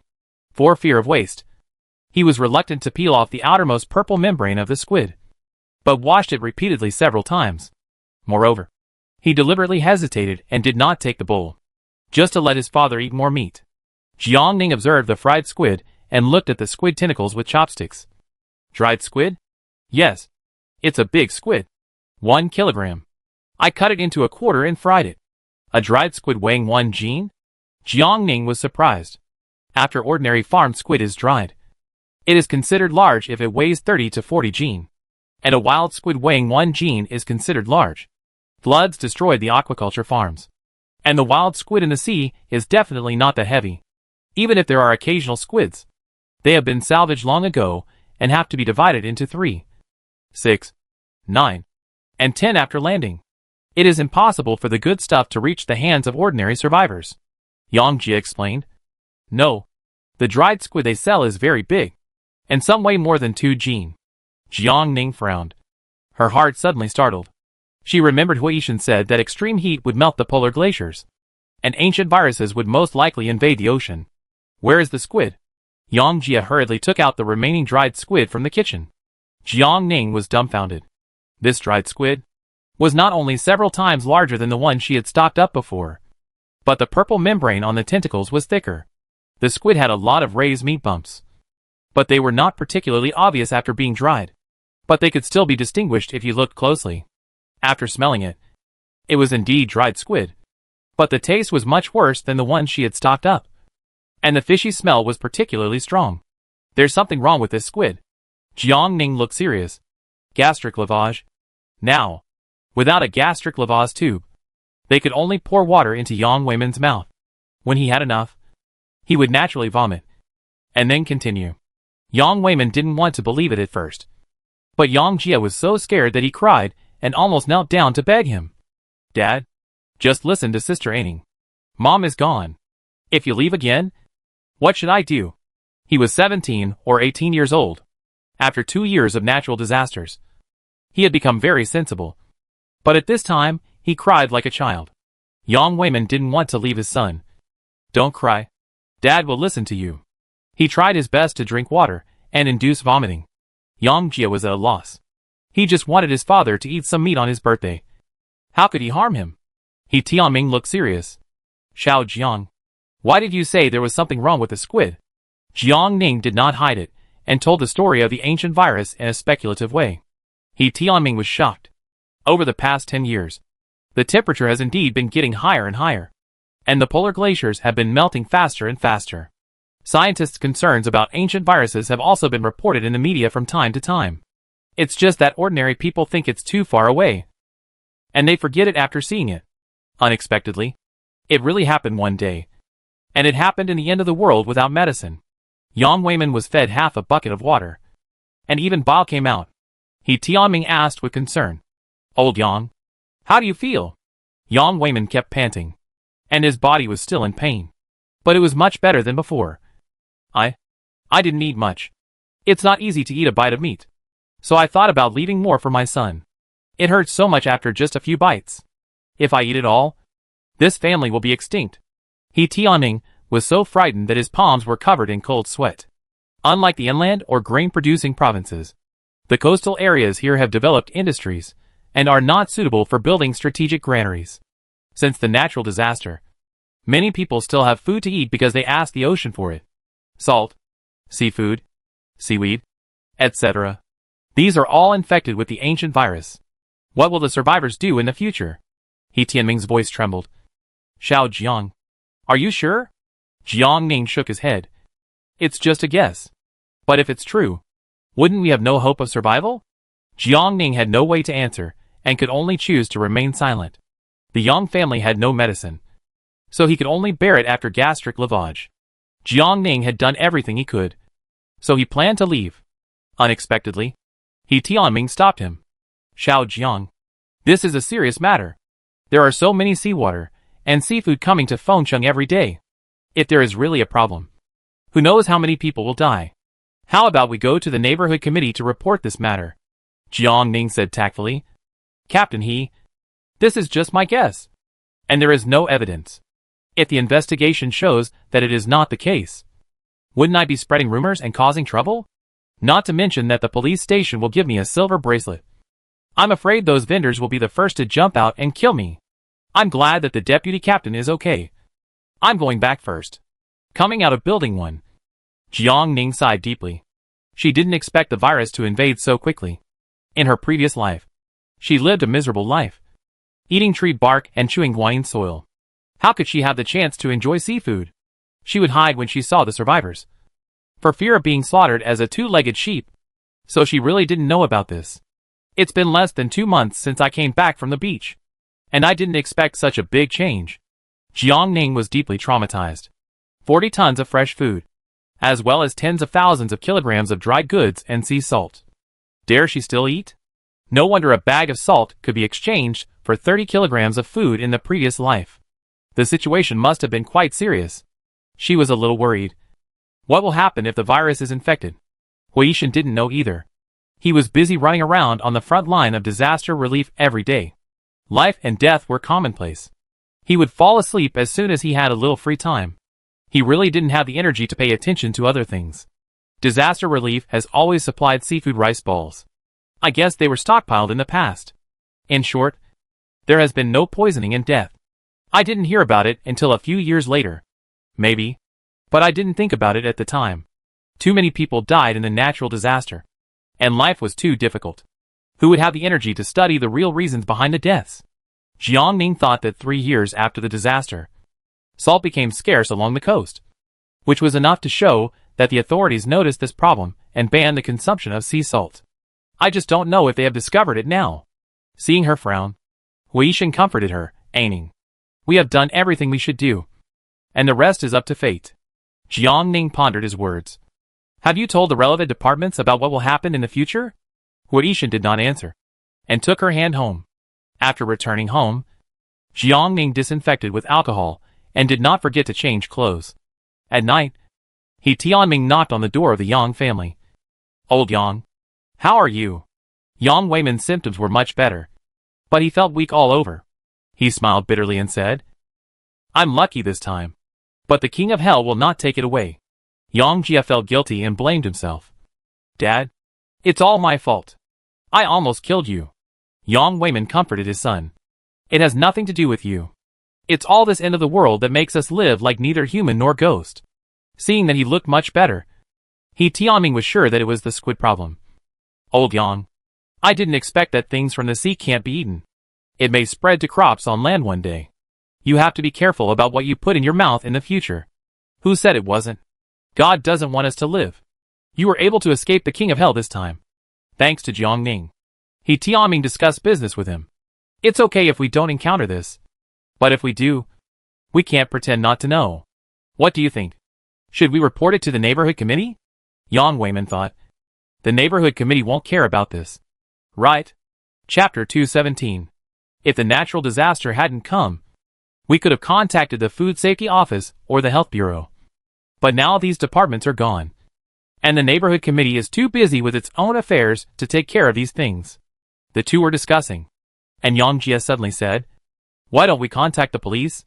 They first destroyed the Dragon Slayer Society, and then they took down 2 private bases, and returned the seized materials to the people, which requires the cooperation of many departments, even if it is not their responsibility. As long as they tell us which department to contact, or say hello to the relevant departments, it is better than us running around like a headless fly. The two also thought this method was feasible. You are really smart, He Tianming said. Old Yang, how about we go there tomorrow? If this is true, it may save a lot of people. We all came from the heyday, and we received municipal welfare not long ago. I am afraid I will feel guilty if I hide it. Okay, let's take the squid with us tomorrow. After making the decision, Yang Weiman asked He Tianming, Jiang Ning saved my life. What do you think we should give as a thank you gift? It's not easy for any family these days. The Yang family can only eat half of their meals at most, and the father and son are as thin as a stick. What good things can the family have as a thank you gift? As old friends for 2 years, He Tianming did not hide anything and spoke his intuitive thoughts. I think Jiang Ning is not a calculated person. She may be more reluctant to be disturbed by others than you to thank her with a gift. Prepare some sweet potatoes and give them to her if you meet her on the road. If she doesn't want to accept them, don't force it. Just show your intention. It won't be too late to repay her when she needs help one day. Yang Weiman also felt that Huaishan and Jiang Ning seemed to be quite unsociable. No, to be more precise, they wanted to keep a certain distance from them. In the apocalypse, if there is no old friendship, who dares to get too close to whom? They are not wrong. After not getting enough rest for several days, Director Ling arrived at the office at almost noon. The assistant came in to report on the work, and when he left, he remembered something. Director Ling, 2 strange men came today. They brought half a squid and said that it might be infected with an ancient virus and almost killed people. This matter is not under the jurisdiction of the police station. But since receiving 2 mysterious letters in a row, Director Ling has taken this matter to heart and told him that if he encounters the same as the prophecy in the future, if there is anything related, tell him as soon as possible. The ancient virus was a prophecy, but I didn't expect it to happen. Where are the people? They came early in the morning and left. Did you tell them which department to contact? I did, the assistant replied. Since we received the first report and successfully took down the Dragon Slayer Society, the relevant departments have attached great importance to our second letter. In fact, the Scientific Research Department discovered the abnormality a few days ago and has been taking samples for research. But the final results have not yet come out. As he spoke, he muttered to himself. These 2 messengers are really mysterious. Not only did they deliver the report letter in advance, but they also delivered the prophecy letter in the same way. But why did one of them only predict the earthquake and then nothing else? And the other one lasted for 10 years. Strange. If he could really predict, why didn't he predict hail and boiling water rain? Too many mysteries. People can't figure it out? And why do they all like to go to the police station? They are too busy with their own affairs. What are you complaining about? Director Ling glanced at him. Didn't the propaganda say that if there is a problem, go to the police? If not us, who else can the people go to? The assistant said quickly. Yes. Yes. Director Ling. You are right. Just as he was about to leave, he was stopped by the leader again. How is the recruitment of security patrol officers? Not bad. Many people have signed up recently, knowing that the hard guys of the private gang base were seized. Many people have signed up recently. We are seriously short of people. Select a group of good people from the security patrol team and promote them to police officers. At the appointed time, Jiang Ning went to the trading street to find the sharp-nosed monkey. In the trading street, the seawater was still selling well, and there were also many people selling dried seafood. Jiang Ning looked at several stores. Most of the dried seafood was of normal size, but there were also some that were extraordinary. There were people buying them, but the people who came to the trading street were almost all survivors from the bottom, so there were relatively few people buying them.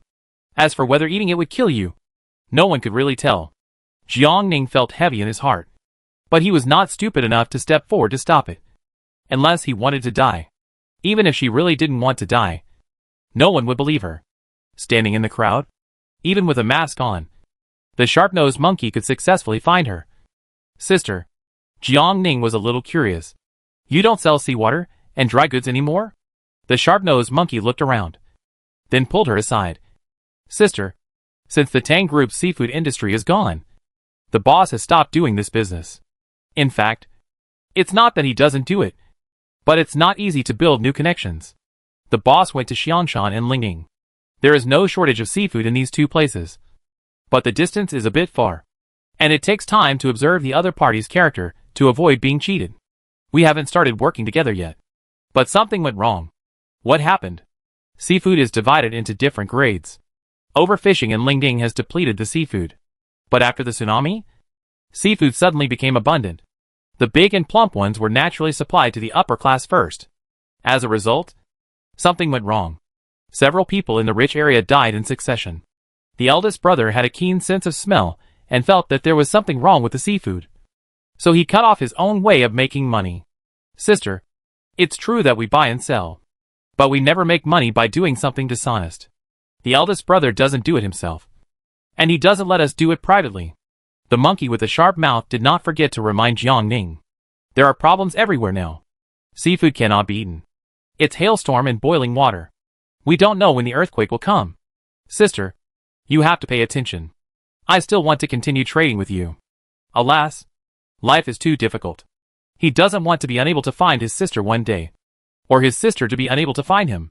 Okay, just for what you said, I will find you first when I have business in the future. Jiang Ning got back to the point. Have you found the seeds I want? I will find them for you even if I have to go through fire and water. The sharp-nosed monkey took out 2 bags of seeds from his bag. It's been a lot of work, but they are all seeds from 2 years ago. 5 kilograms of rice seeds and 5 kilograms of glutinous rice seeds. Take them back and see if they can germinate? If it weren't for the fact that rice planting requires a lot of water, the seeds really wouldn't have been saved. He was a little excited. What can I exchange for it?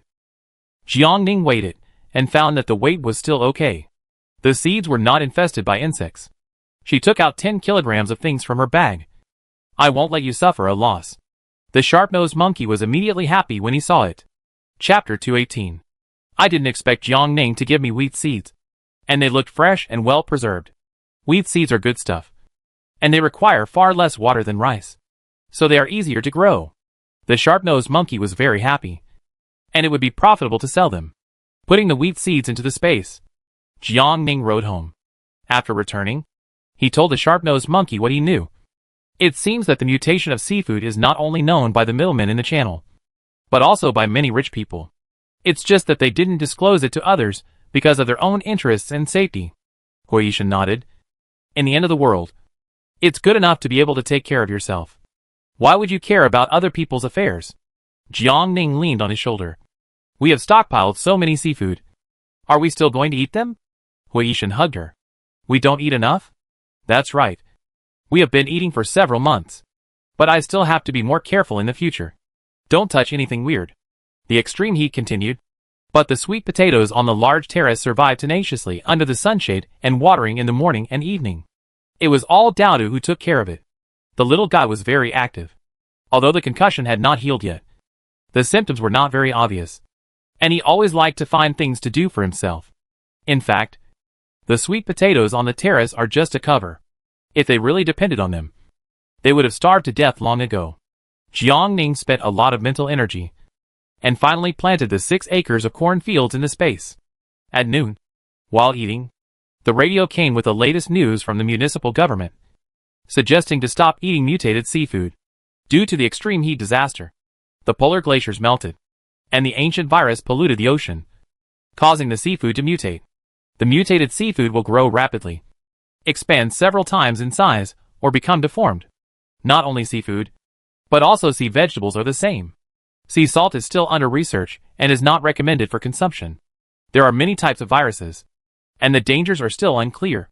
Some can cause acute gastroenteritis, neuralgia, organ infection, etc., which are mainly transmitted through food. Citizens are advised to observe more when purchasing and avoid purchasing mutated seafood, which may cause physical harm. As soon as the broadcast ended, He Tianming took a loudspeaker to repeat it again, reminding all residents to pay attention to safety and not to eat seafood unless necessary. It is foreseeable how much of a sensation this news will cause, and it will undoubtedly end the lives of many coastal survivors. In the future, it will only become more and more difficult. The dog was happily chewing a big fat crab, but He Tianming's loudspeaker said that seafood is forbidden to be eaten, and that it is dangerous and poisonous. The dog trembled, and the big fat crab fell to the ground. Jiang Ning didn't know whether to laugh or cry. Eat it. You can eat what we give you, but you can't eat what others give you, or you will die. The dog tilted his head and thought for a while, but he couldn't resist the temptation of delicious food. So he picked it up and continued to chew it. Aoyuan has been quite stable recently. He Tianming put aside his past grudges and took the master to help the villagers select a site for investigation and dig a well. After more than half a month of hard work, he dug 70 or 80 meters down not far from Fengcheng River and finally found a water source. A spring can keep the villagers alive. The village chief is smooth, but he is also a responsible person. He poured tea and admitted his mistake without saying anything. He Tianming is good at giving excuses. It's just a misunderstanding. In order to live better, everyone should protect their water sources in the future. In order to completely resolve the dispute, He Tianming also asked the master to teach the villagers the ancestral craft. If one well is not enough, they can choose another location to dig another one. After sending the people from Aoyuan away, a villager said anxiously, "Village chief, we are short of water, and even our crops have died in the sun. We really have no way to survive now. Since you have the skill of digging wells, why don't you dig wells for other villages in exchange for some supplies?" The village chief glanced at him. He Tianming is such a smart man.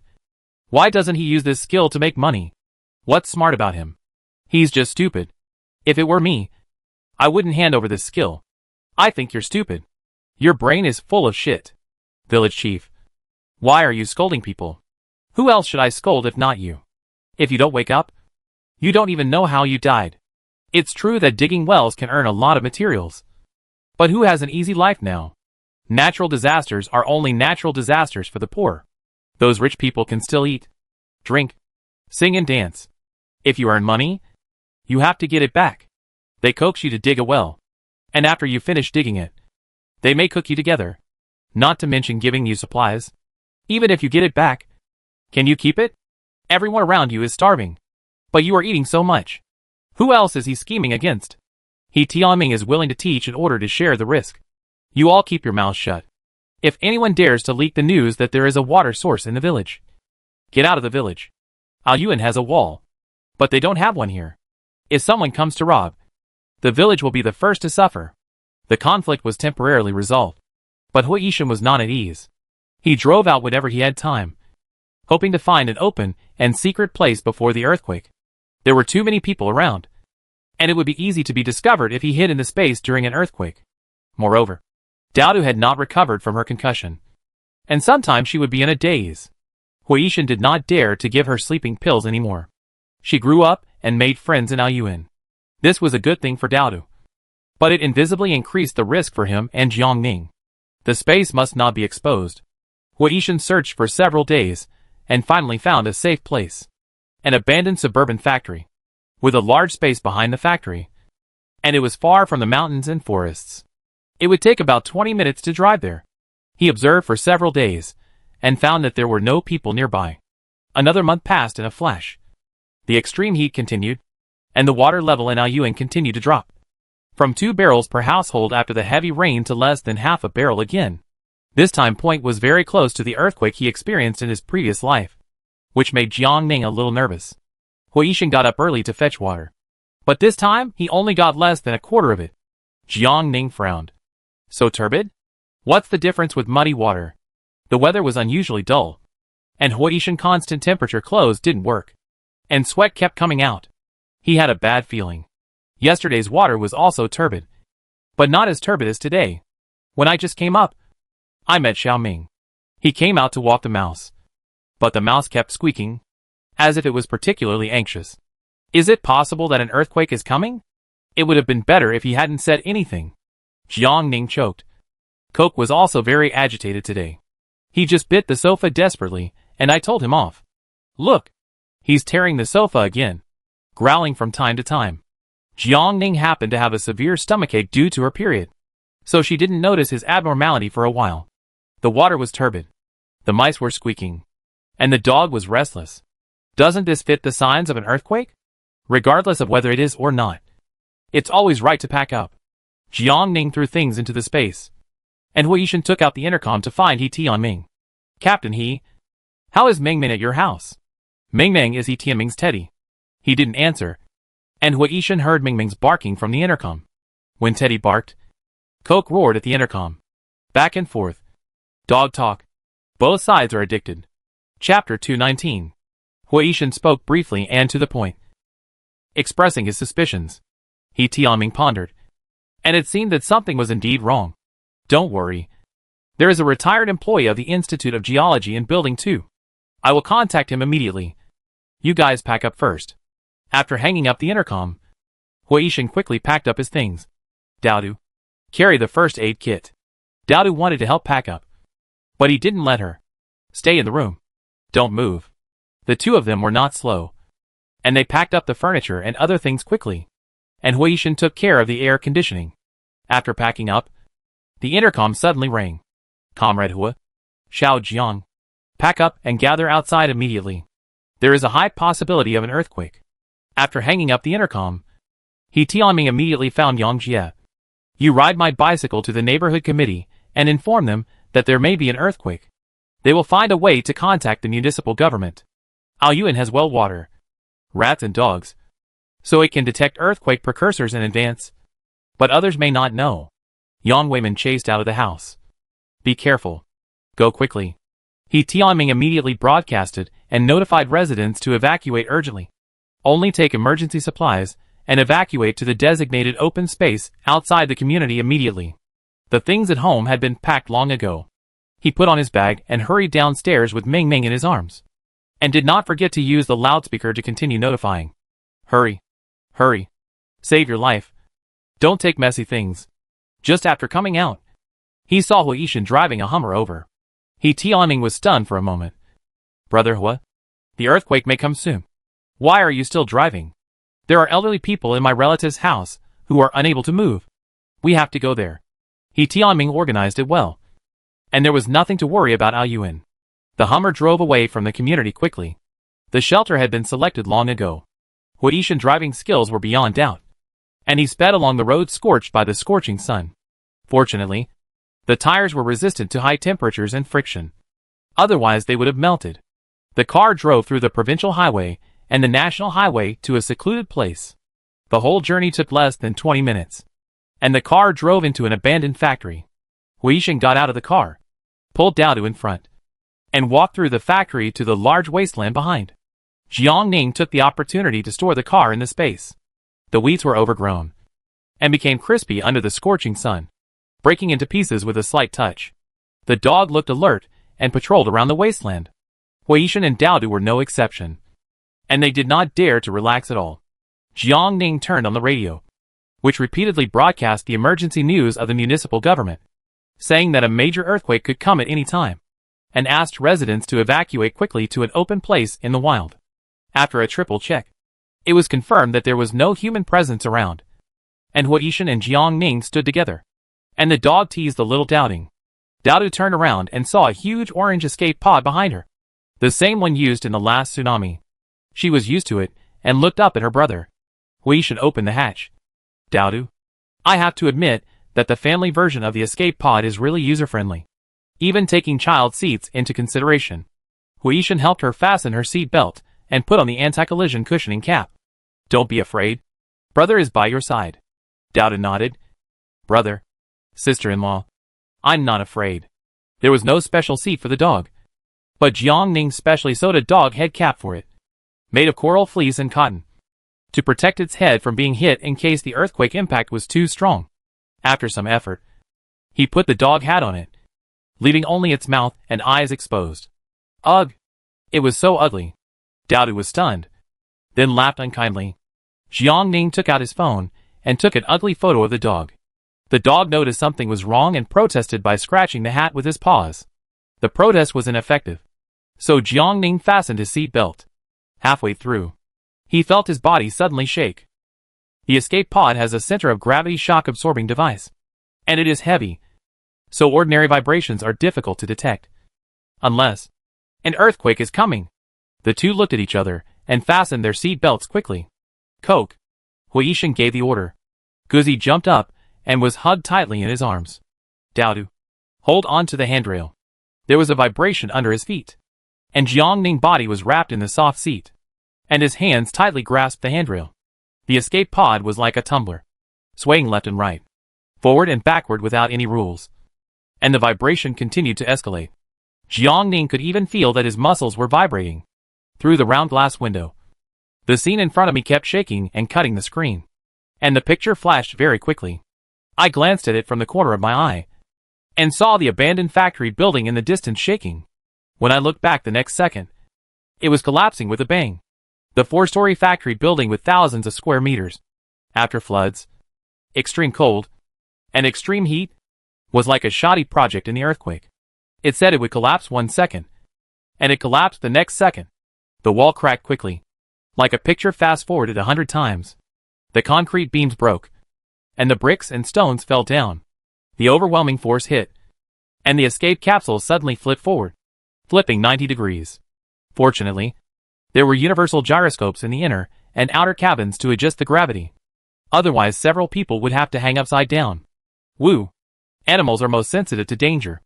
Witnessing the power of nature, the usually tough dog became timid and let out a sad cry. Huishan stroked the dog head. Don't be afraid. We will be fine. As soon as he finished speaking, the entire escape capsule was thrown up and then fell heavily. Brother. Doubtu's face changed in fear. Sister-in-law? Huishan asked anxiously. Doubtu. Is he injured? Doubtu was fine, but he was uncontrollably scared. The escape capsule shook violently, and it took a while to stabilize. Outside the glass cabin, the factory building was in ruins. After passing through the frozen and sun-bathed forest, a large amount of dead soil in the forest loosened and cracked open. The soil, carrying the dead wood, slid down like a mudslide, revealing a large area of yellow soil. The cracks expanded visibly. Without a chance to catch a breath, the escape capsule tilted and rolled, then suddenly sank down and got stuck. The strong earthquake tore the ground apart, and the gullies continued to spread. The escape capsule sank halfway and was stuck in the air by the gully. Above, there was a bright blue sky. Below, there were deep ravines. Doubtu was still in shock, her lips trembling, and she took a long time to find her voice. Will we fall? Jiangning comforted her.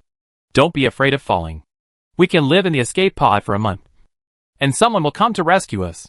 As soon as the voice fell, a large rock collapsed from nowhere and hit the escape pod heavily. Under the impact of the force, the escape pod sank a little more. The cabin was terribly quiet, and each other's breathing could be heard clearly. The three of them were hanging in the cracks caused by the earthquake. Jiangning asked, Doubtu, are you feeling unwell? No. I'm just scared. It's good that she's fine. Maybe with Huishan by her side. Jiangning seems particularly calm. When the earthquake really happened, She was no longer as nervous as before. The dog lay in the trainer's arms, but her nervous eyes followed the poop shoveler closely. Seeing that she was not afraid, it also breathed a sigh of relief. The escape pod was stuck in the air for more than 10 minutes. Jiang Ning couldn't help asking, "Is the earthquake over?" As soon as the voice fell, there was another violent earthquake, accompanied by the soil. The escape pod fell again. Chapter 220. Bang. Boom. The escape capsule was turned over after a tumbling collision, and Jiang Ning and others were upside down. Fortunately, it was not vertical, but slightly inclined. The soil loosened, and the center of gravity device slowly moved down. It took a long time to adjust it. In the next 2 hours, it shook several times in a row. The escape capsule was stuck on the boulder and did not fall down. The shaking was not as strong as before. This should be an aftershock. The escape capsule was specially designed for earthquakes and tsunamis. Shock absorption and earthquake resistance are major features, especially the setting of the seats, which protects important parts of the body. Even so, Jiang Ning could still feel the strong earthquake.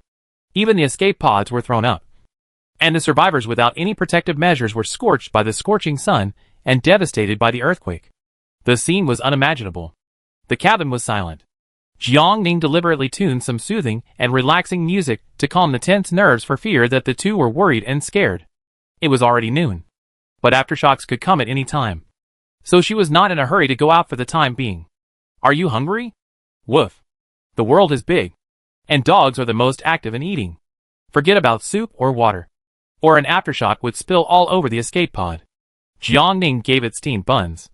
"Eating is like fighting a war. You have to swallow it in one gulp." Dowdu was eating a bean paste bun. Jiang Ning handed her a water bottle, the kind with a straw, but didn't let her drink too much for fear that she couldn't hold her urine. After serving the two, Hoarding and Jiang Ning ate quickly. The escape pod was narrow, but the design was very insulated, and it didn't feel stuffy with the oxygen bag. Although she was stuck in the crack of the ground, she was accompanied by her brother and sister-in-law, and listened to relaxing music. Dowdu, who was full and sleepy, fell asleep unknowingly. The dog left the trainer's arms, landed gently, and stretched his numb muscles. Jiang Ning was also sleepy. "When are we going out?" "Wait a little longer." In Hoishin memory, there were still aftershocks until the next day, but the intensity was weakened. Stuck in the thrilling cracks and gullies, Jiang Ning was a little worried. "Can we get up?" "The bad thing about the space is that you can get out from where you entered. The glass window does not have a comprehensive view, but with Hoishin ability, as long as the earthquake stops, there are always more solutions than problems," he said. "You take a break. I keep watch. It's unknown when the earthquake will end, and it's estimated that they won't be able to go home in the short term, so one of them needs to stay awake at all times." Jiang Ning dozed off for a while, but didn't fall asleep. It was 5 o'clock in the afternoon, and there had been no aftershocks for 2 hours, and it would be dark soon. "It's not a good idea to be stuck like this. We have to find a way out." Hoishin unbuckled his seat belt and looked through the glass window. "The door is not far from the boulder. I can jump onto the stone, and then find a way to climb up the crack. When people move, the load will increase." Fearing that the rocks and soil could not support it, Jiang Ning checked the cabinets in the cabin and put the food prepared in advance into the space, which really reduced the weight a lot. Then he took out the flying tiger claws, climbing ropes, spikes, hand picks, and first aid kits from the cabinets and gave them to Hoishin. After putting on the equipment, Hoishin comforted his uneasy sister. "Don't be afraid. Listen to your sister-in-law." "Well, brother, be careful." Opening the hatch, Hoishin observed the surrounding situation. The escape capsule was stuck more than 10 meters below the ground. The hatch was some distance away from the boulders, and the soil was very loose after the earthquake. Hoishin fired the flying tiger claw. It was difficult to find a fixed object in the deserted grassland. He tried it over and over again before he succeeded. He tied the rope around his waist and said, "Sit tight and wait for me."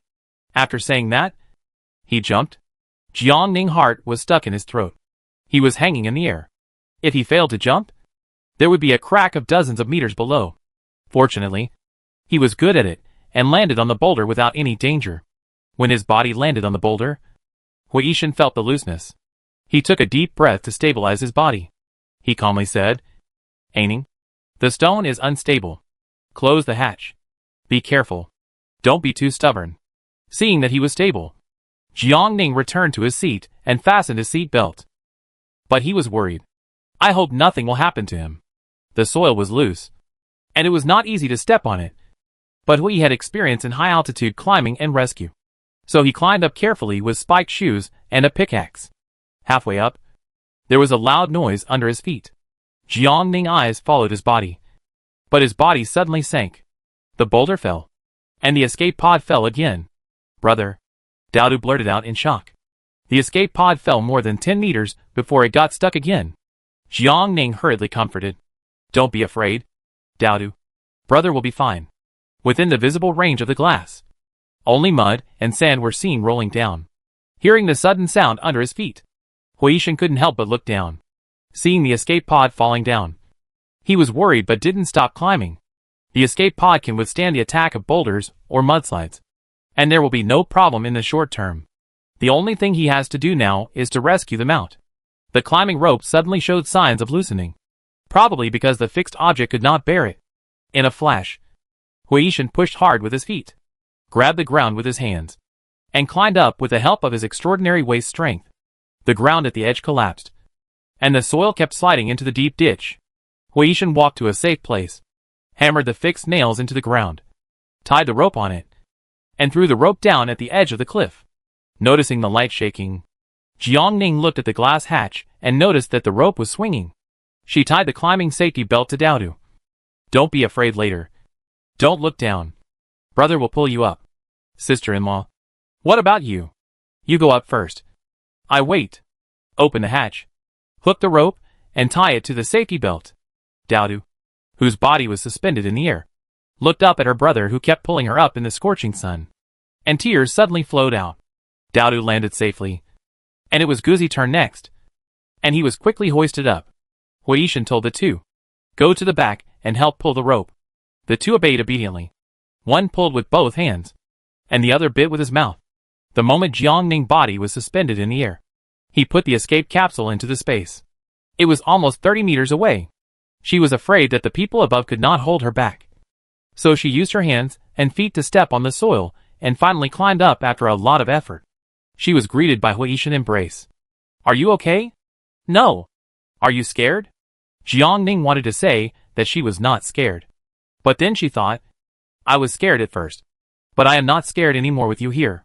Recently, I have read too many emotional magazines and want to improve my emotional intelligence. As expected, men are easily satisfied. Huishan patted her on the back. It's okay. I'm here. It was less than 6 o'clock, but the sun was still glaring and scorching. Even with the constant temperature clothing protecting me, I was still sweating like pork belly on an iron plate. Jiangning looked around. Factories collapsed. Landslides occurred. The ground cracked. And everything was in ruins. This was the destructive power of the earthquake. It was so shattered that it was unrecognizable, and could not be recognized as it should have been. Chapter 221. Pack up and stay away from the cracks on the ground.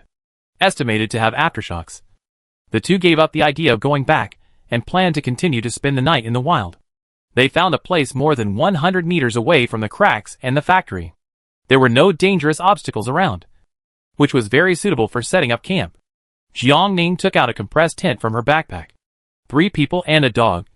Afraid that living there would be too crowded, she deliberately chose a large tent with 2 bedrooms and a living room.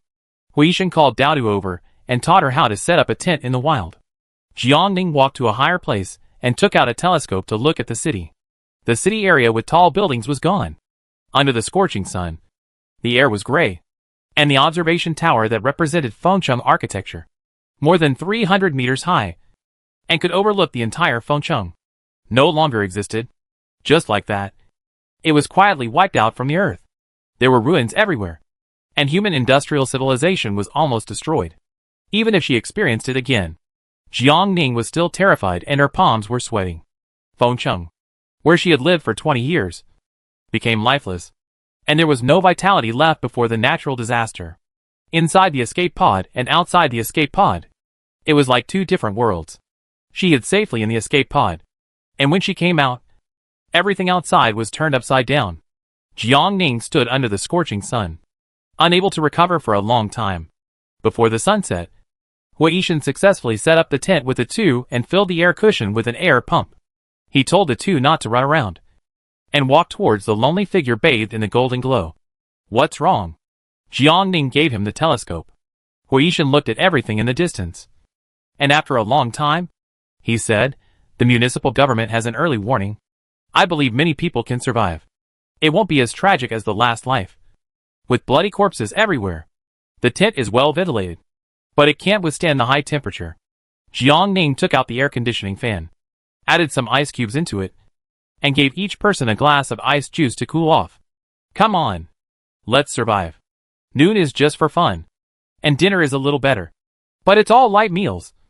Pork ribs and corn soup, braised eggplant, and stir-fried vegetables. At the same time, the solar lights are set very dimly. After all, it's in the wild.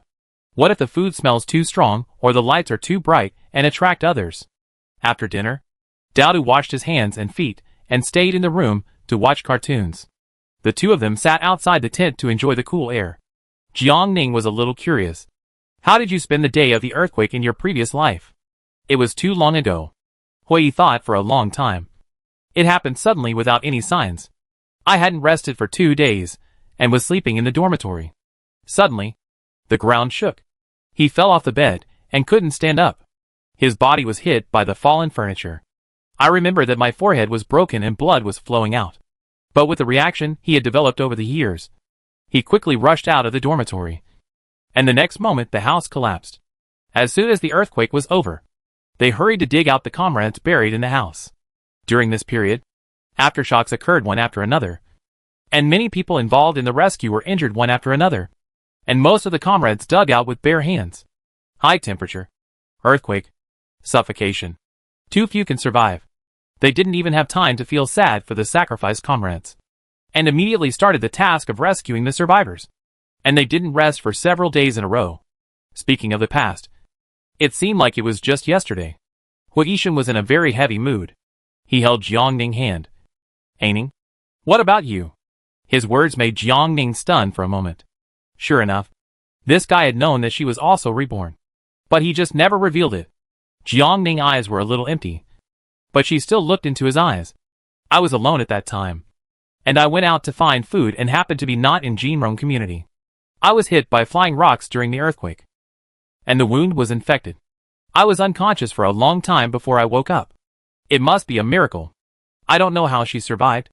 After waking up, there were bodies of the dead everywhere.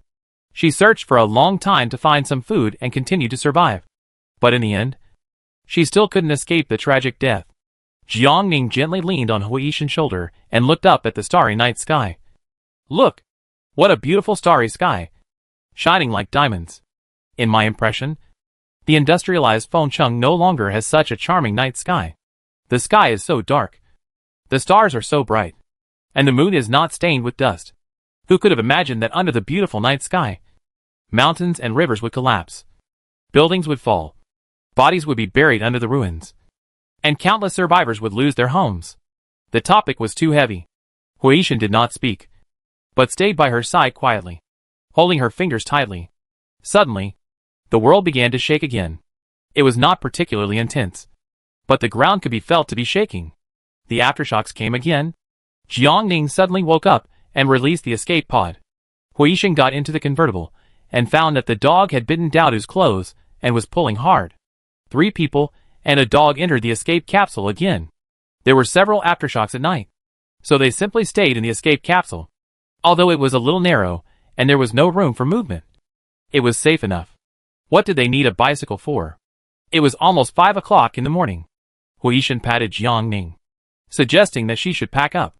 After leaving the escape capsule, the two returned to the tent to continue sleeping.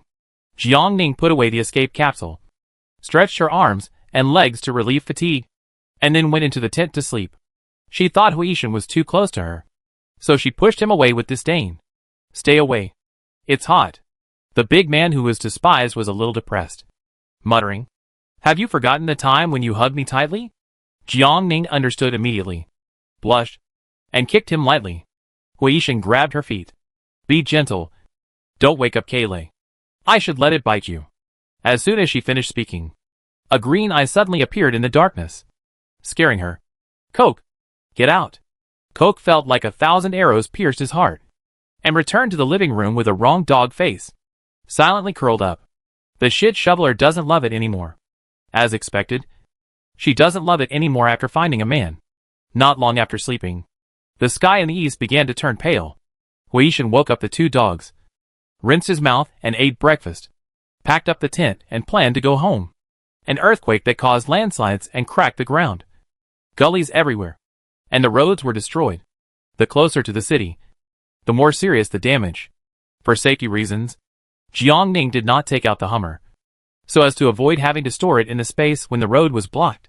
In broad daylight, it would be troublesome if someone found it. So, the three people and the dog decided to walk back. The bright and beautiful appearance also attracted attention. Some mud was smeared on the face and body, and the hair and clothes were messed up. Worried about the imperceptible cracks or dangers on the road, each person had a hiking stick for self-defense. Huishan led his sister. Jiangning tied a dog leash to Kayleigh. No group could walk around randomly. It was past 6 o'clock, and the sky was not particularly bright, but it was already clear. Huishan walked in front and reminded people to pay attention when they encountered roadblocks. The closer we walked to the city, the more houses collapsed. We could vaguely see people searching in the ruins and the crying of children. Before we got close, a girl of 8 or 9 kept waving her hands and crying for help. Brother and sister, save my mother. Chapter 222. When I got closer, I saw another boy about 10 years old, who kept moving the collapsed wall. And there was a woman under the wall.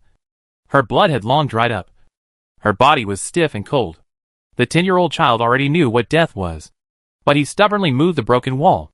But he was a big-headed kid, skinny and without much strength. Even if his hands were rubbed raw, the wall didn't move at all. Huishan stepped forward and helped to move the heavy wall away. The wall was moved away, and the boy kept pushing his mother, who had already been stiff. And the girl rushed over. Her voice was extremely hoarse. Unfortunately, no matter how the two children called, the woman could no longer open her eyes. Seeing them cry, Daoda's eyes turned red, and she held her brother's hand tightly. Jiangning pulled the crying little girl up. Are there any relatives at home? The little girl shook her head. Grandpa and Grandma. Dad is gone. She took out a bottle of water from her backpack and handed it to her. The thirsty little girl gulped it down. Thank you, sister. She drank half of it and then handed it to her brother. The brother held it tightly in his hand, but did not drink it. Huishan touched his head. You are older than your sister. You already know what happened. You have to learn to accept reality. Take your sister to the city. Find the official search and rescue team. They will place you. Don't stay outside. Leave immediately. This place is too remote, and there are 2 unarmed children. It is too dangerous. The boy didn't say anything, and kept wiping his eyes with his hands. Jiangning took out another bottle of water, and took 5 or 6 packs of compressed biscuits, and stuffed them into his hands. Hide it. Don't let anyone find it. Take your sister to the city. Thank you. The boy choked. It was getting late. Jiangning got up, and continued on his way. Daoda walked and couldn't help looking back. Sister, they are catching up. Jiangning looked back, and saw the boy holding his sister's hand in the distance. The little girl followed closely, but she looked back every few steps, watching the collapsed house gradually disappear from her sight. The sun rose quickly, but Jiangning did not slow down.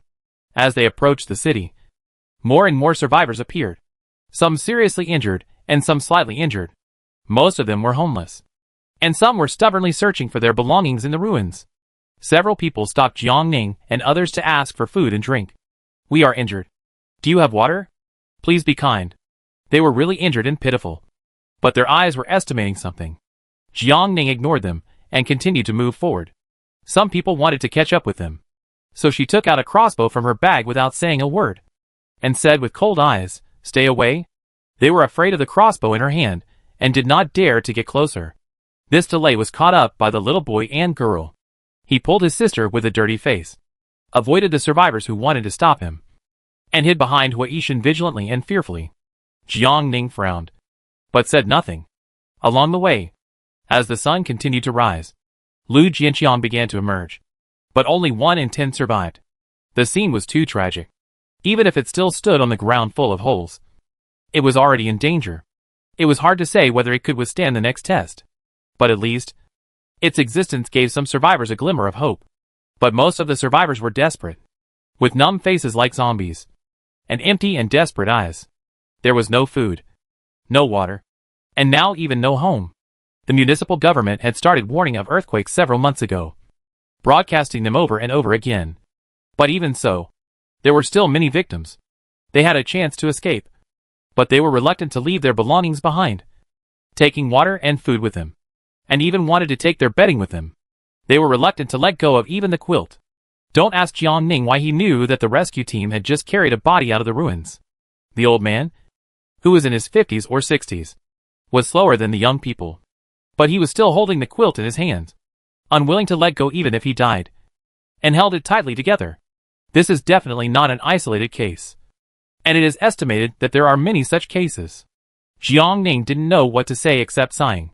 She stopped and turned back to the boy and said, "Go find the rescue team, uncle, and see how they arrange you." The boy hesitated for a moment, but finally walked over. He didn't know what he said, and the man in the orange rescue team pointed to the survivors in the distance. The boy was confused and hesitant, and walked back to hold his sister's hand. "Thank you, brother and sister." Jiang Ning sighed deeply and handed over a folding knife. "Protect your sister. Don't tell strangers that your parents are gone." After saying that, he walked straight away without looking back. She saw the anxiety and helplessness in his eyes. But so what? Whether in the past life or this life, there are too many such eyes. Everywhere. At around 9 o'clock, Fengcheng River was seen from afar. Jiang Ning took out the telescope, and Aoyuan did not collapse. It was still standing, but several buildings around it were not spared. All collapsed in the earthquake. Fengcheng River was cut in half by the gully, and there were amazing cracks. The roads were either destroyed or blocked by collapsed buildings. The 3 people and the dog took a lot of detours before returning to Aoyuan. The outer wall collapsed, and Tianning was reorganizing the people to build the wall.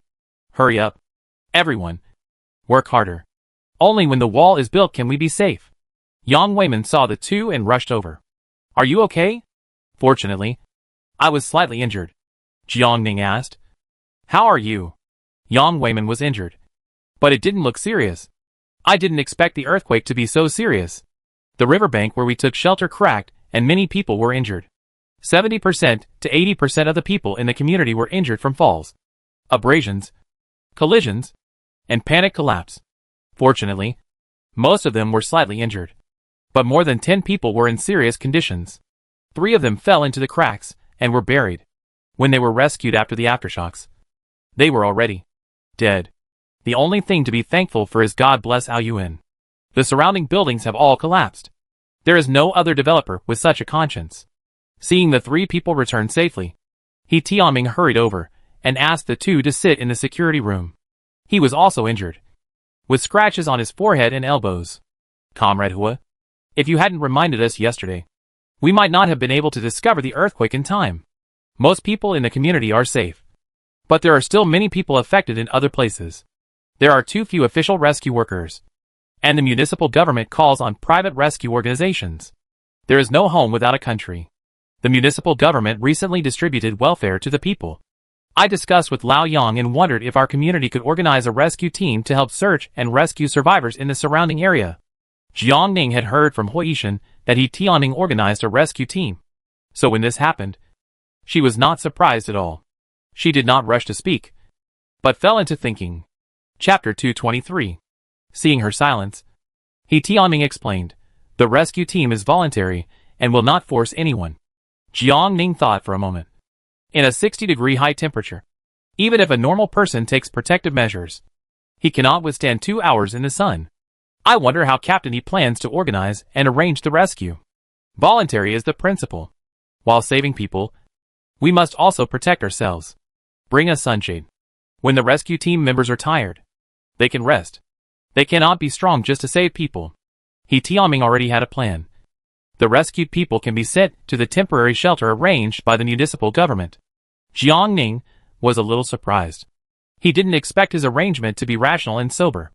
He would not ignore the consequences for saving people. Members who are willing to participate can send one person from each family. I don't recommend more than one. After all, Yuan's patrol team cannot be lacking. There is also bad news. The well in the community collapsed. The well dug by the master has excellent site selection and craftsmanship. The collapse is not serious. But before confirming whether the aftershocks have ended, we can't take the risk of repairing the well. Therefore, each household can save water. Fortunately, He Tianming often reminds everyone to save water. And he also got a batch of water purification tablets through connections. He exchanged sweet potatoes from each household. So he had water purification tablets on hand. Although it is not much, it should be enough for a few days. Jiang Ning spoke tactfully. Captain He, your suggestion is very good. Let's go back to check the situation at home first, and reply to you later. He Tianming hesitated. Actually, I have an unwelcome request. You say. He Tianming's eyes fell on Kailei. If you are willing to participate, can you bring it with you? Jiang Ning frowned slightly. It's like this. Dogs have a more sensitive sense of smell than humans. There was an early warning of this earthquake, and there were fewer survivors buried under the rubble. But we don't know the real situation. It is not only time-consuming and laborious, but also not targeted. And it is easy to miss the golden time for rescue. So we want to ask the dog for help, afraid that the two would misunderstand. He Tianming hurriedly explained. My Mingning will also participate, only responsible for searching, not participating in excavation or dangerous work. Since the natural disaster, who would not consider dogs as family members who are close by blood, the little ones should be protected. Jiang Ning nodded. Yes, I understand. Without saying anything, the three people and the dog returned to Building 5. After returning to Building 5, they did not rush to open the door and go up, but walked around. The building is really strong. There were no cracks in such a strong earthquake. At least there were obvious cracks on the side of Building 4 next to it. However, tiles fell off the corridor in the building, and the door was loosened by the earthquake and needed to be reinforced again. 401 was cleaned up. Nothing was damaged in the earthquake. Huishan took some snacks and put the two of them aside, so that Jiang Ning could take out the things. Rearranging the house was easily handed over to the two of them, and things like curtains and air conditioners were led by Huishan, and Jiang Ning helped. After finishing lunch, to celebrate surviving the disaster, we had boiled fish, braised pork, steamed meatballs, and fruit juice drinks. I was sweating all over while enjoying the air conditioning and eating spicy boiled fish, and my depressed mood was swept away. After the meal, she ate 2 more plates of frozen watermelon. Feeling extremely comfortable, Jiang Ning sat down and had a deep conversation with Hui. I will not participate in the rescue, but you can decide for yourself. In her previous life, she did not receive rescue from others, and the food she found was almost robbed. If she had not risked her life to fight, she would not have been able to keep the supplies at all. Not only did they want to rob the food, but seeing that she was alone, they had even more vicious thoughts. However, if you decide to go, while saving people, I hope you will not only consider how to save more people, but also think about Daodu at home. Jiang Ning didn't want to force her thoughts on Huishan. If they love, they can be together, and if they don't love, they can be apart. But she didn't want him to feel depressed because of her when they were in love. His choice was different from his previous life, but his thoughts were not easy to change. Even if he didn't wear that uniform anymore, his kindness never disappeared. But he was more principled and had a stance. Huishan hugged Jiang Ning in his arms. Aining, I want to participate, but no matter what time it is, you and Daodu are the most important to me. Woof. Yeah. And Coke. Jiang Ning didn't ask Huishan, but the same thing to Guzi. Coke, do you want to go with the trainer to search and rescue? Guzi squatted in front of the two of them, as if thinking about something, and then stretched out his paw and put it on Huishan's knee. He Tianming was very happy to know that Huishan and Guzi were going to participate. You guys take the time to rest. We can probably select more than 20 people, and we will set off in the evening. Remember to bring protective equipment. It's hot, and you sweat a lot, so add some salt to your water to replenish your energy. Jiang Ning did not participate, but still made preparations. She added some salt to the boiled water, and specially steamed a basket of cold-resistant potatoes and sweet potatoes with many tendons, so that Huishan and the dog could eat them during their rest time. The dog, who had meat to eat every day, was dumbfounded. Why was the treatment worse? Jiang Ning pulled its ears. Why? You still want to eat meat in front of people? You are so proud. As for Huishan, he knew more than her. Jiang Ning had nothing to explain, but just said, keep an eye on Coke. Don't let it overdo it and overwork. The bulletproof vest was too heavy, so she put an anti-slash suit on the dog to prevent it from getting hurt accidentally. Then, she gave Huishan 2 sets of protective gloves and first aid medicine for self-protection. In the evening, the Aoyuan rescue team gathered on time. Jiang Ning did not go to see him off, but climbed to the 12th floor and watched Huishan bring Coke to the gate with a telescope. The residents of the community gathered around to watch the dog like Lu Laoao entering the Grandview Garden. Those who didn't know thought they were watching a monkey show. He was greedy for sure, but after all, he was a dog raised on the altar. Even if he really wanted meat, how many people would dare to have bad thoughts? He Tianming also came with Ming Ming. Although the dog is usually unruly, it is an out-and-out police dog, and is particularly calm and serious in front of outsiders. On the contrary, Ming Ming is extremely enthusiastic, circling around Coke, sniffing here and there. Finally, the dog pressed him to the ground with one paw, and rubbed him several times before he calmed down. The team set out to search and rescue nearby buildings and villages first. Although there was an early warning, not every village or community had a person in charge. Many people did not have a radio, and some who got the news only cared about escaping for themselves, and would not bother to inform others. Therefore, even though the municipal government did a lot of work in the early stage, many survivors survived, but many were still trapped.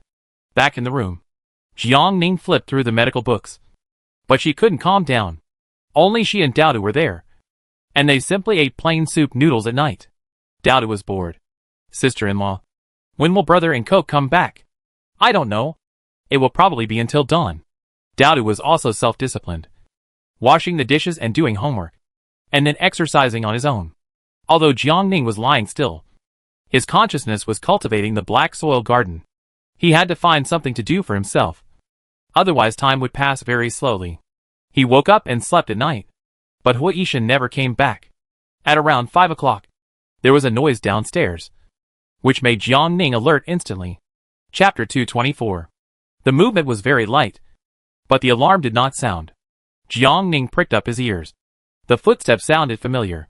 Huishan came back with the dog, covered in dust and smelling of sweat. How was it? Jiang Ning brought out water for him to take a bath. Did you save anyone? Yes. More than 10 people were saved. Huishan took off his dusty clothes, revealing his strong chest muscles. He Tianming arranged it well, forcing us to rest every hour. Coke is great. It can detect the breath of living people, and we will carry out rescue. Otherwise it will waste a lot of time and energy. As early as when he entered the door, Jiang Ning had looked at the dog. He looked quite energetic, and his anti-slash and anti-stab suit was not damaged. His paws were not injured either. Hui smiled deeply. Cola is very smart. It is only responsible for searching. If it moves one more paw, it loses. Jiang Ning patted him. Are you trying to say that dogs follow their masters? No. I think it's good this way. I find that you are getting better at talking. Jiang Ning gave him a glare. Our Keela is so good. What about He Tianming's Ming Ming? Forget it. What can Teddy do? He can only follow Coke around. How can a pet dog be competent for search and rescue work without special training? He Tianming's starting point was good, but Teddy didn't keep up with the pace and just played. While Huishan was taking a shower, Jiang Ning looked at his backpack. He had drunk all the water, but the emergency medicine was useless. It seems that he still has a plan in mind. Jiang Ning couldn't help but breathe a sigh of relief. After taking a shower, Huishan soaked the clothes he had changed in disinfectant before washing them.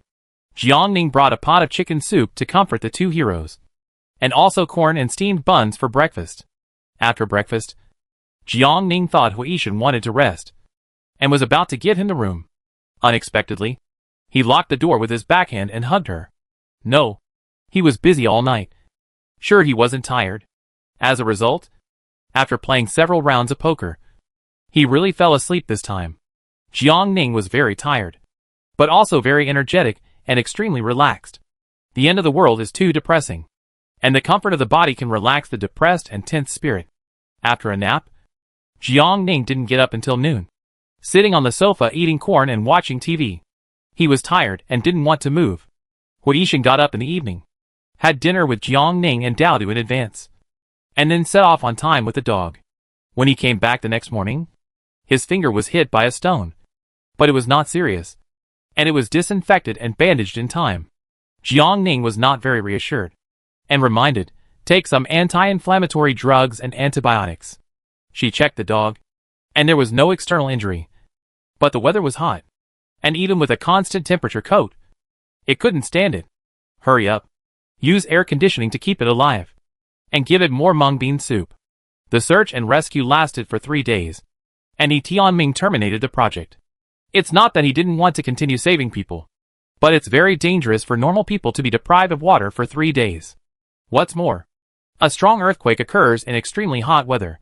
People are like being thrown into a furnace. Not only are they deprived of water due to high temperature, but they are also suffocated. What are the chances of survival? The number of people rescued on the second day was half of that on the first day. And on the third day, there was none, due to high temperature and lack of water. The bodies of the victims decayed quickly. He Tianming couldn't joke with the lives of the members, so he decisively called a halt. Besides, this is the 4th day after the earthquake, and they really tried their best. I have reported this disaster relief to the neighborhood committee. Everyone has worked hard. Go back and rest for 2 days. He Tianming highly praised the disaster relief members, and at the same time reminded them, this earthquake is very serious. Only 1 in 10 buildings survived. Many survivors are homeless, and their supplies are mostly buried under the ruins. People need food and drink to survive, but the authorities cannot properly arrange so many victims in a short time. We cannot harm people, but we must be wary of people's hearts. It is estimated that it will be more chaotic outside recently. It is best not to go out if there is nothing to do, especially not to go out alone. After the disaster relief, He Tianming did not rest for a moment and immediately led people to repair the well, if the water source is not fixed. Not to mention the homeless victims outside. Even Ao Yuan will die. After breakfast, I was sitting on the sofa reading a psychology book when the loudspeaker downstairs suddenly sounded. Building 5 Jiang Ning. Someone is looking for her at the gate. Jiang Ning was dumbfounded. It was the end of the world. Who had come to see her? She stood on the balcony and shouted downstairs. Who is looking for me? I don't know. Several men. Why does this sound wrong? It seems like something has happened to her. Is it to seek kinship or revenge? Who would look for you at this time? Huishan was also puzzled. I go with you. No. You should catch up on your sleep. It's just a few men. Can't she handle them? Jiang Ning went out in the hot sun with an umbrella. They better have something to do with her. Otherwise they tear their heads off. The uncle who called him was still waiting downstairs. Xiao Jiang. I see they look like hooligans, riding 2 28-inch bicycles. One of them is smoking. They don't look like good people. You have to be careful. A scoundrel? She has no such friends, let alone such enemies. Could it be that the flower-armed people in Qinggang Base or Lelong Base are not dead yet, and they are here to seek death after being injected with chicken blood? It doesn't matter. The bullet is already loaded. That being said, Jiang Ning was still very alert. When she arrived at the gate, she didn't rush to show up, but took advantage of the convenience of the building and hid in the dark and looked at the door. When she saw who it was, the corner of her mouth twitched instantly. She wondered, how did the sharp-mouthed monkey find her? Also, the white gauze on Qin Chuan's head was stained with blood, but he looked intoxicated by smoking. What the hell was this? 2 28-inch trucks, each with its own unique appearance. No wonder the uncle said they didn't look like good people. Jiang Ning walked out. You're looking for me? Seeing her, the sharp-nosed monkey's eyes lit up. Sister, I'm glad you're okay. We're all worried about you. The mouth of a businessman is a lie. Jiang Ning would never believe him. How did you find me? Lao Luo. The sharp-nosed monkey pointed to the bald guy next to him. Yesterday, the rescue team of Ao Yuan went to the building where Lao Luo was, and he recognized Brother Hui at a glance. Jiang Ning glanced over and felt that Lao Luo looked familiar. They'd probably met before when they were selling water. Seeing her eyes on the 28-inch bicycle, Jianzuo was afraid that the boss would lose face. So he quickly said, The earthquake destroyed all the roads. And a four-wheeled vehicle is not as good as a two-wheeled one. Jiang Ning looked at Qin Chuan. Brother Qin. What's the urgent matter? Chapter 225. People like Qin Chuan would not come here in the hot sun if they were injured unless there was something extremely urgent. It was inconvenient to talk at the gate. So Qin Chuan put out his cigarette and walked to the side. I want to get a batch of medicine and water. I need it urgently. Do you have any solution? Brother Qin. You know how precious medicine is. Let alone a batch. It's hard to get a few life-saving medicines. I know. Qin Chuan explained. There was a sudden earthquake, and my son was trapped under the rubble. It was the rescue team organized by the government who risked their lives to rescue him. He has always been grateful. And the official rescue was short of medical care and medicine. Many of the survivors they rescued at the risk of their lives had to wait for death because of the lack of medical care and medicine. Jiang Ning felt heavy in his heart. There are so many survivors. How many can you save even if you donate medicine? What she and Huishan have saved is just a drop in the bucket. And there are countless disasters waiting for them in a lifetime. Daodu's concussion caused by hail is an accident. And such accidents can happen at any time. She gave up the chance to live. Who will lend a hand when she faces life and death in the future? Qin Chuan has been struggling in the apocalypse for more than 2 years. He has seen all kinds of survivors. When people are at their wits' end, they will show their evil side out of their survival instinct. So, he sympathized with the victims of the earthquake. I donated to the rescue team as a reward for saving my son. Many of them were injured in the rescue and faced the embarrassment of lack of medical care and medicine. So he thought of donating a batch of medicine. Jiang Ning sighed.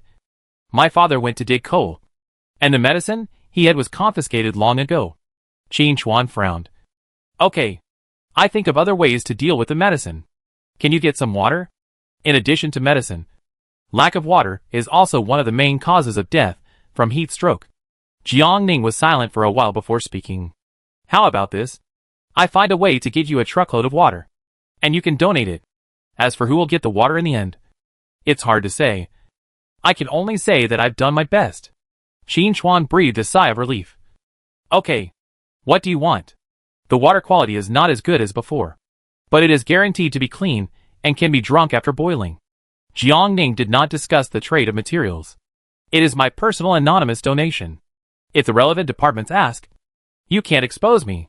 Qin Chuan was surprised and said after a while, the strong earthquake not only destroyed the buildings, but also most of the wells collapsed. Do you know how precious water is now? Many people are so thirsty that they can only drink their own urine. Jiang Ning certainly knows that a truck of 20 tons of water can save many people. Otherwise she would not donate it. I have also received official assistance. This truck of water is my reward.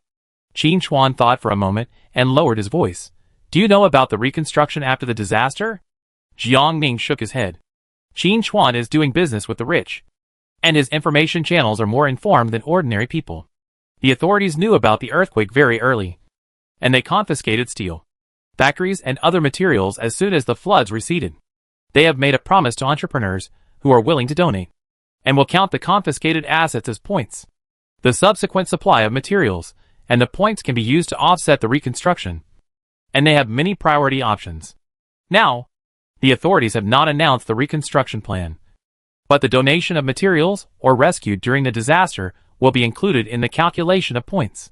It's true that Qin Chuan is cunning in the business world. But he is loyal. Moreover, he still remembers Jiang Ning life-saving grace. Water is the most scarce now. If you donate it in your own name, you can get a lot of points. Jiang Ning smiled. I am like this. I never leave my name when doing good deeds. Qin Chuan, who asked to leave his name when doing good deeds, Just kidding. We will find another way to save points for resources.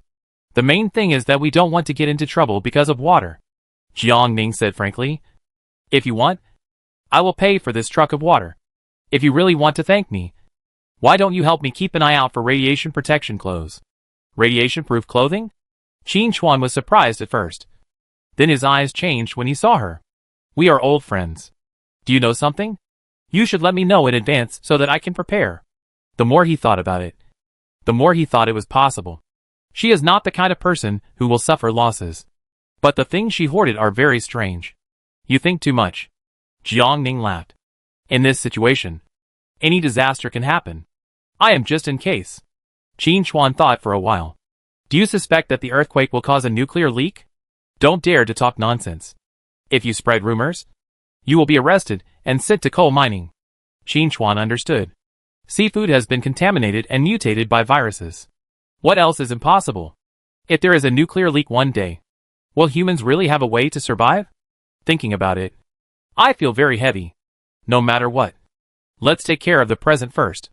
After agreeing on the time to fetch water, Qin Chuan took the sharp-nosed monkey and others away. Back to Aoyuan. When Jiang Ning passed by Building 2, she found that He Tianning was repairing the well with people. She walked over curiously and saw the old master preparing to go down the well to repair it. He had a rope tied around his body, so that if the well collapsed, the people above could pull him up immediately. Jiang Ning looked at the old master, whose face was peeling from the sun. He was in his 50s, with gray hair on his temples. In the end times, just staying alive was exhausting. Back in 401, Jiang Ning did not hide the fact that he was donating water. Hui thought deeply. Almost all the deep wells in Fengcheng have collapsed, and the water is turbid after the earthquake. The water in the space is clear and of good quality. It would be hard not to arouse suspicion if we donate it. Why not donate the rainwater and well water that have been stored during this period? Jiang Ning thought so, but they didn't expect that they would agree. The collected rainwater only needs to be put into water purification tablets. The well water is a bit turbid and needs to be filtered. 20 tons of water is a big project. Fortunately, Huishan considered it carefully and stocked up filter purifiers before the natural disaster. Otherwise he would be exhausted. Huishan entered the space, installed the filter, led the water from the water tower, and filtered the well water one by one. Time is precious. Jiang Ning hurriedly withdrew. Unexpectedly, Huishan held her hand. His expression was not natural. Well, Coke has a very good hearing. Jiang Ning was confused. Although Daodu is still young, his hearing is not bad either. No. What did he mean? I am a little confused. I was always worried that Daodu would knock on the door, or Guzi would pick the door lock. Jiang Ning realized it later. He was already like that. And he still said he couldn't do it? How about trying? Jiang Ning stood still, so embarrassed that she dug her toes into the ground. Huishan reached out and pulled her. I came out to catch up on my sleep, and when I woke up, I always felt that my throat was very uncomfortable. So I quickly took 2 throat lozenges. Oh, what a sin! Chapter 226. After dinner, all the windows were closed, and the 3 people and the dog sat harmoniously on the sofa, quietly watching offline movies. The intercom suddenly rustled. Huishan turned off the movie and signaled the 2 to be quiet. He Tianming came to find him. Comrade Hua, are you and Jiang Ning available now? Yes. You go. I have something to do. If it's convenient for you. Can you come down? Hearing his voice, he was a little hesitant and confused. He Tianming has always been very thoughtful. He doesn't bother others with things he can solve. It seems that this time he really encountered a difficult problem, and he had no choice but to come to worship the gods. Huishan looked at Jiang Ning, and the 2 exchanged glances before replying. Okay. After changing clothes, the 2 went downstairs. After passing through many checkpoints and going out, He Tianming was already waiting not far away. With a serious expression, Jiang Ning said, Captain He, do you have something to ask us? He Tianming hesitated. In the afternoon, someone from the municipal government came and wanted us to vacate a few buildings to receive homeless refugees. In fact, on the way back from the earthquake, when Jiang Ning saw the devastated Fengcheng and the homeless refugees everywhere, he had a vague bad feeling in his heart. Thanks to the timely warning, countless survivors survived. This is undoubtedly a good thing. But new problems followed one after another. How to solve their food, drink, defecation and urination? These are what the authorities need to find a solution for. Post-disaster reconstruction has not yet started, and we can't let them wander around. Right? That would be more dangerous. Aoyuan stood firm in the strong earthquake, and there were not many people living there, so it naturally caught the attention of the authorities. Jiang Ning frowned. Captain, he agreed. Rescue is rescue. And it is true that He Tianming sympathizes with the refugees. But he is still rational. If we let them in, will the Aoyuan members eat and drink while the refugees watch? In fact, Life in Ouyuan is also difficult. At most, they can only eat 50% to 60% full, and water is even more scarce. But people are not worried about the lack of food, but the inequality of food. The sweet potatoes were harvested some time ago, and everyone can get some water every day. But the refugees have nothing. It is easy to invite gods, but difficult to send them away. Once they come in, how can they leave? As a psychologist, how can Tianming not know the horror of human hearts? When the refugees come in, who will be the host and who will be the guest? Not to mention peaceful coexistence. Even safety is not guaranteed. How dare I agree? But now is a special period. Even if I don't agree, the government will forcibly requisition the house and arrange for them to move in. The other party didn't say it clearly, but Tianming knew that once he refused, they would start the compulsory process. He had to say that he would call the members to discuss and try to delay the time to discuss countermeasures. But the members were all ordinary people. Even Tianming couldn't think of a countermeasure, let alone them. Therefore, he wanted to hear the opinions of Huishan and Jiangning, based on his experience of more than 20 years in the industry. These two people were from important backgrounds. Perhaps a solution can be found? It can only be said that he overestimated the two. Neither Huishan nor Jiangning has the ability to confront the authorities. With different positions, if the two were the official executive departments, they would also choose to do the same. You can't twist the arm against the thigh. And there is no good end to the hard confrontation. Since the authorities have come to the door, there is no room for maneuver. The only thing we can do now is how to deal with them and ensure the safety of Ouyuan members under the premise of cooperation. There is room for maneuver here. The two looked at each other, and Huishan cleared his throat. Captain it's useless to refuse. Tianming smiled bitterly. He knew it well. We can only actively cooperate and strive for their understanding and cooperation. As a person who has experienced it, Huishan gave him some advice. There are 8 buildings in our community. Buildings 1 to 3 are decorated. Buildings 4 and 5 are exterior decoration. And buildings 6 to 8 are just completed rough. Since they just want a place to stay, buildings 6 to 8 can be given to refugees. And a wall can be built in the middle as a safe buffer zone. Once they are hungry and thirsty, and want to rush over, Ouyuan will have time to react in self-defense. The officials came out to talk. And they should resettle a lot of refugees. And eating, drinking, defecating and urinating were all problems. They were asked to send managers over. And it would be best to have troops to avoid chaos. Once the refugees rioted, they could still stop it. And it would depend on how Tianming talked to the officials. In addition, Huishan reminded, the whole city collapsed. And we will definitely choose another safe place to rebuild in the future. Once the new city area is completed, Ouyuan will become an isolated city. And it will be even more dangerous at that time. Ouyuan members made such a great sacrifice. And Tianming could take the opportunity to negotiate conditions with the officials, win more points for the members, and find a way to settle down in the new city area. Tianming rubbed his temples. Even if you build a wall to enclose it, it's too dangerous for you to live in building 5. Once they break through the wall, you will be the first victims. Why don't you move to my building? Jiangning said calmly. If the wall is really broken, building 5 is only 100 or 200 meters away from building 1. What's the difference? Tianming thought about it, and it was true. If the refugees really moved in, patrolling and guarding in the future would be a big problem. But the end of the natural disaster did not give people the opportunity to choose. Tianming thanked him, and sighed deeply. I go back and think about it, and try to get a good result. The two returned upstairs, looking a little solemn. I thought Ouyuan would be the Garden of Eden. But I didn't expect it to be full of crises. Jiangning sighed quietly. Is there any safe place outside? Huishan didn't want to talk about things that were too dark. But I believe she had experienced them. The farther away from the city, the more dangerous it is.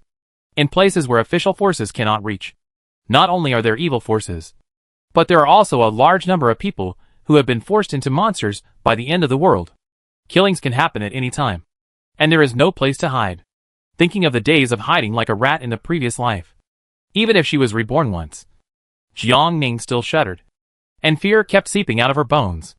Huishan held her cold hand. Let's reinforce the house again. One step at a time. There are many people in Ouyuan. And if they work together, there will be a way. When the nest is overturned, there will be no eggs left intact. Even if you want to stay away from man-made disasters, they will always find a way to find you. You can fight off 1 or 2 waves. But what if there are 100 waves? Machines will get tired. Let alone people. From now on, the people of Aoyuan are still relatively united and reliable. Instead of leaving now to venture out, it is better to advance and retreat together. Having seen extremely bad human nature, Jiang Ning had a premonition that even if Tianming negotiated with the authorities for a very good bargaining chip, this conflict would eventually be inevitable. The next day, Huishan got up early to reinforce the doors and windows, and Jiang Ning went out to hand over the filtered fresh water. They agreed to meet in the abandoned industrial area. She rode a bicycle all the way here.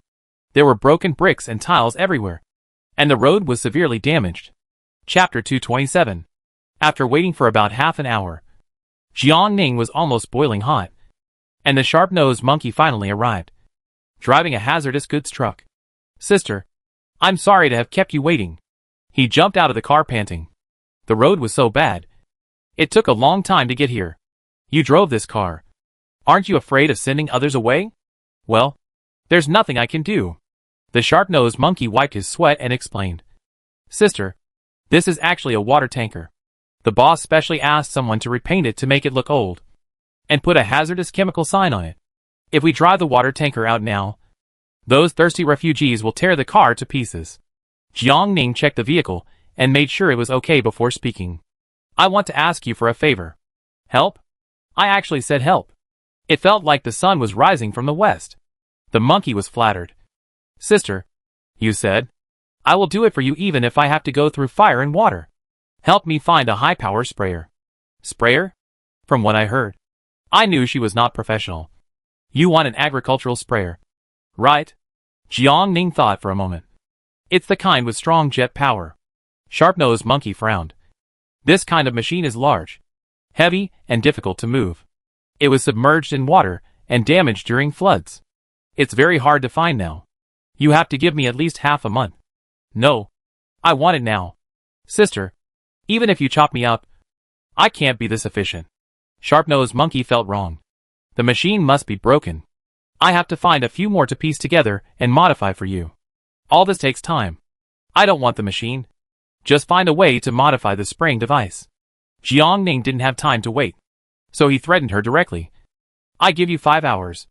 If you don't see a good spraying device, you can forget about this truckload of water." "Ah!" The sharp-nosed monkey shrieked, and instantly became impatient. "Sister, you are my only sister. How can you threaten me like this? If you don't give me water, the boss will definitely beat me to death. If you don't want to die, then find a way." The sharp-nosed monkey was so angry that he had to stomp his feet and agree. "Okay. I bet my lifelong reputation and try my best to help you." After asking about the road conditions in Fengcheng, Jiang Ning agreed with him on the place to hand over the water and drove away. The sharp-nosed monkey turned around and ran away. He was only given 5 hours. It was his life. Jiang Ning avoided the refugee resettlement sites and tried to pick up remote places with few people. He met several groups of people on the road. Their eyes lit up when they saw the moving cars. If they could seize the cars and grab the gasoline, they might be able to exchange for food and water. This was a chance to survive. Unfortunately, the idea was beautiful. After years of torture, his skinny body was so weak that he could not even walk. Not to mention stealing cars and oil. They couldn't even catch a whiff of the car's exhaust. There were also highway robbers, who suddenly rushed out from behind the broken wall and lay down in the middle of the road. Jiang Ning was speechless. It had been more than 2 years since the end of the world. Could the way of robbing people keep up with the times? Did he really think she was blind and didn't see the evil ghosts holding knives and ambushing behind the broken wall? Jiang Ning didn't break and rushed over. "Since you like to lie on the ground so much, don't get up forever." The water tanker ran over, and the group of people hiding behind the broken wall chased after him with sticks in their hands. Unfortunately, no matter how fast it is, it can't be faster than a 4-wheeler. When they arrived at the agreed location, it was a crooked building with cracks everywhere. Jiang Ning drove the car in without hesitation. There was indeed no one around. So she entered the space with her car. Move the water tower over. Connect the water pipe to the water tanker. The job is simple, but it takes a lot of time. When the water is filled, there is still an hour left before the transaction. Jiang Ning left the space and climbed up the dangerous building carefully. She chose a corner with a good view and sheltered from the light, and looked far away and guarded the surroundings, blowing a handheld small fan. Eating an ice cream and 2 ice creams. I saw a pickup truck slowly appearing at the end of the road. Jiang Ning took out a telescope and confirmed that it was the sharp-mouthed monkey and others, fearing that it was unsafe. A total of 4 or 5 people came. They were still quite alert, keeping their eyes and ears open. After confirming that there was no tail, Jiang Ning went downstairs to take out the water tanker. A few minutes later, the pickup truck appeared in front of the dangerous building. The sharp-mouthed monkey got out of the car. Sister? After letting them wait for a while, Jiang Ning walked out from behind the car. The monkey wiped the sweat off his face and complained aggrievedly. Sister, you made me use up all the favors I have accumulated in this life. Finally, he lived up to his sister's expectations and successfully modified the spraying device. Several people took the machine down and taught her how to assemble it, how to run the engine, etc. Jiang Ning pretended to know. Secretly recorded the conversation and went back to think about it carefully. Water was too scarce. Otherwise they could have demonstrated it on the spot. Don't worry. There is absolutely no problem. The spraying distance can reach more than 10 meters. As she spoke, she also talked about the problems that novices might encounter, as well as the repair of minor faults. If you have any problems, feel free to contact us. We will provide warranty. Jiang Ning thanked her. My car hasn't arrived yet. Please help me move it in. While they were testing the water, she called the sharp-mouthed monkey aside and secretly stuffed 2 rows of medicine in.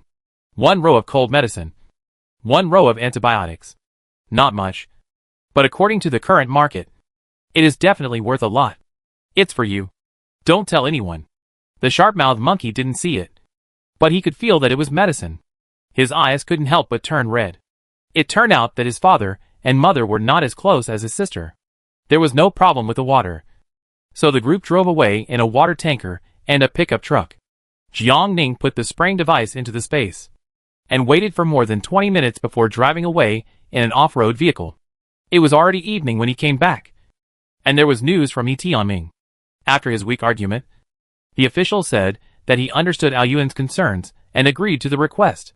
Aoyuan can get 5,000 points if it gives up 6 to 8 buildings to accommodate refugees, which can be used to deduct housing materials after the new city is built in the future.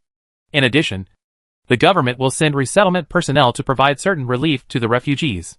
In terms of security, the municipal government has coordinated with Yuecheng to send a team to stay here permanently to maintain the safety and operation of Fengcheng. However, the army has transferred half of its personnel to the military base, and the rest have to participate in the rescue of Yuecheng and the reconstruction of the military camp. There is really no manpower available at the moment. After emergency coordination, the team can only be sent in a few days, and then it will be transferred to various resettlement sites for stability maintenance. Now only police and security patrols can be sent here. As a psychologist, this is the best result Tianming can get. He was a little helpless, but he could only encourage everyone. We have to prepare for the worst. But with the police and staff here, the things we are worried about may not happen. Everyone was worried, but there was no better way. What they lacked most now was water, and they couldn't even build a wall. Tianming thought for a while. 6 to 8 buildings have not been completely completed, leaving a lot of steel frames and movable panels. We put the steel into the soil and use the movable houses as isolation walls. It's not particularly strong, but at least it can be isolated. It's still not safe enough. Jiang Ning suggested. There is hardened cement and lime on each floor, which can be piled up on our side to fix the isolation zone. Yes. We still have a lot of cement bricks. Chapter 228. Everyone came up with suggestions. Go get some glass shards and scatter them under the wall. If they dare to crawl over, stab them to death. We need to add a few more locks to our well. If they are robbed, there will be no way to survive. They immediately started working and divided the work to build a wall before dawn to keep the danger out. For safety, no one was idle. Men, women, young and old came to help in the scorching heat. Some were driving piles, moving bricks, carrying cement bags, and dismantling movable boards. Huishan also went to work, discussing with Tianming how to drive piles to make the isolation belt safer and more stable. Jiang Ning did not go downstairs, but tinkered in the dark. She was mechanically useless. She listened to the recording many times, pondered the machine for a long time, and spent a long time to install the sprayer, not forgetting to put it into the space experiment. Well, with it, I don't have to worry about watering anymore. They worked hard until almost dawn, successfully divided Aoyuan into two, and built an isolation belt with countless hands. Countless bricks and cement-wrapped sand and stones were piled under the wall, hoping that everyone in the world would be full of love. Everyone was exhausted, but no one rested. They went back to reinforce the floors of each building and quickly divided the pitiful amount of well water. Jiang Ning was eating breakfast. Do we need to use electric fences to surround the downstairs? Hui thought deeply. If there is a refugee riot, a huge crowd of people will rush in like zombies, and the electric fence will be useless. The places selected by the government for resettlement camps need to accommodate at least several thousand people. The electric fence can protect a few people, but not a large group of people. If they really want to destroy it, they can always find a way. Don't let the power grid be destroyed when people are not prepared. I hope the station troops can come soon. Otherwise the hidden dangers are too great. Dowdu was watering the sweet potato seedlings on the balcony, and suddenly said nervously, "Sister-in-law, they are coming." He started hiding things again in excitement, and wanted to move the planting pots into the house. Jiang Ning walked to the large terrace and saw a large number of people walking in the distance. And the team was winding, and there was no end in sight. They were emaciated, dusty and numb, as if they were zombies without any emotions. The people in Aoyuan are also thin, but there is a huge difference in their physique and mental outlook. This feeling makes people feel terrible. After collecting the planting pots on the terrace, Jiang Ning called the two over. From today on, you two are not allowed to go to the terrace again. Stay at home obediently. It is true that a quarantine belt has been built, but the distance between Building 5 and Building 6 is only a few dozen meters, which is too close. The one is starving, and this one has a baby and a dog. So which one is not drooling? Stray dogs have the strongest sense of good and evil. Coke has a brown face, and his limbs are tense. Huishan rechecked the corridor and powered up all the stainless steel doors downstairs. Refugees continued to arrive next door, and Aoyuan not only patrolled with weapons, but also shortened the intervals, focusing most of its attention on Building 5. Tianming turned on the intercom. "Brother Hua, you live in Building 5. Please pay more attention. If there is anything wrong across the street, remember to notify us immediately." The planting pots and awnings were all taken away, and all the rooms were not only equipped with anti-peep glass, but also curtains. Number 6 is opposite the study room. Huishan is sitting in the study room. He occasionally looks up at the opposite side while flipping through books. From morning to evening, every floor of the 3 buildings is crowded with people, estimated to be no less than 3,000 people. 5 staff members, 2 policemen, 10 security patrolmen, and 2 trucks came with today's distribution materials. Each person has a fist-sized coarse bran and grain steamed bun, less than 1/3 of a bowl of water, and the refugees come out from the floors one after another, with faces full of dirt. There are old people and children, but more are middle-aged and young people. There are also women, but not many. They are ragged and wary of each other. Jiang Ning felt like he was being watched even through the wall. Hui felt the same way. There are too many people here. We have to be careful. There was no need to be careful, mainly because the contrast was too obvious. The conditions in Aoyuan were also difficult. But after all, there was a family and relatives, and the open space still had traces of harvest. Isn't this like putting braised pork in front of a starving ghost? It's so tempting. At night, Jiang Ning woke up several times, and there was a slight sound of movement in the living room. Look! Even the dog was anxious. When I opened the door in the morning, I found it lying at the door. This guy wants to protect her again. Jiang Ning squatted down and gently stroked its dog head. Huishan was in the study in the morning, went upstairs in the afternoon, and came down in the evening. His 6 senses, which he had trained for many years, were correct. There were several forces in the resettlement camp, all of which were secretly watching this place. Moreover, 1 fell from the building in the morning, and 2 more in the afternoon. Fell from the building? Jiang Ning frowned. Did he accidentally slip, or was he pushed down? The rough finished house had just been built, and there was no time to install guardrails and windows. It was indeed easy to fall from the building if you were not careful. But Jiang Ning is not without experience. Everyone knows that the environment is bad and the world is difficult. At this time, everyone will be on guard against everyone. Who would go to a dangerous place for no reason? Huishan guessed. Someone wants to create trouble and force the authorities to negotiate with Al Yuan to let them move to a safe floor with doors and windows. As soon as the fall from the building, many refugees surrounded the staff and asked why Al Yuan was so big and there were obviously better floors for them to live in. Those who made trouble made as much noise as they wanted, while some kept staring at the bodies of those who fell from the building. Even if they were carried away by the security patrolmen, they could not take their eyes away. Of course, he didn't say these things, fearing that Jiang Ning and Do Do would be uneasy.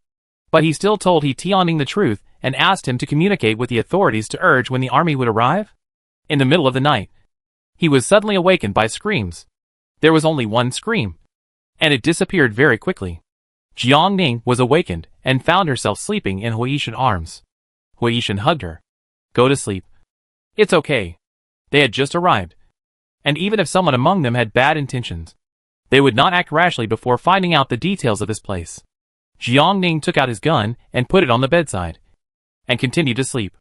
In the morning, Huishan did not let Jiang Ning go downstairs, and he went to building 2 to fetch water. He came back more than an hour later, carrying less than 10 liters of turbid well water. Alas, the drought continued, and the water level dropped again. Not only did Huishan discover it, but He Tianming also kept a close eye on it. Building 1 was far away and did not hear the screams in the middle of the night. But the patrol team did hear them. And they also noticed that the staff did not dare to step into the resettlement building without the police and security guards accompanying them. What does this mean? In the end times, the most sensitive thing is the human heart. Faced with thousands of hungry refugees, the staff were also worried and afraid, and would never step into the resettlement building unless necessary. The army was late. The police force was limited, and everyone's expression was very tense. In this way, 3 days passed in fear.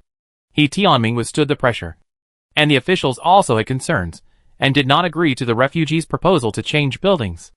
After all, Foucheng has more than one resettlement camp, and each one is not so stable.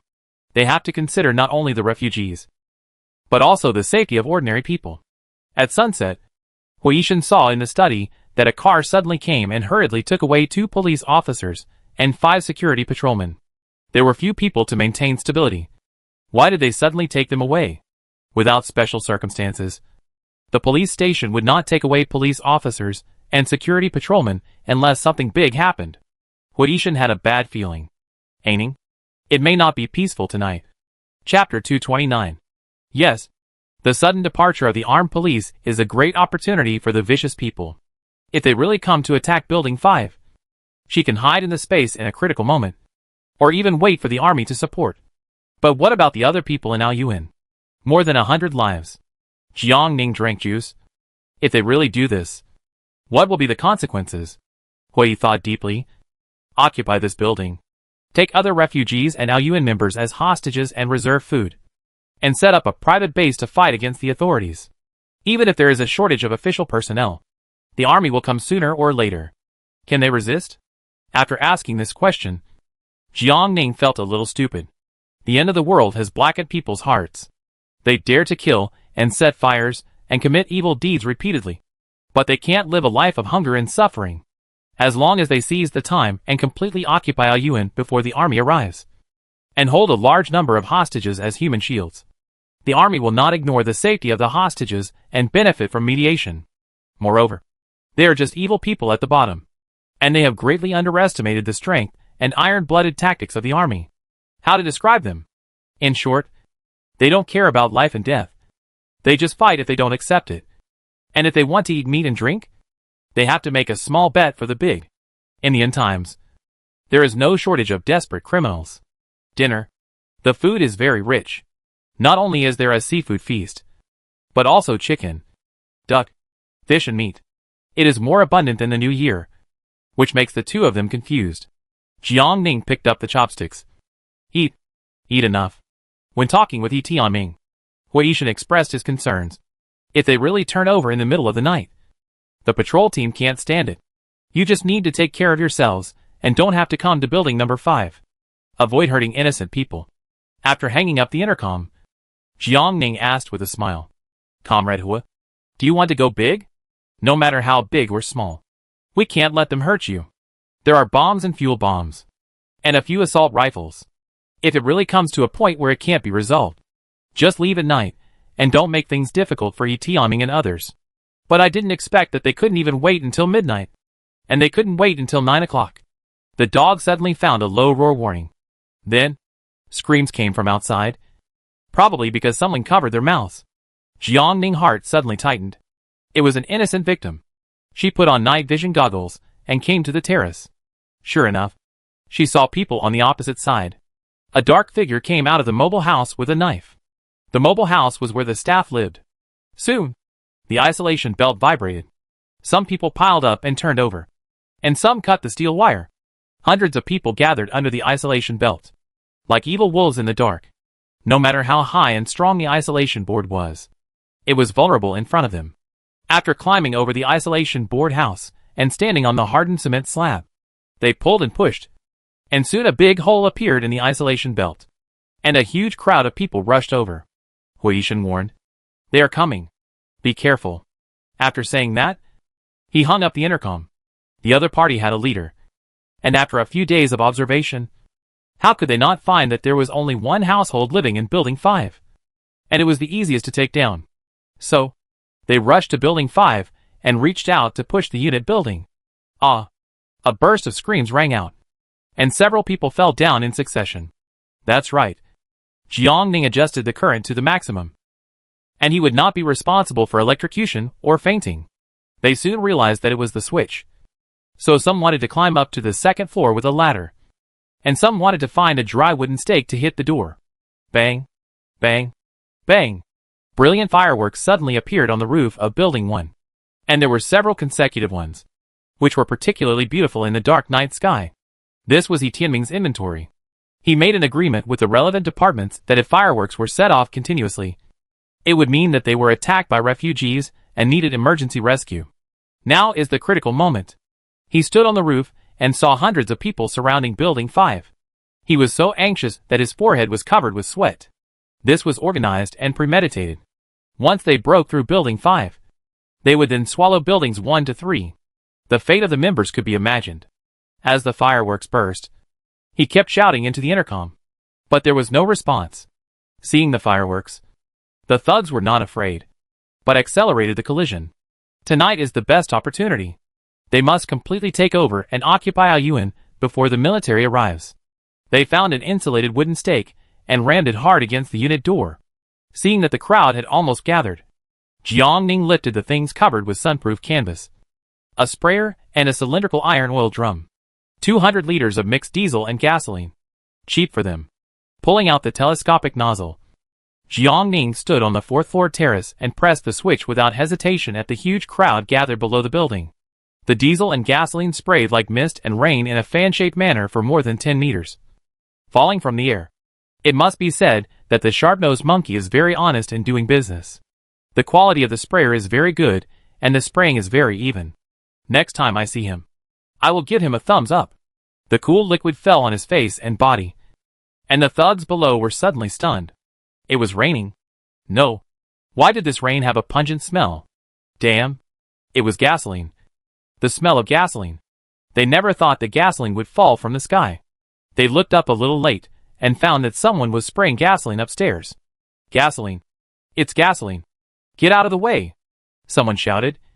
And the thugs who realized it retreated one after another. But it didn't work. When they retreated to a safe distance, they were soaked by gasoline.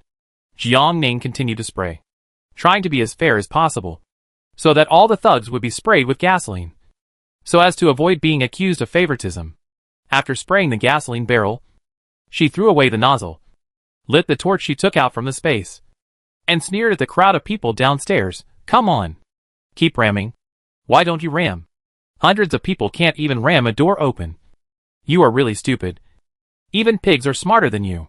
The insulted thugs cursed at Jiang Ning and greeted her 18 generations of ancestors, who knew that just after she opened her mouth and cursed a few words, she was suddenly shot in the heart by an arrow and received a box lunch on the spot, fearing that he would attract the attention of the military and police. Hoarding did not take out his gun, but instead fired several arrows in succession, sending several thugs away one after another, allowing them to go down and reunite with their ancestors. After planning for several days, killing the staff, and launching a large-scale violent attack, the dawn of victory was just around the corner, and the thugs were like chicken blood, all excited. Who knew that they were sprayed with gasoline before they even broke open the door of the apartment building? And several people died. What a bad luck. Chapter 230. No one dared to rush forward, fearing that the burning torches would suddenly be thrown at them. The crowd quickly dispersed and stayed away from Building 5. The leader made a quick decision and turned to besiege other buildings. Buildings 1 to 3 were full of people, many of whom stood on the large terrace with weapons in hand, staring at Building 5 nervously. They had telescopes, and just now they heard the thug shouting that there was gasoline. Seeing that they retreated from Building 5, they knew that they were sprayed with gasoline. Unexpectedly, Hoarding and Jiangning were so powerful that they actually stored gasoline and used a small force to drive the thugs back. Tianming reacted quickly. Quick! Make torches. The members who had firewood quickly made several torches with dead branches and lit them. Buildings 1 to 3 lit torches one after another. The thugs were all soaked, and they would burn when they encountered fire, and they would burn a large area. Tianming commanded on the intercom. Don't be afraid. If they dare to hit the building, we will throw torches. The thugs are also human beings. Many of them joined the group in the past few days out of necessity. They thought they could eat meat and drink wine with them, but they didn't expect that they couldn't even capture Building 5, which only had one household. In the distance, a sharp whistle suddenly sounded. It was a police siren. In the darkness, there were not only police cars driving, but also large trucks, several of which were connected, moving quickly towards Aoyuan. No, not trucks, but military vehicles. Oh no, the military is here. The thugs who were brought in to make up the numbers panicked, quietly retreated, and then turned around and ran. The first one ran away, and the second one ran away. Soon, half of them ran away. Some returned to the resettlement camp and pretended to be dead, pretending that nothing had happened. Some fled in the dark, and the staff were all dead. If they couldn't run back, wouldn't they be looking for death? If the team was scattered, it would be difficult to lead. The leaders were furious, looking at the police cars and the military getting closer and closer. They had to grit their teeth and give up Aoyuan, which was so close. Damn. They thought it would be easy to capture Aoyuan with only 100 people. But in the end, they lost both the wife and the soldiers. Run! But where can you run to? In the darkness, gunshots rang out from all directions. Just like New Year's Eve. Although it's late, it's time. Jiangning put away his things. Hoarding took the intercom to find Tianming, and tactfully expressed that he didn't want to show up in public and just wanted to live a quiet life. Tianming understood. Okay, I take care of what happened tonight. Intermittently, sometimes far and sometimes near, the gunshots rang out all night. It was not until the early morning that it was completely quiet. Jiangning ignored what was happening outside the window, turned off the lights and went to sleep. And it was already past 7 when he opened his eyes again. The bodies downstairs were long gone. Tianming accompanied Director Ling through the community and walked around under Building 5. The two stood and talked for a few minutes. Tianming returned to Aoyuan, while Director Ling returned to the resettlement camp through the isolation zone that the rioters broke through. 2 of the staff and security patrolmen who stayed last night died, and the remaining 8 were tied up. The authorities had long considered the potential risks in the resettlement camp, but they could not abandon the countless victims because of the risks. The vast majority of refugees still obeyed the arrangements, but there were always some bad elements who instigated and tempted the victims, turning many of them into demons. No matter what, there are definitely contradictions and conflicts. But as long as people die, the nature of the situation changes. There is nothing to say. We will never tolerate any punishment, and we must deal with it more severely during special periods. The police and the military stayed up all night, not only to catch all the rioters who escaped, but also to interrogate them thoroughly. After fighting all night, more than 30 people who led the riot were taken directly outside the resettlement camp and executed in public after the interrogation. It was like setting off firecrackers. And there was plenty of peanuts. These were just the leaders of the riot. And none of the other participants wanted to run away. They were sprayed with gasoline. And even taking off their clothes was useless. There was gasoline on their heads and skin. Without water, there was no way to remove the evidence. More than 300 people were caught in total, and all were taken away by trucks. The coal mining was full, and all were sent to do other dangerous labor reform work. The resettlement camp in Aoyuan was in chaos, and many other places also had problems.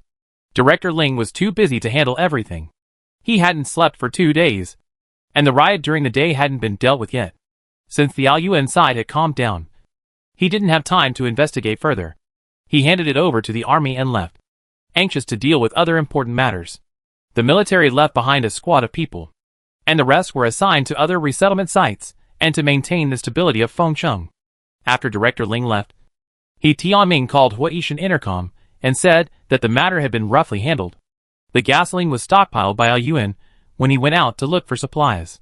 He noticed something strange in the resettlement camp, and the community reported it many times, but it was not handled in time. He had no choice but to organize members to fight back and defend. Thinking of preparing for a rainy day, he didn't expect the worst to really happen. It is true that Director Ling is an old policeman with extremely sharp eyes. But He Tianming is not a pushover either, and his answer is flawless and reasonable. After understanding the situation of Aoyuan community, Director Ling admires He Tianming very much. It has been more than 2 years since the end of the world, and there are too few people like him who can maintain a good attitude and survive in the community. If there are more people like him, the police station will not be so exhausted. The resettlement camp is guarded by military troops, and the community members can't help but feel relieved and no longer have to live in fear. With them around, even if the surrounding villagers want to take over Aoyuan, they have to think twice. Thinking of the shock last night, the community members once again looked at Huaishan and Jiangning with new eyes, and their gratitude and admiration could not be expressed in words. The two of them saved the people in the entire community. Jiangning just went downstairs to get some water, and found that the members looked at her differently. Other families lined up to get less than 10 liters of water, but the well guard gave her half a bucket directly. Jiangning was honest and kind. "Uncle, you gave too much. It's okay. I'm just worried that you won't have enough," the uncle said cheerfully. "You have made great contributions to the community, and no one else will have any objections." Others in the queue echoed, "Yes, yes, yes. If it weren't for you last night, we wouldn't have been eaten alive by those thugs." Jiangning was embarrassed and hurried away with the bucket. On the way, he bumped into He Tianming, who was taking the old well digger to the resettlement camp to ask if they needed help.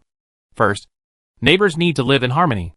Second, if they could solve the water crisis for them, the refugees wouldn't stare at the well in the community every day, and they wouldn't have evil thoughts when they couldn't get it. I have to say, He Tianming is really a man of good manners. Since the earthquake rescue, Guzi has officially ended his secluded life and is now openly active in the community. Even if he is greedy, he dare not be greedy. Just imagine, Huaishan and Jiangning alone can easily shock 300 or 400 thugs. Who would dare to take advantage of their beloved dog? Freedom is freedom. But Guzi soon has new troubles. Chapter 231. Meng Meng is extremely enthusiastic. She chases after Kailei every day. She can't be driven away. It's so annoying. Jiangning couldn't help laughing. "Oh, my Kailei is so charming. It would be fine if it was other dogs. But Meng Meng is a teddy, and she is naturally energetic." Jiangning discussed with Huaishan. "How about matching Kailei and Meng Meng?" Woof! The dog turned hostile in an instant, lying on the ground and looking away depressed. As an instructor, Huaishan is more humane. Meng Meng doesn't seem to be Kayleigh's cup of tea. How could Jiangning not see it? Seeing the disgust on Guzi's face? "Okay, don't be angry. I'm just kidding you. It's not easy to find a companion in the end times. So forget it since Guzi doesn't like it." Huaishan said something shocking. "Kola may think he is a human." Dowda comforted Guzi. "Kola is the same as us." Woof! The super strong earthquake caused great changes in the geological structure, making it even more difficult to determine the water source. The master spent several days walking around the surrounding area under the scorching sun, and finally determined the site more than 800 meters away from the resettlement camp. His face was tanned even darker. "Let's try. The earthquake has diverted all the underground water sources. I can't say for sure that there is water. The team selected 7 or 8 refugees who looked physically fit and arranged for them to start digging wells. They could get an extra rice ball and half a bowl of water every day. If it was before the natural disaster, they wouldn't even look at the dogs. But now is the end of the world, and countless people are vying for this job. If the soldiers didn't have guns in their hands, they would really dare to fight. Finally, the squad leader asked them to stand in line and personally selected them one by one. There was no water in Aoyuan either, but in order to maintain good relations with neighbors, he Tianming squeezed out half a bucket of water every day, saying that it was for the soldiers and the workers digging wells. The members of the commune were also short of water, but they didn't want to repeat what happened that night. So they tightened their trousers and continued to save water. The squad leader thanked them, but they still strictly followed their own standards every day. In addition to distributing it to the workers digging wells, the remaining water was poured into the water tower and distributed to the refugees in the resettlement camp. The extreme heat continued, and only 1 in 10 deep wells dug in Fengcheng survived the earthquake, which could not meet the needs of the survivors at all. The resettlement camp was relatively better. At least there was water every day, while people outside had died of thirst. For a while, water was more in short supply than food. Fengcheng municipal government was so busy with disaster relief that it had no time to rest and convened relevant departments to hold a meeting to find a solution to the water source. In the end, it was decided that in order to allow more people to survive, a water transport team would be formed across Huicheng and get water from the military base in Huicheng. The military base was built along Wanshan Lake, not far from Dongjiang River, and is the city with the richest water resources in the province. Although the Dongjiang River has dried up, there is still water in the Wanshan Lake Reservoir. So, dozens of water tankers traveled through the ruins, on unrecognizable roads, and traveled more than 300 kilometers to get water. 300 kilometers? Before the natural disaster, it only took 3 hours to drive. But now they have to clear roadblocks, detour, and deal with unknown risks. It may take 3 days to reach the military base. Not only Fengcheng is short of water, but surrounding cities have also sent requests for help to Huicheng. The military base did not stop expanding and maintaining the reservoir as early as when it received the extreme heat and drought warning. They even organized a team to drill again immediately after the earthquake. After all, it is a city with abundant water resources. Water can be seen gushing out 20 to 30 meters below, which can be regarded as solving the urgent needs of surrounding cities. On the 4th day, when the refugees in the resettlement camp could not even squeeze out their own urine to quench their thirst, the water truck came back. A 20-ton water tanker drove in. Jiang Ning stood on the terrace, watching the soldiers calling the refugees to line up for water, and couldn't help feeling touched. I wonder how Liu Yu and the others are doing. Huicheng also suffered a strong earthquake. Fortunately, there is always a way out. Wanshan Lake Reservoir was not seriously damaged. It can be seen that the geological plate is still strong. Otherwise the military would not build a base here. Huishan stood beside her. It's different now. They are not only good at fighting but also have experience in surviving in the end times. They will try their best to live no matter where they are. Yes, survival is a human instinct, and they will live a good life. After the road was cleared, the water truck went back and forth every 2 days. Although it is only 300 kilometers, it costs a huge amount of money. But the official purpose is that human life is supreme at all times. The water distributed to the refugees was not much, but it was enough to sustain life. The food they got was also little, but there was nothing to complain about. The potato and sweet potato balls were mixed with dried vegetables. These were planted and preserved by the government in a race against time with a natural disaster, recruiting survivors to race against time. Life went on, and every day was a torment. In the dream, there were lights and wine, abalone and sea cucumbers. When I woke up, I was penniless and hungry. But fortunately I still had dreams to comfort me, fantasizing about the day when the disaster would end. Even if I deceived myself, there was always a flame in my heart that was not extinguished.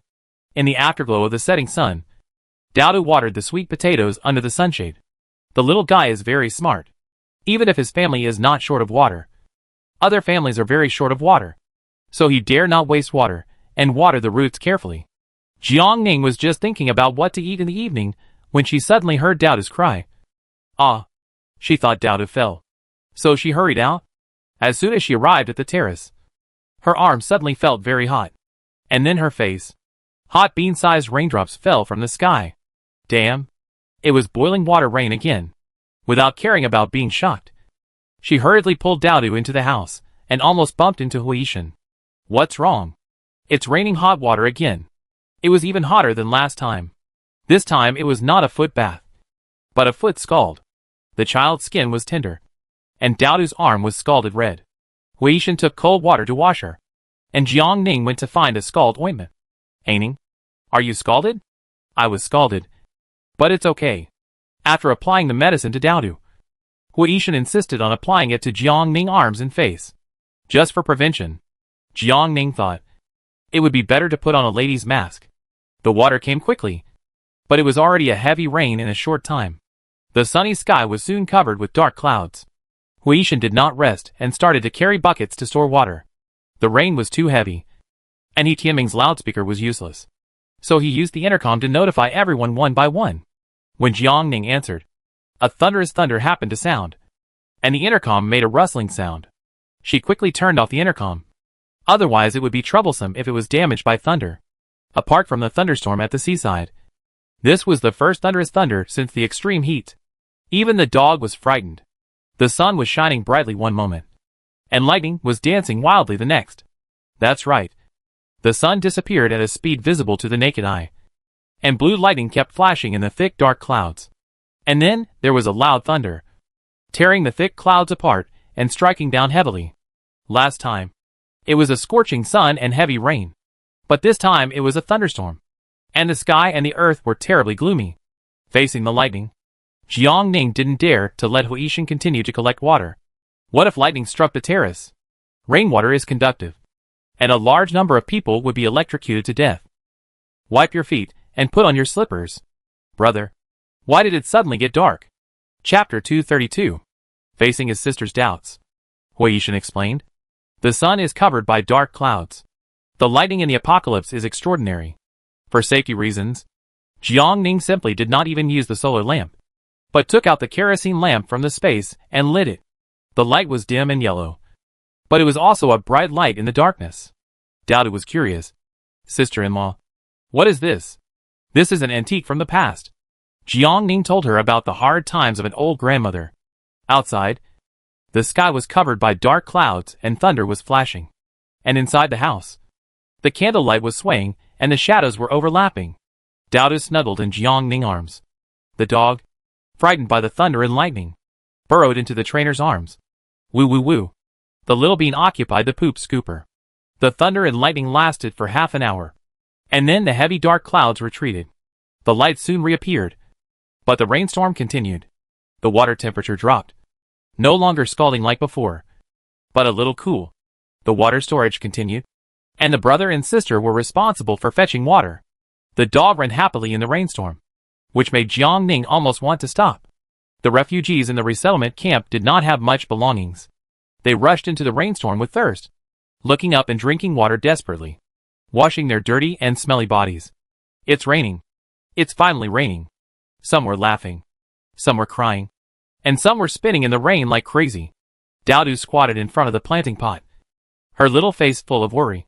Sister-in-law, can the sweet potato seedlings survive? It should be. We know tomorrow. It was really hot when the rainstorm first came, but with the sunshade blocking it, it shouldn't be burned to death. The annoying thing is that as soon as the rain stopped, the heat from the ground kept coming up, turning on the sauna mode again. It was hot and sticky, making people feel extremely uncomfortable. Go back to the room and turn on the air conditioner. Just after turning on and off the lights to rest, Huishan came over. Are you burned? Jiang Ning touched his face. No. The redness has faded. The next day, the sun was still blazing, blinding the eyes. Jiang Ning stayed at home. Huishan took his sister to class, and the dog went downstairs to walk himself, running around Aoyuan for more than 20 laps before coming back, and even climbed up a tree to help Xiaoming catch a red-eyed mouse that stole away, and it almost bit it to death. At noon, the brother and sister came back with the dog. Huishan washed his hands before the meal. Aining, it doesn't seem so hot today. Is there? Jiang Ning was wearing a thermostatic suit and using the air conditioner, so he really didn't notice it. At first, Huishan didn't notice it either. But the dog reaction was more obvious. And his tongue didn't stick out that long. Jiang Ning really took the thermometer to the balcony to measure it. 58 degrees. It really dropped. Even if it was only 2 degrees. It's normal for the temperature to drop after the heavy rain. In the evening, Jiang Ning, who was lying down, came down with a bucket. After the heavy rain, the groundwater level rose a lot, and well water kept coming out from the ground. And there was no limit on the supply. So Jiang Ning made several trips. The resettlement camp lacked water storage. So Tianming gathered a batch of pots and pans collected during the earthquake rescue and sent them there. Several iron buckets were crushed, but they were still usable after being knocked back. The temperature continued to drop. About 1 or 2 degrees a day.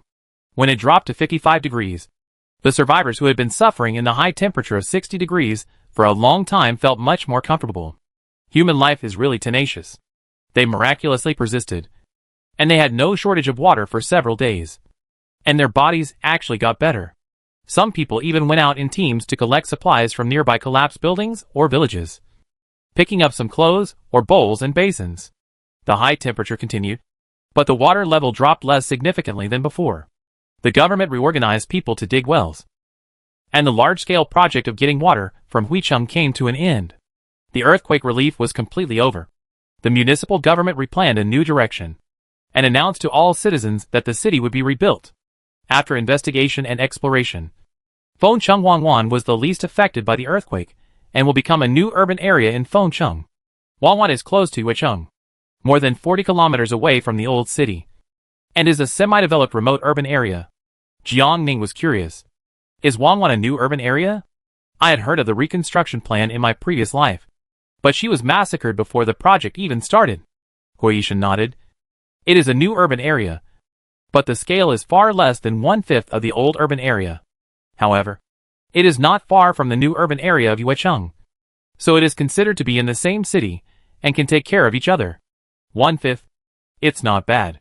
After 3 years of natural disasters and man-made disasters, less than 30% of the people survived, and many of them went to the base. But even so, not everyone is qualified to settle in the new urban area. Now it has just been announced that reconstruction will take place. Officials are calling on survivors to collect building materials in exchange for points. Points can be exchanged for food, and a certain amount can be exchanged for a house purchase quota. However, the required materials and corresponding points have not yet been announced. At the same time, the Academy of Agricultural Sciences is recruiting again, with homeless refugees being given priority. Don't underestimate the Academy of Agricultural Sciences. They raced against time to plant indoors and outdoors, and saved a lot of food, especially dried vegetables. The dumplings that refugees eat every day are their credit. Prioritizing their recruitment not only solves the employment problem, but also solves the potential security risks. If we don't find them jobs, they will sooner or later become a disaster to society. For other survivors, the Academy of Agricultural Sciences also appealed that the global environment continues to be in disorder and the recovery cycle is relatively long. And humans must be prepared for a protracted war. Typhoons and floods, extreme cold and heat, earthquakes, and acid rain or alkalinization in the future. We must reserve as much food as possible under limited conditions to resist unpredictable natural disasters. To put it bluntly, it is farming and hoarding food. The Agricultural Science Institute promised to distribute seeds to the survivors as soon as possible. Jiang Ning guessed that there were not enough seeds. After the earthquake, there will be a few months of peace and quiet. That is, normal seasonal climate. She asked Huishan. What's next? 2 years of polar day. 3 years of polar night. Then smog. Acid rain. Jiang Ning couldn't help but breathe a sigh of relief. Polar day is okay. The light can accelerate the growth of crops, allowing the survivors to breathe for 2 years. Unexpectedly, Huishan's face was not right. What's wrong? Could it be that the polar day will cause trouble? The 4 seasons are too distinct during the polar day. When it is hot, it can reach 40 degrees Celsius. And when it is cold, it can reach -10 degrees Celsius. Jiang Ning felt okay. After all, he had experienced extreme cold and heat, and the human body's adaptability improved accordingly. It is a day, and the 4 seasons are distinct. Jiang Ning, who did not open up his mind, well, she has too little experience. So she is so naive. So, she should cherish the good times in the next few months. Hui Yishan reminded. Smog contains germs and weak acid corrosiveness, which is extremely harmful to the liver and lungs. Many people get sick because of it, and cough up lung residue. Jiang Ning shuddered at the thought of spitting out lung residue from his mouth. Is there any medicine? It was only developed much later, and Chinese medicine takes a long time to take effect. Do you know what medicine to use? Hui Yishan was not a researcher, so he didn't know the specific formula. But they had teamed up to look for medicine in the deep mountains and forests. So they knew two of them. Do you remember? Chapter 233. The herbs that Hui Yishan and his team were sent to look for should be rare or endangered in the natural disaster mode. Jiang Ning was used to preparing for a rainy day, and couldn't help but look at him anxiously. However, Hui Yishan was silent. He forgot. Different trades are like different mountains. The names of Chinese medicines are difficult to remember. Not to mention the professors who led the team. They were just performing escort missions. In 10 years, even my mother's face has become blurred. Let alone uncommon herbs. I can't remember the name, but I should be able to remember it if I see it. What could Jiang Ning say? Thank you. Forget it. Let it be. She stocked up on air filters and masks. And she would eat and drink something to nourish her lungs and liver. And she should be able to get through it. Did you get sick at that time? Hui Yishan nodded. I was in good health. And I got infected later. I waited for 2 months and got the medicine. Jiang Ning felt a chill down her spine. Did you vomit lung residue? Afraid of scaring her, Hui Yishan thought for a while. No. The premonition was right. The extreme heat was about to end, and the temperature was dropping day by day. When the temperature dropped to 45 degrees, Jiang Ning finally ended the torture and felt eternal love again. Daodu and Guzi were the same. They felt energetic and no longer sweated all day long. The resettlement camp moved away. Some people went to work under the Academy of Agricultural Sciences and rebuilt sheds for planting. The rest went to Wanwan to participate in the reconstruction plan. Food and accommodation were provided, although they lived in temporary shacks. They could receive wages and points every month. They were not full, and their wages were not much, so they could only survive with difficulty. But reconstruction meant hope, and was a new hope. The refugees left, and Aoyuan finally stopped worrying. As the temperature slowly dropped, they, who had experienced high temperatures of 60 degrees, felt much more comfortable when facing the temperature of 45 degrees. And they seized the time to actively farm. Who knows what disaster will come next? So they can only do everything they can to store more food. He Tianming thought again and found Hui Yishan. Comrade Hua, you and Jiang Ning are both capable people. Many residents in the community have encountered problems. I have been running around for several days, but have not been able to solve them. I wonder if you have any solutions. Don't hit a smiling person, Hui Yishan said politely. You say? Since the ocean was infected by an ancient virus, I dare not eat any seafood. But salt is a must, He Tianming explained. It's very hot and I sweat a lot. And salt is consumed quickly. Many families in the community are already short of salt. Lack of salt not only makes the food unpalatable, but the most important thing is that the body can't stand it. The mild ones are tired and dizzy. The severe ones are nauseous and vomiting. And the urine volume decreases. In more serious cases, they may go into shock. But when the unscrupulous merchants learned that the official recommendation was to stop eating contaminated sea salt, they immediately hoarded the goods and refused to sell them. The market has been hiked up to 10 kilograms of grain for 1 kilogram of salt. It's expensive. After all, a pound of salt can be used for a long time if you save it. And you can still afford it by tightening your belt. But people sell it by 2. And the price continues to rise if you hoard it. He Tianming found several middlemen and tried to buy a batch of salt with a smile. But he was ruthlessly rejected after saying all the good things. One of them was willing, but asked for 30 pounds of sweet potatoes in exchange for 1 pound of salt. Aoyuan harvested a batch of sweet potatoes. But due to the drought and high temperature, the harvest was not good, and it could not last until the next batch of harvest, let alone exchange for salt. So, He Tianming wanted to ask Hui Yishan if he had any way to get salt. Hui Yishan thought for a moment. I do know 2 middlemen, but I don't know if they sell salt. I ask and then get back to you. Okay. Thank you. He Tianming thanked him repeatedly, and then said, if there is no salt, can you also ask if there are any seeds? The temperature has dropped, and the sweet potato cycle is too long. If we can get vegetable seeds or other things, we may be able to solve the famine problem.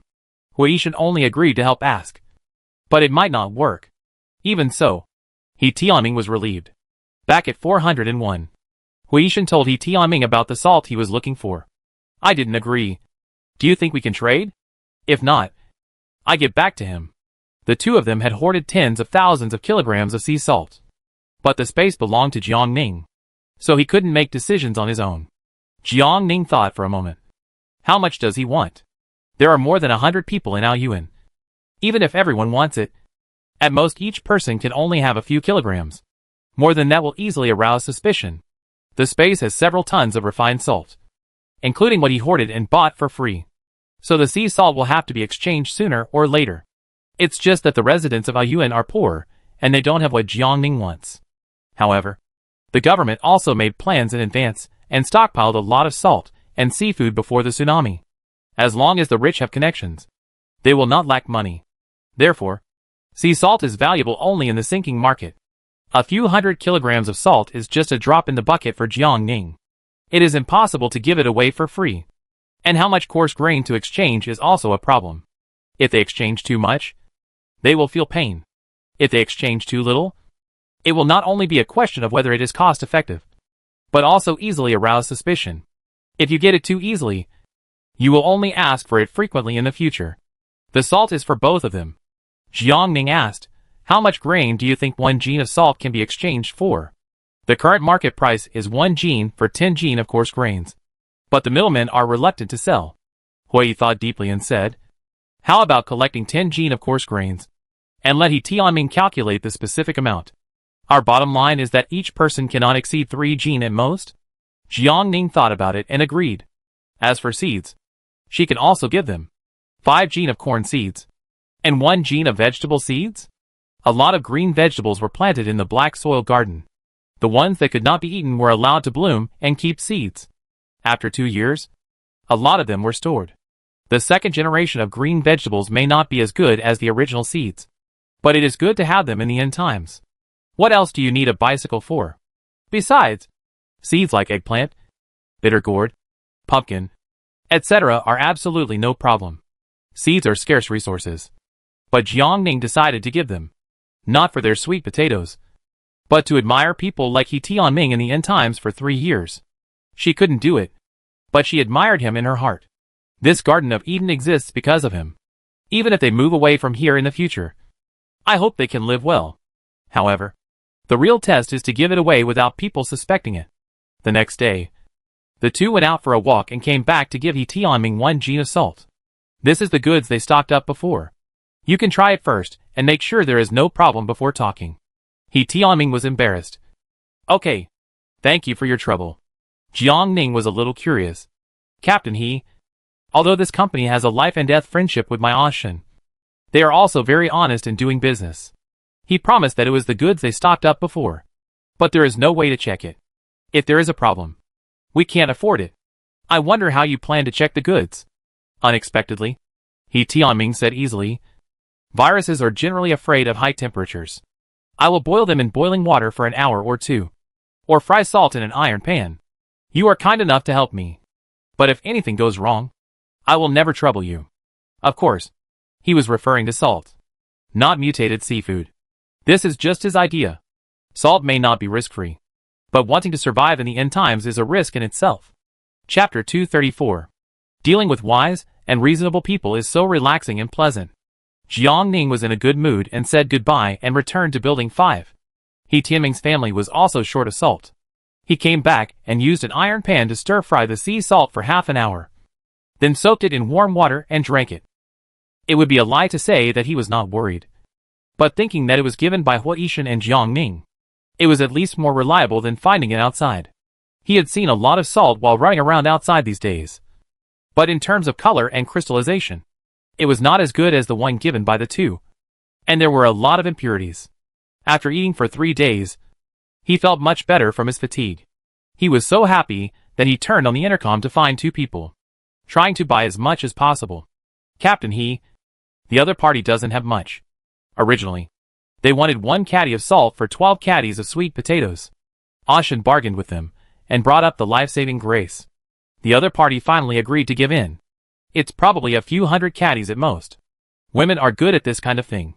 Jiang Ning took the initiative to fight. I will try my best to fight for you. I estimate that 3 caddies per person should not be a problem. The price is based on the market. 1 caddy of salt for 10 caddies of sweet potatoes. This price can't be lowered. He Tianming knew that favors would be lost each time they were used. He thanked him repeatedly and said, "Okay. I trouble you then." He was very happy to get more than 500 kilograms of salt at a time. It turned out that Jiang Ning and Hui Yishan had connections. He Tianming felt embarrassed. But in order to keep the residents of Aoyuan alive, he had to be thick-skinned and asked, "Are you sure about the seeds? We have corn seeds and green vegetable seeds. I think we can get a few kilograms. But the natural disaster has lasted for so long, and I can't guarantee the germination rate." He Tianming knew that the germination rate of old seeds was low, so he would be lucky if he could find them. He didn't dare to complain and agreed immediately. There was indeed no problem with the supply. He did not hide anything and announced the news truthfully and accepted registration. When the members learned that they could get salt, they were all very enthusiastic. In order to buy more salt, they even registered their children. There was no other way. The lack of salt was too uncomfortable. A family with more family members could store more than 10 kilograms of salt, and they could eat it for several years if they saved it. While the work was going on there, Jiang Ning was also busy. The seeds in the space were too new. They could fool others, but not He Tianming. Hui Yishan swept some dust and poured it in to stir it. He rubbed it repeatedly with his hands until it looked gray. On the day of the transaction, the two drove a truck back from outside, brought back salt and seeds, and then exchanged for several thousand kilograms of sweet potatoes. Sweet potatoes grown in extremely hot temperatures are just like that. Don't expect them to be of good quality. Anyway, I didn't plan to eat them. I would take them out to exchange when I needed them. When the members came door to door to collect salt, He Tianming would patiently tell them how to fry salt. Salt is fine, but it's better to be safe than sorry. Don't save that little firewood. There were not many seeds, so he tried his best to be fair and just, ensuring that every household had some. With the arrival of the third rain, the government finally announced a detailed plan for the construction of the new city. Construction is not a problem. The key is the urgent shortage of materials. It is true that the relevant departments requisitioned materials from the steel world, and also swept other building materials factories or stores. But if they want to build a new city, the materials they have are far from enough. In an emergency, we can only mobilize the power of the masses. Everyone has a responsibility to build a beautiful new home. You can find the missing materials, and if there is no other way, you can also find them from the ruins. The official has a detailed 30-page material plan, and the number of points for each material is different for the new and old ones. If you read them one by one, you can't finish them in 3 days and 3 nights. The neighborhood committee where Aoyuan is located collapsed, and the staff moved with the main force. In the future, they will gradually move to Wanwan. It is recommended to go to the municipal center to learn more. He Tianming listened to the radio. His brows furrowed. Yang Weiman was anxious. Old He, what do you think? The new city was built in Wanwan, about 50 kilometers away from Aoyuan. Once the official military withdraws, it means that the old city will be abandoned. Although the city was dilapidated by the earthquake, there are still many buildings left, which are likely to become the territory fought over by evil forces in the future.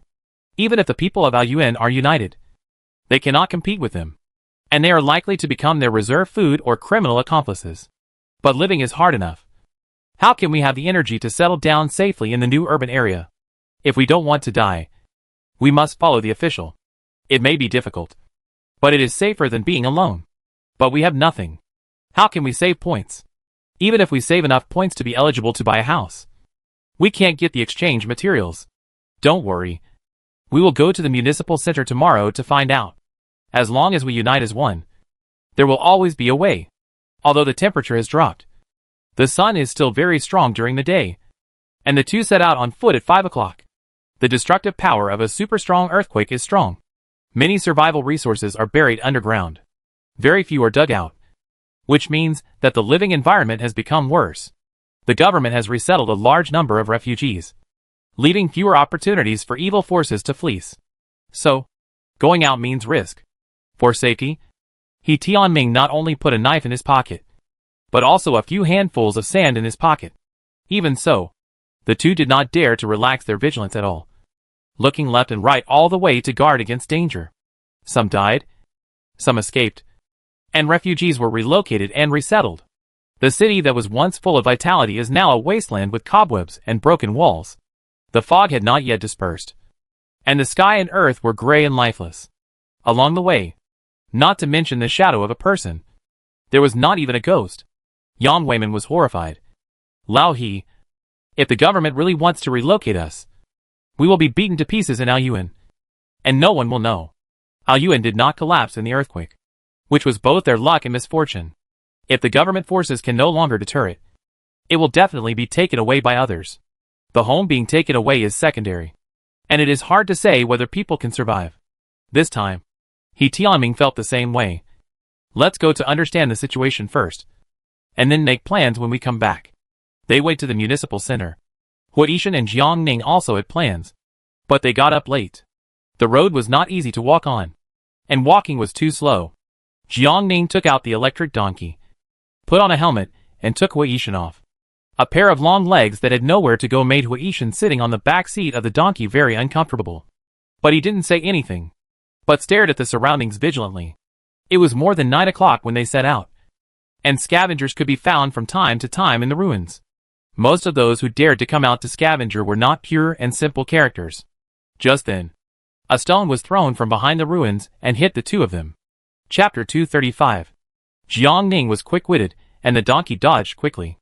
Hua Yishan raised the crossbow in his hand and fired without hesitation, only to hear screams from the ruins.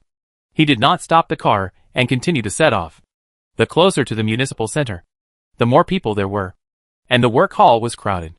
It is estimated that the contractor did not dare to cut corners, so the municipal center was preserved in the earthquake. But it no longer has the glory and majesty of the past. With cracked ground, mottled high walls, cracked buildings, the work hall was crowded with many survivors, all of whom came for the new city plan, even if it is the end of the world due to natural disasters. The idea is deeply rooted that only a house can have a home. If conditions permit, they want to find opportunities to buy a suite. If conditions do not permit, they want to save points to exchange for supplies. The bulletin board is densely covered with dozens of pages of paper, all of which are lists of various materials for points. There is also a precious electronic display screen in the hall, scrolling and displaying the same content. It took half an hour for the two to finish reading the relevant content, and then looked at each other, feeling unhappy. The complete steel bars are indeed expensive, but the built house is more expensive. 2-bedroom apartments require 5,000 points, while villas require 50,000 points. By the way, it can no longer be called a villa, but a 2-story independent courtyard. And the 2-bedroom apartment is really 2-bedroom, without a living room and toilet, and is only about 15 square meters. What does this mean? It's not that the official is unscrupulous, but that resources are too scarce, so they can only raise the threshold to satisfy some survivors. It's understandable that there is no living room, but no toilet. Jiang Ning pulled Hua Yishan, hoping that he could popularize science. Hua Yishan lowered his voice. There is a lack of various building materials in the end times. Without waterproof coatings, toilets cannot be built. Once leakage occurs, the quality of the house will be damaged. The steel bars have been frozen in extreme cold, and the material is more or less affected. The floors cannot be built too high. 5 or 6 floors are already the limit. When the time comes, public bathhouses and toilets will be built to solve the problem of reincarnation. Jiang Ning was shocked.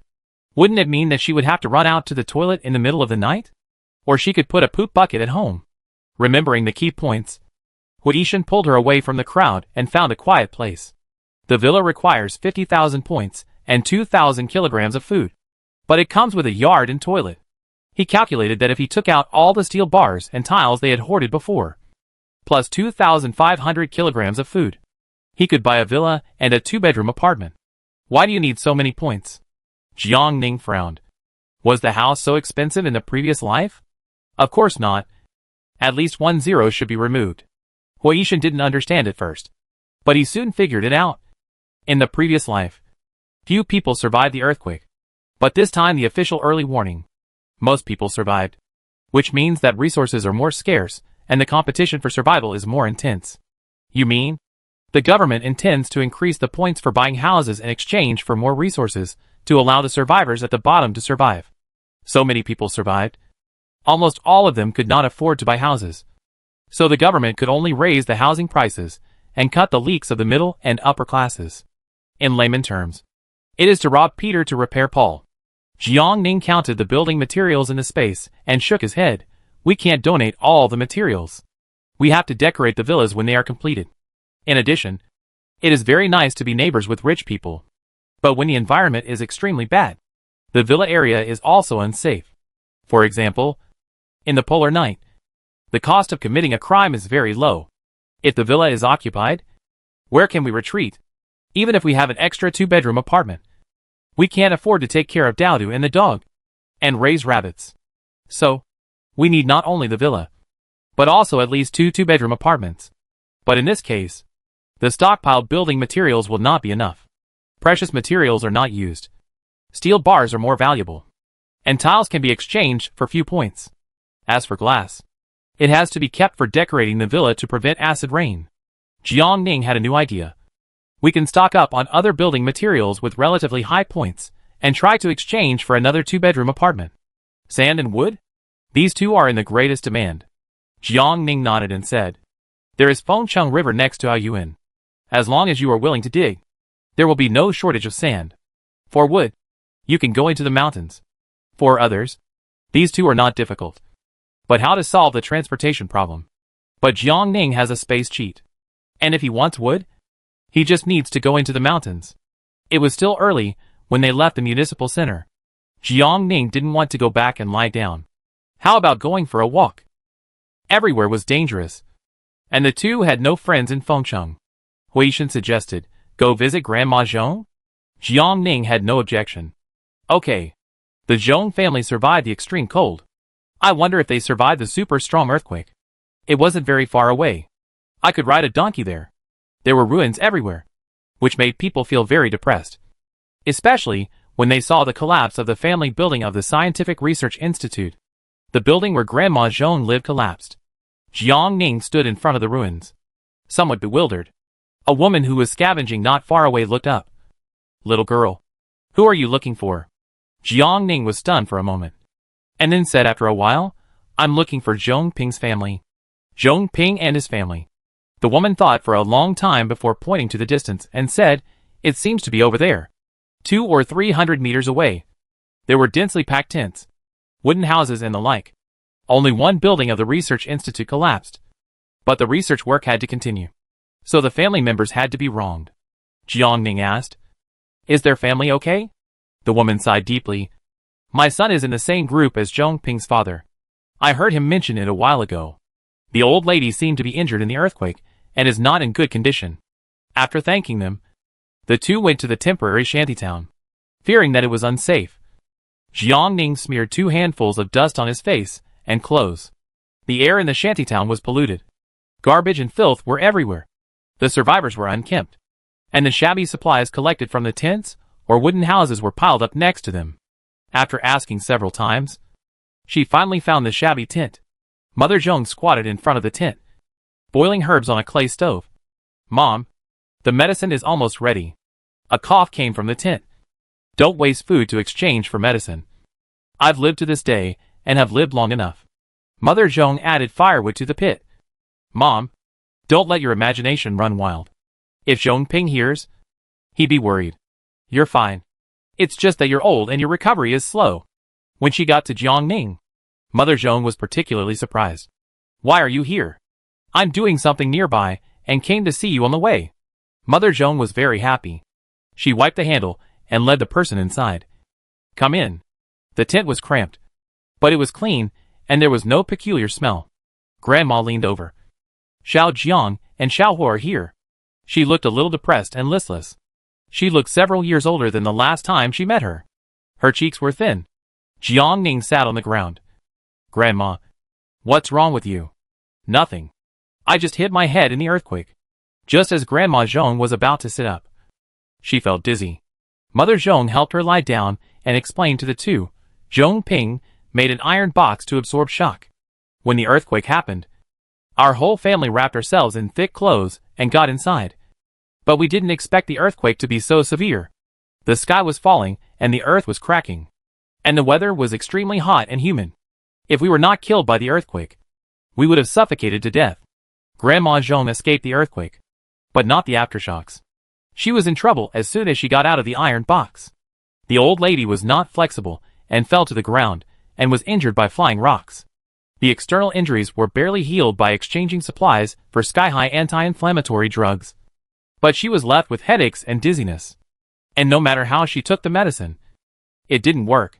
The old lady was burdened with thoughts and always felt that she was a burden to her children and grandchildren, which made her even more depressed. Jiang Ning saw this and smiled and comforted her. Grandma, if you trust my poor medical skills, I will take a look at you. That's great. Zhong mother thanked her repeatedly. The barefoot doctor she hired from outside talked nonsense and almost scared the old lady to death. Not to mention curing the disease. Chapter 236. There are too many scams these days. But the old man has a brain injury, and he can't get over it if he doesn't see a doctor. Jiang Ning carefully examined Grandma Zhong. She had a lung infection that caused her to cough constantly, and she also had sequelae of concussion. Apart from that, she had no other major problems. She was not optimistic and always felt that death was approaching. But lung infection is not a minor problem. In addition, the old man has poor immunity, and it is easy to cause pneumonia if it is delayed for a long time. Grandma, you are fine. Just take some cough and expectorant. You have to take care of the concussion slowly, and it will get better. Grandma Zhong had no hope. She sent her daughter-in-law out and held Jiang Ning's hand and said, Xiao Jiang, tell me the truth. How long do I have left? It was too hard. The Zhong family had finally stockpiled some food in the past 2 years, but it was almost wasted because of her illness. Every extra day she spent was sucking the blood of her children and grandchildren. If it was all wasted, how would Zhong Ping and the others live in the future? Grandma, I didn't lie. You really have no major problems. It's just that you have a concussion and need to rest for a long time. Jiang Ning comforted her. A good mood is better than any medicine. You will get better. Since I'm here, I give her acupuncture. At the same time, Jiang Ning called Zhong mother over and taught her how to massage the acupoints. These acupoints can relieve headaches and dizziness. Press them whenever you have time. It's good for recovery. Needless to say, after acupuncture and massage, Grandma Zhong felt much better, knowing that the Zhong family was not well off. Jiang Ning didn't prescribe any medicine. Find some loquat leaves to boil water. It will help relieve coughs. Other medicines are not recommended. Jiang Ning looked at the tent. Grandma, the 4 of you are squeezed into one tent? There's no room for everyone. Grandma Zhong sighed. 2 research buildings collapsed, and the remaining people all squeezed together to work. Zhong Ping and his son still had workstations. At night, Zhong Ping's mother went to her workstation to sleep, and the father and son came back to accompany me. Alas, it was all her who dragged down the young people. The environment was bad and not suitable for recuperation. Jiang Ning frowned slightly. How about I help you find a house? Grandma Zhong shook her head. Where are the houses? We've searched everywhere around here. If it's too far away, it's not safe for the father and son to go to get off work. The environment here is a bit poor, but at least there are security personnel, so it's not too dangerous. Living here, at least we can see each other every day. If we are too far apart, she will die suddenly one day without her children and grandchildren by her side. The meaning of life is different for everyone. Jiang Ning did not force him, and sat for a while before getting up and leaving. Mother Zhong warmly asked him to stay. I have boiled sweet potatoes and dried potatoes. Can you eat them before leaving? No. We have something else to do. After saying goodbye, he rode away on a donkey. Mother Zhong brought the boiled medicine. Mom, are you still going to drink this medicine? Yes. You have already spent money. Alas, 3 idiots are not smart no matter how you raise them. They help count money when they are cheated. She is dying. What should the woods do? Zhong mother came in with medicine and sat down next to her mother-in-law. But she was hit by the blanket and almost spilled the medicine. Grandma Zhong tried to sit up. What's wrong? Zhong mother lifted the thin blanket, and there was a bottle of cough syrup, a box of antibiotics, and 2 gastrodiolata. Grandma Zhong reacted quickly. Xiao Jiang has taken good care of us. This thing is too valuable to accept. You quickly hide the things and chase after them. Unexpectedly, Zhong's mother sat still. Mom, you are sick and need these medicines. They don't owe us anything. And we can't afford to pay them. Since Jiang Ning has given it to her. She doesn't need it. But it is life-saving for you. Zhong's mother said she would not agree to it. We, the Zhong family, will remember her kindness and will repay her in the future when we have the chance. Fearing that the old lady would be angry, she added, we still have a jar of pickled fish at home. How about giving it to her? Ask yourself, who doesn't want to live? Especially Grandma Zhong, who is worried about the 3 pieces of wood. She sighed deeply. Okay, find something to cover the jar. Don't let anyone find it. Mother Zhong took a piece of torn towel, wrapped the jar and stuffed it into her backpack, and hurriedly chased after it. But where was the little donkey? Seeing the point system clearly, He Tianming's heart sank. On the way back, the two discussed that due to the early warning of the earthquake, most of the survivors survived. This is a great thing. But the supplies are limited, which means that the living environment will be more severe. Yang Weiman was panicking. Old He Aoyuan risked its own life to give up 3 houses for refugee resettlement housing, and only got 5,000 points in exchange. The last earthquake early warning reward was 2,000 points. And the earthquake rescue team was organized for 3,000 points. These are still what you actively fought for. Added together, it is just enough to exchange for 2 houses. There are more than 100 people in our community. What should we do? He Tianming thought carefully. If we move, it is definitely impossible to live as comfortably as Aoyuan. We have to be prepared to endure hard times. We can't make decisions for the members. We will make plans based on their wishes. There were no outsiders around. So Yang Weiman got straight to the point. Old He, are you moving? I'm planning to move. What about you? I have to move no matter what. Even if he didn't plan for himself, he had to consider his son. Although Aoyuan members knew some skills, they were ordinary people in the end times. It was unrealistic for each household to buy a house. But there was still some hope for sharing a house. Yang Weiman was surprised. Share a house? This is a good idea. Each household can save 2,500 points and contribute 250 kilograms of food. And then, they can have a chance to live in a house. Old He, our 2 families know each other well. So we can share a room. Time is urgent. So when they return to the community, they immediately call for a meeting downstairs. He Tianming used the intercom to find Huishan. But there was no response for a long time. So he must have gone out. Only Huishan and Jiang Ning were not there. And Yang Weiman was undecided. How about waiting for them to come back? He Tianming also wanted to wait. But at the same time he knew that the 2 of them had the ability and connections. And it would be unfair for them to live in 2 rooms. Not to mention sharing a room. Time is points. And some people who react quickly are already scavenging, turning over the stainless steel doors and door frames in the ruins, and breaking the concrete walls to find steel bars. The 2 of them are so rare. What if they come back in a few days? No. Let's hold a meeting to solicit opinions from the members. And I tell them later. So, representatives from all families came to the sales office. What? Are you crazy? You need 5,000 points and 500 kilograms of food to buy a house.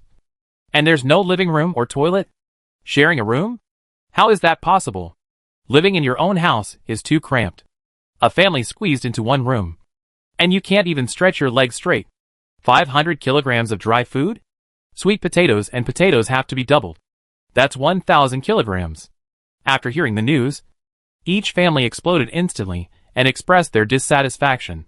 He Tianming didn't say anything, letting them vent their suppressed emotions. Chapter 237. About half an hour later, everyone gradually calmed down. He Tianming said slowly, if you feel it is really difficult, you can choose to live in Aoyuan by yourself. As long as you can bear the possible dangers in the future. Everyone's life is not easy. I personally think it is safer if we can continue to stick together. What do you think? Captain He, will you move? I can't afford to buy a house. But I must find a way to earn points to move. Well, since you move, my family will move too. My family also wants to move. But how can we earn points?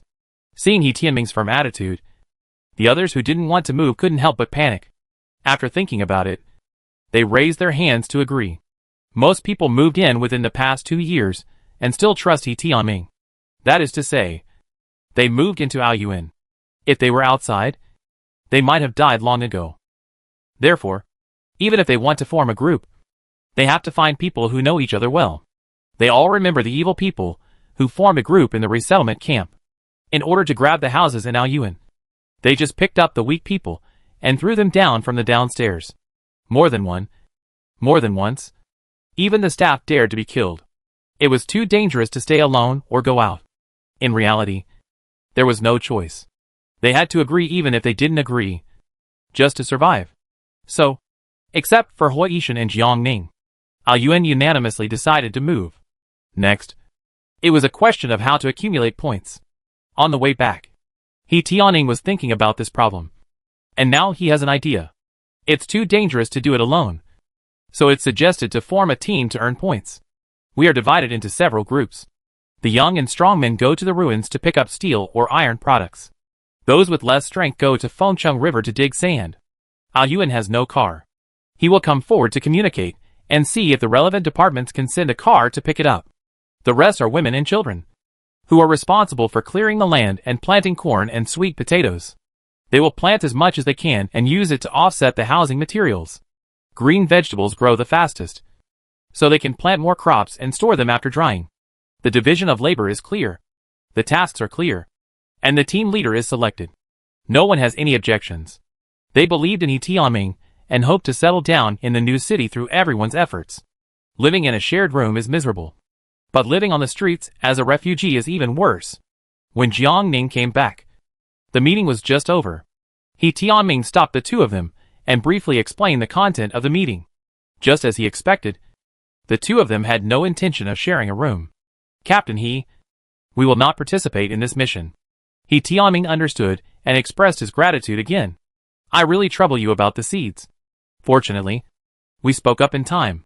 If we had done it now, the price would have increased several times. The people of Aoyuan did not rest. After the meeting, each group immediately took action to pick up waste, dig sand, and plant land. Jiang Ning stood on the terrace, looking at the busy figures and Fengcheng River in the distance. After 2 consecutive rains, the drought was greatly alleviated, and the groundwater level did not continue to drop. Afraid that the good sand would be snatched away, Jiang Ning felt itchy. When are we going to dig sand? Hui stared at the figures in the river. We need to make a sand screening net. Picking up stones manually like they did was not only inefficient, but also earned few points. The sand screening net was very simple. It was just to take more than 1 meter long steel bars and weld them into a row, leaving a gap in the middle, and pour sand on the net. The larger gravel will be blocked, and the fine sand will leak to the other end. There was no shortage of steel bars in the space. The two cut the steel bars to the right length and quickly welded 3. This thing was very durable. Jiang Ning said, "Why don't you give them one?" Aoyuan provided a comfortable environment for the two to lie down, although they had to pay 20 kilograms of coarse grains for rent every month. The cost performance was indeed very high. I don't know what the future will be like, but it is really precious to be able to show kindness to others in the last 3 years of the last days, as long as it does not affect his own interests. Jiang Ning does not mind giving a little help. After all, compared with those devils holding weapons, such people are more meaningful to live. Hui Yishan has no objection. Okay, go to bed early and get up early. Put on constant temperature clothes, take sun protection measures, and take the two out. Half an hour later, the truck drove through the bumpy road and stopped by the Fengcheng River. The earthquake cut off the Fengcheng River. The members dug on the upper part of the river, and Jiang Ning and others dug under the river, which was almost 200 meters apart. Seeing a member passing by, she hurriedly called out, "I asked a friend to get 2 sand screening nets. I lend you one. Just return it after use." The members were surprised and thanked him repeatedly. He carried the sand screening net and shouted to the team members from a distance, "Comrade Hua and Xiao Jian lent us the sand screening net. Good quality sand can be exchanged for more points. Which is more hopeful?" Hui Yishan walked to the middle of the river, chose a flat place, and shoveled away the weeds and silt with a hoe. Dowda helped with a small shovel and suddenly said in surprise, "Sister-in-law, the grass has sprouted." She squatted down and used her hands to dig through the silt. A twisted grass was trying to break through the soil and grow. Jiangning sighed. This is the vitality. Digging sand is hard work. Huishan worked tirelessly like a machine under the sun. He was reluctant to let Jiangning and Dao to do more work. But the dog, who had been competitive all his life, used his claws to dig the sand desperately. Not only the fine sand, but also the coarse gravel filtered out will not be wasted. When the villa is built in the future, it can be mixed with cement to irrigate the yard, or used to build walls or something. This work is slow to begin with, and you have to hide in the space when Daodu isn't paying attention. 3 people and 1 dog. After working for a long time, there wasn't much sand. Daodu reflected that he didn't seem to have done much work, so he ignored his brother's attempts to stop him and kept adding work to himself. I was too lazy to go back at noon, so I sat under the sunshade to eat lunch. I was afraid that the members would suddenly come over, so I didn't dare to eat much. Just steamed buns and fried dumplings, and a bowl of pork ribs and corn soup for each person. After hard work, by dark, they had finally gotten half a truckload of sand. The members all went home, but the 3 were still working diligently. When the vision was blurred, they packed up and went home. Huishan waited by the roadside with Daodu, while Jiangning drove Guzi to deliver the goods. They went to a deserted place and put the goods into the space at night. After working for half a month, Huishan seemed to be tanned. In addition to the extra ones, the space was full of 7 trucks of fine river sand and 3 trucks of coarse gravel. The members of Aoyuan Dudmore, working day and night, and seemed to be ready to dig out all the sand in Fengcheng River. When enough sand was dug, Jiangning lent them his own sand screening net. He Tianming came forward to talk to the relevant departments several times and finally reached an agreement. They sent a car to load sand and steel, stainless steel doors, and iron frames picked up by scavengers. This is the convenience of teamwork. If you have more things in your hands, you can bargain. If you go alone, you can only find a way to transport things to Wanwan to register and calculate points. Chapter 238. After finishing work early, Jiangning returned to Building 5. When he saw the green land not far away, he couldn't help but walk over. The women and children of Aoyuan were not idle. They kept reclaiming wasteland in the past half-month. The corn sprouted and grew seedlings. The green vegetables were green and lush. It felt like they could be pulled up and eaten in a week. But they couldn't bear to do it. They pulled up the seedlings and planted them separately. When they grew big, they would dry the vegetables and eat them themselves or earn points. People are very small, but when they work hard on something, they seem so powerful. They not only reclaimed the wasteland in the community, but also did not spare the outside of the community. The patrol team's tasks increased a lot, but no one complained. After resting at home for 2 days, Jiangning decided to go into the mountains to store wood. The surrounding mountains were all cut down, so they could only run to the deeper mountains and old forests, which was not easy to go back and forth. They could only spend the night in the mountains and come back after cutting enough wood. This time, they not only brought dogs, but also rabbits.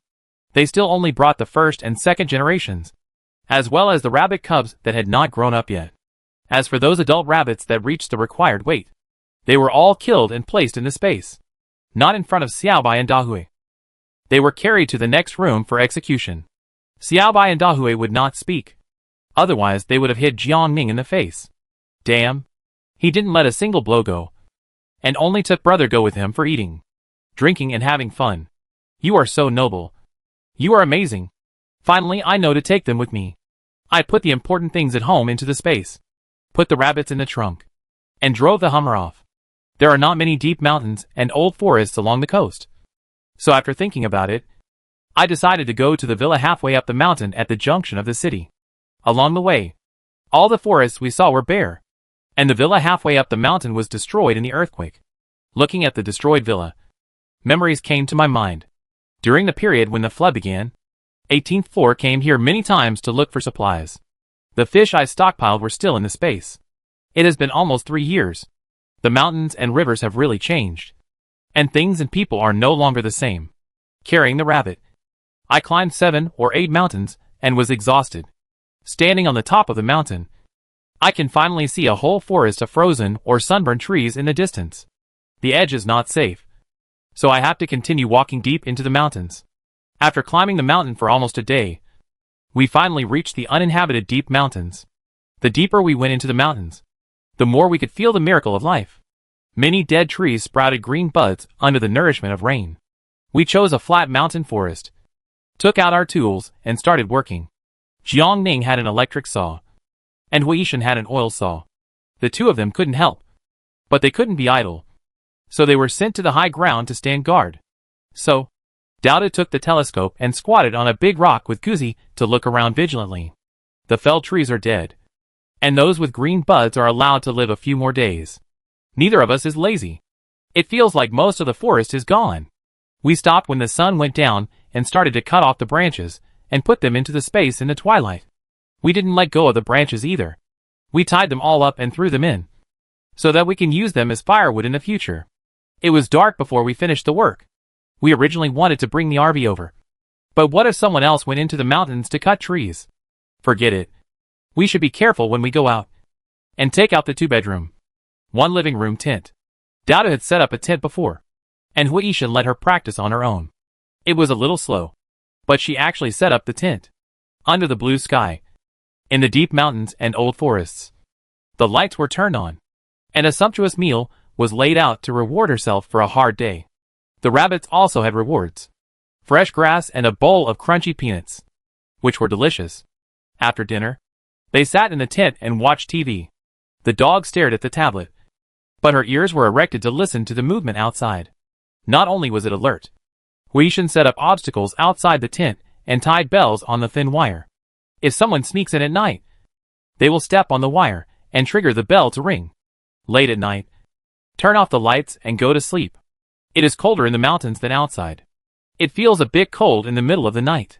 Huishan picked up the thin blanket next to him and covered Jiangning with it, and did not forget to go to the next door to send warmth to his sister.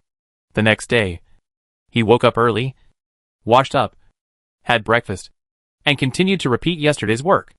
Not the whole mountain was cut down, and all the green buds were left. After finishing a piece of forest, continue in another place. When walking through the mountain stream, Jiangning's eyes were attracted by a green plant. Seeing her squatting down to dig, Huishan was puzzled. What's wrong? This is honeysuckle. It's only 2 or 3 inches long, and the leaves haven't grown yet. If she hadn't flipped through the Chinese herbal medicine book several times, she really wouldn't have recognized it. Western medicine is gone, and Chinese medicine is almost extinct. It's really lucky to find honeysuckle seedlings at this time. Dig it out with roots and mud, and carefully put it in the bag. The mountain stream is relatively humid, and green buds are emerging one after another in large areas of withered shrubs or grass. Jiangning was tempted by something new and suddenly lost interest in logging. He squatted in the bushes to carefully identify them, hoping to find more herbs to plant in the space. The brother and sister did not know the herbs and continued to log not far away. Zawanko, cat scratching grass, 5-fingered peach, ground foot mulberry, yellow fruit tree, motherwort. They were not precious herbs, and their medicinal effects were not widely used.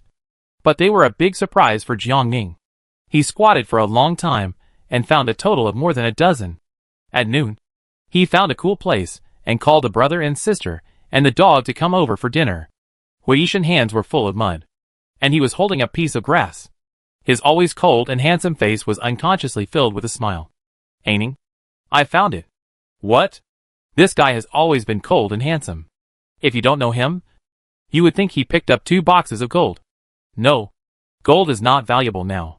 It's this kind of grass, which can cure liver and lung diseases caused by smog virus. Found under a tree. Not much has grown. Very inconspicuous. Huishan repeatedly identified it for a long time before he dared to confirm it. Jiangning took it and stared at it for a long time with wide eyes. Well, how should I put it? Huishan couldn't remember the name, which was understandable. Embarrassing. She couldn't recognize it either. The seedlings were really ordinary, the kind that would be buried if thrown into a haystack. She was arguing.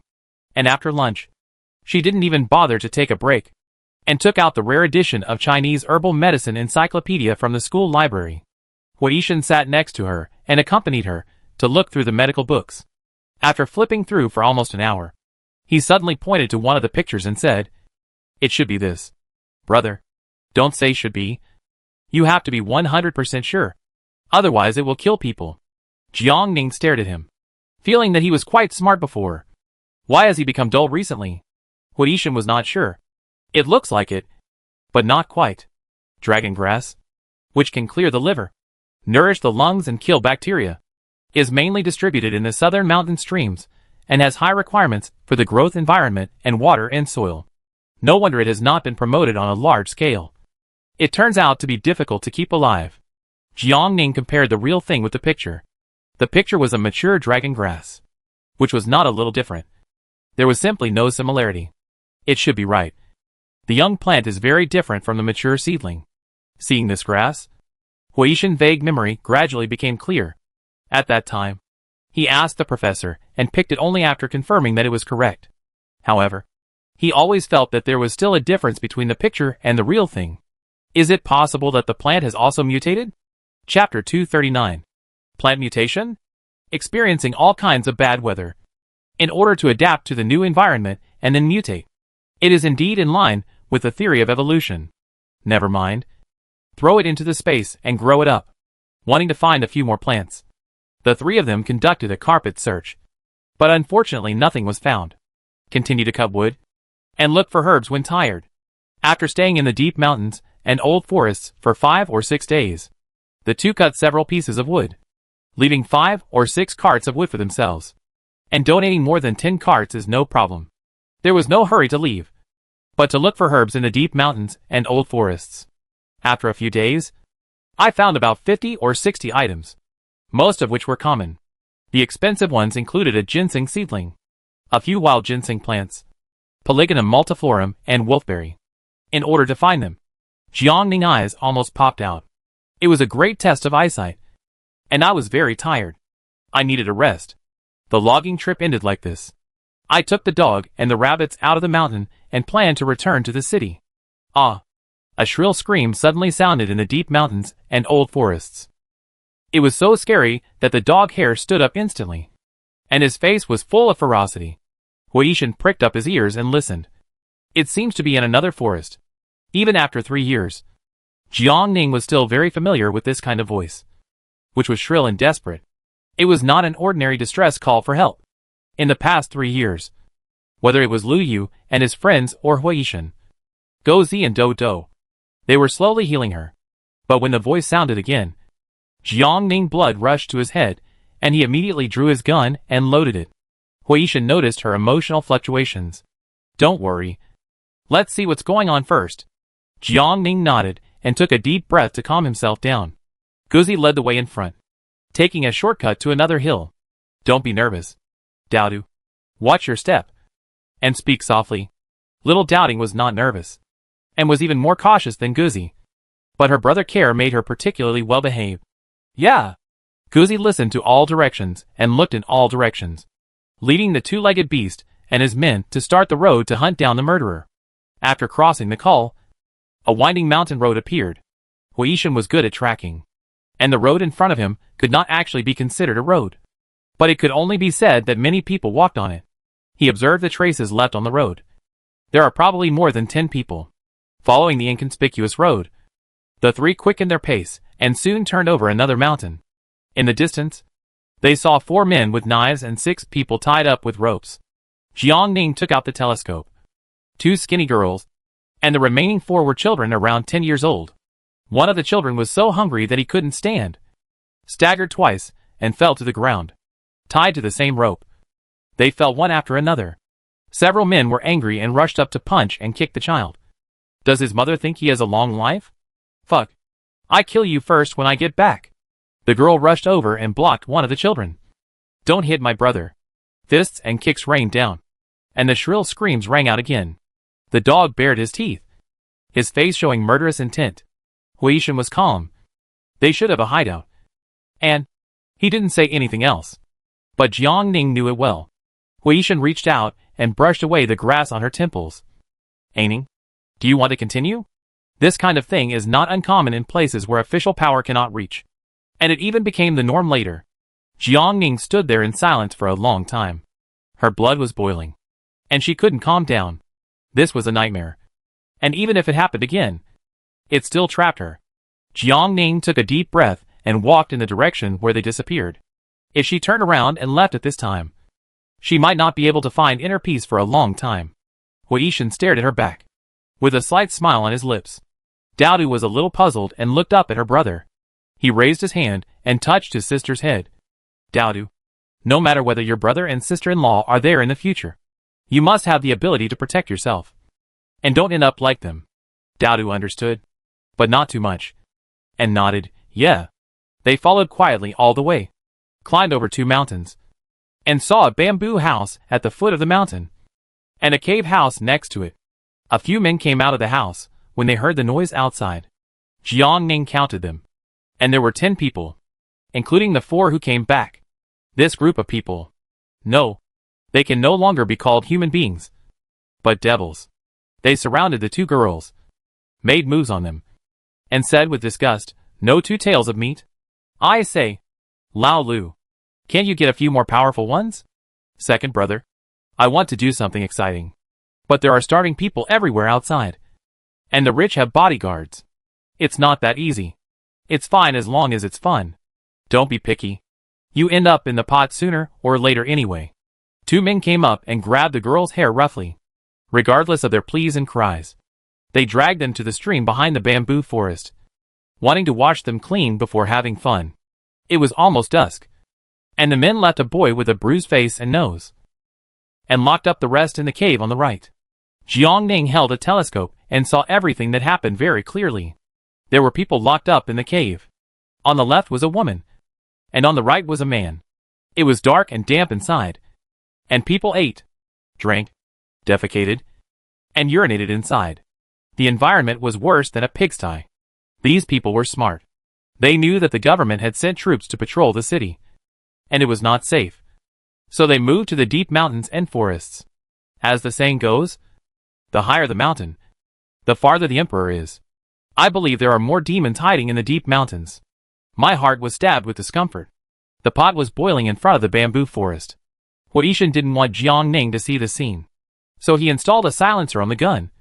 You deal with the 2 behind the bamboo forest, and the one in front is mine.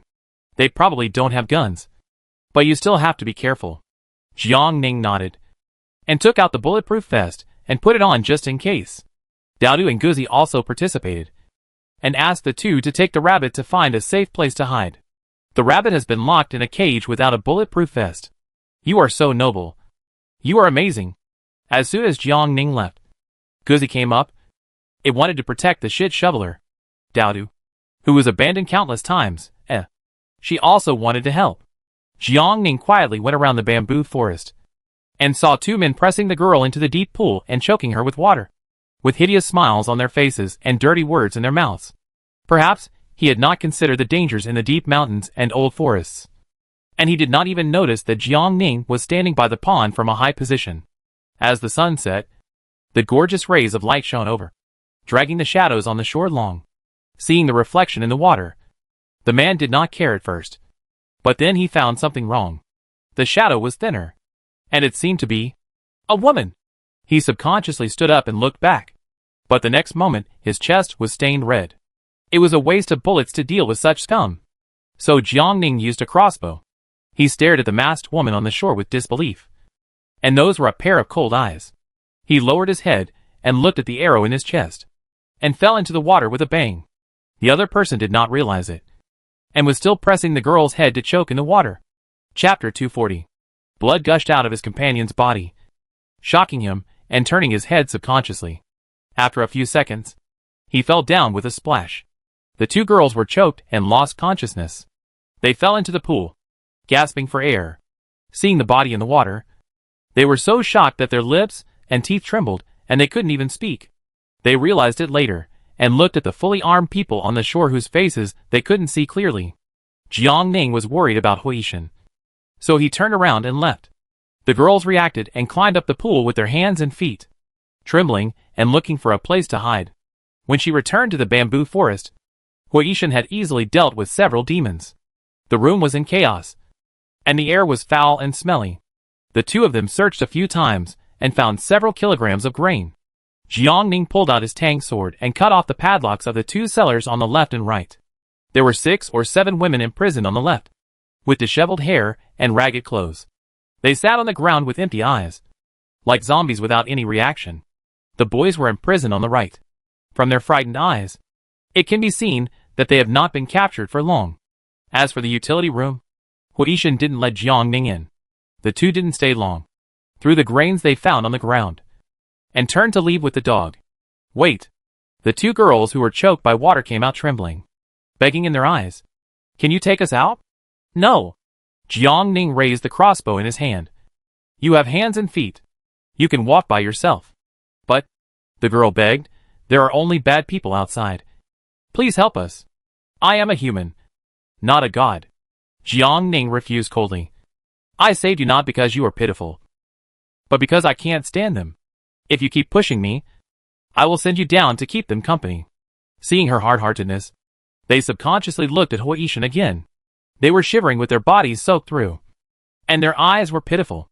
Huishan didn't say anything, turned around and left. The dog bared its teeth. I want to eat the gas leg again. Seeing that the two were cold-blooded and ruthless, and still had weapons in their hands, the girl didn't dare to follow them rashly. One of them helped the boy who was frightened and incontinent on the ground, and the brother and sister hugged each other and cried bitterly. Another one noticed the grain bag on the ground and immediately bent down to pick it up. When she saw the people in the cave slowly coming out, she was so scared that her face turned pale, and she ran away holding the grain bag. After leaving, Jiangning did not take the path trampled by the demon, but took a detour to other mountains and forests. After climbing 2 mountains, she found an abandoned quarry. She thought for a while. Do villas in the new city have courtyard walls? Huishan has never lived in a villa, but he should not have one. Not only does it not have a courtyard wall, but even the windows and doors have to be solved by yourself. It is a simple rough house. It was unsafe without a wall, so Jiangning squatted down to pick up stones. So, the 3 of them and the dog stayed overnight in the quarry, and picked up stones for another day. And the amount they had was enough to build a 3 or 4 meter high wall. Driving back to Taoyuan after a long absence, the guard was very happy to see the 2 of them. I thought you had moved away. Jiangning smiled lightly. No. There was something going on at a relative's house, so we went over to help. Back at Building 5, the rabbits went back to their homes obediently, lying on the ground in frustration. They eat grass everywhere, so don't call them next time if there's something going on. After living in the mountains for a few days, the humidity was heavy at night, and I had to work during the day. I was exhausted after a few days. I felt most comfortable at home. I washed myself from head to toe and slept soundly in bed. After a long sleep, I woke up feeling much more energetic. After 2 days of being salted fish, Jiangning got busy again. I marked out a piece of land in the space black soil garden, which was specially used to grow Chinese herbal medicines. Each kind was separated to give them enough space to reproduce and thrive, especially the dragon grass that Huishan had pointed out. Jiangning took extra care to see if it really mutated after growing up. In less than a month, it felt like Fengcheng River was almost emptied by diligent Aoyuan members. Every 2 days, a large truck would come to pull river sand. Stones were not wanted. It was too fuel-intensive to pull them from here to Wangwan. Many survivors mined and crushed them near Wangwan, and then used bucket trucks or flatbed trucks to pull them to the construction site. The scavenging team searched all the surrounding areas and had to go to further places to look for them. Several times, they almost got into a fight with people. If they hadn't survived together, it would be hard to say whether they could come back. He Tianming made a special trip to Wangwan. The new urban area had already been built, and it was in full swing everywhere, radiating vigorous vitality. The government not only recruited refugees, but also workers with construction experience and young people who can endure hardships. If the income from wasteland collection decreases, they can be arranged to work as construction workers to continue to accumulate points. After all, they are provided with food and accommodation. Not to mention, I have worked hard day and night during this period and have accumulated thousands of points. It really proves that there is strength in numbers. It will take at least half a year for the building to be built, but it is time to take action. Things are stored in the space. If they are handed over all at once, it will really attract too much attention. After discussion, the two decided to pay in batches and at different times, and the points could not be attributed to one person. The villa required 50,000 points, which was attributed to Jiangning. and Huishan and Daodu each saved up for a 2-room villa. So, Jiangning took the dog, Huishan took his sister, and drove a large truck to Wangwan. Not to mention, there were quite a lot of people who came out to scavenge, some to save houses, and some to exchange for survival supplies. The materials were received in different areas, and Jiangning handed in a full truck of rolled steel. The steel was soaked in water for a long time, and then placed in the black soil garden, and it oxidized and rusted over time. In order not to arouse suspicion, Jiangning also mixed several buckets of mud and sprayed it with a pesticide sprayer. Rusty and muddy, too dirty to look at, but it still attracted countless envious eyes. The staff was a little surprised, but they didn't doubt it too much. After all, they had seen more exaggerated cases, with 7 or 8 cars pulling in. But they were all rich people or former entrepreneurs. Judging from his words and deeds, he was probably born in a rich family. After confirming that the materials were okay, he submitted his personal information, opened an account, and weighed the scale to calculate points. The staff smiled and reminded, "Put the magnetic card in a safe place. Don't lose it." Jiangning put the card into the space and drove to the tile delivery area to find Huishan. It is troublesome to unload the tiles, so they need to be handled with care. The wrapping paper is rotten and there is a lot of silt. But the tiles are washed and inspected, and the quality is excellent. Before the natural disaster, this brand was not something that ordinary people could afford. The warehouse lady registered the quantity. "Are there any more? If there are, I will set up a separate area for them." "Yes, about 3 trucks." The lady was very happy. "Okay, then you can deliver it as soon as possible." Opening an account and applying for a card. Smiling service throughout the process. "Just come to me next time. No need to queue." "Thank you. It's better to queue." After delivering the goods, the two drove the truck away and went to a remote place to have lunch. After a short rest, they loaded 2 large trucks of stones and continued to deliver the goods. The points were registered in Daodu's name, the dog who had been lying in the truck. Woof. Knowing that it didn't get a share,